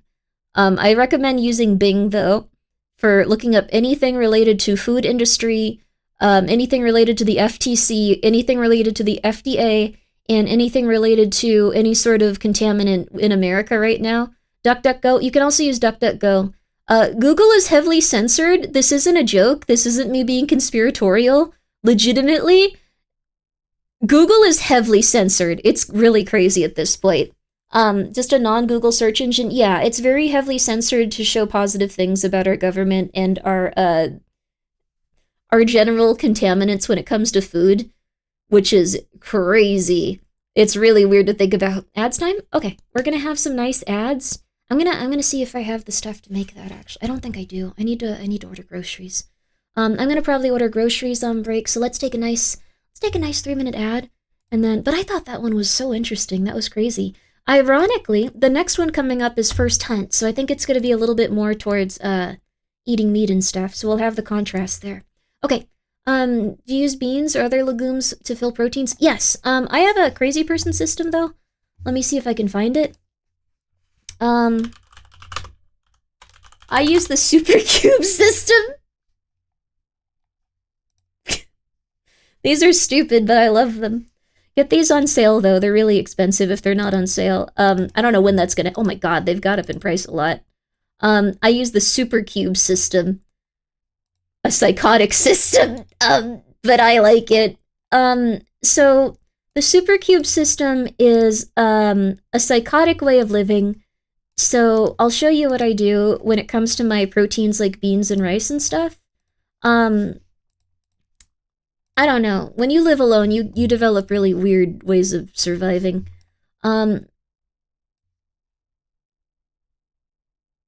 So all of my food eventually becomes Minecraft food. Let's just get that right out. Let's get that right out of the way. I think it's the best way to live. I live alone and I haven't, I think. Well, time for you to get Minecrafted.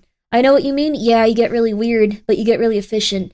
So these are called super cubers, or super cubes, like soup or cubes, like SOUPER, super cubes. What they do is you can freeze different portions of stuff. Also looking okay today, John Smith. Hello. You can also bake stuff in this. You can bake breads. I don't usually eat a lot of bread, but you can bake breads. You can bake lasagna, macaroni, stuff like that, and then you freeze them. Then what you do is you take them out and you put them into bags, and you can just take them out. And then here's where the super cube system gets real scary. Super cubes is a funny term. Yeah, these went up in price a lot though. They're very expensive now. But this is the best thing you can do if you want to like have like beans and like make like a large amount of it. You can also, I'm gonna get more pictures of stuff you can do with it because I like the super cube system. Then there's also, they have, let me see if I can find it. They have baking dishes. I think it's because cubes have been kind of popular. Yeah, cubes just get your brain excited. here's the baking dish.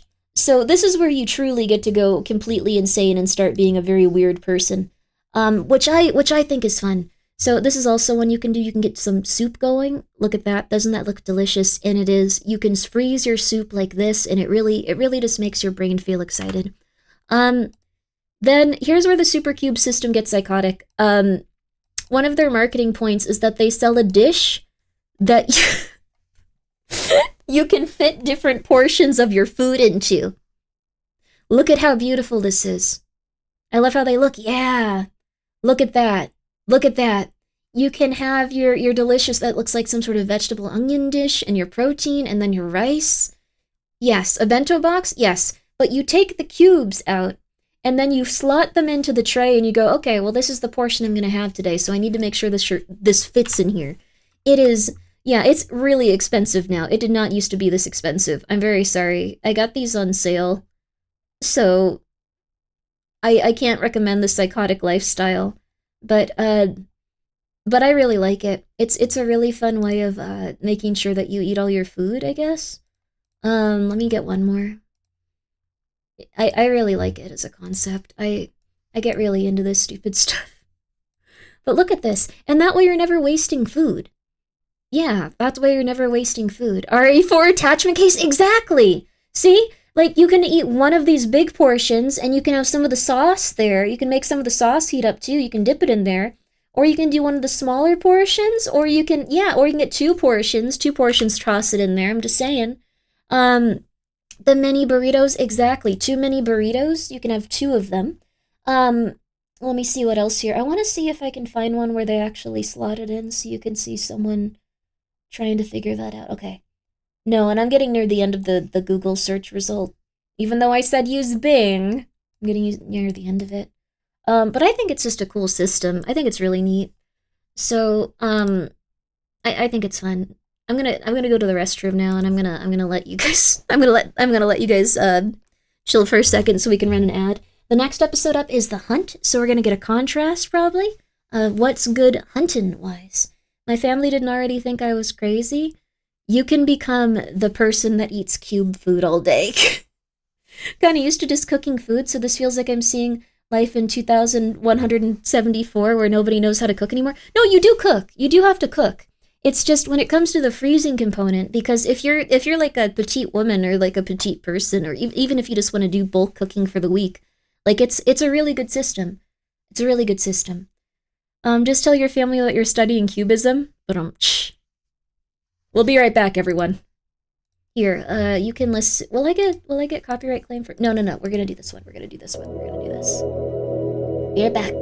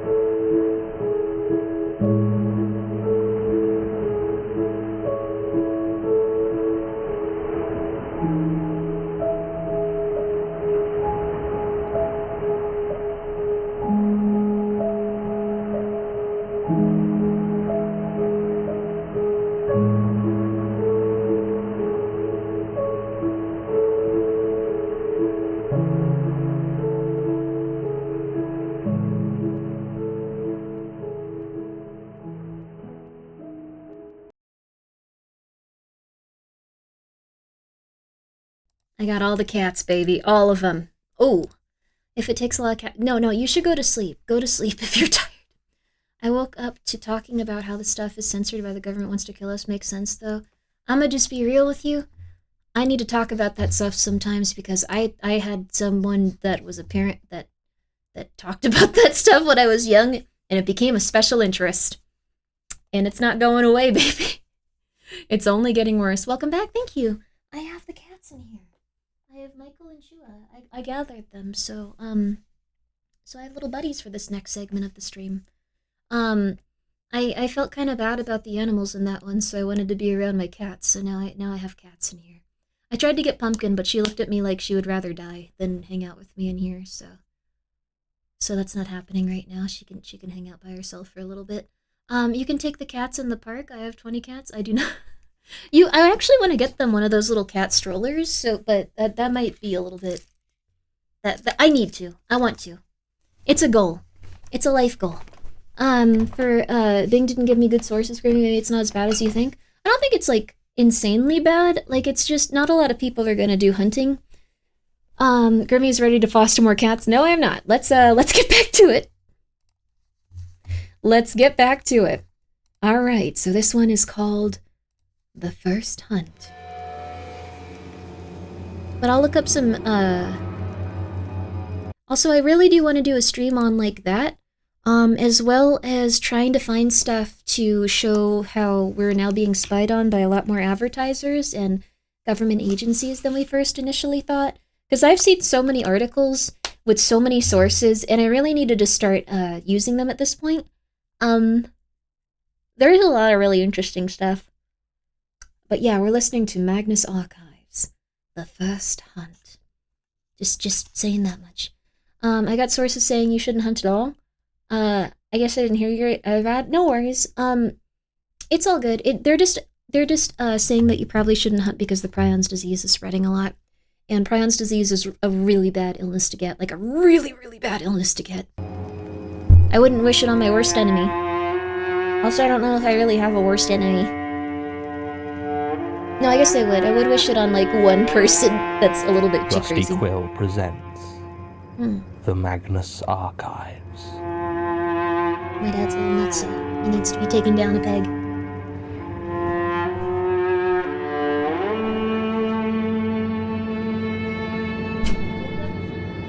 Episode 31. First Hunt.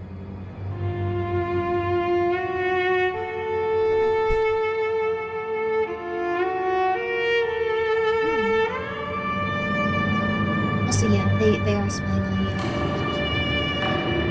But yes, episode 31. Sorry, I'm eating a little bit since it's been 8 hours, I realized. Just a bit. This one's really Statement of Lawrence Mortimer regarding his hunting trip to Blue Ridge, Virginia. Original statement given December 9th, 2010. Audio recording by Jonathan Sims, head archivist of the Magnus Institute, London. Statement begins. I always wanted to go hunting. It always seemed such a manly sort of pursuit. I mean, killing the deer or elk or whatever else was always beside the point. It was just the idea of setting off into the wild, surviving out there, cooking and eating what you kill. It all sounded like such an adventure. I mean, I'd thought about trying it in this country, but shooting pheasants with shotguns and riding down foxes all seemed too much the domain of nitwits in tweed. So if I was going to go hunting, I would need to go to another country to do it. Somewhere where they had a few animals worth going after. Thinking about it, I suppose, that is what happened in the end, in a perverse sort of way. And it did cost poor Arden his life. Just as a heads up, since this episode was recorded, we found out that people are actually going to different war-torn areas and then hunting people for sport. Paying like $20,000 to go and shoot random people during a time where people wouldn't notice as much and just murder a bunch of people. I just wanted to let everyone know that. Okay, we can go back to it. Well, scary. My desire to go hunting was always something of a someday project. I'm sure you know what I mean. Those ideas you have, holidays you plan to do sometime in the future, but they're never time dependent and usually you just keep putting them off. I borrow 20k. No, I don't have 20k. So when I turned 50 back in February, I thought, dash it all, I'm going to go hunting before I drop dead. When I told my friends, they all thought I'd gone loopy, but I just reminded them that it isn't just the young that can be impetuous and daft. Anyway, over the past few years, I'd become great friends with an American. Arden Neely was his name. We'd met on a skeptics message board and got on like a house on fire. When I mentioned I was looking into impetuous hunting trips, he asked how averse I was to hiking. I said not at all, I've always been a very active sort, and he told me that in Virginia, his home state, there were a lot of excellent places to go hunting, providing I didn't mind waiting until October or November. Well, I wasn't exactly expecting the Grim Reaper to come knocking in the interview. There was also a really insane serial killer operating in America, or maybe it was Canada, it was one or the other, who was actually kidnapping women, and this was a very perverse evil man. He was kidnapping women, binding their wrists, and then letting them go into the wilderness, where he would then shoot and kill them, like hunting them for sport for several days. He would do this really consistently, and he'd be like, all right, good luck, get out there. Very, very evil man. Only reason he got caught is because as he was loading one into his plane, she went, no, and she ran at top speed and got help, and then he was able to be identified. That one, yeah, truly horrific. Anyways, don't go hunting with Americans. Don't hang out with Americans that want to hunt if they go like, yes, come over from Britain. We'll have a great time. We'll have a grand time. You can get in my fun little airplane. We'll go out to the middle of nowhere. Yes. Intervening months, so I told him it Made a sounded movie lovely. on it? Oh my god. We spent a good long while discussing it, and finally decided to take a 3-day hike into Blue Ridge on the Appalachian Trail, and see if we could find a deer or an elk for me to shoot. Nature, seclusion, and guns. To my ears, it sounded just perfect. Did you just spoil the story? I don't remember this one. So, early last month, I packed my bags and caught a plane over to Virginia. The weather was cold, but otherwise pleasant, and to be honest, I was surprised how similar it felt to Torquay in November. I normally live in Torquay. I think I put that on your form there. If I did, it won't hurt you to have it written down twice. I wasn't, however, fully prepared to meet Arden in person. I'd never met an internet friend in real life before, and he was far louder and more outgoing than I was prepared for, based on the well-thought-out and considerate communications we had previously exchanged. He kept laughing at everything I said, as though it was a joke, even when it wasn't a joke, and would not stop going on about my accent. Still, all was forgiven when he showed me his gun cabinet. They were beautiful. And while I'm a member of a few shooting clubs over here, you've always got to keep your rifles under lock and key, hidden away out of sight. To see a dozen well-cared-for weapons displayed proudly, well, it was just lovely. We set out the following day, driving up to Blue Ridge from his home in Richmond. I like your guns, America. It took some time to get there, as everything is so much further apart in America. But we parked at Crabtree Falls shortly after midday. We had our tents and our supplies. I was very excited to don my hunter's orange and to take up my rifle. I was carrying a Winchester M70, which I had read was very good for beginners, while Arden carried a Remington Model 673, his preferred firearm, which he talked about to me at great length. And off we went up the trail. Our first day was unsuccessful. I was something of a blundering presence, and though Arden was at pains to assure me that our failure was simply due to being too close to a road, I was sure that it was my own crashing footsteps scaring away the creatures. I mean, we hadn't gone far compared to our proposed route, but we were already several miles from the nearest road. As the day wore on, we began to look for somewhere to set up camp. We were attempting to leave no trace, as the Americans say, so we were likely going to set up our tents on the trail itself. But as we began to get them out, I heard the strangest thing. Morning, Jay Hannon. It sounded like somebody whistling. A slow version of The Farmer in the Dell, or, as I believe it's more commonly known, A Hunting We Shall Go. Uh-oh. I looked over, and by the expression of puzzlement on Arden's face, it was clear he heard it as well. I was just about to call out to whoever was whistling when a figure wandered very casually through the tree line onto the trail. He walked out of thick woodland, as though he was strolling down a promenade. He was short and lean, with long shaggy black hair and a slightly unkempt goatee. His clothes were the rugged, durable sort you'd expect to see on a hiker, but he had no jacket or coat. He carried no backpack or kit of any sort. In fact, it seemed like he was just wandering through the woods with the clothes on his back. Arden was quicker to pick up on this than I was, and asked the man if he needed any help. The hiker stared at him for several long seconds, as though trying to deduce something, then smiled and said no.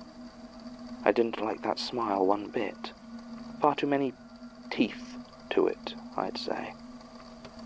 He asked us where we were heading, how long we were on the trail for. There was something ever so slightly odd about his intonation, and he dragged the R's somehow when he spoke. We answered as vaguely as we could without being rude, since neither of us felt comfortable near this man. The hiker shrugged and started to walk across the trail between us, and as he did so, he paused for a second and took a deep breath. And it seemed for all the world like he was sniffing us. Then he said something, I forget exactly. Tomorrow will be a good day for a run, or something like that. Uh-oh. And then he just started whistling again and wandered off into the forest behind us. Thank you, Taro. I think both myself and Arden wanted to stop him. It was so clear something wasn't right with the situation, but we were both astounded with his manner, and I don't think either of us could have thought of how to do so. And then he was gone. I needn't tell you that sleep became difficult. The sounds of the forest at night were far louder than I had ever heard them back home, and every cracking branch, every rustle of leaves set my nerves on edge. It was an overcast night, and outside the tent was almost completely dark. Around 2 o'clock in the morning, I could have sworn that I heard someone laugh, slow and softly, outside my tent. It sounded like it was right by my head, just the other side of the thin nylon wall. By the time I'd managed to get up the courage to check, of course, there was nobody there. The next day we packed up the camp and set off hunting again, donning our lurid orange vests and rifles. I must admit I felt 10 times better with the weight of the gun in my arms, and was inclined to put the events of the night before behind me. In fact, after a morning spent walking and joking, and on 2 occasions damn near bagging an elk, I thought we were both having a splendid time. Aw. It was about 4 in the afternoon, the sun just starting to begin its descent towards an early autumn dusk, when I saw my elk. I don't know why, but when I saw him through the trees, I knew that he was mine. I told Arden, and we started to creep towards it very slowly.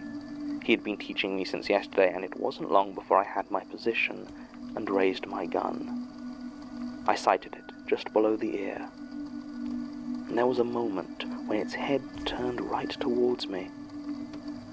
I could have sworn it looked me in the eye as I prepared to pull the trigger. A gunshot rang out, but it was not from my gun. The elk startled and ran, and I spun around, but Arden was nowhere to be seen. Oh. The shot still echoed through the trees, but he seemed to have vanished. I began to search frantically for him. Had he been lured away by an elk of his own? Had he been accidentally shot by some other hunters? I called out his name, but there was no reply. Eventually, after several minutes of desperate searching, I came to a small clearing. There, slumped against one of the trees, was Arden. He was dead. The tree behind him was painted in a spray of crimson, and there was a messy hole in the center of his throat, as though it had been torn out entirely. His rifle lay next to him on the ground, also coated in blood. It seems silly to say now, but my first thought was to check his pulse. So I put my gun down to do so. Obviously he didn't have one, but I couldn't understand what was happening. I'd been with him not 3 minutes before, and he had been alive and unharmed. It didn't make sense. Then I heard that whistling. That infernal whistling from the tree line. I turned, and there was the hiker. His right hand was coated in Arden's blood, and he grinned at me. Then he began to sprint. His speed was incredible, and he loped from side to side with a sort of zigzag motion. I ran. I know I should have picked up my gun, but you can't understand just how frightening it is to have something like that, a true predator, running at you, full pelt, your death charging towards you like a freight train. You can't understand what it is to be prey. So I ran. I turned tail, leaving my pack and my gun behind, and sprinted into the woods. I didn't look back. I couldn't. It took all my concentration to keep my footing, to not trip. I could hear him occasionally behind me as he charged through a bush or scratched against a tree. I think he did it deliberately, you know, to let me know he was still there. There's no way I could have won that foot race, but I think he must have been toying with me. After a while I could no longer hear him directly behind me, so I slowed to catch my breath. I'm in good shape, as I say, but I'm not a young man. I was dizzy with the exhaustion. I sat there, so intent on listening out for any sign of danger of this man, that I barely even noticed night fall. There were no clouds that night, and I was glad, since I had left my torch along with my pack. If I was to run at all during the night, I would need the moonlight to see by. Of course, any experienced hiker will tell you never to travel the woods at night, and certainly not to run through them. But I hardly had any choice if it came to it. And of course it did. The night was barely half an hour old when I heard it again. That whistling. Then the words floating through the trees, but with a low bass tone to them. A-hunting we shall go, a-hunting we shall go. And once again I ran. By all rights I should have broken my neck, charging off into the darkness like that. I should have tripped on a root or put my foot in a rabbit hole. I should have at least twisted my ankle. Somehow this didn't happen, though. I ran and ran and... well, I just kept running. It didn't seem to do me any good, of course. I was still far slower in the dark than I had been during the day, and it was obvious my pursuer could easily outpace me if he wanted to. So many times I'd heard that song coming from in front of me and turned sharply to avoid it, until I was utterly lost. Finally, I broke through the tree line. At first, I thought I'd found another clearing, but looking down, I saw I was next to Arden's mutilated body. The wretched thing had just sent me in a circle. For fun. For the chase. I was tired, scared, covered in scratches and bruises over my entire body, and for nothing. I was still going to die. I turned to face my fate, and for the first time that night got a good look at my hunter. The moonlight shone on him in full, and what I saw was not human. It's hard to describe exactly, but everything about him was sharper. His fingers, his teeth, his face, his eyes, his skin.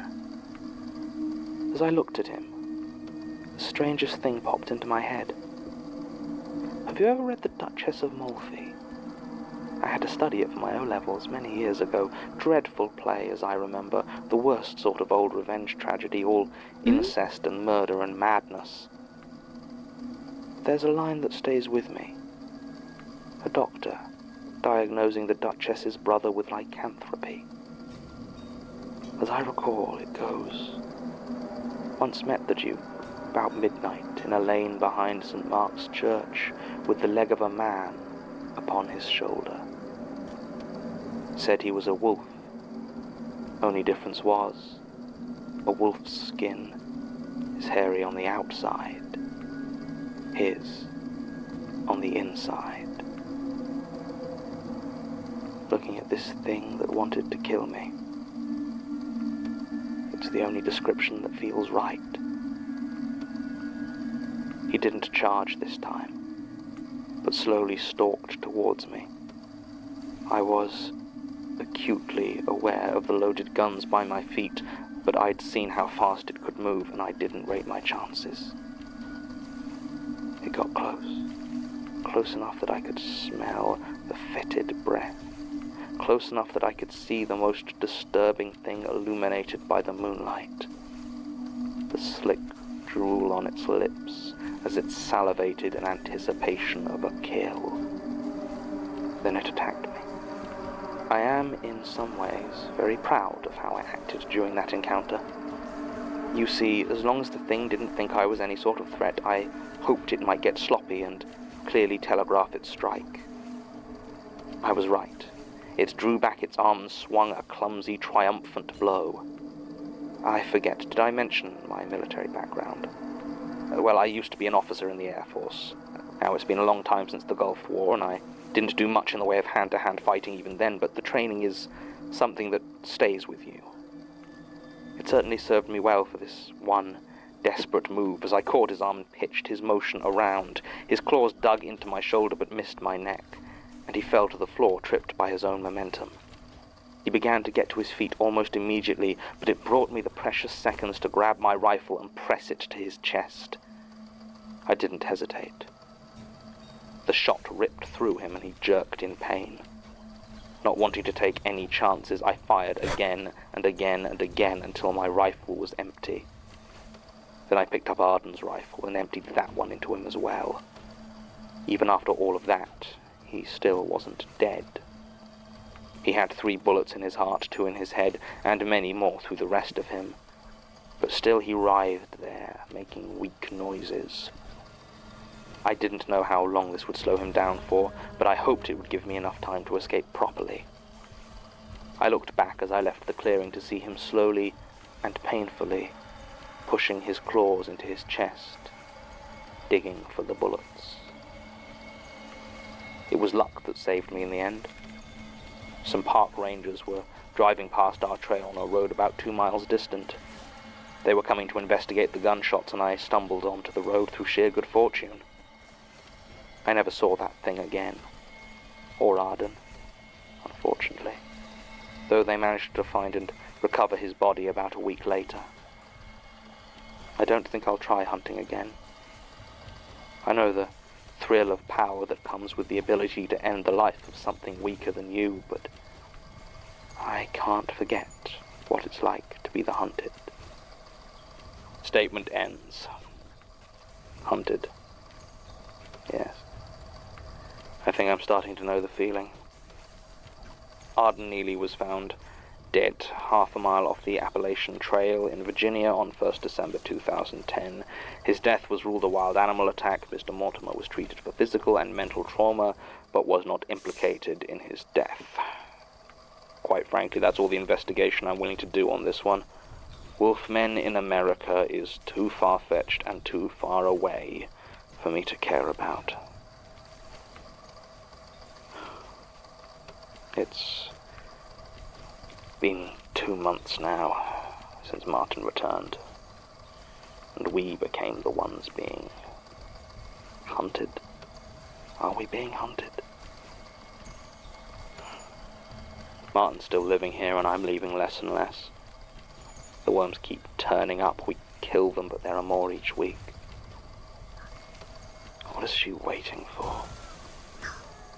End recording. Kind of a horror version of The Most Dangerous Game. Yeah. I really like that one, though. It's the plot of An American Werewolf in Paris. Oh, is that the plot of that movie? Oh. You can't pay me to go off into the Appalachian without protection, even I wouldn't go into the Appalachian Mountains, period. Hey, Michael.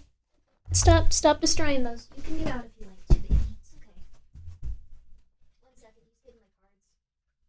It's okay. It's okay, baby Mike. Okay.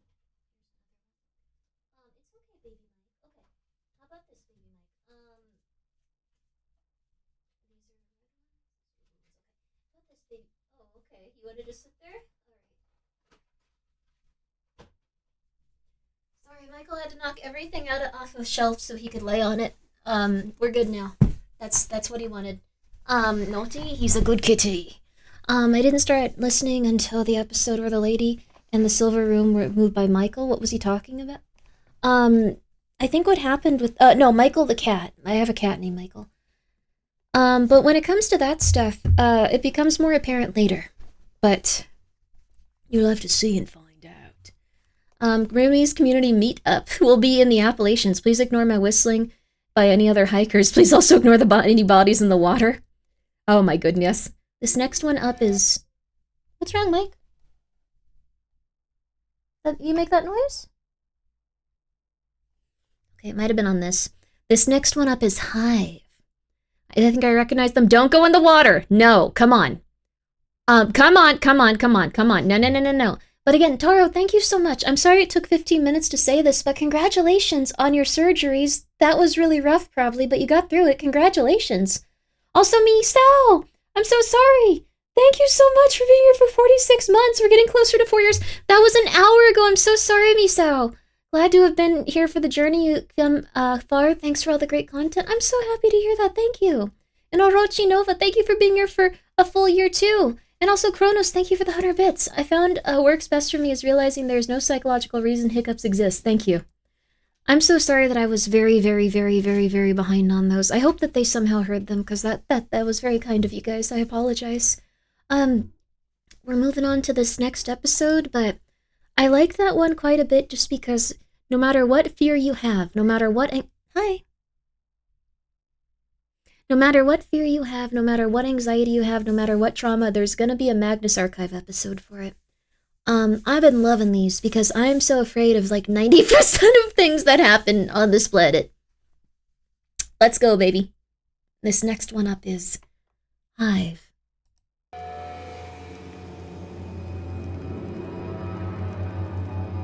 You heard a lot, you're trying to... Just rest, yeah. Try not to take too much oxy. Damn. Good for you, though. But yeah, that's good that you're not doing that. I'm gonna beat this with the caravan. Quill presents So help me God. The Magnus Archives. I'm gonna do it. I'm gonna do it.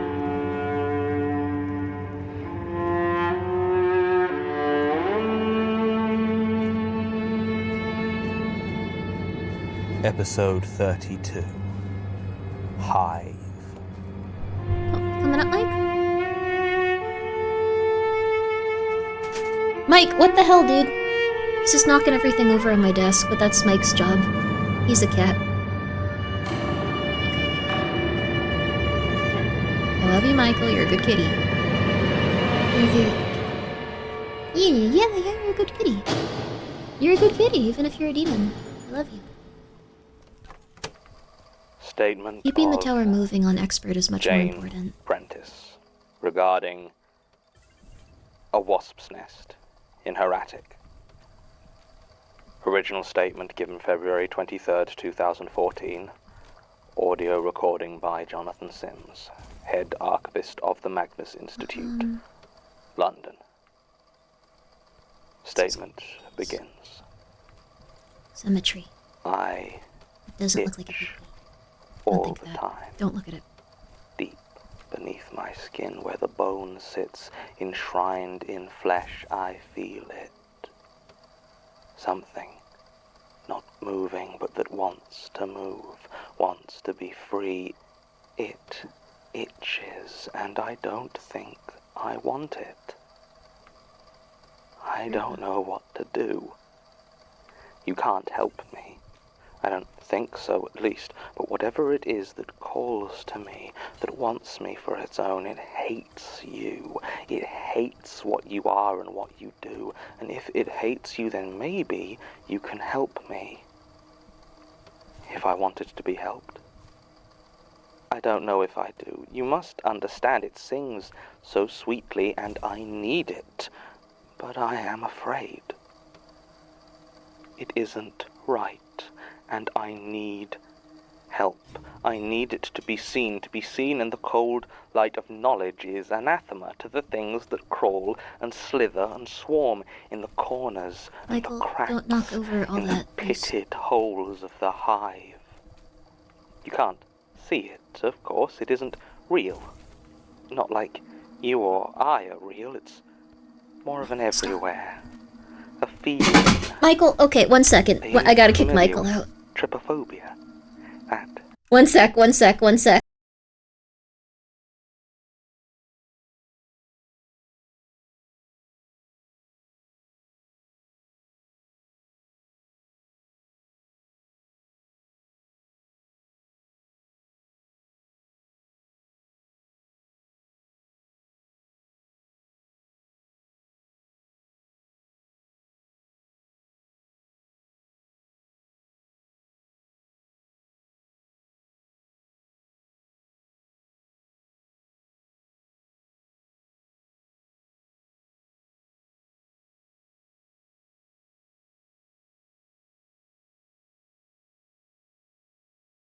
Sorry about that. Michael, I have like this nice shelf of a bunch of different nice books and stuff I've been like collecting and like making sure they're like really all well put together and they look all pretty on my bookshelf. Michael just decided that he wanted to sit on that shelf specifically, so he just knocked half of it over. He's a good kitty. I really love him, but he's a little demon. He was just like, no, this is where I sit. Disgusted fear at holes, irregular, honeycombed holes, makes you feel that itch in the back of your mind, like the holes are there too in your own brain, rotten and hollow and swarming. Is that real?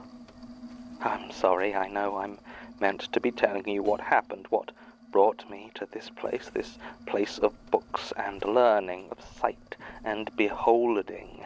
I'm sorry. I should. What's the name of this? I will.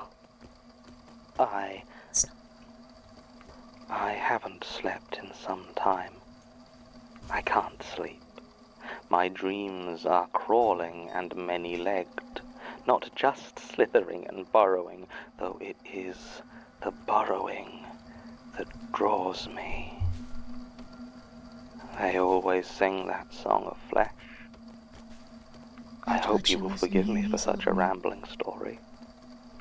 I hope you will forgive me for a great many things, as it may be I do worse. I have that feeling, that instinct that squirms through your belly. There will be great violence done here, and I bleed into that violence. Do you know, I wonder, as I watch you sitting there through the glass, eating a sandwich, do you know where you are? You called me dear. Have a seat, dear. You can write it down, dear. Take as much time as you need, dear. Can you truly know the danger you are in? There is a wasp's nest in my attic. A fat, sprawling thing that crouches in the shadowed corner. It thrums with life and malice. I could sit there for hours watching the swirls of pulp and paper on its surface. I have done. It is not the patterns that enthrall me. I'm not one of those fools chasing fractals, no. It's what sings behind them. Sings that I am beautiful. Sings that I am a home. That I can be fully consumed by what loves me. I don't know how long the nest has been there. It's not even my house, I just live there. Some sweaty old man thinks he owns it, taking money for my presence as though it will save him. I used to worry about it, you know. I remember before the dreams I would spend so long worrying about that money, about how I could afford to live there. Now I know that whatever the old man thinks, as he passes about the house with brow crinkled and mouth puckered in disapproval, it is not his. It has 1,000 truer owners who shift and live and sing within the very walls of the building. He does not even know about the wasp's nest. I wonder how long he has not known. How many years it has been there. Have you ever heard of the filarial worm? Mosquitoes gift it with their kiss, and it grows and grows. It stops water moving round the human body, right? Makes limbs and bellies swell and sag with fluid. Now when I look at that fat, sweaty sack, I think about it. And the voice sings of showing him what a real parasite can do. How many months has it been like this? Was there a time before? There must have been. I remember a life that was not itching, not fear, not nectar-sweet song. I had a job. I sold crystals. They were clean and sharp and bright, and they did not sing to me, though I sometimes said they did. We would sell the stones to smiling young couples with colour in their hair. I remember, before I found the nest, someone new came. His name was Oliver, and he would look at me so strangely, not with lust or affection or contempt, but with sadness. Such a deep sadness. And once with fear. It didn't matter, because no one in the shop wanted to hear about the ants below it. I tried to tell them to explain, but they did not care. The pretty young things complained, and I left. That was when I still called myself a witch. Wicca and paganism. I would spend my weekends at rituals by the Thames. I wanted something beyond myself, but could not stomach the priest or the imam or punjari of the churches. I knew better. I knew that it was not so simple as to call out to well-trodden gods. I never felt from my rituals anything except exhaustion and pride. I thought that those were my spiritual raptures. I wish, deep inside, below the itch, but they were still my raptures. I have touched something now, though, that all my talk of ley lines and mother goddesses could never have prepared me for. It is not a god. Or if it is, then it is a dead god, decayed and clammy corpse flesh, brimming with writhing grave worms. When did I first hear it? It wasn't the nest, I'm sure of that. I never went in the attic. It was locked and I didn't have a key. I spent a day sawing through the padlock with an old hacksaw. My hands were blistered by the end. Why would I have done that if I didn't know what I would find? The face of the one who sang to me, dwelling within the hidden darkness above me. I had seen no wasps. I know I hadn't. There are no wasps in the nest. So how else would I have known that I needed to be there, to be in the dark with it, if it had not already been singing to me? No, that's not right. The nest does not sing to me, it is simply the face. Not the whole face, for the whole of the hive is infinite, an unending plane of wriggling forms swarming in and out of the distended pores and honeycombed flesh. The nest is nothing but paper. Was it the spiders? There were webs in the corners around the entryway into the attic. I would watch them scurry and disappear in between the wooden boards. Where are you going, little spiders? I would think. What are you seeing in the dark? Is it food? Prey? Predators? I wondered if it was the spiders that made the gentle buzzing song, but it was not. Webs have a song as well, of course, but it is not the song of the hive. I used to pick at my skin. It was a compulsion. I would spend hours in the bathroom staring as close as I could get to my face in the mirror, searching for darkened pores to squeeze and watch the congealed oil worm its way out of my skin. Often I would end with swollen red marks where it had become inflamed with irritation or infection. Did I hear the song then? Was it when I was a child? Such a clear memory of a classmate telling me a blackhead was a hole in my face, and if I didn't keep it clean it would grow and rot. Did I hear it then? Has that image lodged in my mind forever? Or was it last year, passing by a strip of green they call a park near my house after the rain, and watching 100 worms crawl and squirm to the surface? Perhaps I've always heard it. Perhaps the itch has always been the real me, and it was the happy, smiling Jane who called herself a witch and drank wine in the park when it was sunny. Maybe it was her who was the maddened delusion that hides the sick, squirming reality of what I am, of what we all are when you strip away the pretense that there is more to a person than a warm, wet habitat for the billion crawling things that need a home, that love us in their way. I need to think, to clear my head, to try and remember, but remember what? I was lonely before, I know that. I had friends, at least I used to. But I lost them, or they lost me. Why was it? I remember shouting, recriminations, and I was abandoned. No idea why.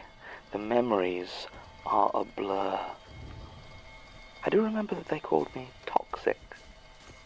I don't think I really knew what that meant, except that it was the reason that I was so painfully lonely. Was that it? Was I swayed and drawn simply by the prospect of being genuinely loved? Not loved as you would understand it. A deeper, more primal love, a need as much as a feeling, love that consumes you in all ways. You can't help me. I'm sure of that now. I have tried to write it down, to put it into terms and words you could understand, and now I stare at it, and not a word of it is even enough to fully describe the fact that I itch. Because itch is not the right word. There is no right word, because for all your institute and ignorance may laud the power of the word, it cannot even stretch to fully capture what I feel in my bones. What possible recourse could there be for me in your books and files and libraries except more useless ink and dying letters? I see now why the Hive hates you. You can see it, and log it, and note its every detail, but you can never understand it. You rob it of its fear, even though your weak words have no right to do so.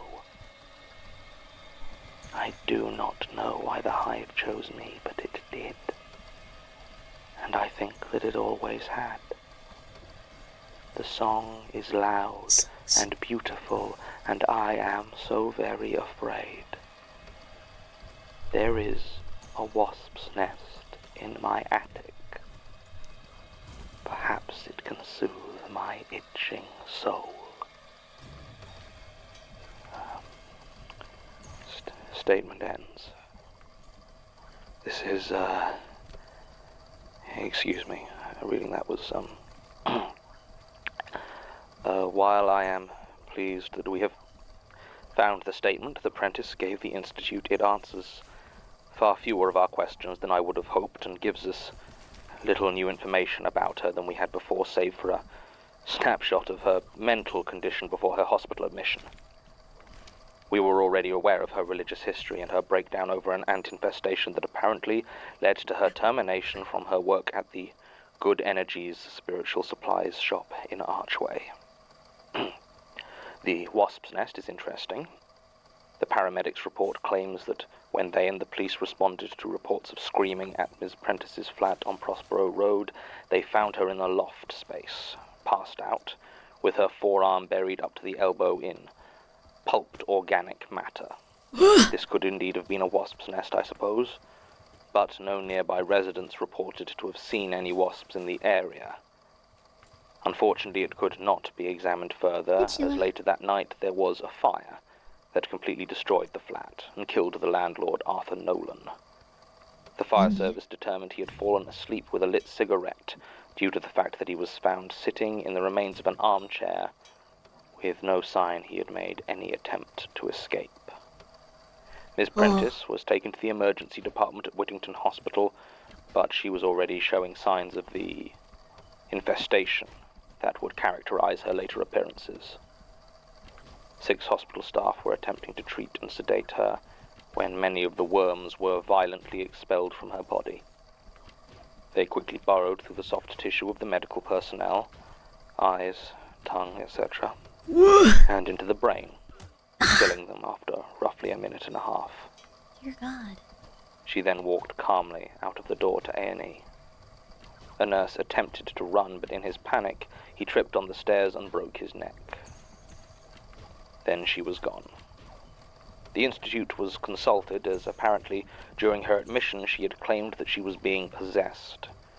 But it was decided the situation was medical in nature, and our involvement was dropped in favor of what I can only describe as a cover-up. If we'd known about this statement, perhaps things might have been different, but here we are. Still, anyone who's familiarized themselves with her file could tell you this. We still don't have any evidence that Prentice is actually paranormal. It could just be an unknown aggressive parasite. There are weird things out there that are perfectly natural. It's not, though. I know it's not natural. Somehow I feel it. I'm sorry. My academic detachment seems to have fled me. Something in this statement has got to me a bit. I'm going to go lie down. Oh. End recording.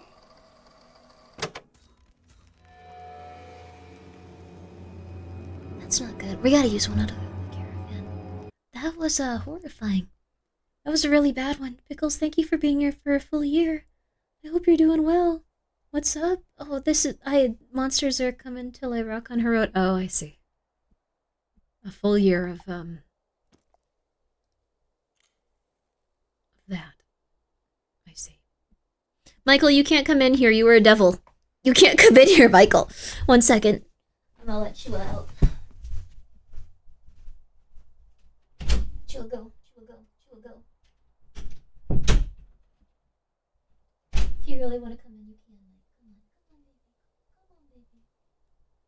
Come on, baby. It's up to you. Come on. Okay. I guess he's not into it. Alright. That's good, because he was not making me happy. Okay. Alright. Let the devil Michael in. Let the devil in. Michael! Michael! He's doing good, though. Hello, everyone. I'm new here on Twitch and chat. I don't know anything about you, Graham, but you got... Oh, interesting. Your model is so beautiful. Oh, that's very nice of you. I hope I get along with everyone. I hope you have a very nice night. Or day. Or it's 4:30 a.m. where I am. Crap. I know I'm in a bad spot when, I think by succession, Arthur is awake. Arthur's usually the one that, like, is first in terms of, like, I know I've been upset, like, way too long. Then Johan. Then Gingy. Then I'm like, oh, crap. Uh-oh, everyone I know on the East Coast or, like, wherever is waking up. I don't know their exact locations, but I assume East or, like, Middle America or something. They ain't PST. Mm-mm. They ain't PST. Alright. But I am, so we're gonna keep going. But this next one coming up, like, the Hive was really good. I also love that little thing at the end there, like, where Jonathan's slowly starting to break down as he's starting to, like, get more and more absorbed into the paranormal stuff. I haven't slept, but the sun has risen. As long as you're okay. Don't hurt yourself. We need to run short ads before this next one. Let's do the full 3 minutes. Let's do the full 3 minutes. It's 13:25 here. Crap, dude. Get some rest. Sad to see him break. He's so calm and collected. He started out so different. And we're only on episode 32. That was episode 32. This next one is Boatswain's Call. Boatswain's Call. Number 33 in the Magus archives. Not Magus, Magnus. Of how many episodes? 200. It's really good. It gets really good. Why is this podcast so good? Good writing, better audio editing. Yes, also, the voice actor they chose is really good. They can embody any character, any type of character, any type of emotion. Like, we heard them as, like, the rough and tumble, sociopathic, like, numb, like, slaughterhouse worker. And we also heard them as, like, the, really posh, like, man that was, like, in the Swiss Alps, going like, oh, these idiots. We also heard him as a different series. I think we heard him as, like, a mom that had watched their child get killed. Like, we've heard him in all of these different situations, and he embodies the character so well. The writing and the voice actor are just an amazing combination. An amazing combination. I think they do it perfectly. The narrator is the writer, right? Oh, that would explain a lot, probably. I actually don't know much about this one. Because I was, like, too young to, like, really, I guess get as obsessive about this. This is probably, like, not something I should have listened to, like, when I was younger, but, like, this was something I, like, couldn't really fully delve into, because I wasn't, like, I need to look up every single thing about every single thing going on. But it was really solid. I'm trying to think. He's also the narrator in Slay the Princess. Yeah, he is the narrator in Slay the Princess. I have to do that now at some point. I would turn the voice acting off, because that's how I do it for every visual novel. Like, I just turn the voice acting off. And then I just do it myself, because I'm like, well, this is why people come to the stream sometimes, so I can go like, yeah, I'm a different person. Yeah, I'm a different person.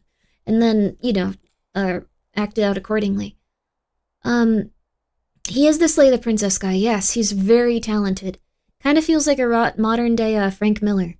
If you've heard Interview with the Vampire or 1984, like that audiobook dude. But I'm sure the Magnus has some really cool stuff. They probably have, like, books. They might even have tarot cards. Oh my god, 1 second. 1 second.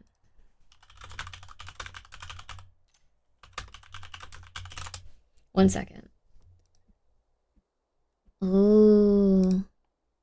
Oh no, I think they never, like, I don't think they made it, like, a full giant run. So, Yeah.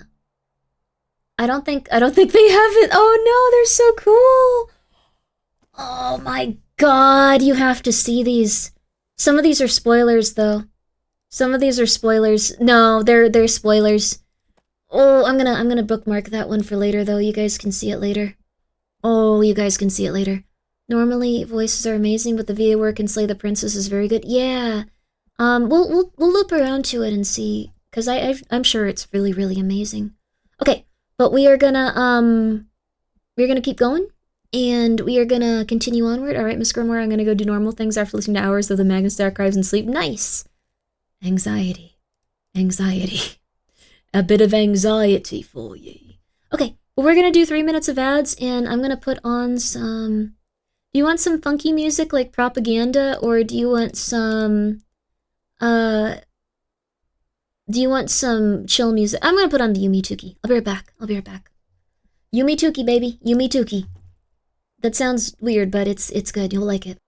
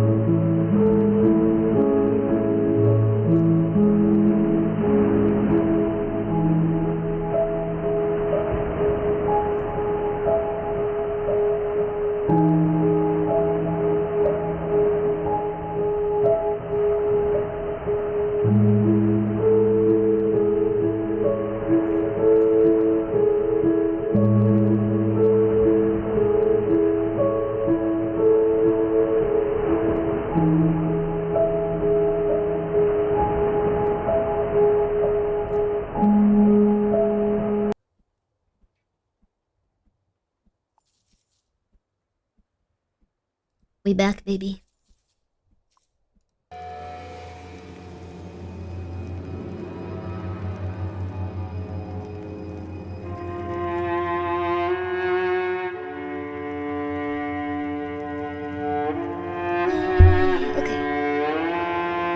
Rusty Quill presents Really good. Let's try to go with this. The Magnus Archives. Doesn't really have any downsides.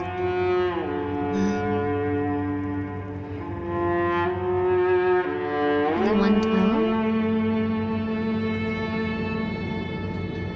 Gonna try again. Episode 33. Bosun's Call.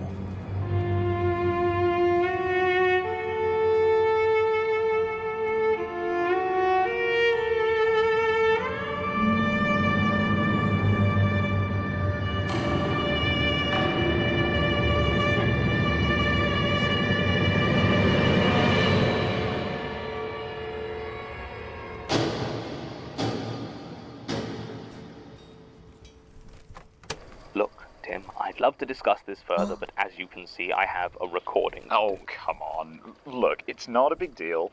We just need to do a few of them again. Out of the question. It's just confusing if not. Like the garbage man statement. Mr. Woodward?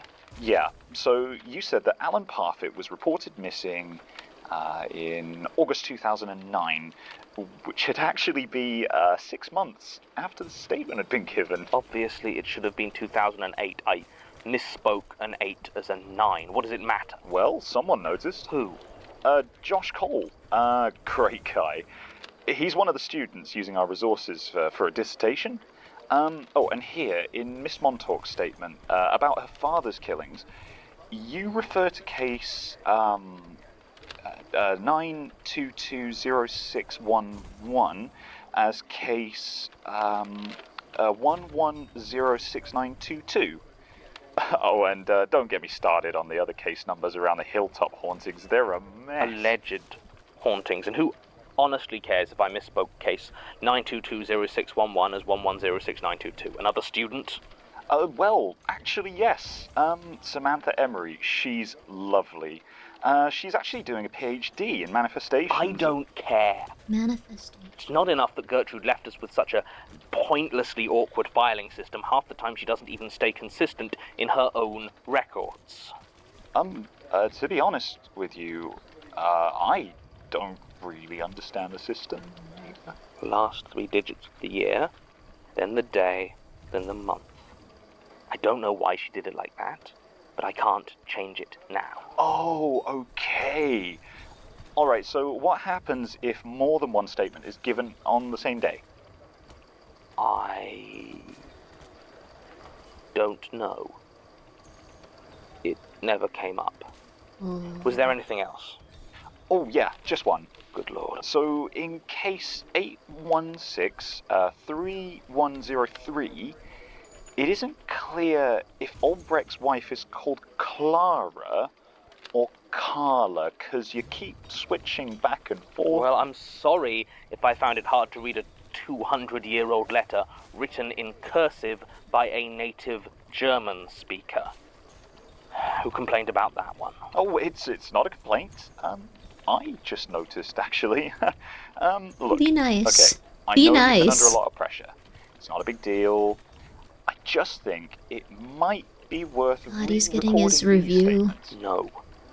I don't have time. I still have a mountain of haphazard statements to get through, not to mention that I need to keep this wretched tape recorder on hand, just in case I encounter one of the files too stubborn to work on anything else, and when I do, I have to actually read the damn thing, which is fine. It's fine. I just haven't been sleeping much these last few months. What with all this worm business, which reminds me, if you do see Elias, tell him thanks for the extra extinguishers. Oh, yeah. Yeah, sure. It's getting bad. I mean, Martin keeps showing me his tongue, asking if it looks infested. So what do you want me to do about these errors? I really don't care. Put a post-it on the tapes or something. I'm not re-recording them. Now, if you'll excuse me. Oh, yeah, sure. Yep, I'll let you get back to it. Good day. Yeah, poor Martin. Thinks he's about to die every 10 seconds. Still running. Okay. Statement of Carlita Sloan regarding her work on a container ship traveling to Southampton from Porto de Tarqui. Original statement given January the 2nd, 2011. Audio recording by Jonathan Sims, head archivist of the Magnus Institute, London. Statement begins. I've been working the shipping routes for years now, so I know there's plenty of messed up things can happen out there. You remember the old saying, worse things happen at sea? Well, let me tell you, it's just as true now as it ever was. But I've never seen weird like I saw when serving on the Tundra. I didn't even want the job, really, but I didn't have a lot of choice. We'd just hit Porto de Tarqui in Brazil in late November of last year when the ship I was on got stopped because of cargo irregularities. I don't know what it was. Might have been drugs, human trafficking. Might have just been a crooked harbour master looking for a kickback, but it didn't really matter. Point was, I had to jump ship. This wasn't an easy thing, though. A sailors' union should be recognized anywhere in the world, but when it came down to it, my membership of Nautilus, a UK union, meant nothing when I was trying to get a place on a cargo run coming out of Brazil. Didn't help that I'm a woman. A lot of people don't think shipping is a job for women. Hell, a lot of people who work on ships don't think it is. You don't see a lot of us in the trade, and every ounce of respect I got, some dick-waving asshole probably bled for. But that's fine. I can hold my own, and it hasn't been such a problem since I shaved my head. Women. It was enough to keep me on land for a good few days, though, as I tried to find another ship to take me on. Well, that and my bad Spanish. I'm sure I don't need to tell you how relieved I was when I heard that a British ship had made port, the Tundra. Now, at that point, I was starting to get a bit desperate, so I was keen to go to the captain and just about beg passage. Screw my qualifications. If he needed, I'd sign on as a workaway. I could find a better position once I was somewhere I spoke the language properly. I eventually found the captain in a small bar in one of the seedier areas of the dockside. I'd been told his name was Peter Lucas, but to be honest, I wouldn't have needed his name. He was the only white guy in the place. Even by those standards, he was very pale. Weirdly so for someone who apparently lived their life on the sea. He sat there at a small table completely alone, drinking a cup of black coffee. He was staring into the distance and didn't seem to notice anything going on around him. I sat down opposite and coughed. His eyes only moved a fraction of an inch to focus on me, but it felt as though the movement had the weight of a heavy stone door. Like a tomb. Don't know why that's what popped into my head, but there you go. I asked if he was Peter Lucas, and he said yes. I'd gone blank on what to say next, and it was then that I noticed the silence. I looked around to see that the place was now completely empty. Even the bartender was nowhere to be seen, and the only sound was the whir of the ceiling fans above us. The captain was still staring at me, so I swallowed my unease and began to explain my situation to him. I left out the part about the criminal possibilities of my last ship, but was clear that I was in desperate need of a new post. When I had finished, he was quiet for a few minutes. Then he nodded. "We have one space. Report tomorrow. At dawn." That was all he said, and it was all I needed. The Tundra wasn't difficult to find when I headed to the docks the next day. It was big, already stacked high with an array of colourful shipping containers. I wondered if they'd loaded it up overnight, as there didn't seem to be much activity from the crane. It was early, and I was glad I was leaving Brazil before the wet season really got going, as the sky was threatening to break. Making my way through the dock, I asked around until I was finally pointed to the mate. He was a short man, heavy-set with a thick black beard. His warm brown skin was stained darker by a life working in the sun, and he didn't smile when he looked at me. Around his neck, I saw a chain ending in a small brass ball and stem. It looked like an old bosun's call, an antique sailor's whistle. I introduced myself, told him what I'd told the captain, and gave my qualifications and experience. The bearded mate listened quietly until I finished. Then he shrugged and said they were in need of an ordinary seaman, and I was welcome to the position if I wanted it. OS was a bit of a step down for me, as I'd been pulling able seaman pay for these last few years, but it was a ticket out of Porto de Itaqui, so I jumped at the chance. The mate still didn't smile, but he did offer his hand, and introduced himself in a gentle Dutch accent as Thaddeus Dahl, first mate of the Tundra. I was surprised, as it seemed a bit abrupt to be leaving, and I hadn't even had time to stow away the duffel bag that was my only luggage. Still, I wasn't about to disobey the first order I'd been given on a new ship. The Tundra was pretty normal. I've served on a half-dozen ships almost identical to it, and I fell into my duties quickly. We set off almost as soon as I was on board, and it was only later I discovered we were heading across the Atlantic towards Southampton. I was very happy to find that out, as I had assumed we'd be making plenty more stops before crossing back to England. With any luck, it wouldn't be more than a couple of weeks before I was home, and those would be spent in maintenance, repainting, and taking watches with Iron Mike, the autopilot, so that was fine. But I did start to notice a few things on board which didn't really seem to add up. The first was the crew. They were quiet. Very quiet. I mean, I've been on ships where I was pretty much the only native English speaker, and plenty of people prefer to keep to themselves. Hell, not being too comfortable around people is a damn fine reason to go to sea. This was different, though. It wasn't just that they didn't talk much. They seemed uncomfortable with me. They'd avoid eye contact and only barely acknowledge me if we were on shift together. At first, I thought it was because I was a woman, but then I saw that it wasn't just me. They avoided each other just as much as they did me. Meals were always quiet, no matter how many people were eating, and there was no friendly game of cards or chat in the living quarters. There was no real conversation in any language. It was like they were doing everything in their power not to think about each other. It took me less than a day of ignored hellos and grunted answers before I fell into line, becoming just as quiet as my crewmates. The only person who spoke was Thaddeus Dahl. The mate would walk among the crew, giving instructions and orders in a dozen different languages as the crew scrambled to carry out his commands. He was just as composed as he had been when I met him, and it soon became clear that if he had emotions, he kept a tight wrap on them. He would stride along the ship, his antique whistle swinging from his neck.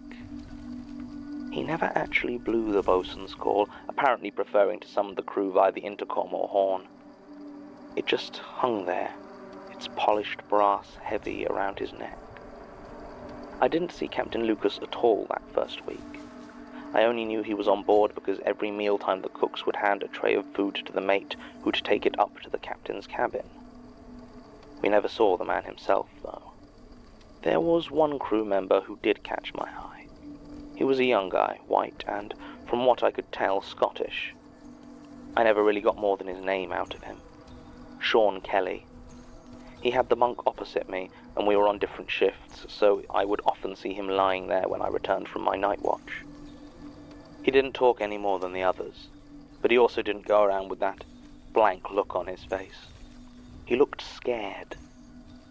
There were other odd things about the ship, but hands down the weirdest thing I didn't notice until a few days out into the Atlantic. Now, one of my duties was to check the deck containers were securely in place. None of the twist locks or lashing rods had broken or come loose. It was usually just busy work. I'd never been on a ship that lost a container, though it does happen. This shift, though, I noticed something wrong. I saw that one of the lashing rods towards the stern had broken, and not at one of the ends, or the twist lock itself, but right in the middle of what should have been solid metal. From a distance it looked fine, new paint shining in the sun, but looking closer I saw that it had rusted all the way through. Not just that, but checking out where the rod connected to the container, it became clear that they had rusted together. Fresh paint covered up most of it, but once I knew what I was looking for, I saw it everywhere. The shipping containers, all of them, were rusted in place. How could this have happened, though, if they were being changed over at port? How long had the Tundra been sailing with the same cargo? I decided I had to look inside. Stupid, maybe. If it was something illegal, they might toss me overboard first and ask questions never, but only if I got caught. And I was just about sick of nasty surprises. I did it on my next late shift. I kept an eye on the rest of the crew and waited for my moment. I'd already marked out a ground-level container where the padlock had practically rusted off. It wouldn't be difficult to get it open. It was about 3 a.m. when I had my chance. I was alone on deck, and the wind was howling, loud enough to muffle the groan of the container's rusted hinges. It took 3 kicks from my steel toe caps to get it open, but finally I was able to get the door ajar. It was so stiff it took almost all my strength to get enough of a gap to walk through, but finally I could see inside. It was completely empty.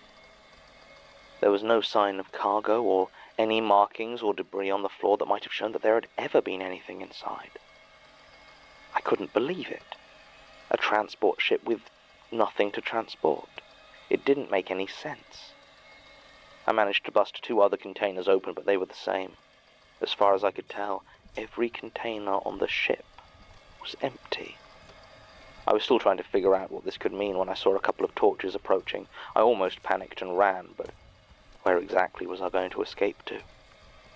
The empty, uncaring ocean stretched out for hundreds of miles in every direction. So instead I swallowed my fear, pushed the door carefully closed, trying my best to hide the broken lock before making my way onto the deck. I was met by the mate and a half-dozen other crewmen behind him.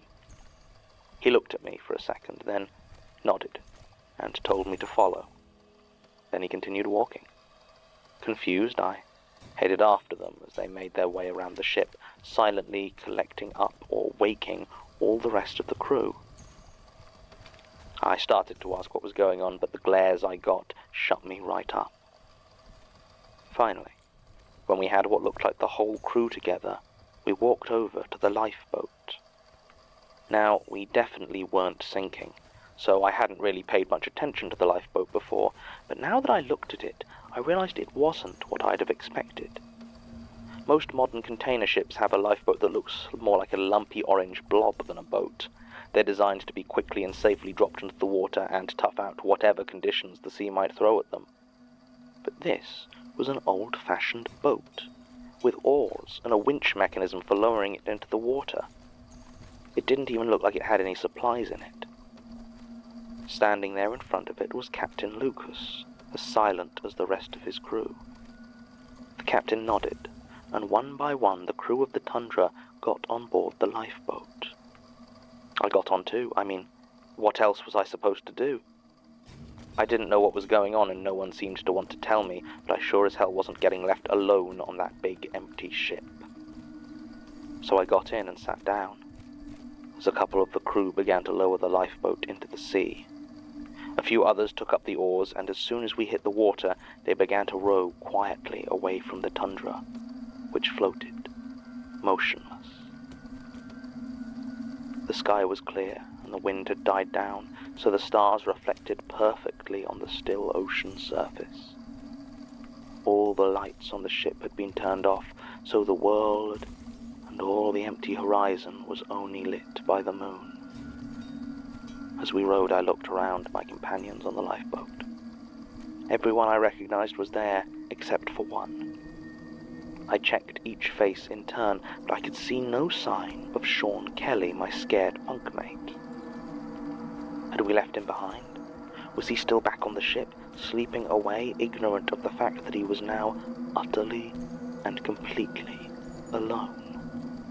Almost as though he knew I was about to speak, Thaddeus gave me a warning glare. The mate reached down and took the old brass whistle from his neck. He pressed it to his lips and blew. I have never heard a whistle sound like that. It was shrill, so high and piercing that I felt my hair stand on end, but it also seemed distant, like I was hearing it from far, far away. I don't know how long he blew that bosun's call for, but by the end, I realized we were surrounded by a thick sea smoke. We should have been too far south for it, but it rolled and billowed around the lifeboat, obscuring the Tundra. No one said a word, but I could have sworn a few of my shipmates were crying. I don't know how long we floated there, sat in the dark water, but eventually the fog cleared, and the mate sounded the bosun's call again, this time a short, sharp whistle. We saw the Tundra, dark and still upon the water, and began to row back towards it. The lifeboat was painstakingly raised, and the rest of the crew returned to their positions. Sean Kelly was nowhere to be seen, and I never saw him again. After that night, the atmosphere on board changed. People talked, and you'd occasionally hear actual laughter. Games were played, people drank, and there was this sense of relief to it all. I tried to join in, but got dark looks any time I asked about Sean. At one point, the third mate, a man named Kim Duong, told me that I should shut up and be grateful. as it hadn't been an easy choice. I kept to myself the rest of the way and left the ship as soon as we landed in Southampton. I didn't even think about my pay until it came through a couple of days later. £25,000 for barely 2 weeks' work. I don't mind telling you, it was almost enough to tempt me back. Almost. Statement ends. An interesting statement, though difficult to investigate any potentially paranormal activity, as there does not appear to have been anything explicitly supernatural occurring in this statement. A lot of strange happenings and implicit weirdness, but nothing that can be isolated as a supernatural event.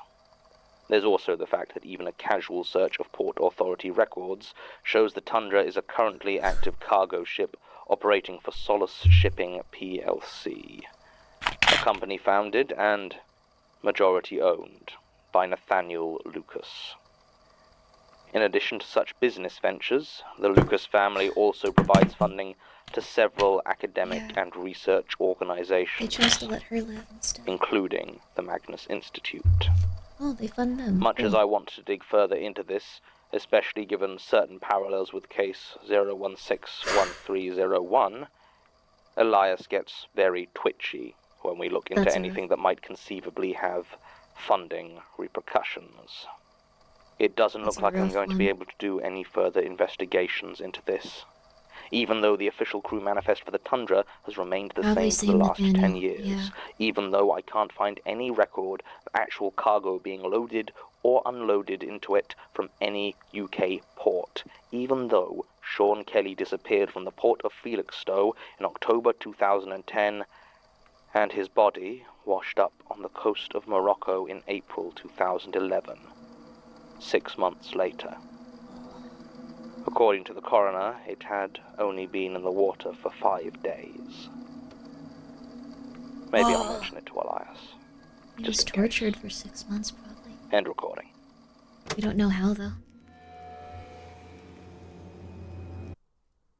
Maybe it was like that guy that was in the slaughterhouse where he was in a place he couldn't fully comprehend, running around trying to avoid death. Maybe he was just smacked around. Maybe it was, time was distorted there. How often are these released? I haven't actually listened to the new series. They're probably released pretty consistently, though. The people that make them really like making them. Also, that's really cool, More Blood. Like, wow, apparently went to... Oh, goodness. That one was a very haunting one, just because, thank you also, Bob, for gifting a sub to Sorrow is Fox, and thank you, Bob, for gifting a sub to Min-Max Red Mage. Yeah, very devoted creators, very cool creators. That one I remember really vividly just because, I don't know, I always had this anxiety about, like, being, like, because my parents were kind of crazy. They'd always, like, push me a lot and push me and be like, oh, we're gonna, you know, we're gonna, favor, like, other people really aggressively, like your sister, like other people. Like this kind of like, just like, you know, like that kind of thing. Like, I don't know if you've had family members like that.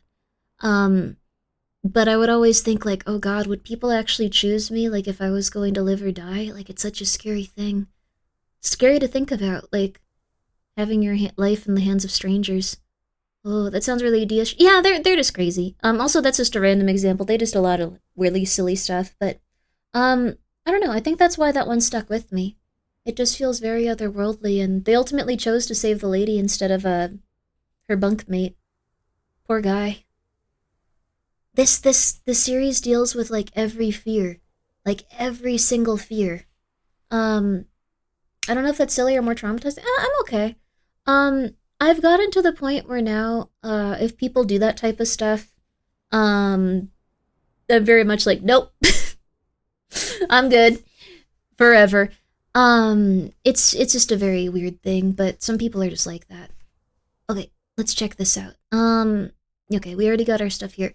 But yeah, I like that one. That one was a very intense one.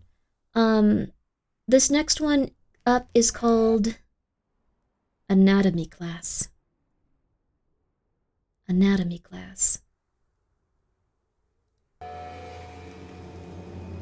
Ooh, this is 34. We're gonna get to the really, really intense ones. We're gonna get to those. Anatomy class. Also, thank you so much, Yama, for putting up the titles of each episode. Really messed up way to learn self-validation. You do over time. The Magnus Archives. I don't know where I learned to have a sense of self. I should probably think about that more. Because my parents definitely don't have one. Never really considered it. Episode Crap, I was going for the no buying from the shop run. I'm an idiot. Anatomy class. It's okay, we can do another round after this. I can do 800,000. Here you go. Is this also cover going to class? I have no clue what the hell you're talking about, Outcast Coast. I'm so confused. But this one is really interesting. This is a really good one. It's a really solid. Apologies for the somewhat archaic. No need to worry. I understand. Some things you just can't trust to computers. It's like I always say about those robotic surgery machines. It's just not the same. If I'm going to be operating on a man's pancreas, I want to feel that pancreas. Fiddling with a joystick just won't cut it, as it were. Okay, I didn't think you still performed surgery. I keep up with the developments. And I remember the feel of a pancreas. Well, okay. quite. Now, if you'd be so Dude's good gonna as kill to... you. You know you have an infestation, don't you? Excuse me? I'm not sure. Yes, little grey maggot things. I saw a few on the way in. Don't recognize the species, but I'd say you need to get the exterminators in here. Gas the little blighters. You saw them? I like this guy's energy. He's psychotic and really needs validation from everyone. Still, I'll admit I don't like the look of them. I reckon the sooner you get someone in to kill them dead, the better. You need to chill. Believe me. Now, shall we? Oh, certainly. Where do you want me to start? The bones? Blood? The fruit? Right from the beginning. 1 second. Statement of Dr. Lionel Elliot regarding a series of events that took place during his class... Introduction to Human Anatomy and Physiology. At King's College, London, in early 2016. Statement recorded direct from subject, 12th July 2016. Statement begins. Now? Yes, just start from the beginning. Right. Well, I shouldn't even have been teaching the class, really. As far as I knew, I wasn't going to be needed for any teaching on the biomedical engineering course this year. I can't say I was particularly upset. The human anatomy module is where a lot of the engineers discover just how messy the human body is. And while the human heart is a phenomenal piece of machinery in terms of design and function, most of the students would be more comfortable holding a transistor.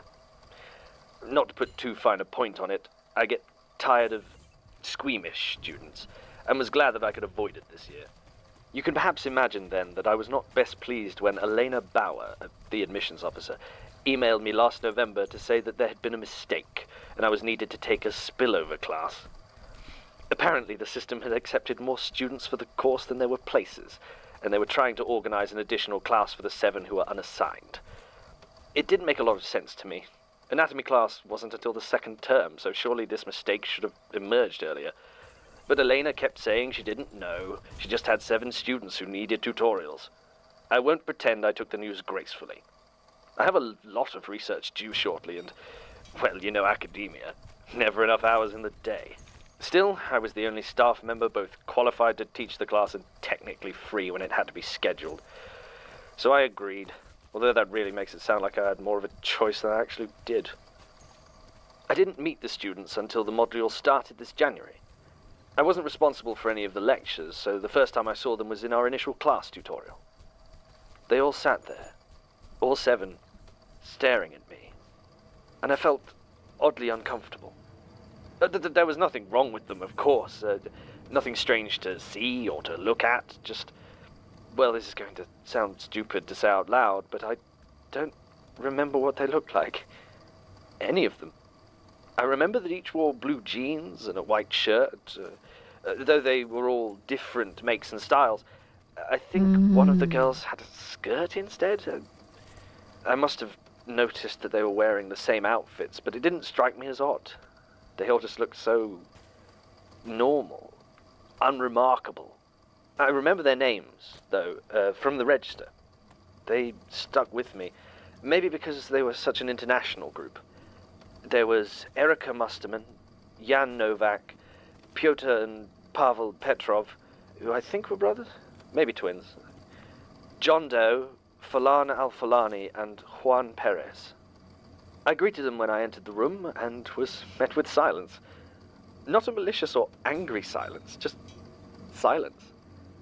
I've never been self-conscious when teaching, but walking to my seat with those 14 eyes just watching me, it made me ever so slightly uncomfortable. I got the oddest feeling that they were judging my walk. The class began, and we started This going just sounds over like some of the teaching a basics class of this anatomy day and how the age. body works. They started to talk then, and Kids some are of my rude. unease left me.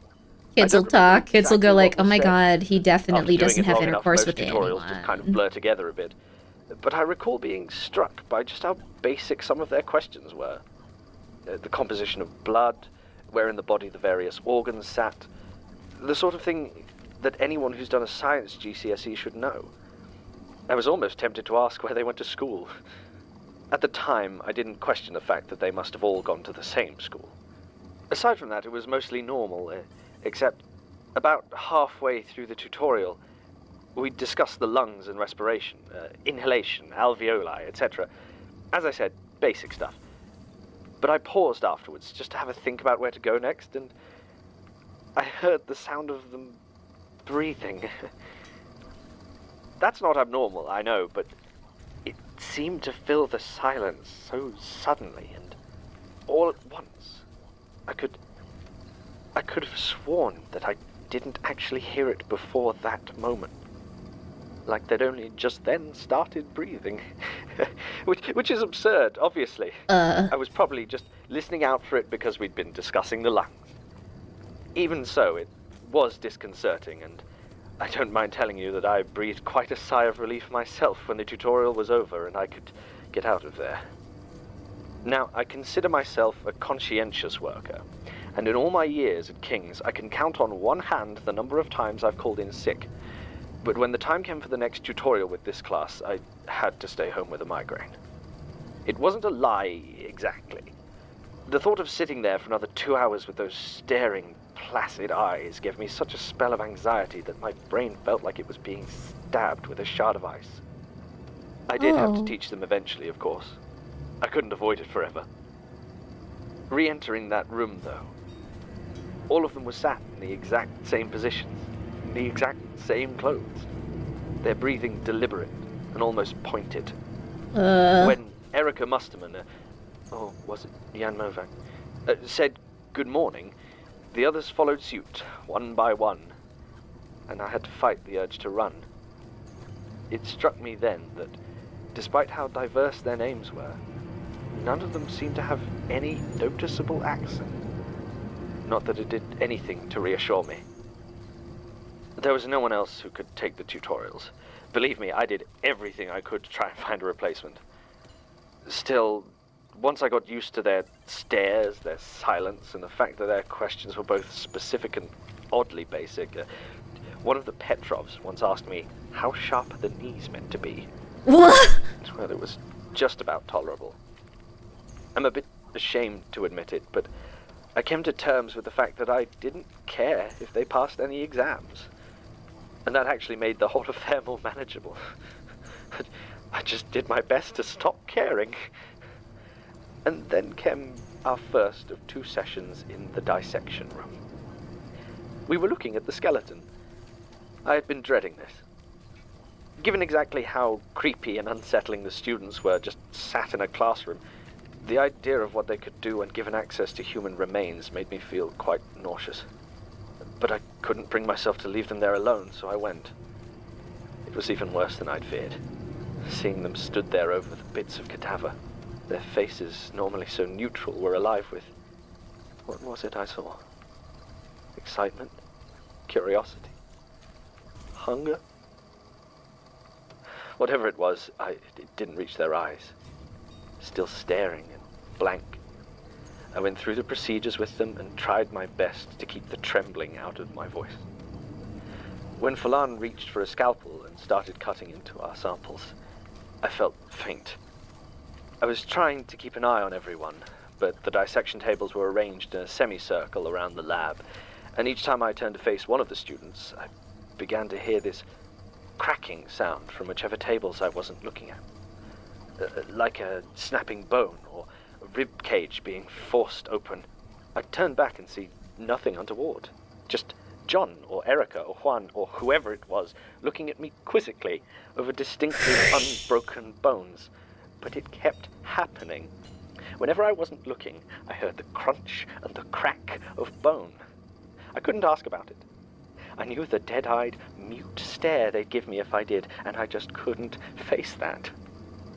Finally, I managed to position myself so that I could see what was happening behind me in the reflective edge of the metal table. It wasn't much, but I could see a slightly warped image. It was Pavel in this case. I saw him pick up a bone, a radius, I believe, from the forearm. He held it up next to his own arm, and then there came that snapping, crunching noise. I swear I saw his arm distend itself, the skin shifting as something inside changed and rearranged until it matched the length of bone he was holding up to it. I tried not to react, not to make a noise at this mad impossibility that I saw. I couldn't help it, though, and my legs gave out.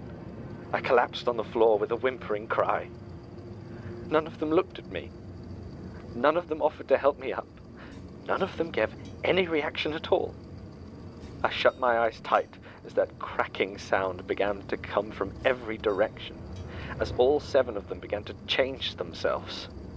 It went on for almost half an hour until our allotted time in the lab ended. And then they left, walking past me, still sat helpless on the floor.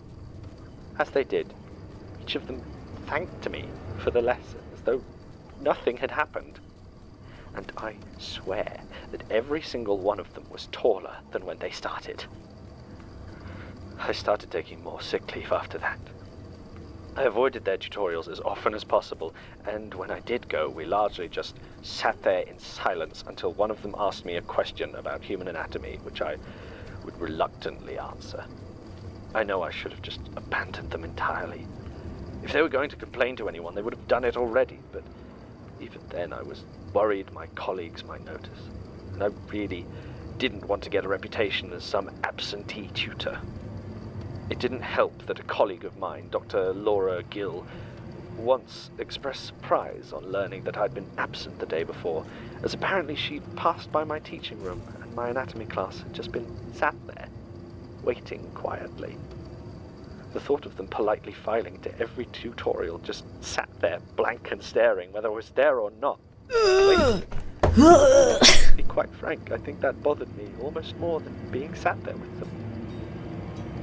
Still, I managed largely to avoid them until the 21st of March, when they had their second lab dissection. Hearts. I'm not an idiot. I was well aware of the sort of sinister nonsense that was likely to happen if I went, but I also knew by now that they would attend whether or not I was there. And to leave them in a lab unsupervised would be the sort of thing that would actually get me fired from my position. It was a rainy morning. I remember that because I deliberately didn't put up an umbrella.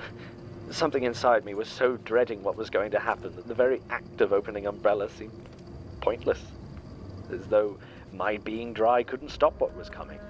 There was no reason not to get soaked. So I was dripping wet when I entered the lab, and my glasses had steamed up to the point where I could no longer see through them. When I wiped them clean, they revealed those 7 blank faces, utterly unconcerned with my sodden state.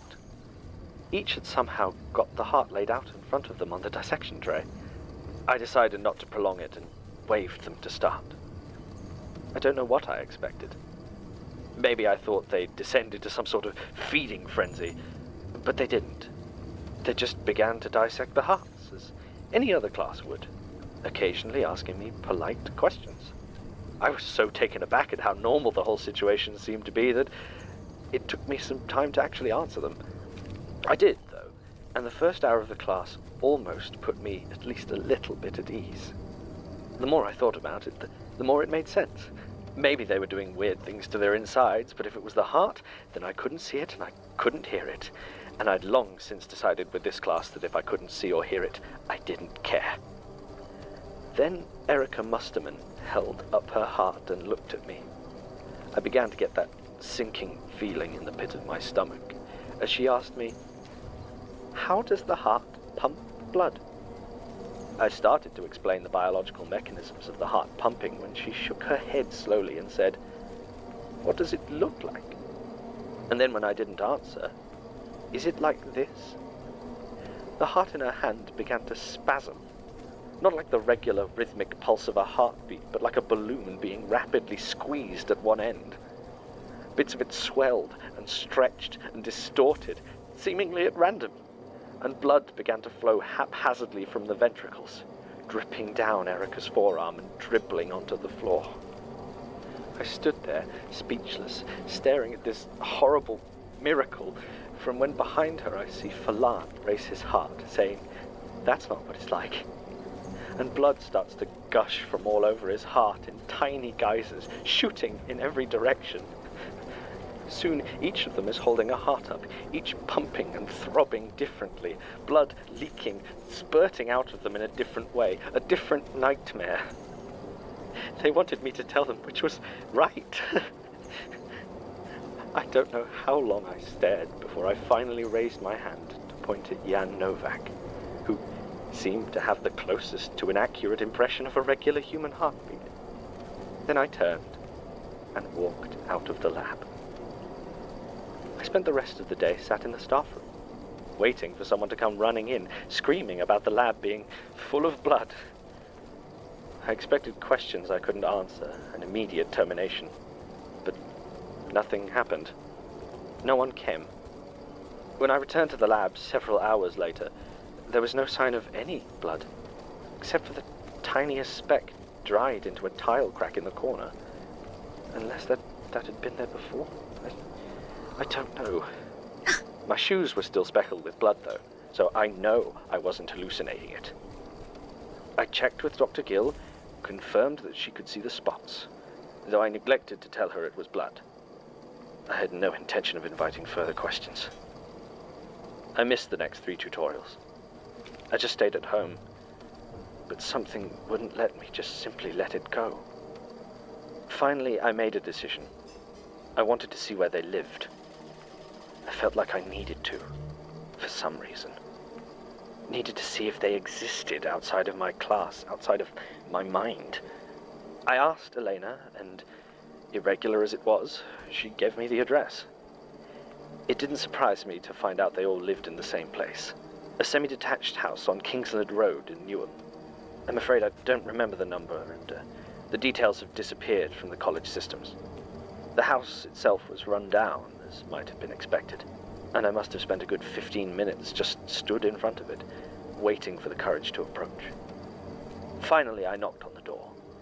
The wood was old and dry, and some flaked off under my knuckles. It opened immediately, and there stood Jan Novak.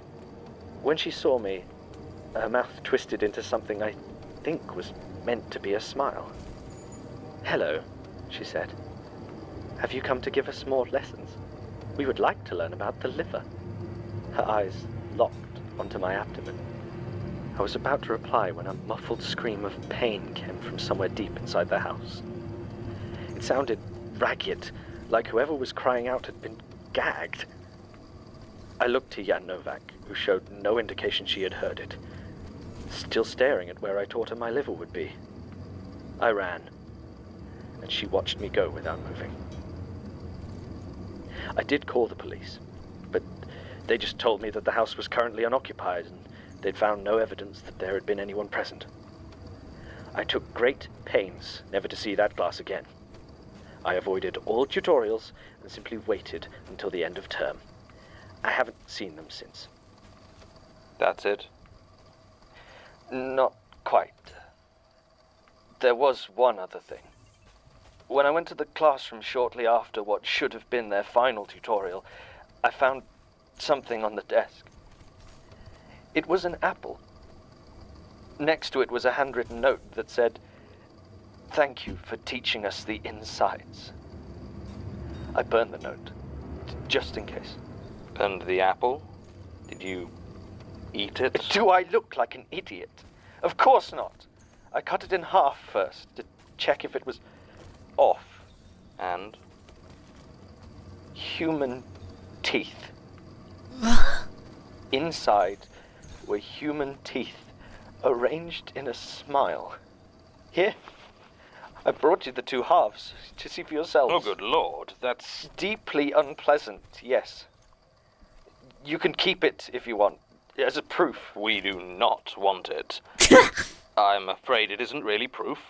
Someone could have stuck those teeth in after the apple had been cut. You think I would do that? I didn't say you would. I just said it was enough of a possibility that I don't think your tooth apple has a place in our artifact storage. Also, it is technically medical waste. Fine. I'll dispose of it myself. Now, is there anything else you want with me? No. This should do. We'll investigate and get back to you if we find anything. Statement ends. The first thing about this statement that makes me dubious is that it comes from a fellow academic. Historic and prestigious as the Magnus Institute is, there are still many within the sphere of higher education that do not grant it the respect it deserves. And some have been known to make false statements as ill-conceived jokes. Another mark against the veracity of the statement is the names of the students. A quick internet search reveals Erika Mustermann as the official German placeholder name, similar to the English, the English name John Doe. The same is true of the other names. As is the generic name of choice in most Spanish-speaking countries, Fulan al-Fulani in the Middle East, etc. It seems strange to me that Dr. Elliot would fail to take note of this. Still, Tim made contact with Elena Bauer in the King's Administration Office, and while she couldn't find any actual records of them in the system, she does remember them being there, and confirms that she assigned them to Dr. Elliot last year. She could be in on it, of course, but Tim seems to believe her. There's also the matter of the teeth. I stand by my assessment that there is no evidence they were placed there by supernatural means, but it does seem an awfully long way to go for a bad joke. In the end, we did send them off to a dental specialist, but they weren't able to tell us much beyond the fact that they all seemed like healthy adult teeth, and most of them appeared to come from different people. There's not much more we can do to follow this up, without dedicating additional time we can't afford. The only other lead was Sasha's discovery that early last year, Dr. Rashid Sadana took his own life. There's no direct connection, except that he taught the Anatomy, Physiology and Pathology for Complementary Therapies course at St. Mary's University, and the only note found near the body simply read, "Not to be used for teaching."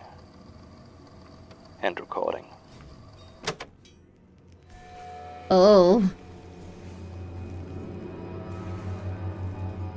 That was a pretty good episode. The Magnus Kind of Archives uncomfortable. is a podcast distributed by rustyquill.com and licensed under a Creative Commons Attribution Non-Commercial Share-alike International License. Today's episode was written and performed by Jonathan 10 hours Simmons. already? It's really good, right? One more. How about just one more? This one's Old Passages. Please stop using my dead body for anatomy study. Yeah. Very fair. I mean, if they can make someone's heart start beating again, maybe they could resurrect them or something scary. I like that one. Very scary, right? Also, thank you so much, Thanamore, for being here for 24 months, 2 years. You're over in Germany. Oh my gosh, have a good time in Germany, yo! Back to Lurkin, have a lovely time. I really hope that you have a good time over there. Holy crap. How exactly would you deal with those kinds of creatures? Run. Go across the ocean. Ocean. This one seemed like a tragic comedy episode for Invaders. Yeah, I could see that. I would run, and I would leave. Yeah. Next class is like ethics and stuff, and they're like, oh crap, yeah, we need to be different. Change universe, just out of there. out of there. But that was one of the good ones.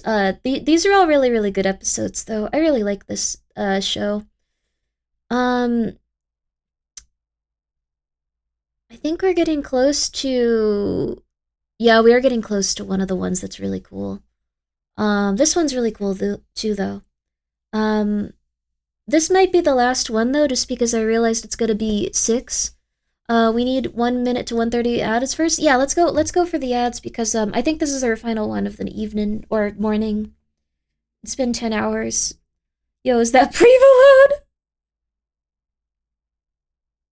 There was indeed a Pre-Malone.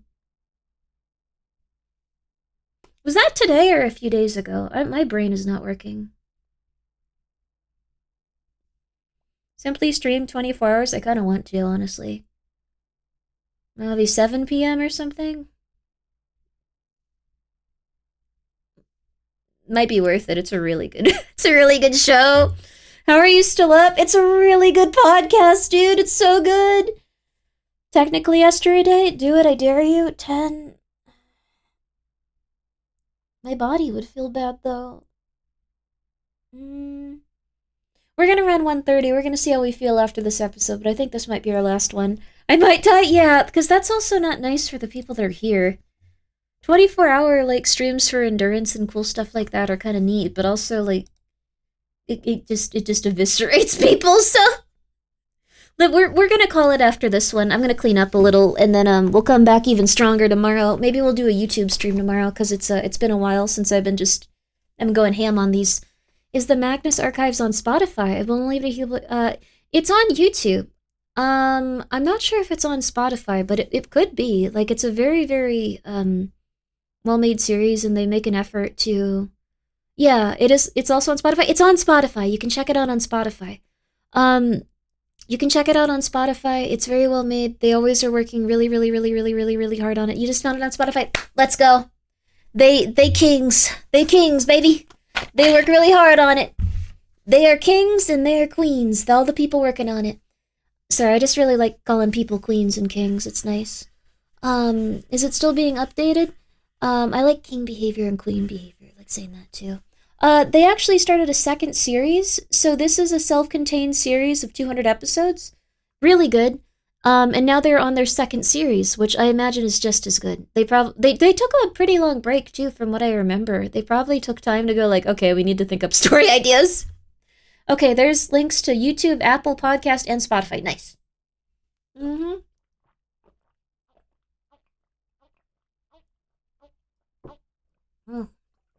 I love water. I can't get enough of it. I'm addicted. Okay. But yeah, so we're back. Our last one of the morning/evening. Yeah, because it's getting late out, I think. Yep, it sure is. Okay. Last one, baby. Liquid crack. You're the first person to say... Well, probably not. I'm sure people have compared it, but it doesn't seem normal. Doesn't seem common. Rusty Quill presents The Magnus Archives.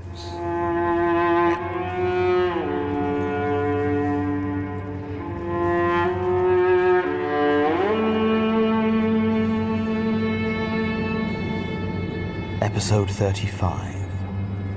Old Passages.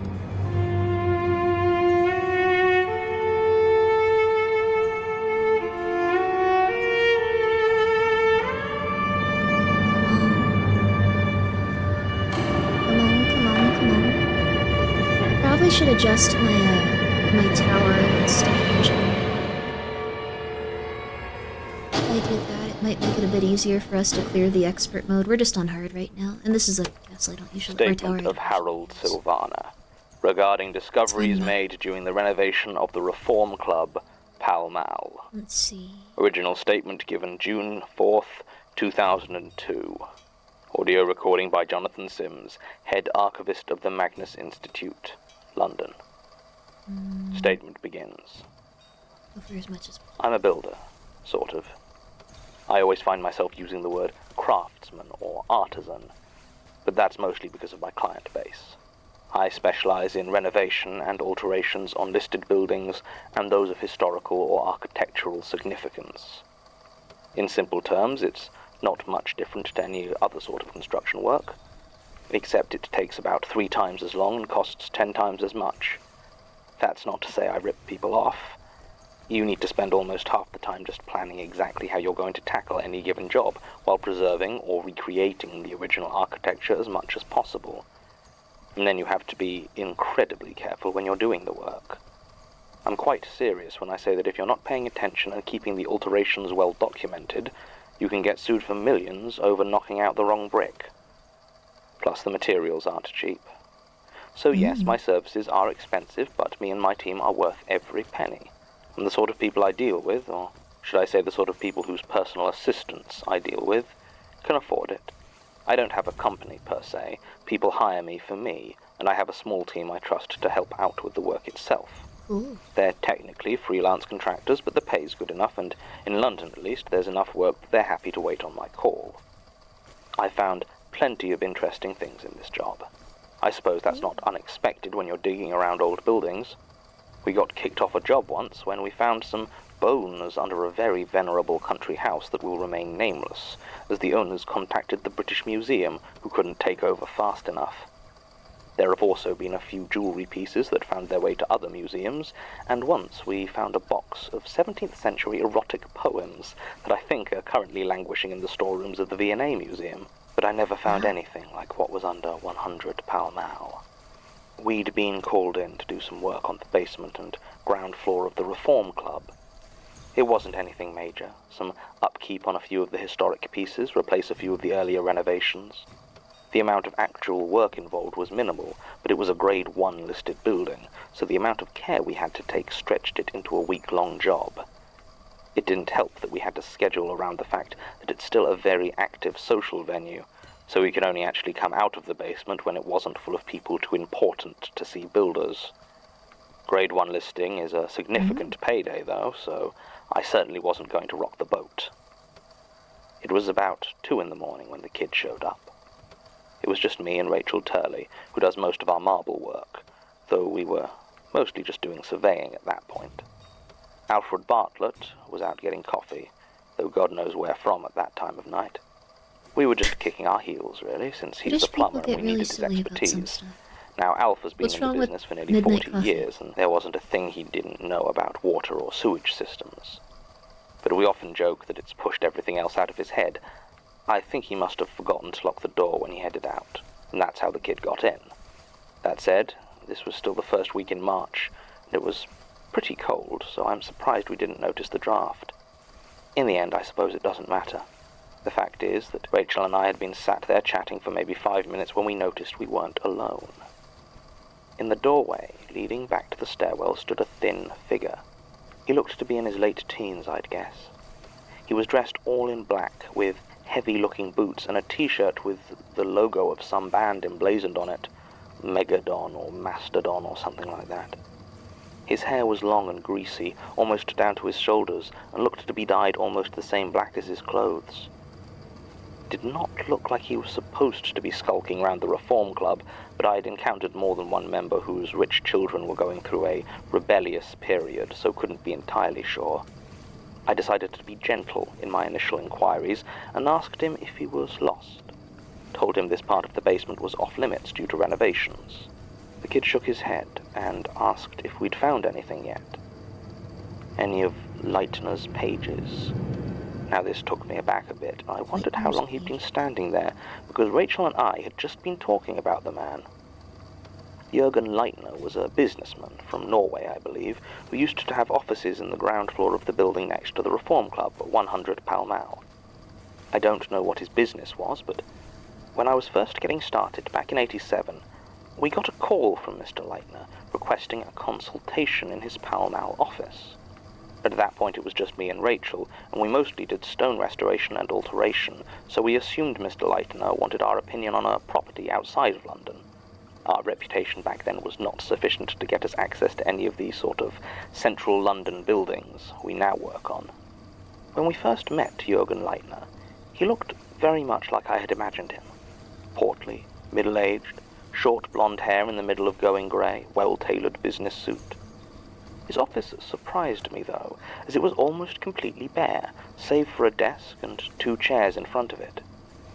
There were no tables or bookshelves or filing cabinets or anything like that. He asked us to sit down, and though he spoke with a very faint accent, his English was perfect.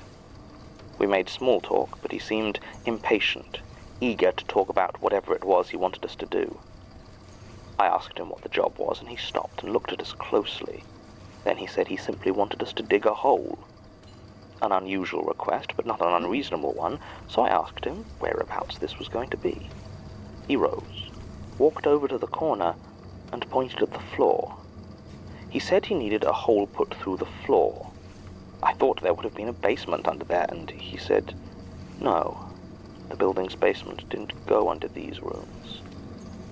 He smiled an odd little smile as he said it, which put me a bit on edge. Now, there was no way we could do a job like that without the building owner's permission, and I told Leitner this. He began to get shifty then, and tried to tell us he already had the permission. When we told him we'd need to confirm it with the commercial landlord, he got very defensive, told us that it was fine and he'd need to discuss it with some other contractors first. When we told him we'd just needed to have a quick phone call with the owner, he started screaming that we didn't understand what we were talking about, that he didn't need to explain himself to the likes of us, and there were some things that were too important, too powerful to be owned. Then he just started yelling at us in Norwegian until we left. We didn't bother contacting the owners of 100 Pall Mall in the end.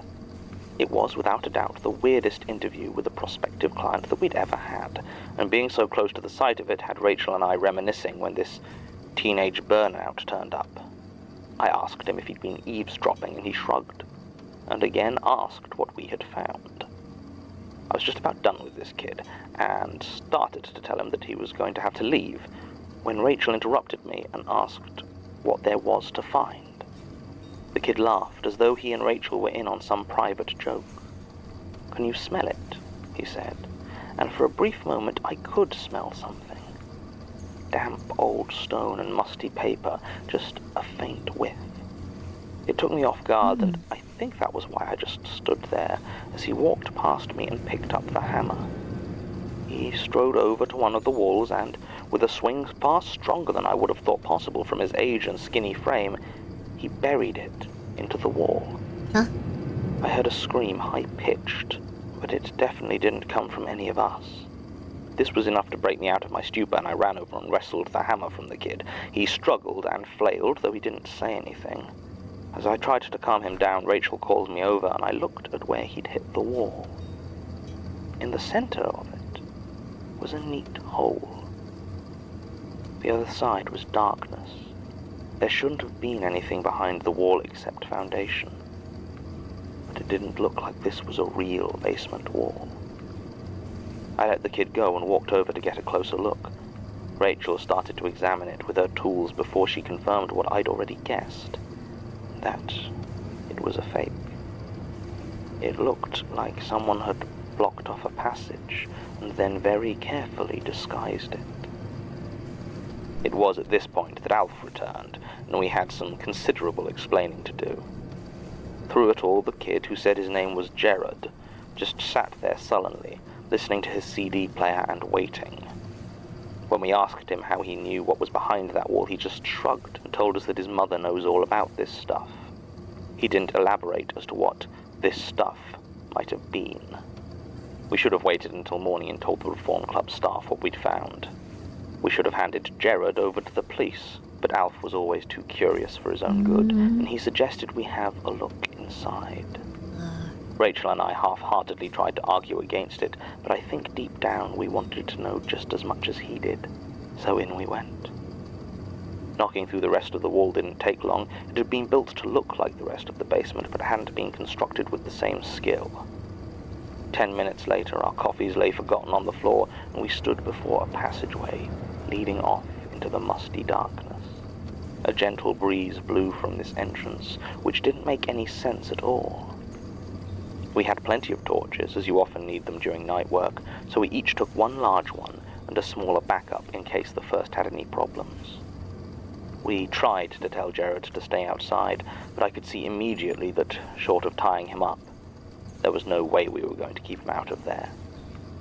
Tying him up did feel like a step too far, so we settled for keeping a close eye on him as we went inside. The passageway was cold, and the air thick with mildew, but the stone walls were in very good condition. Rachel said it looked to be from the mid-19th century, probably remains of the basement of the Carlton Club, which used to be located in what was now 100 Pall Mall. It was with a start that I realized that she was right.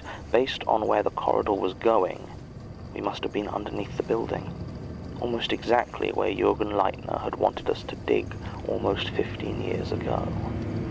We walked for some time, longer than I would have expected, given how big I remembered the building above us being. Alf kept asking Rachel if the corridor was getting narrower, and every time she would dutifully measure the width and inform him that no, it was exactly 5 feet wide. I couldn't blame him, really. I've never had any sort of claustrophobia, but I was finding it hard at points to catch my breath, to dismiss the feeling that the walls were pressing on me. Jared walked on ahead, seemingly unbothered by the place. We came to a crossroads, or more precisely a star. The chamber was small, round, and featureless, but there were doorways leading out in a circle. I counted 13, not including the one we had come in from. Looking down some of them made me feel oddly queasy. There was one that, for all the world, it felt like I was going to fall into it. Another was so dark that our torches didn't seem to reach more than a few feet inside. In the center, there was a date stone. It read, Robert Smirk, 1835, Balance and Fear. I don't know how much you know about famous London architects, but Robert Smirk was one of the foremost proponents of the Gothic revival in the early 19th century. His work was some of the first to use concrete and cast iron, and often described as theatrical, a description that makes a lot of sense when you look at the grand columns of the British Museum, his most famous building. Later, I would look up a list of his works, and discover that he had indeed built the Carlton Club in that exact spot.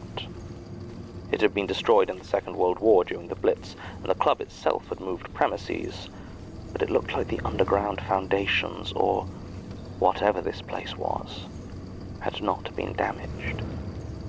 We stood there for some time as I explained this to the others. It took some time to do so, as, with the exception of Jared, I got the impression that none of us were in any hurry to go down the other tunnels. A deep apprehension seemed to have settled itself in the pit of my stomach, and everyone else also seemed to feel it. Then, without warning, Jared started running full pelt into one of the passages. I'm not sure which one it was of the 13. I called to him to come back, but got no reply, and Alf took off after him, running into the darkness and quickly turning a corner. Rachel and I looked at each other for a few seconds, but we both knew what we needed to be doing. I followed Alf into the passage, while she headed back down to the entrance to get help. This tunnel wasn't as dark as some of the others, but it was damper, and the walls seemed oddly slimy. After a few yards, the stone became so slick that I found it hard to keep my footing, and I fell. I put my hand onto the floor to push myself up, and it came away faintly tinged with red. I heard Alf cry out from further down the corridor. He sounded utterly terrified, and I started on towards him again. I saw lights from up ahead, and was about to call out when Jared came running back out of the darkness. He was clutching a book in his hands, and clearly wasn't paying attention to where he was going. He barreled right into me, knocking me to the floor again. He was only a skinny kid, but he was so strong, and kept his footing, disappearing back into the darkness towards the entrance. As he passed, I heard a small clattering sound, as though something were falling behind him. I reached out slowly to try and raise myself off the ground, and felt something small and oddly smooth lying there. I shined my light on it, and saw a small bone, from a bird, I think, or maybe a rat. I looked around, and there were a few more scattered about the corridor. I'd fallen harder this time and managed to hurt my knee quite badly. I was just about able to limp to the end of the corridor, and there I found a small, round room. Against the walls were old bookshelves, decayed and empty, save for a few mouldering pages. They were stained and rotten, and one of them looked like it had a mummified hand laying on it.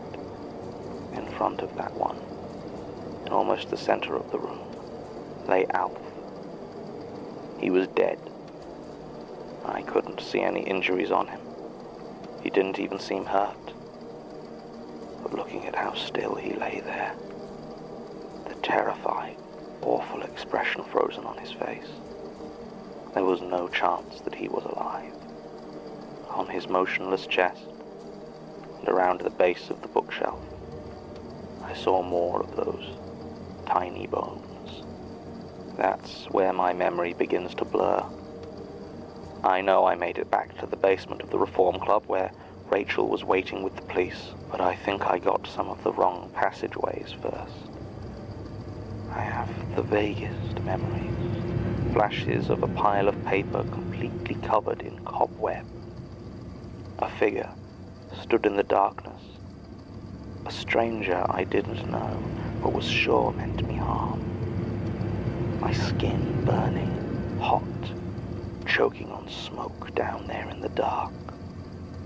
When I was out, I was questioned by the police, who followed Rachel in to retrieve Alf's body, and were successful, though they came back out pale and shaking. There was no sign of Jared, nor had Rachel seen him. I was then questioned again by the staff of the Reform Club, who instructed us in no uncertain terms to rebuild the wall and finish our original job.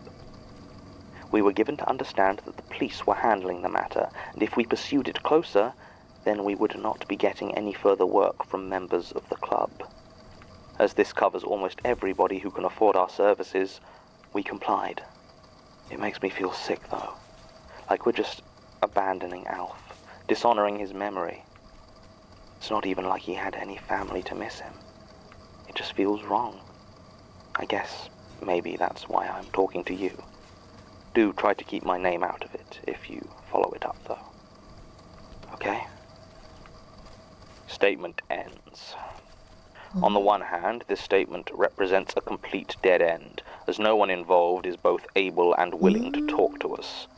Over the last 3 months, Sasha has attempted to contact Mr. Silvana, Rachel Turley, the management of the Reform Club, and any of the police officers involved. All of them flatly deny any of this ever took place. Alfred Bartlett's death was listed as a heart attack, suffered during routine maintenance work, and none of the coroner's reports provide any details out of the ordinary.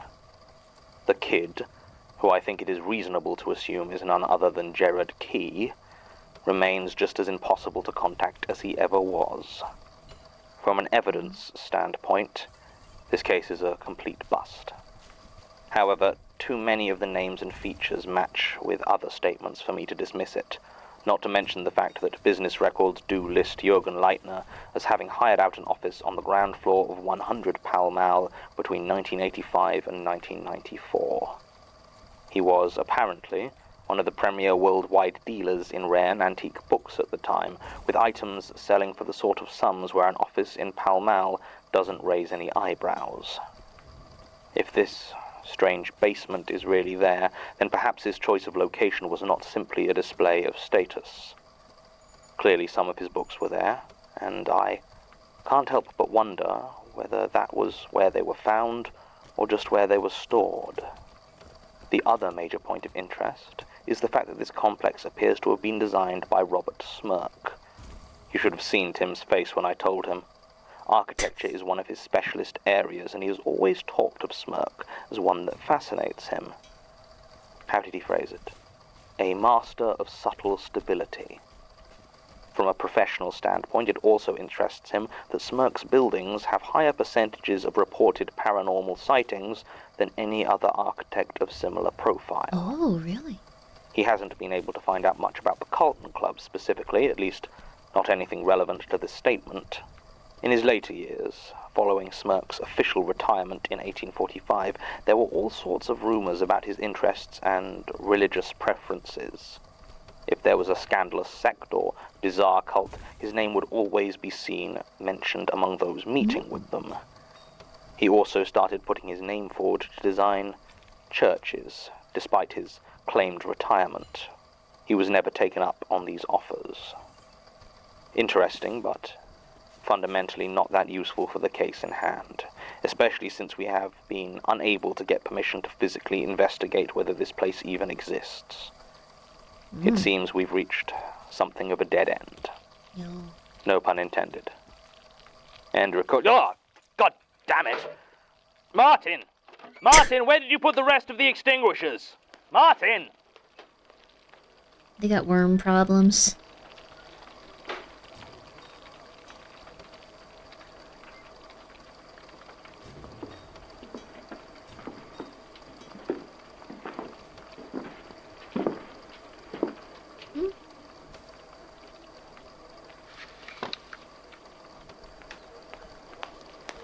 John, did you call Excuse us? Looking for the archivist. I'm sorry, you two actually meant to... Won't take up. Martin! Just got a delivery. Look, you really can't actually... Package for Jonathan Sims. It's right here. Oh, well, I don't really know where he is. We'll just leave it with you. Be sure he gets it. Okay, I will, but you really do have to actually... Much obliged. Stay safe. I'll try. Your recorder's Martin. on, by the way. Might want to change that. Oh, so it is. Thanks. No problem. At all.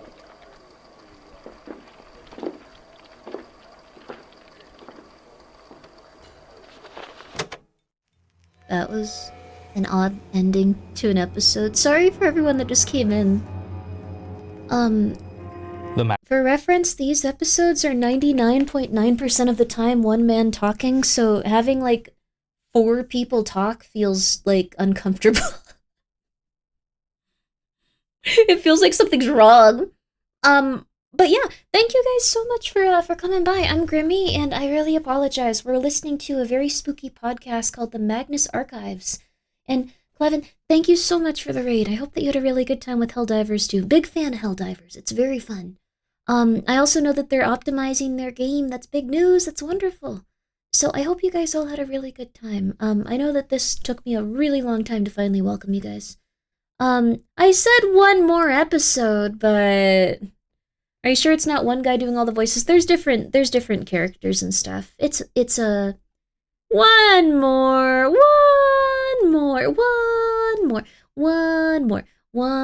That was a really good one though.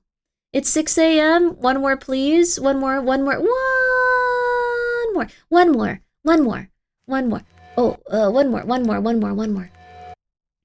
more. We have to play more ads? That's fine. This one's gonna be a longer one. One more. Duplicated files to improve performance didn't work, blowing it up from 23 gigabyte to over 100. Oh, wow. They were supposed to be uncomfortable with the extra people at the end. Yeah, it makes you feel like, oh, God. Why are there so many people in their, like, establishment? There's supposed to be, like, 2. Martin, you take care of this. I don't want to have to think about this. The White Vault before. I'll have to check it out. The other podcast I listen to a lot is Radio Rental. I really like Radio Rental. Because any object head with a cat, I immediately have to just go crazy for and imagine a life together with. But I'll have to check out the White Vault podcast. White Vault podcast. Thank you, Toon Coyote. Hope you're doing well, too. Hope you smell very nice with all your soap. White Vault podcast. All right, let's check that out after. No, Radio Rental. So quick break, and then this will be the last one. Last one, I promise you. In fact, I'll take my medicine. Right now. Look. Super quick, 1 minute? Alright, super quick. We're gonna just chill here, in fact. I'm gonna take my medicine right now, so I can't physically go any longer, okay? How about that? There you go. There you are. But yeah, if you take your meds, you'll stop existing. I don't stop existing. I'm an adult woman. I'm real. It sucks, but I'm alive. It sucks, baby, but we get to live with the good parts too. Go pet a cat. All right, more of this. All right.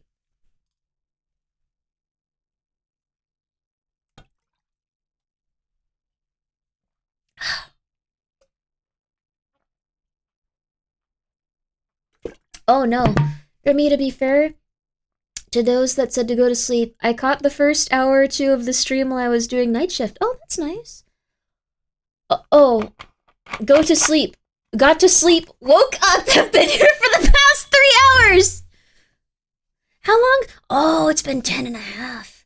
Yeah, I was gonna say that's unhealthy. No, we've been here for a while. Yeah, it's funny because I was making up the subathon hours. It's just once we turned off the timer, my mind went, okay, back to normal stream mode. Go for 12 hours, Grimmy.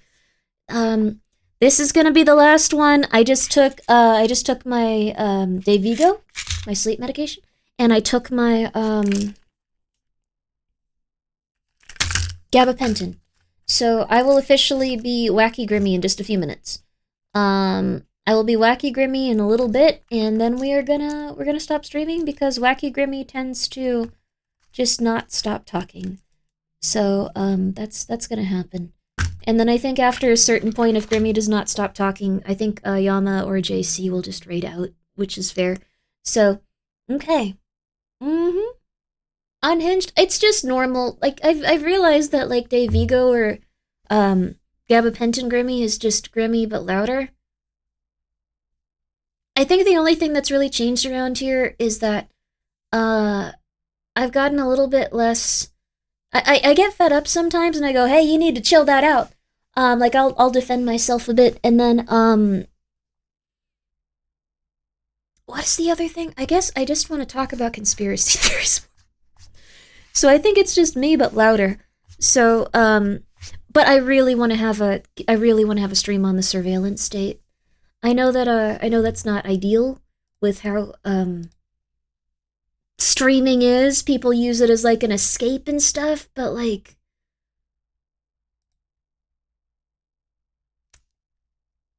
but come on, just a little bit of talking about the surveillance state and also how marketers have now started tracking us. I saw a really good stream on it, and I've been like, oh, I want to discuss these articles. And that was like 2 months ago that they had a really good stream on it. So, okay. Anyway. All right. Okay. We're going back to it. All right. Okay. It just hit. I'm just really tired already. Okay. So, let's get to it. This is the. Wait, did we run the ads? I don't think we did. Crap. I don't think we ran the ads yet. Whoops. Wait, now I can't find the tab. I need to open this a bit bigger. There we go. I found what I wanted. Okay. This is a longer one. This is Taken 3. Taken 3. You've just been I'm a little tired. I'm getting to the point where I'm tired, so this Dayvigo's gonna hit hard. This is Taken 3. And again, please go check out that lovely person that rated us. Okay. 11. Thank you. Rusty Quill presents The Magnus Archives. I realized while you weren't able to play on expert mode, you have to adjust your stats. I was just trying to like slam my head up against it without adjusting them. This is so much easier, even just on hard. Like they are melting. Episode 36. Taken Ill. I don't know why I didn't try this.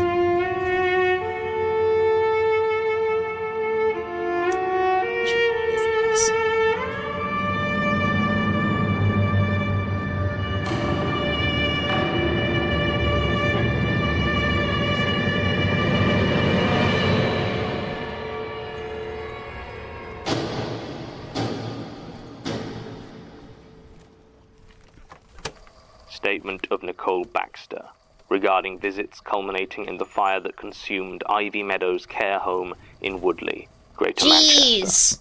Original statement given November 19th, 2012.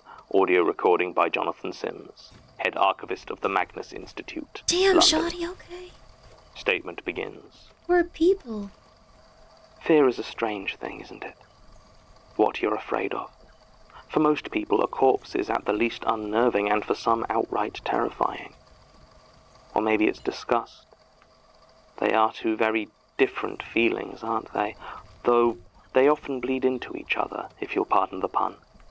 I work as a funeral director, so as you can imagine, how I feel about death and the body is a bit more complicated and more immediately relevant than it is for most people. Dealing with cadavers day in, day out forces you to confront all manner of things about yourself. Sorry for saying damn shoddy. Simply put, I have found that I do not believe in any sort of afterlife. Am I allowed to say? I have seen people cold and lifeless upon the mortician's table who I knew, who I remembered as vibrant and lively. There was no soul that had departed, no special spark that passed on to something else, simply a body that no longer moved or spoke or thought.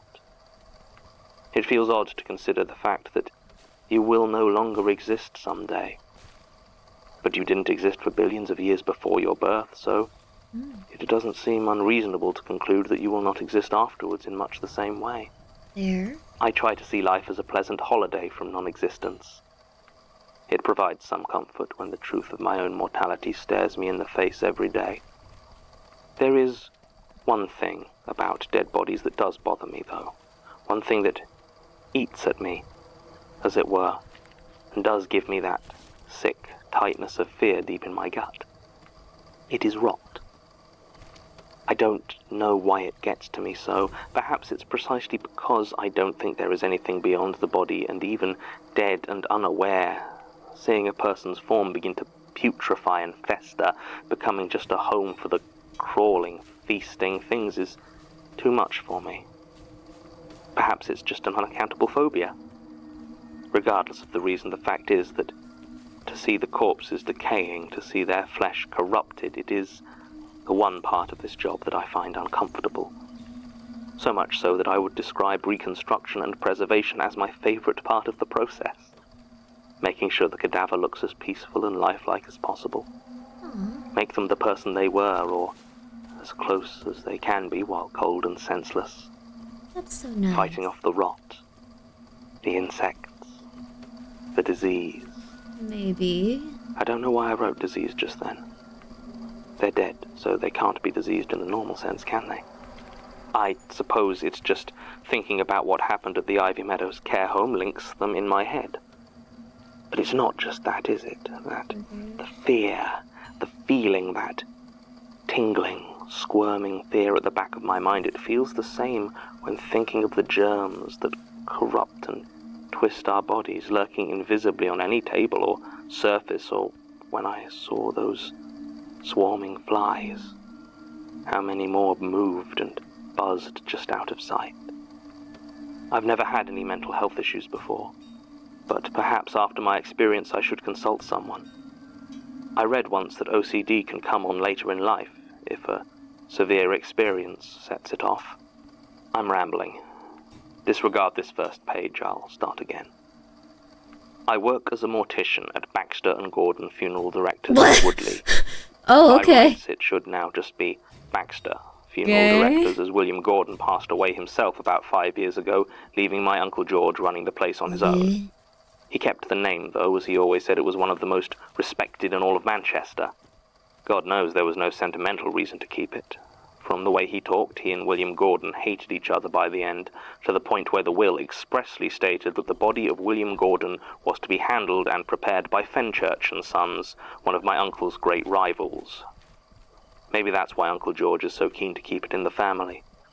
He hired me and my cousin Josh to help, and now Baxter and Gordon Funeral Directors is entirely run by Baxters. I've been there for almost 4 years now and have taken over most of the client-side arrangements of the business. My uncle has gotten somewhat brusque in his old age and is now more suited to organizing things with churches and crematoria rather than handling the recently bereaved. As such, I've gotten to know the various nursing and care homes around Woodley rather well. We generally get a few removals from any given one each year, maybe as many as a half dozen if the winter is bad. It's certainly our most reliable source of business. Of them all, Ivy Meadows was my favorite. For a funeral director to say she has a favourite nursing home probably sounds a bit like the Grim Reaper talking about his favourite hospital, but it's true. Ivy Meadows Care Home was on the outskirts of Woodley, where the suburbs gave way to pockets of green countryside. It wasn't remote, exactly, but it was removed enough from the main road that it stood alone, surrounded by rather lovely gardens on 3 sides and a long open field behind it. It had been a country house once, I believe, but not much of the original structure remains, having been modified and expanded to provide accessible accommodation for about 30 residents. It was an odd building, with modern glass and concrete sections sprouting from old turreted brickwork, like blocky stone tumours. The look of the place wasn't why I liked it, though. No, that was the residents. Ivy Meadows was almost entirely populated by those elderly who were entirely supported by the state. Most pensioners have some savings or property or family to support them, which means if they're unable to live alone, they can at least afford to pay for their own care, or some of it. It's rare for a person to reach that age and have literally nothing to pay for their care, but it does happen. In these cases, the state pays for them, but they have little choice in where they end up. Ivy Meadows was almost entirely populated by these. Old people without money or family sent to be looked after by strangers. You'd have expected the atmosphere to be unpleasant, some morbid combination of prison and hospice, but it was quite the opposite. Something about the mutual loneliness seemed to lead them to create a real sense of community. It was the only place I ever went where the residents still gave me a smile. Hannah Ramirez, who ran the place, would always tell me a bit about the deceased and their time there, and I was inevitably shocked by tales of drugs, sexual escapades, and other gossip that sounded more like a high school than a nursing home. Oh my goodness. I think Hannah enjoyed trying to get a reaction out of me when I was trying to be solemn. It was just a happy place, even if I was only there to do a sad duty. It all started to change about 3 months ago, after Hannah left. I don't know exactly when she left her post or why. We hadn't had a call from Ivy Meadows for a couple of months, so it must have happened during that period. I don't know where she moved to either. It certainly wasn't any of the other care homes around Woodley, and it wasn't like I knew her personally. I'd gotten a call from one of the nurses, Alenka Kozel, who said that one of their residents had taken ill and passed away, a man by the name of Bertrand Miller. I asked her for a few more details. She started to say something else, but the call was cut off almost abruptly. I didn't really think too much about it. Most of the details could be worked out when we arrived, so I called Josh and loaded up the car for a removal. It was a hot, mid-August day, and the air was thick and humid, making everything feel sticky, like the whole world was running a fever. The sky was overcast, though, an orangey grey that cast muted shadows and seemed to muffle the world. It was about a 10-minute drive to Ivy Meadows, and neither of us said a word. I don't know why. At that point we had no idea that there was anything wrong, but looking back it seems like we both felt there was something off about it. Or maybe we were just too hot for conversation, and hindsight is colouring my memories. When we arrived, the place was silent. There were no cars in the parking area, which was not unusual, but I couldn't see a soul anywhere on the grounds. Maybe they were simply staying out of the heat. Josh and I got out of the car and approached the door. I pressed the buzzer, as I had done so many times before, expecting the cheery voice of one of the receptionists. Instead, there was just dead air, followed by the clunk of the door being remotely unlocked. I looked at Josh, who shrugged, and we went inside. Ivy Meadows Care Home was usually much as you would find any other. Air-conditioned and smelling faintly of cleaning products and cheap potpourri. This time it was different. The smell now was just as faint, but seemed rancid, while the air itself was close and damp. The beige walls seemed dirtier than before, with dark marks at roughly hand height. There was a faint buzzing like a fly, but I couldn't see any source for it. None of it was so bad as to make us turn back, however, and we headed towards the reception desk. There was nobody behind it, and I rang the bell. I always wore gloves when on a removal, and was glad of that fact now as I noticed a greasy residue on top of the small brass bell. The door to the reception opened and a tall man stepped out. He was rail thin and wore a faded brown suit that seemed to have been cut for a much fatter man. His eyes were a watery blue, and his dark hair stood on the top of his head in an unruly mess. He must have been around 40, but had a nervous sort of energy to him. He was quite a surprise, to say the least. Josh recovered faster than I did and asked the man, a bit rudely, who he was, where we could find Hannah. The man shook his head at this and said that Ms. Ramirez had left the position and he was now director of Ivy Meadows. He introduced himself as John Amherst and held a hand out for Josh to shake.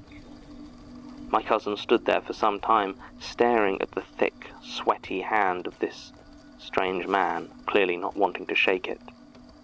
Mr. Amherst just stood there, arm outstretched, apparently unconcerned.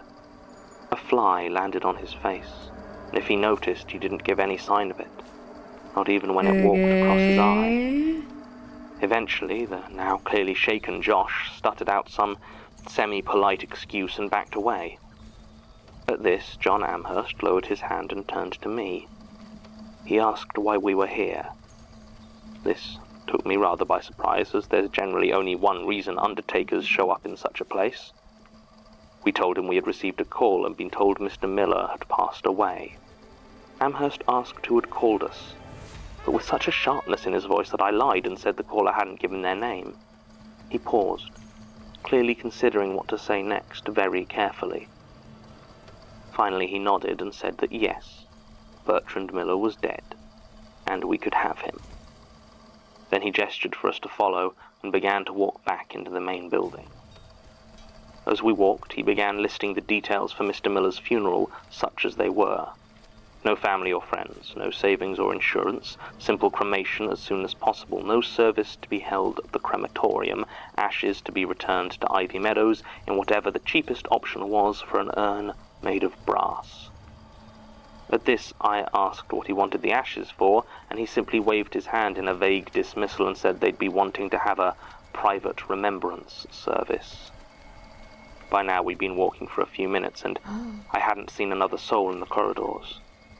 I thought I spotted one of the nurses at one point, but they had turned and walked away as soon as they saw us.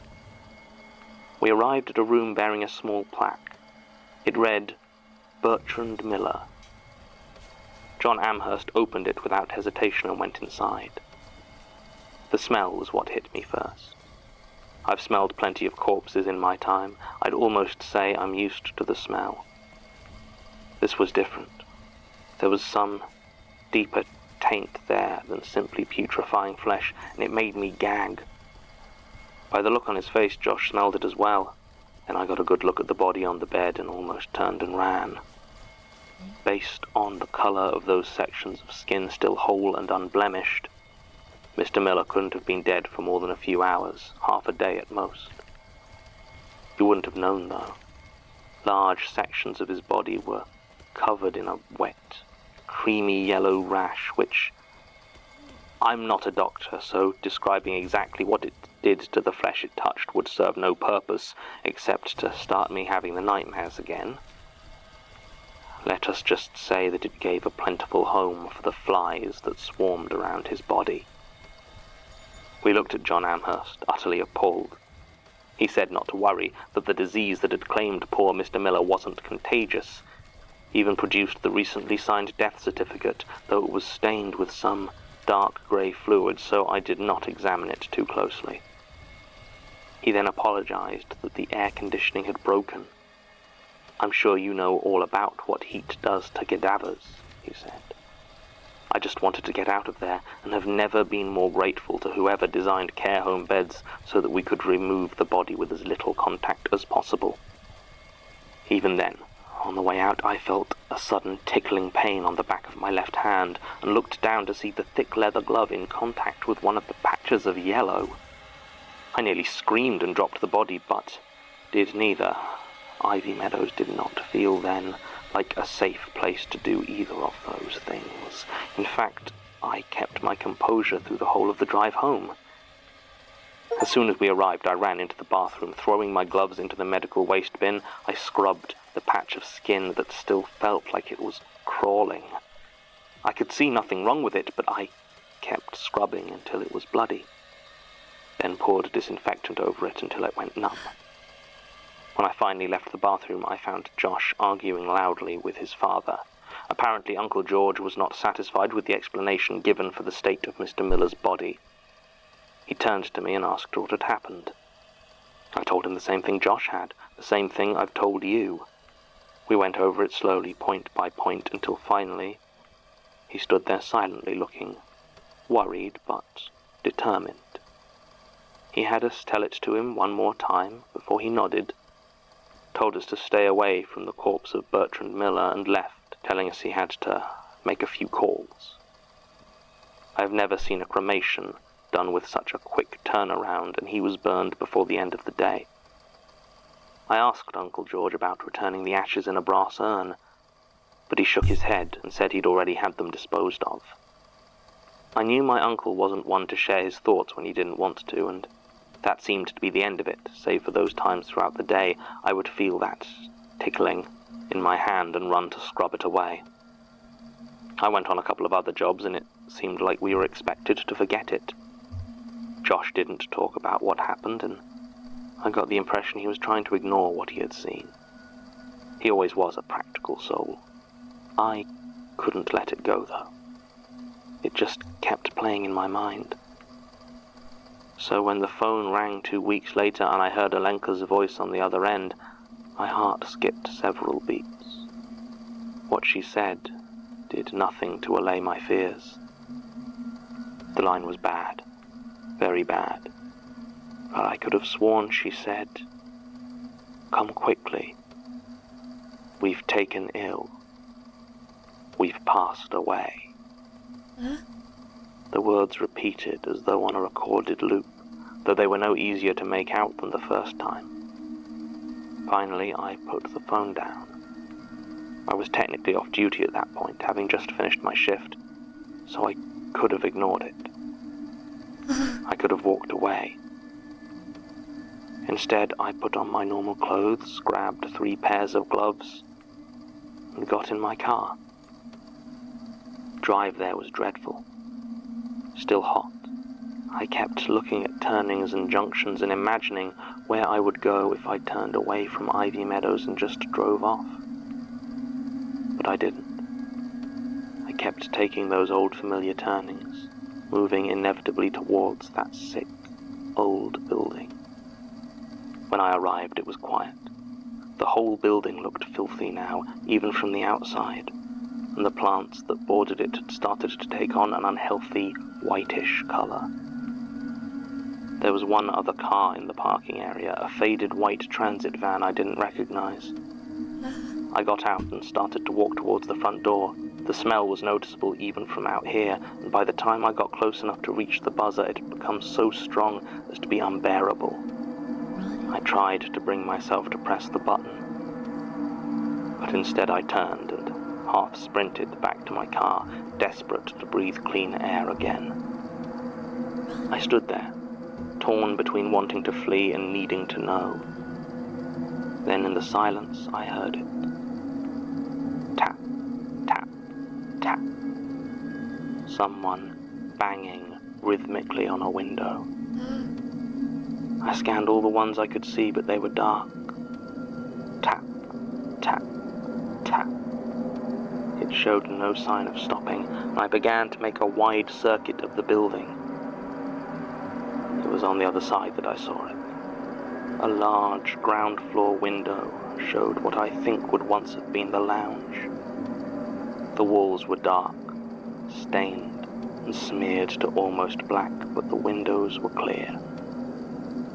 Stood the other side of the glass, weakly banging her fist against it, was Alenka Kozel. Her skin was mottled, covered with that leaking yellow rash. She saw me, and as her eyes locked with mine, she opened her mouth, and the buzzing of the flies that spewed out was almost as loud as her scream. I turned and began to sprint back towards my car. I had to get away to get out. Then, without warning, I felt something heavy hit me in the side and I lost my footing, falling to the ground. I looked up to see an old man pinning me to the ground, his long white beard matted and filthy. I screamed and tried to escape, but his age seemed to have done nothing to diminish his strength, and he kept his grip easily. Then he spoke in a thick Mancunian accent and told me to keep my voice down. I noticed that his skin was unblemished pink, and behind him stood a young woman, tall and lean, with close-cropped hair and a deep scar over her right eye. She carried a large canvas bag and was shaking her head, telling the old man to leave me alone. After a few suspicious glances, he got up. I could swear I recognized him from somewhere, but when I asked the two of them who they were, they just shook their heads and told me to leave. I asked them what was going on, and the old man looked at his companion as if asking permission, said something about knowledge being a good defense here. She shook her head and said that leaving quickly was a better one. This feels like an RPG I didn't need to be told a third time. I got in my car, and I left them to their work. Oh, okay, never mind. I didn't turn around even when I saw the smoke start to rise behind me. And that was the last time I went there. Now, if you'll excuse me, I need to go wash my hands. They burned down an old folks' home. Statement ends. The Ivy Meadows care home in Woodley was officially decommissioned in July 2011, a month before the first of these alleged calls came in. It burned down on the 4th of September that same year after a leaking gas main caught fire. If the gas was already leaking, this might have resulted in hallucinations or other problems during their initial visit. There is no record of the body of Bertrand Miller being processed or cremated by Baxter and Gordon funeral directors, but based on this statement, that's not necessarily a point of incredulity. Bertrand Miller was a resident at Ivy Meadows, but according to his death certificate, he passed away on 19th July, a week before the home was decommissioned. There's no record of any funeral arrangements or disposal of the body. In fact, it seems the record from the closure of Ivy Meadows are, well, according to Sasha, calling them patchy would be very generous. There are only transfer records for 7 residents, whereas at last official count the home held 29. The others seem to have been lost in the system somewhere. The majority of the workforce also appears to be undocumented, and I can find no record of any Alenka Kozel on the system. Martin's research would seem to indicate the place employed a reasonable number of international staff they preferred to keep off the books, but it doesn't explain why none of the officially listed staff can be located for follow-up. Except for Hannah Ramirez, whose brief interview simply established she moved to Brighton shortly before the closure of Ivy Meadows and hadn't heard anything about it since. John Amherst, as best we can tell, doesn't exist. We're unable to locate anyone fitting that description anywhere within the care or medical sector, and he certainly never ran any nursing homes. Another tale full of dead ends. We did contact the Baxters. Joshua Baxter repeated the first part of the above statement. George Baxter told us not to listen to tall tales. Nicole Baxter said she stands by her account, but aside from losing her left hand in what she calls a workplace accident, there have been no further developments. She might have had to cut it off to stop the rot. There's a lot here that puts me in mind of other statements. I've been playing this game Something in the way Ms. Baxter talks about fear. I can't help but be reminded of statement 01423002, how Jane Prentice talks about her own fears. Oh my god. And the old man and his companion. Who does that remind me of? If he wasn't dead, I'd think it might have been Trevor. Oh, yes? Are you free? Yes. Yes, I'm just about finished here. What is it? Oh, nothing urgent. It's just Elias was asking a couple of questions about the delivery. Delivery? What delivery? Well, that's actually what he was asking. Apparently Martin took a delivery of a couple of items last week addressed to you. Did he not mention it? No, he... Oh, yes, actually, I completely forgot. He said he put it in my desk drawer. Hold on. What is it? A lighter. An old Zippo. Don't You touch smoke? No. And I don't allow ignition sources in my archive. Okay. Is there anything unusual about it? that. Don't touch Not that. really. Just a sort of spider web design on the front. Doesn't mean anything to me. You? No. Well, Don't touch that. show it to the others, see what they think. You said there was something else as well? Oh, yes. Yeah, it was sent straight to the artifact storage. Table of some sort. Looks old. Quite pretty, though. Fascinating design on it. Tim? Tim, it doesn't have a hole in it, does it? About 6 inches square? I don't know, maybe? I'll be honest, I didn't really notice. It was quite... Hypnotic, yes. Do you know who made the delivery? Did they sign in? No. Sorry, no, I don't know. I need to talk to Martin. End recording. What could that mean? What could there be a tiny little hole on there and stuff mean? Uh-oh. The Magnus Archives is a podcast Why would someone just distributed by send someone a Zippo lighter? rustyquill.com and licensed under a Creative Commons Attribution Non-Commercial Share-alike International License. Today's episode was written and performed by Jonathan Sims. It was produced by I Alexander like the James. show. It's really good. We're gonna have to cut it off here. Even though I'd really like to read more. Or not read more, but listen to more. Also, I figured out I was playing this game wrong. You can turn off different things that you unlock. So that would have made the game way easier. It could have made it so we were unlocking things we needed way more consistently. I just didn't do that. So we're gonna have a much easier time next time, I think. Hear the hiccups again? But I think it's time. We were playing on hard mode. I was actually playing on super hard mode. I now understand how to play this. So, next time, I'm really sorry to everyone that was here just going like, man, she really can't do expert? Man, it's been like I have 34 hours. No, it hasn't updated yet. I have more than 34 hours.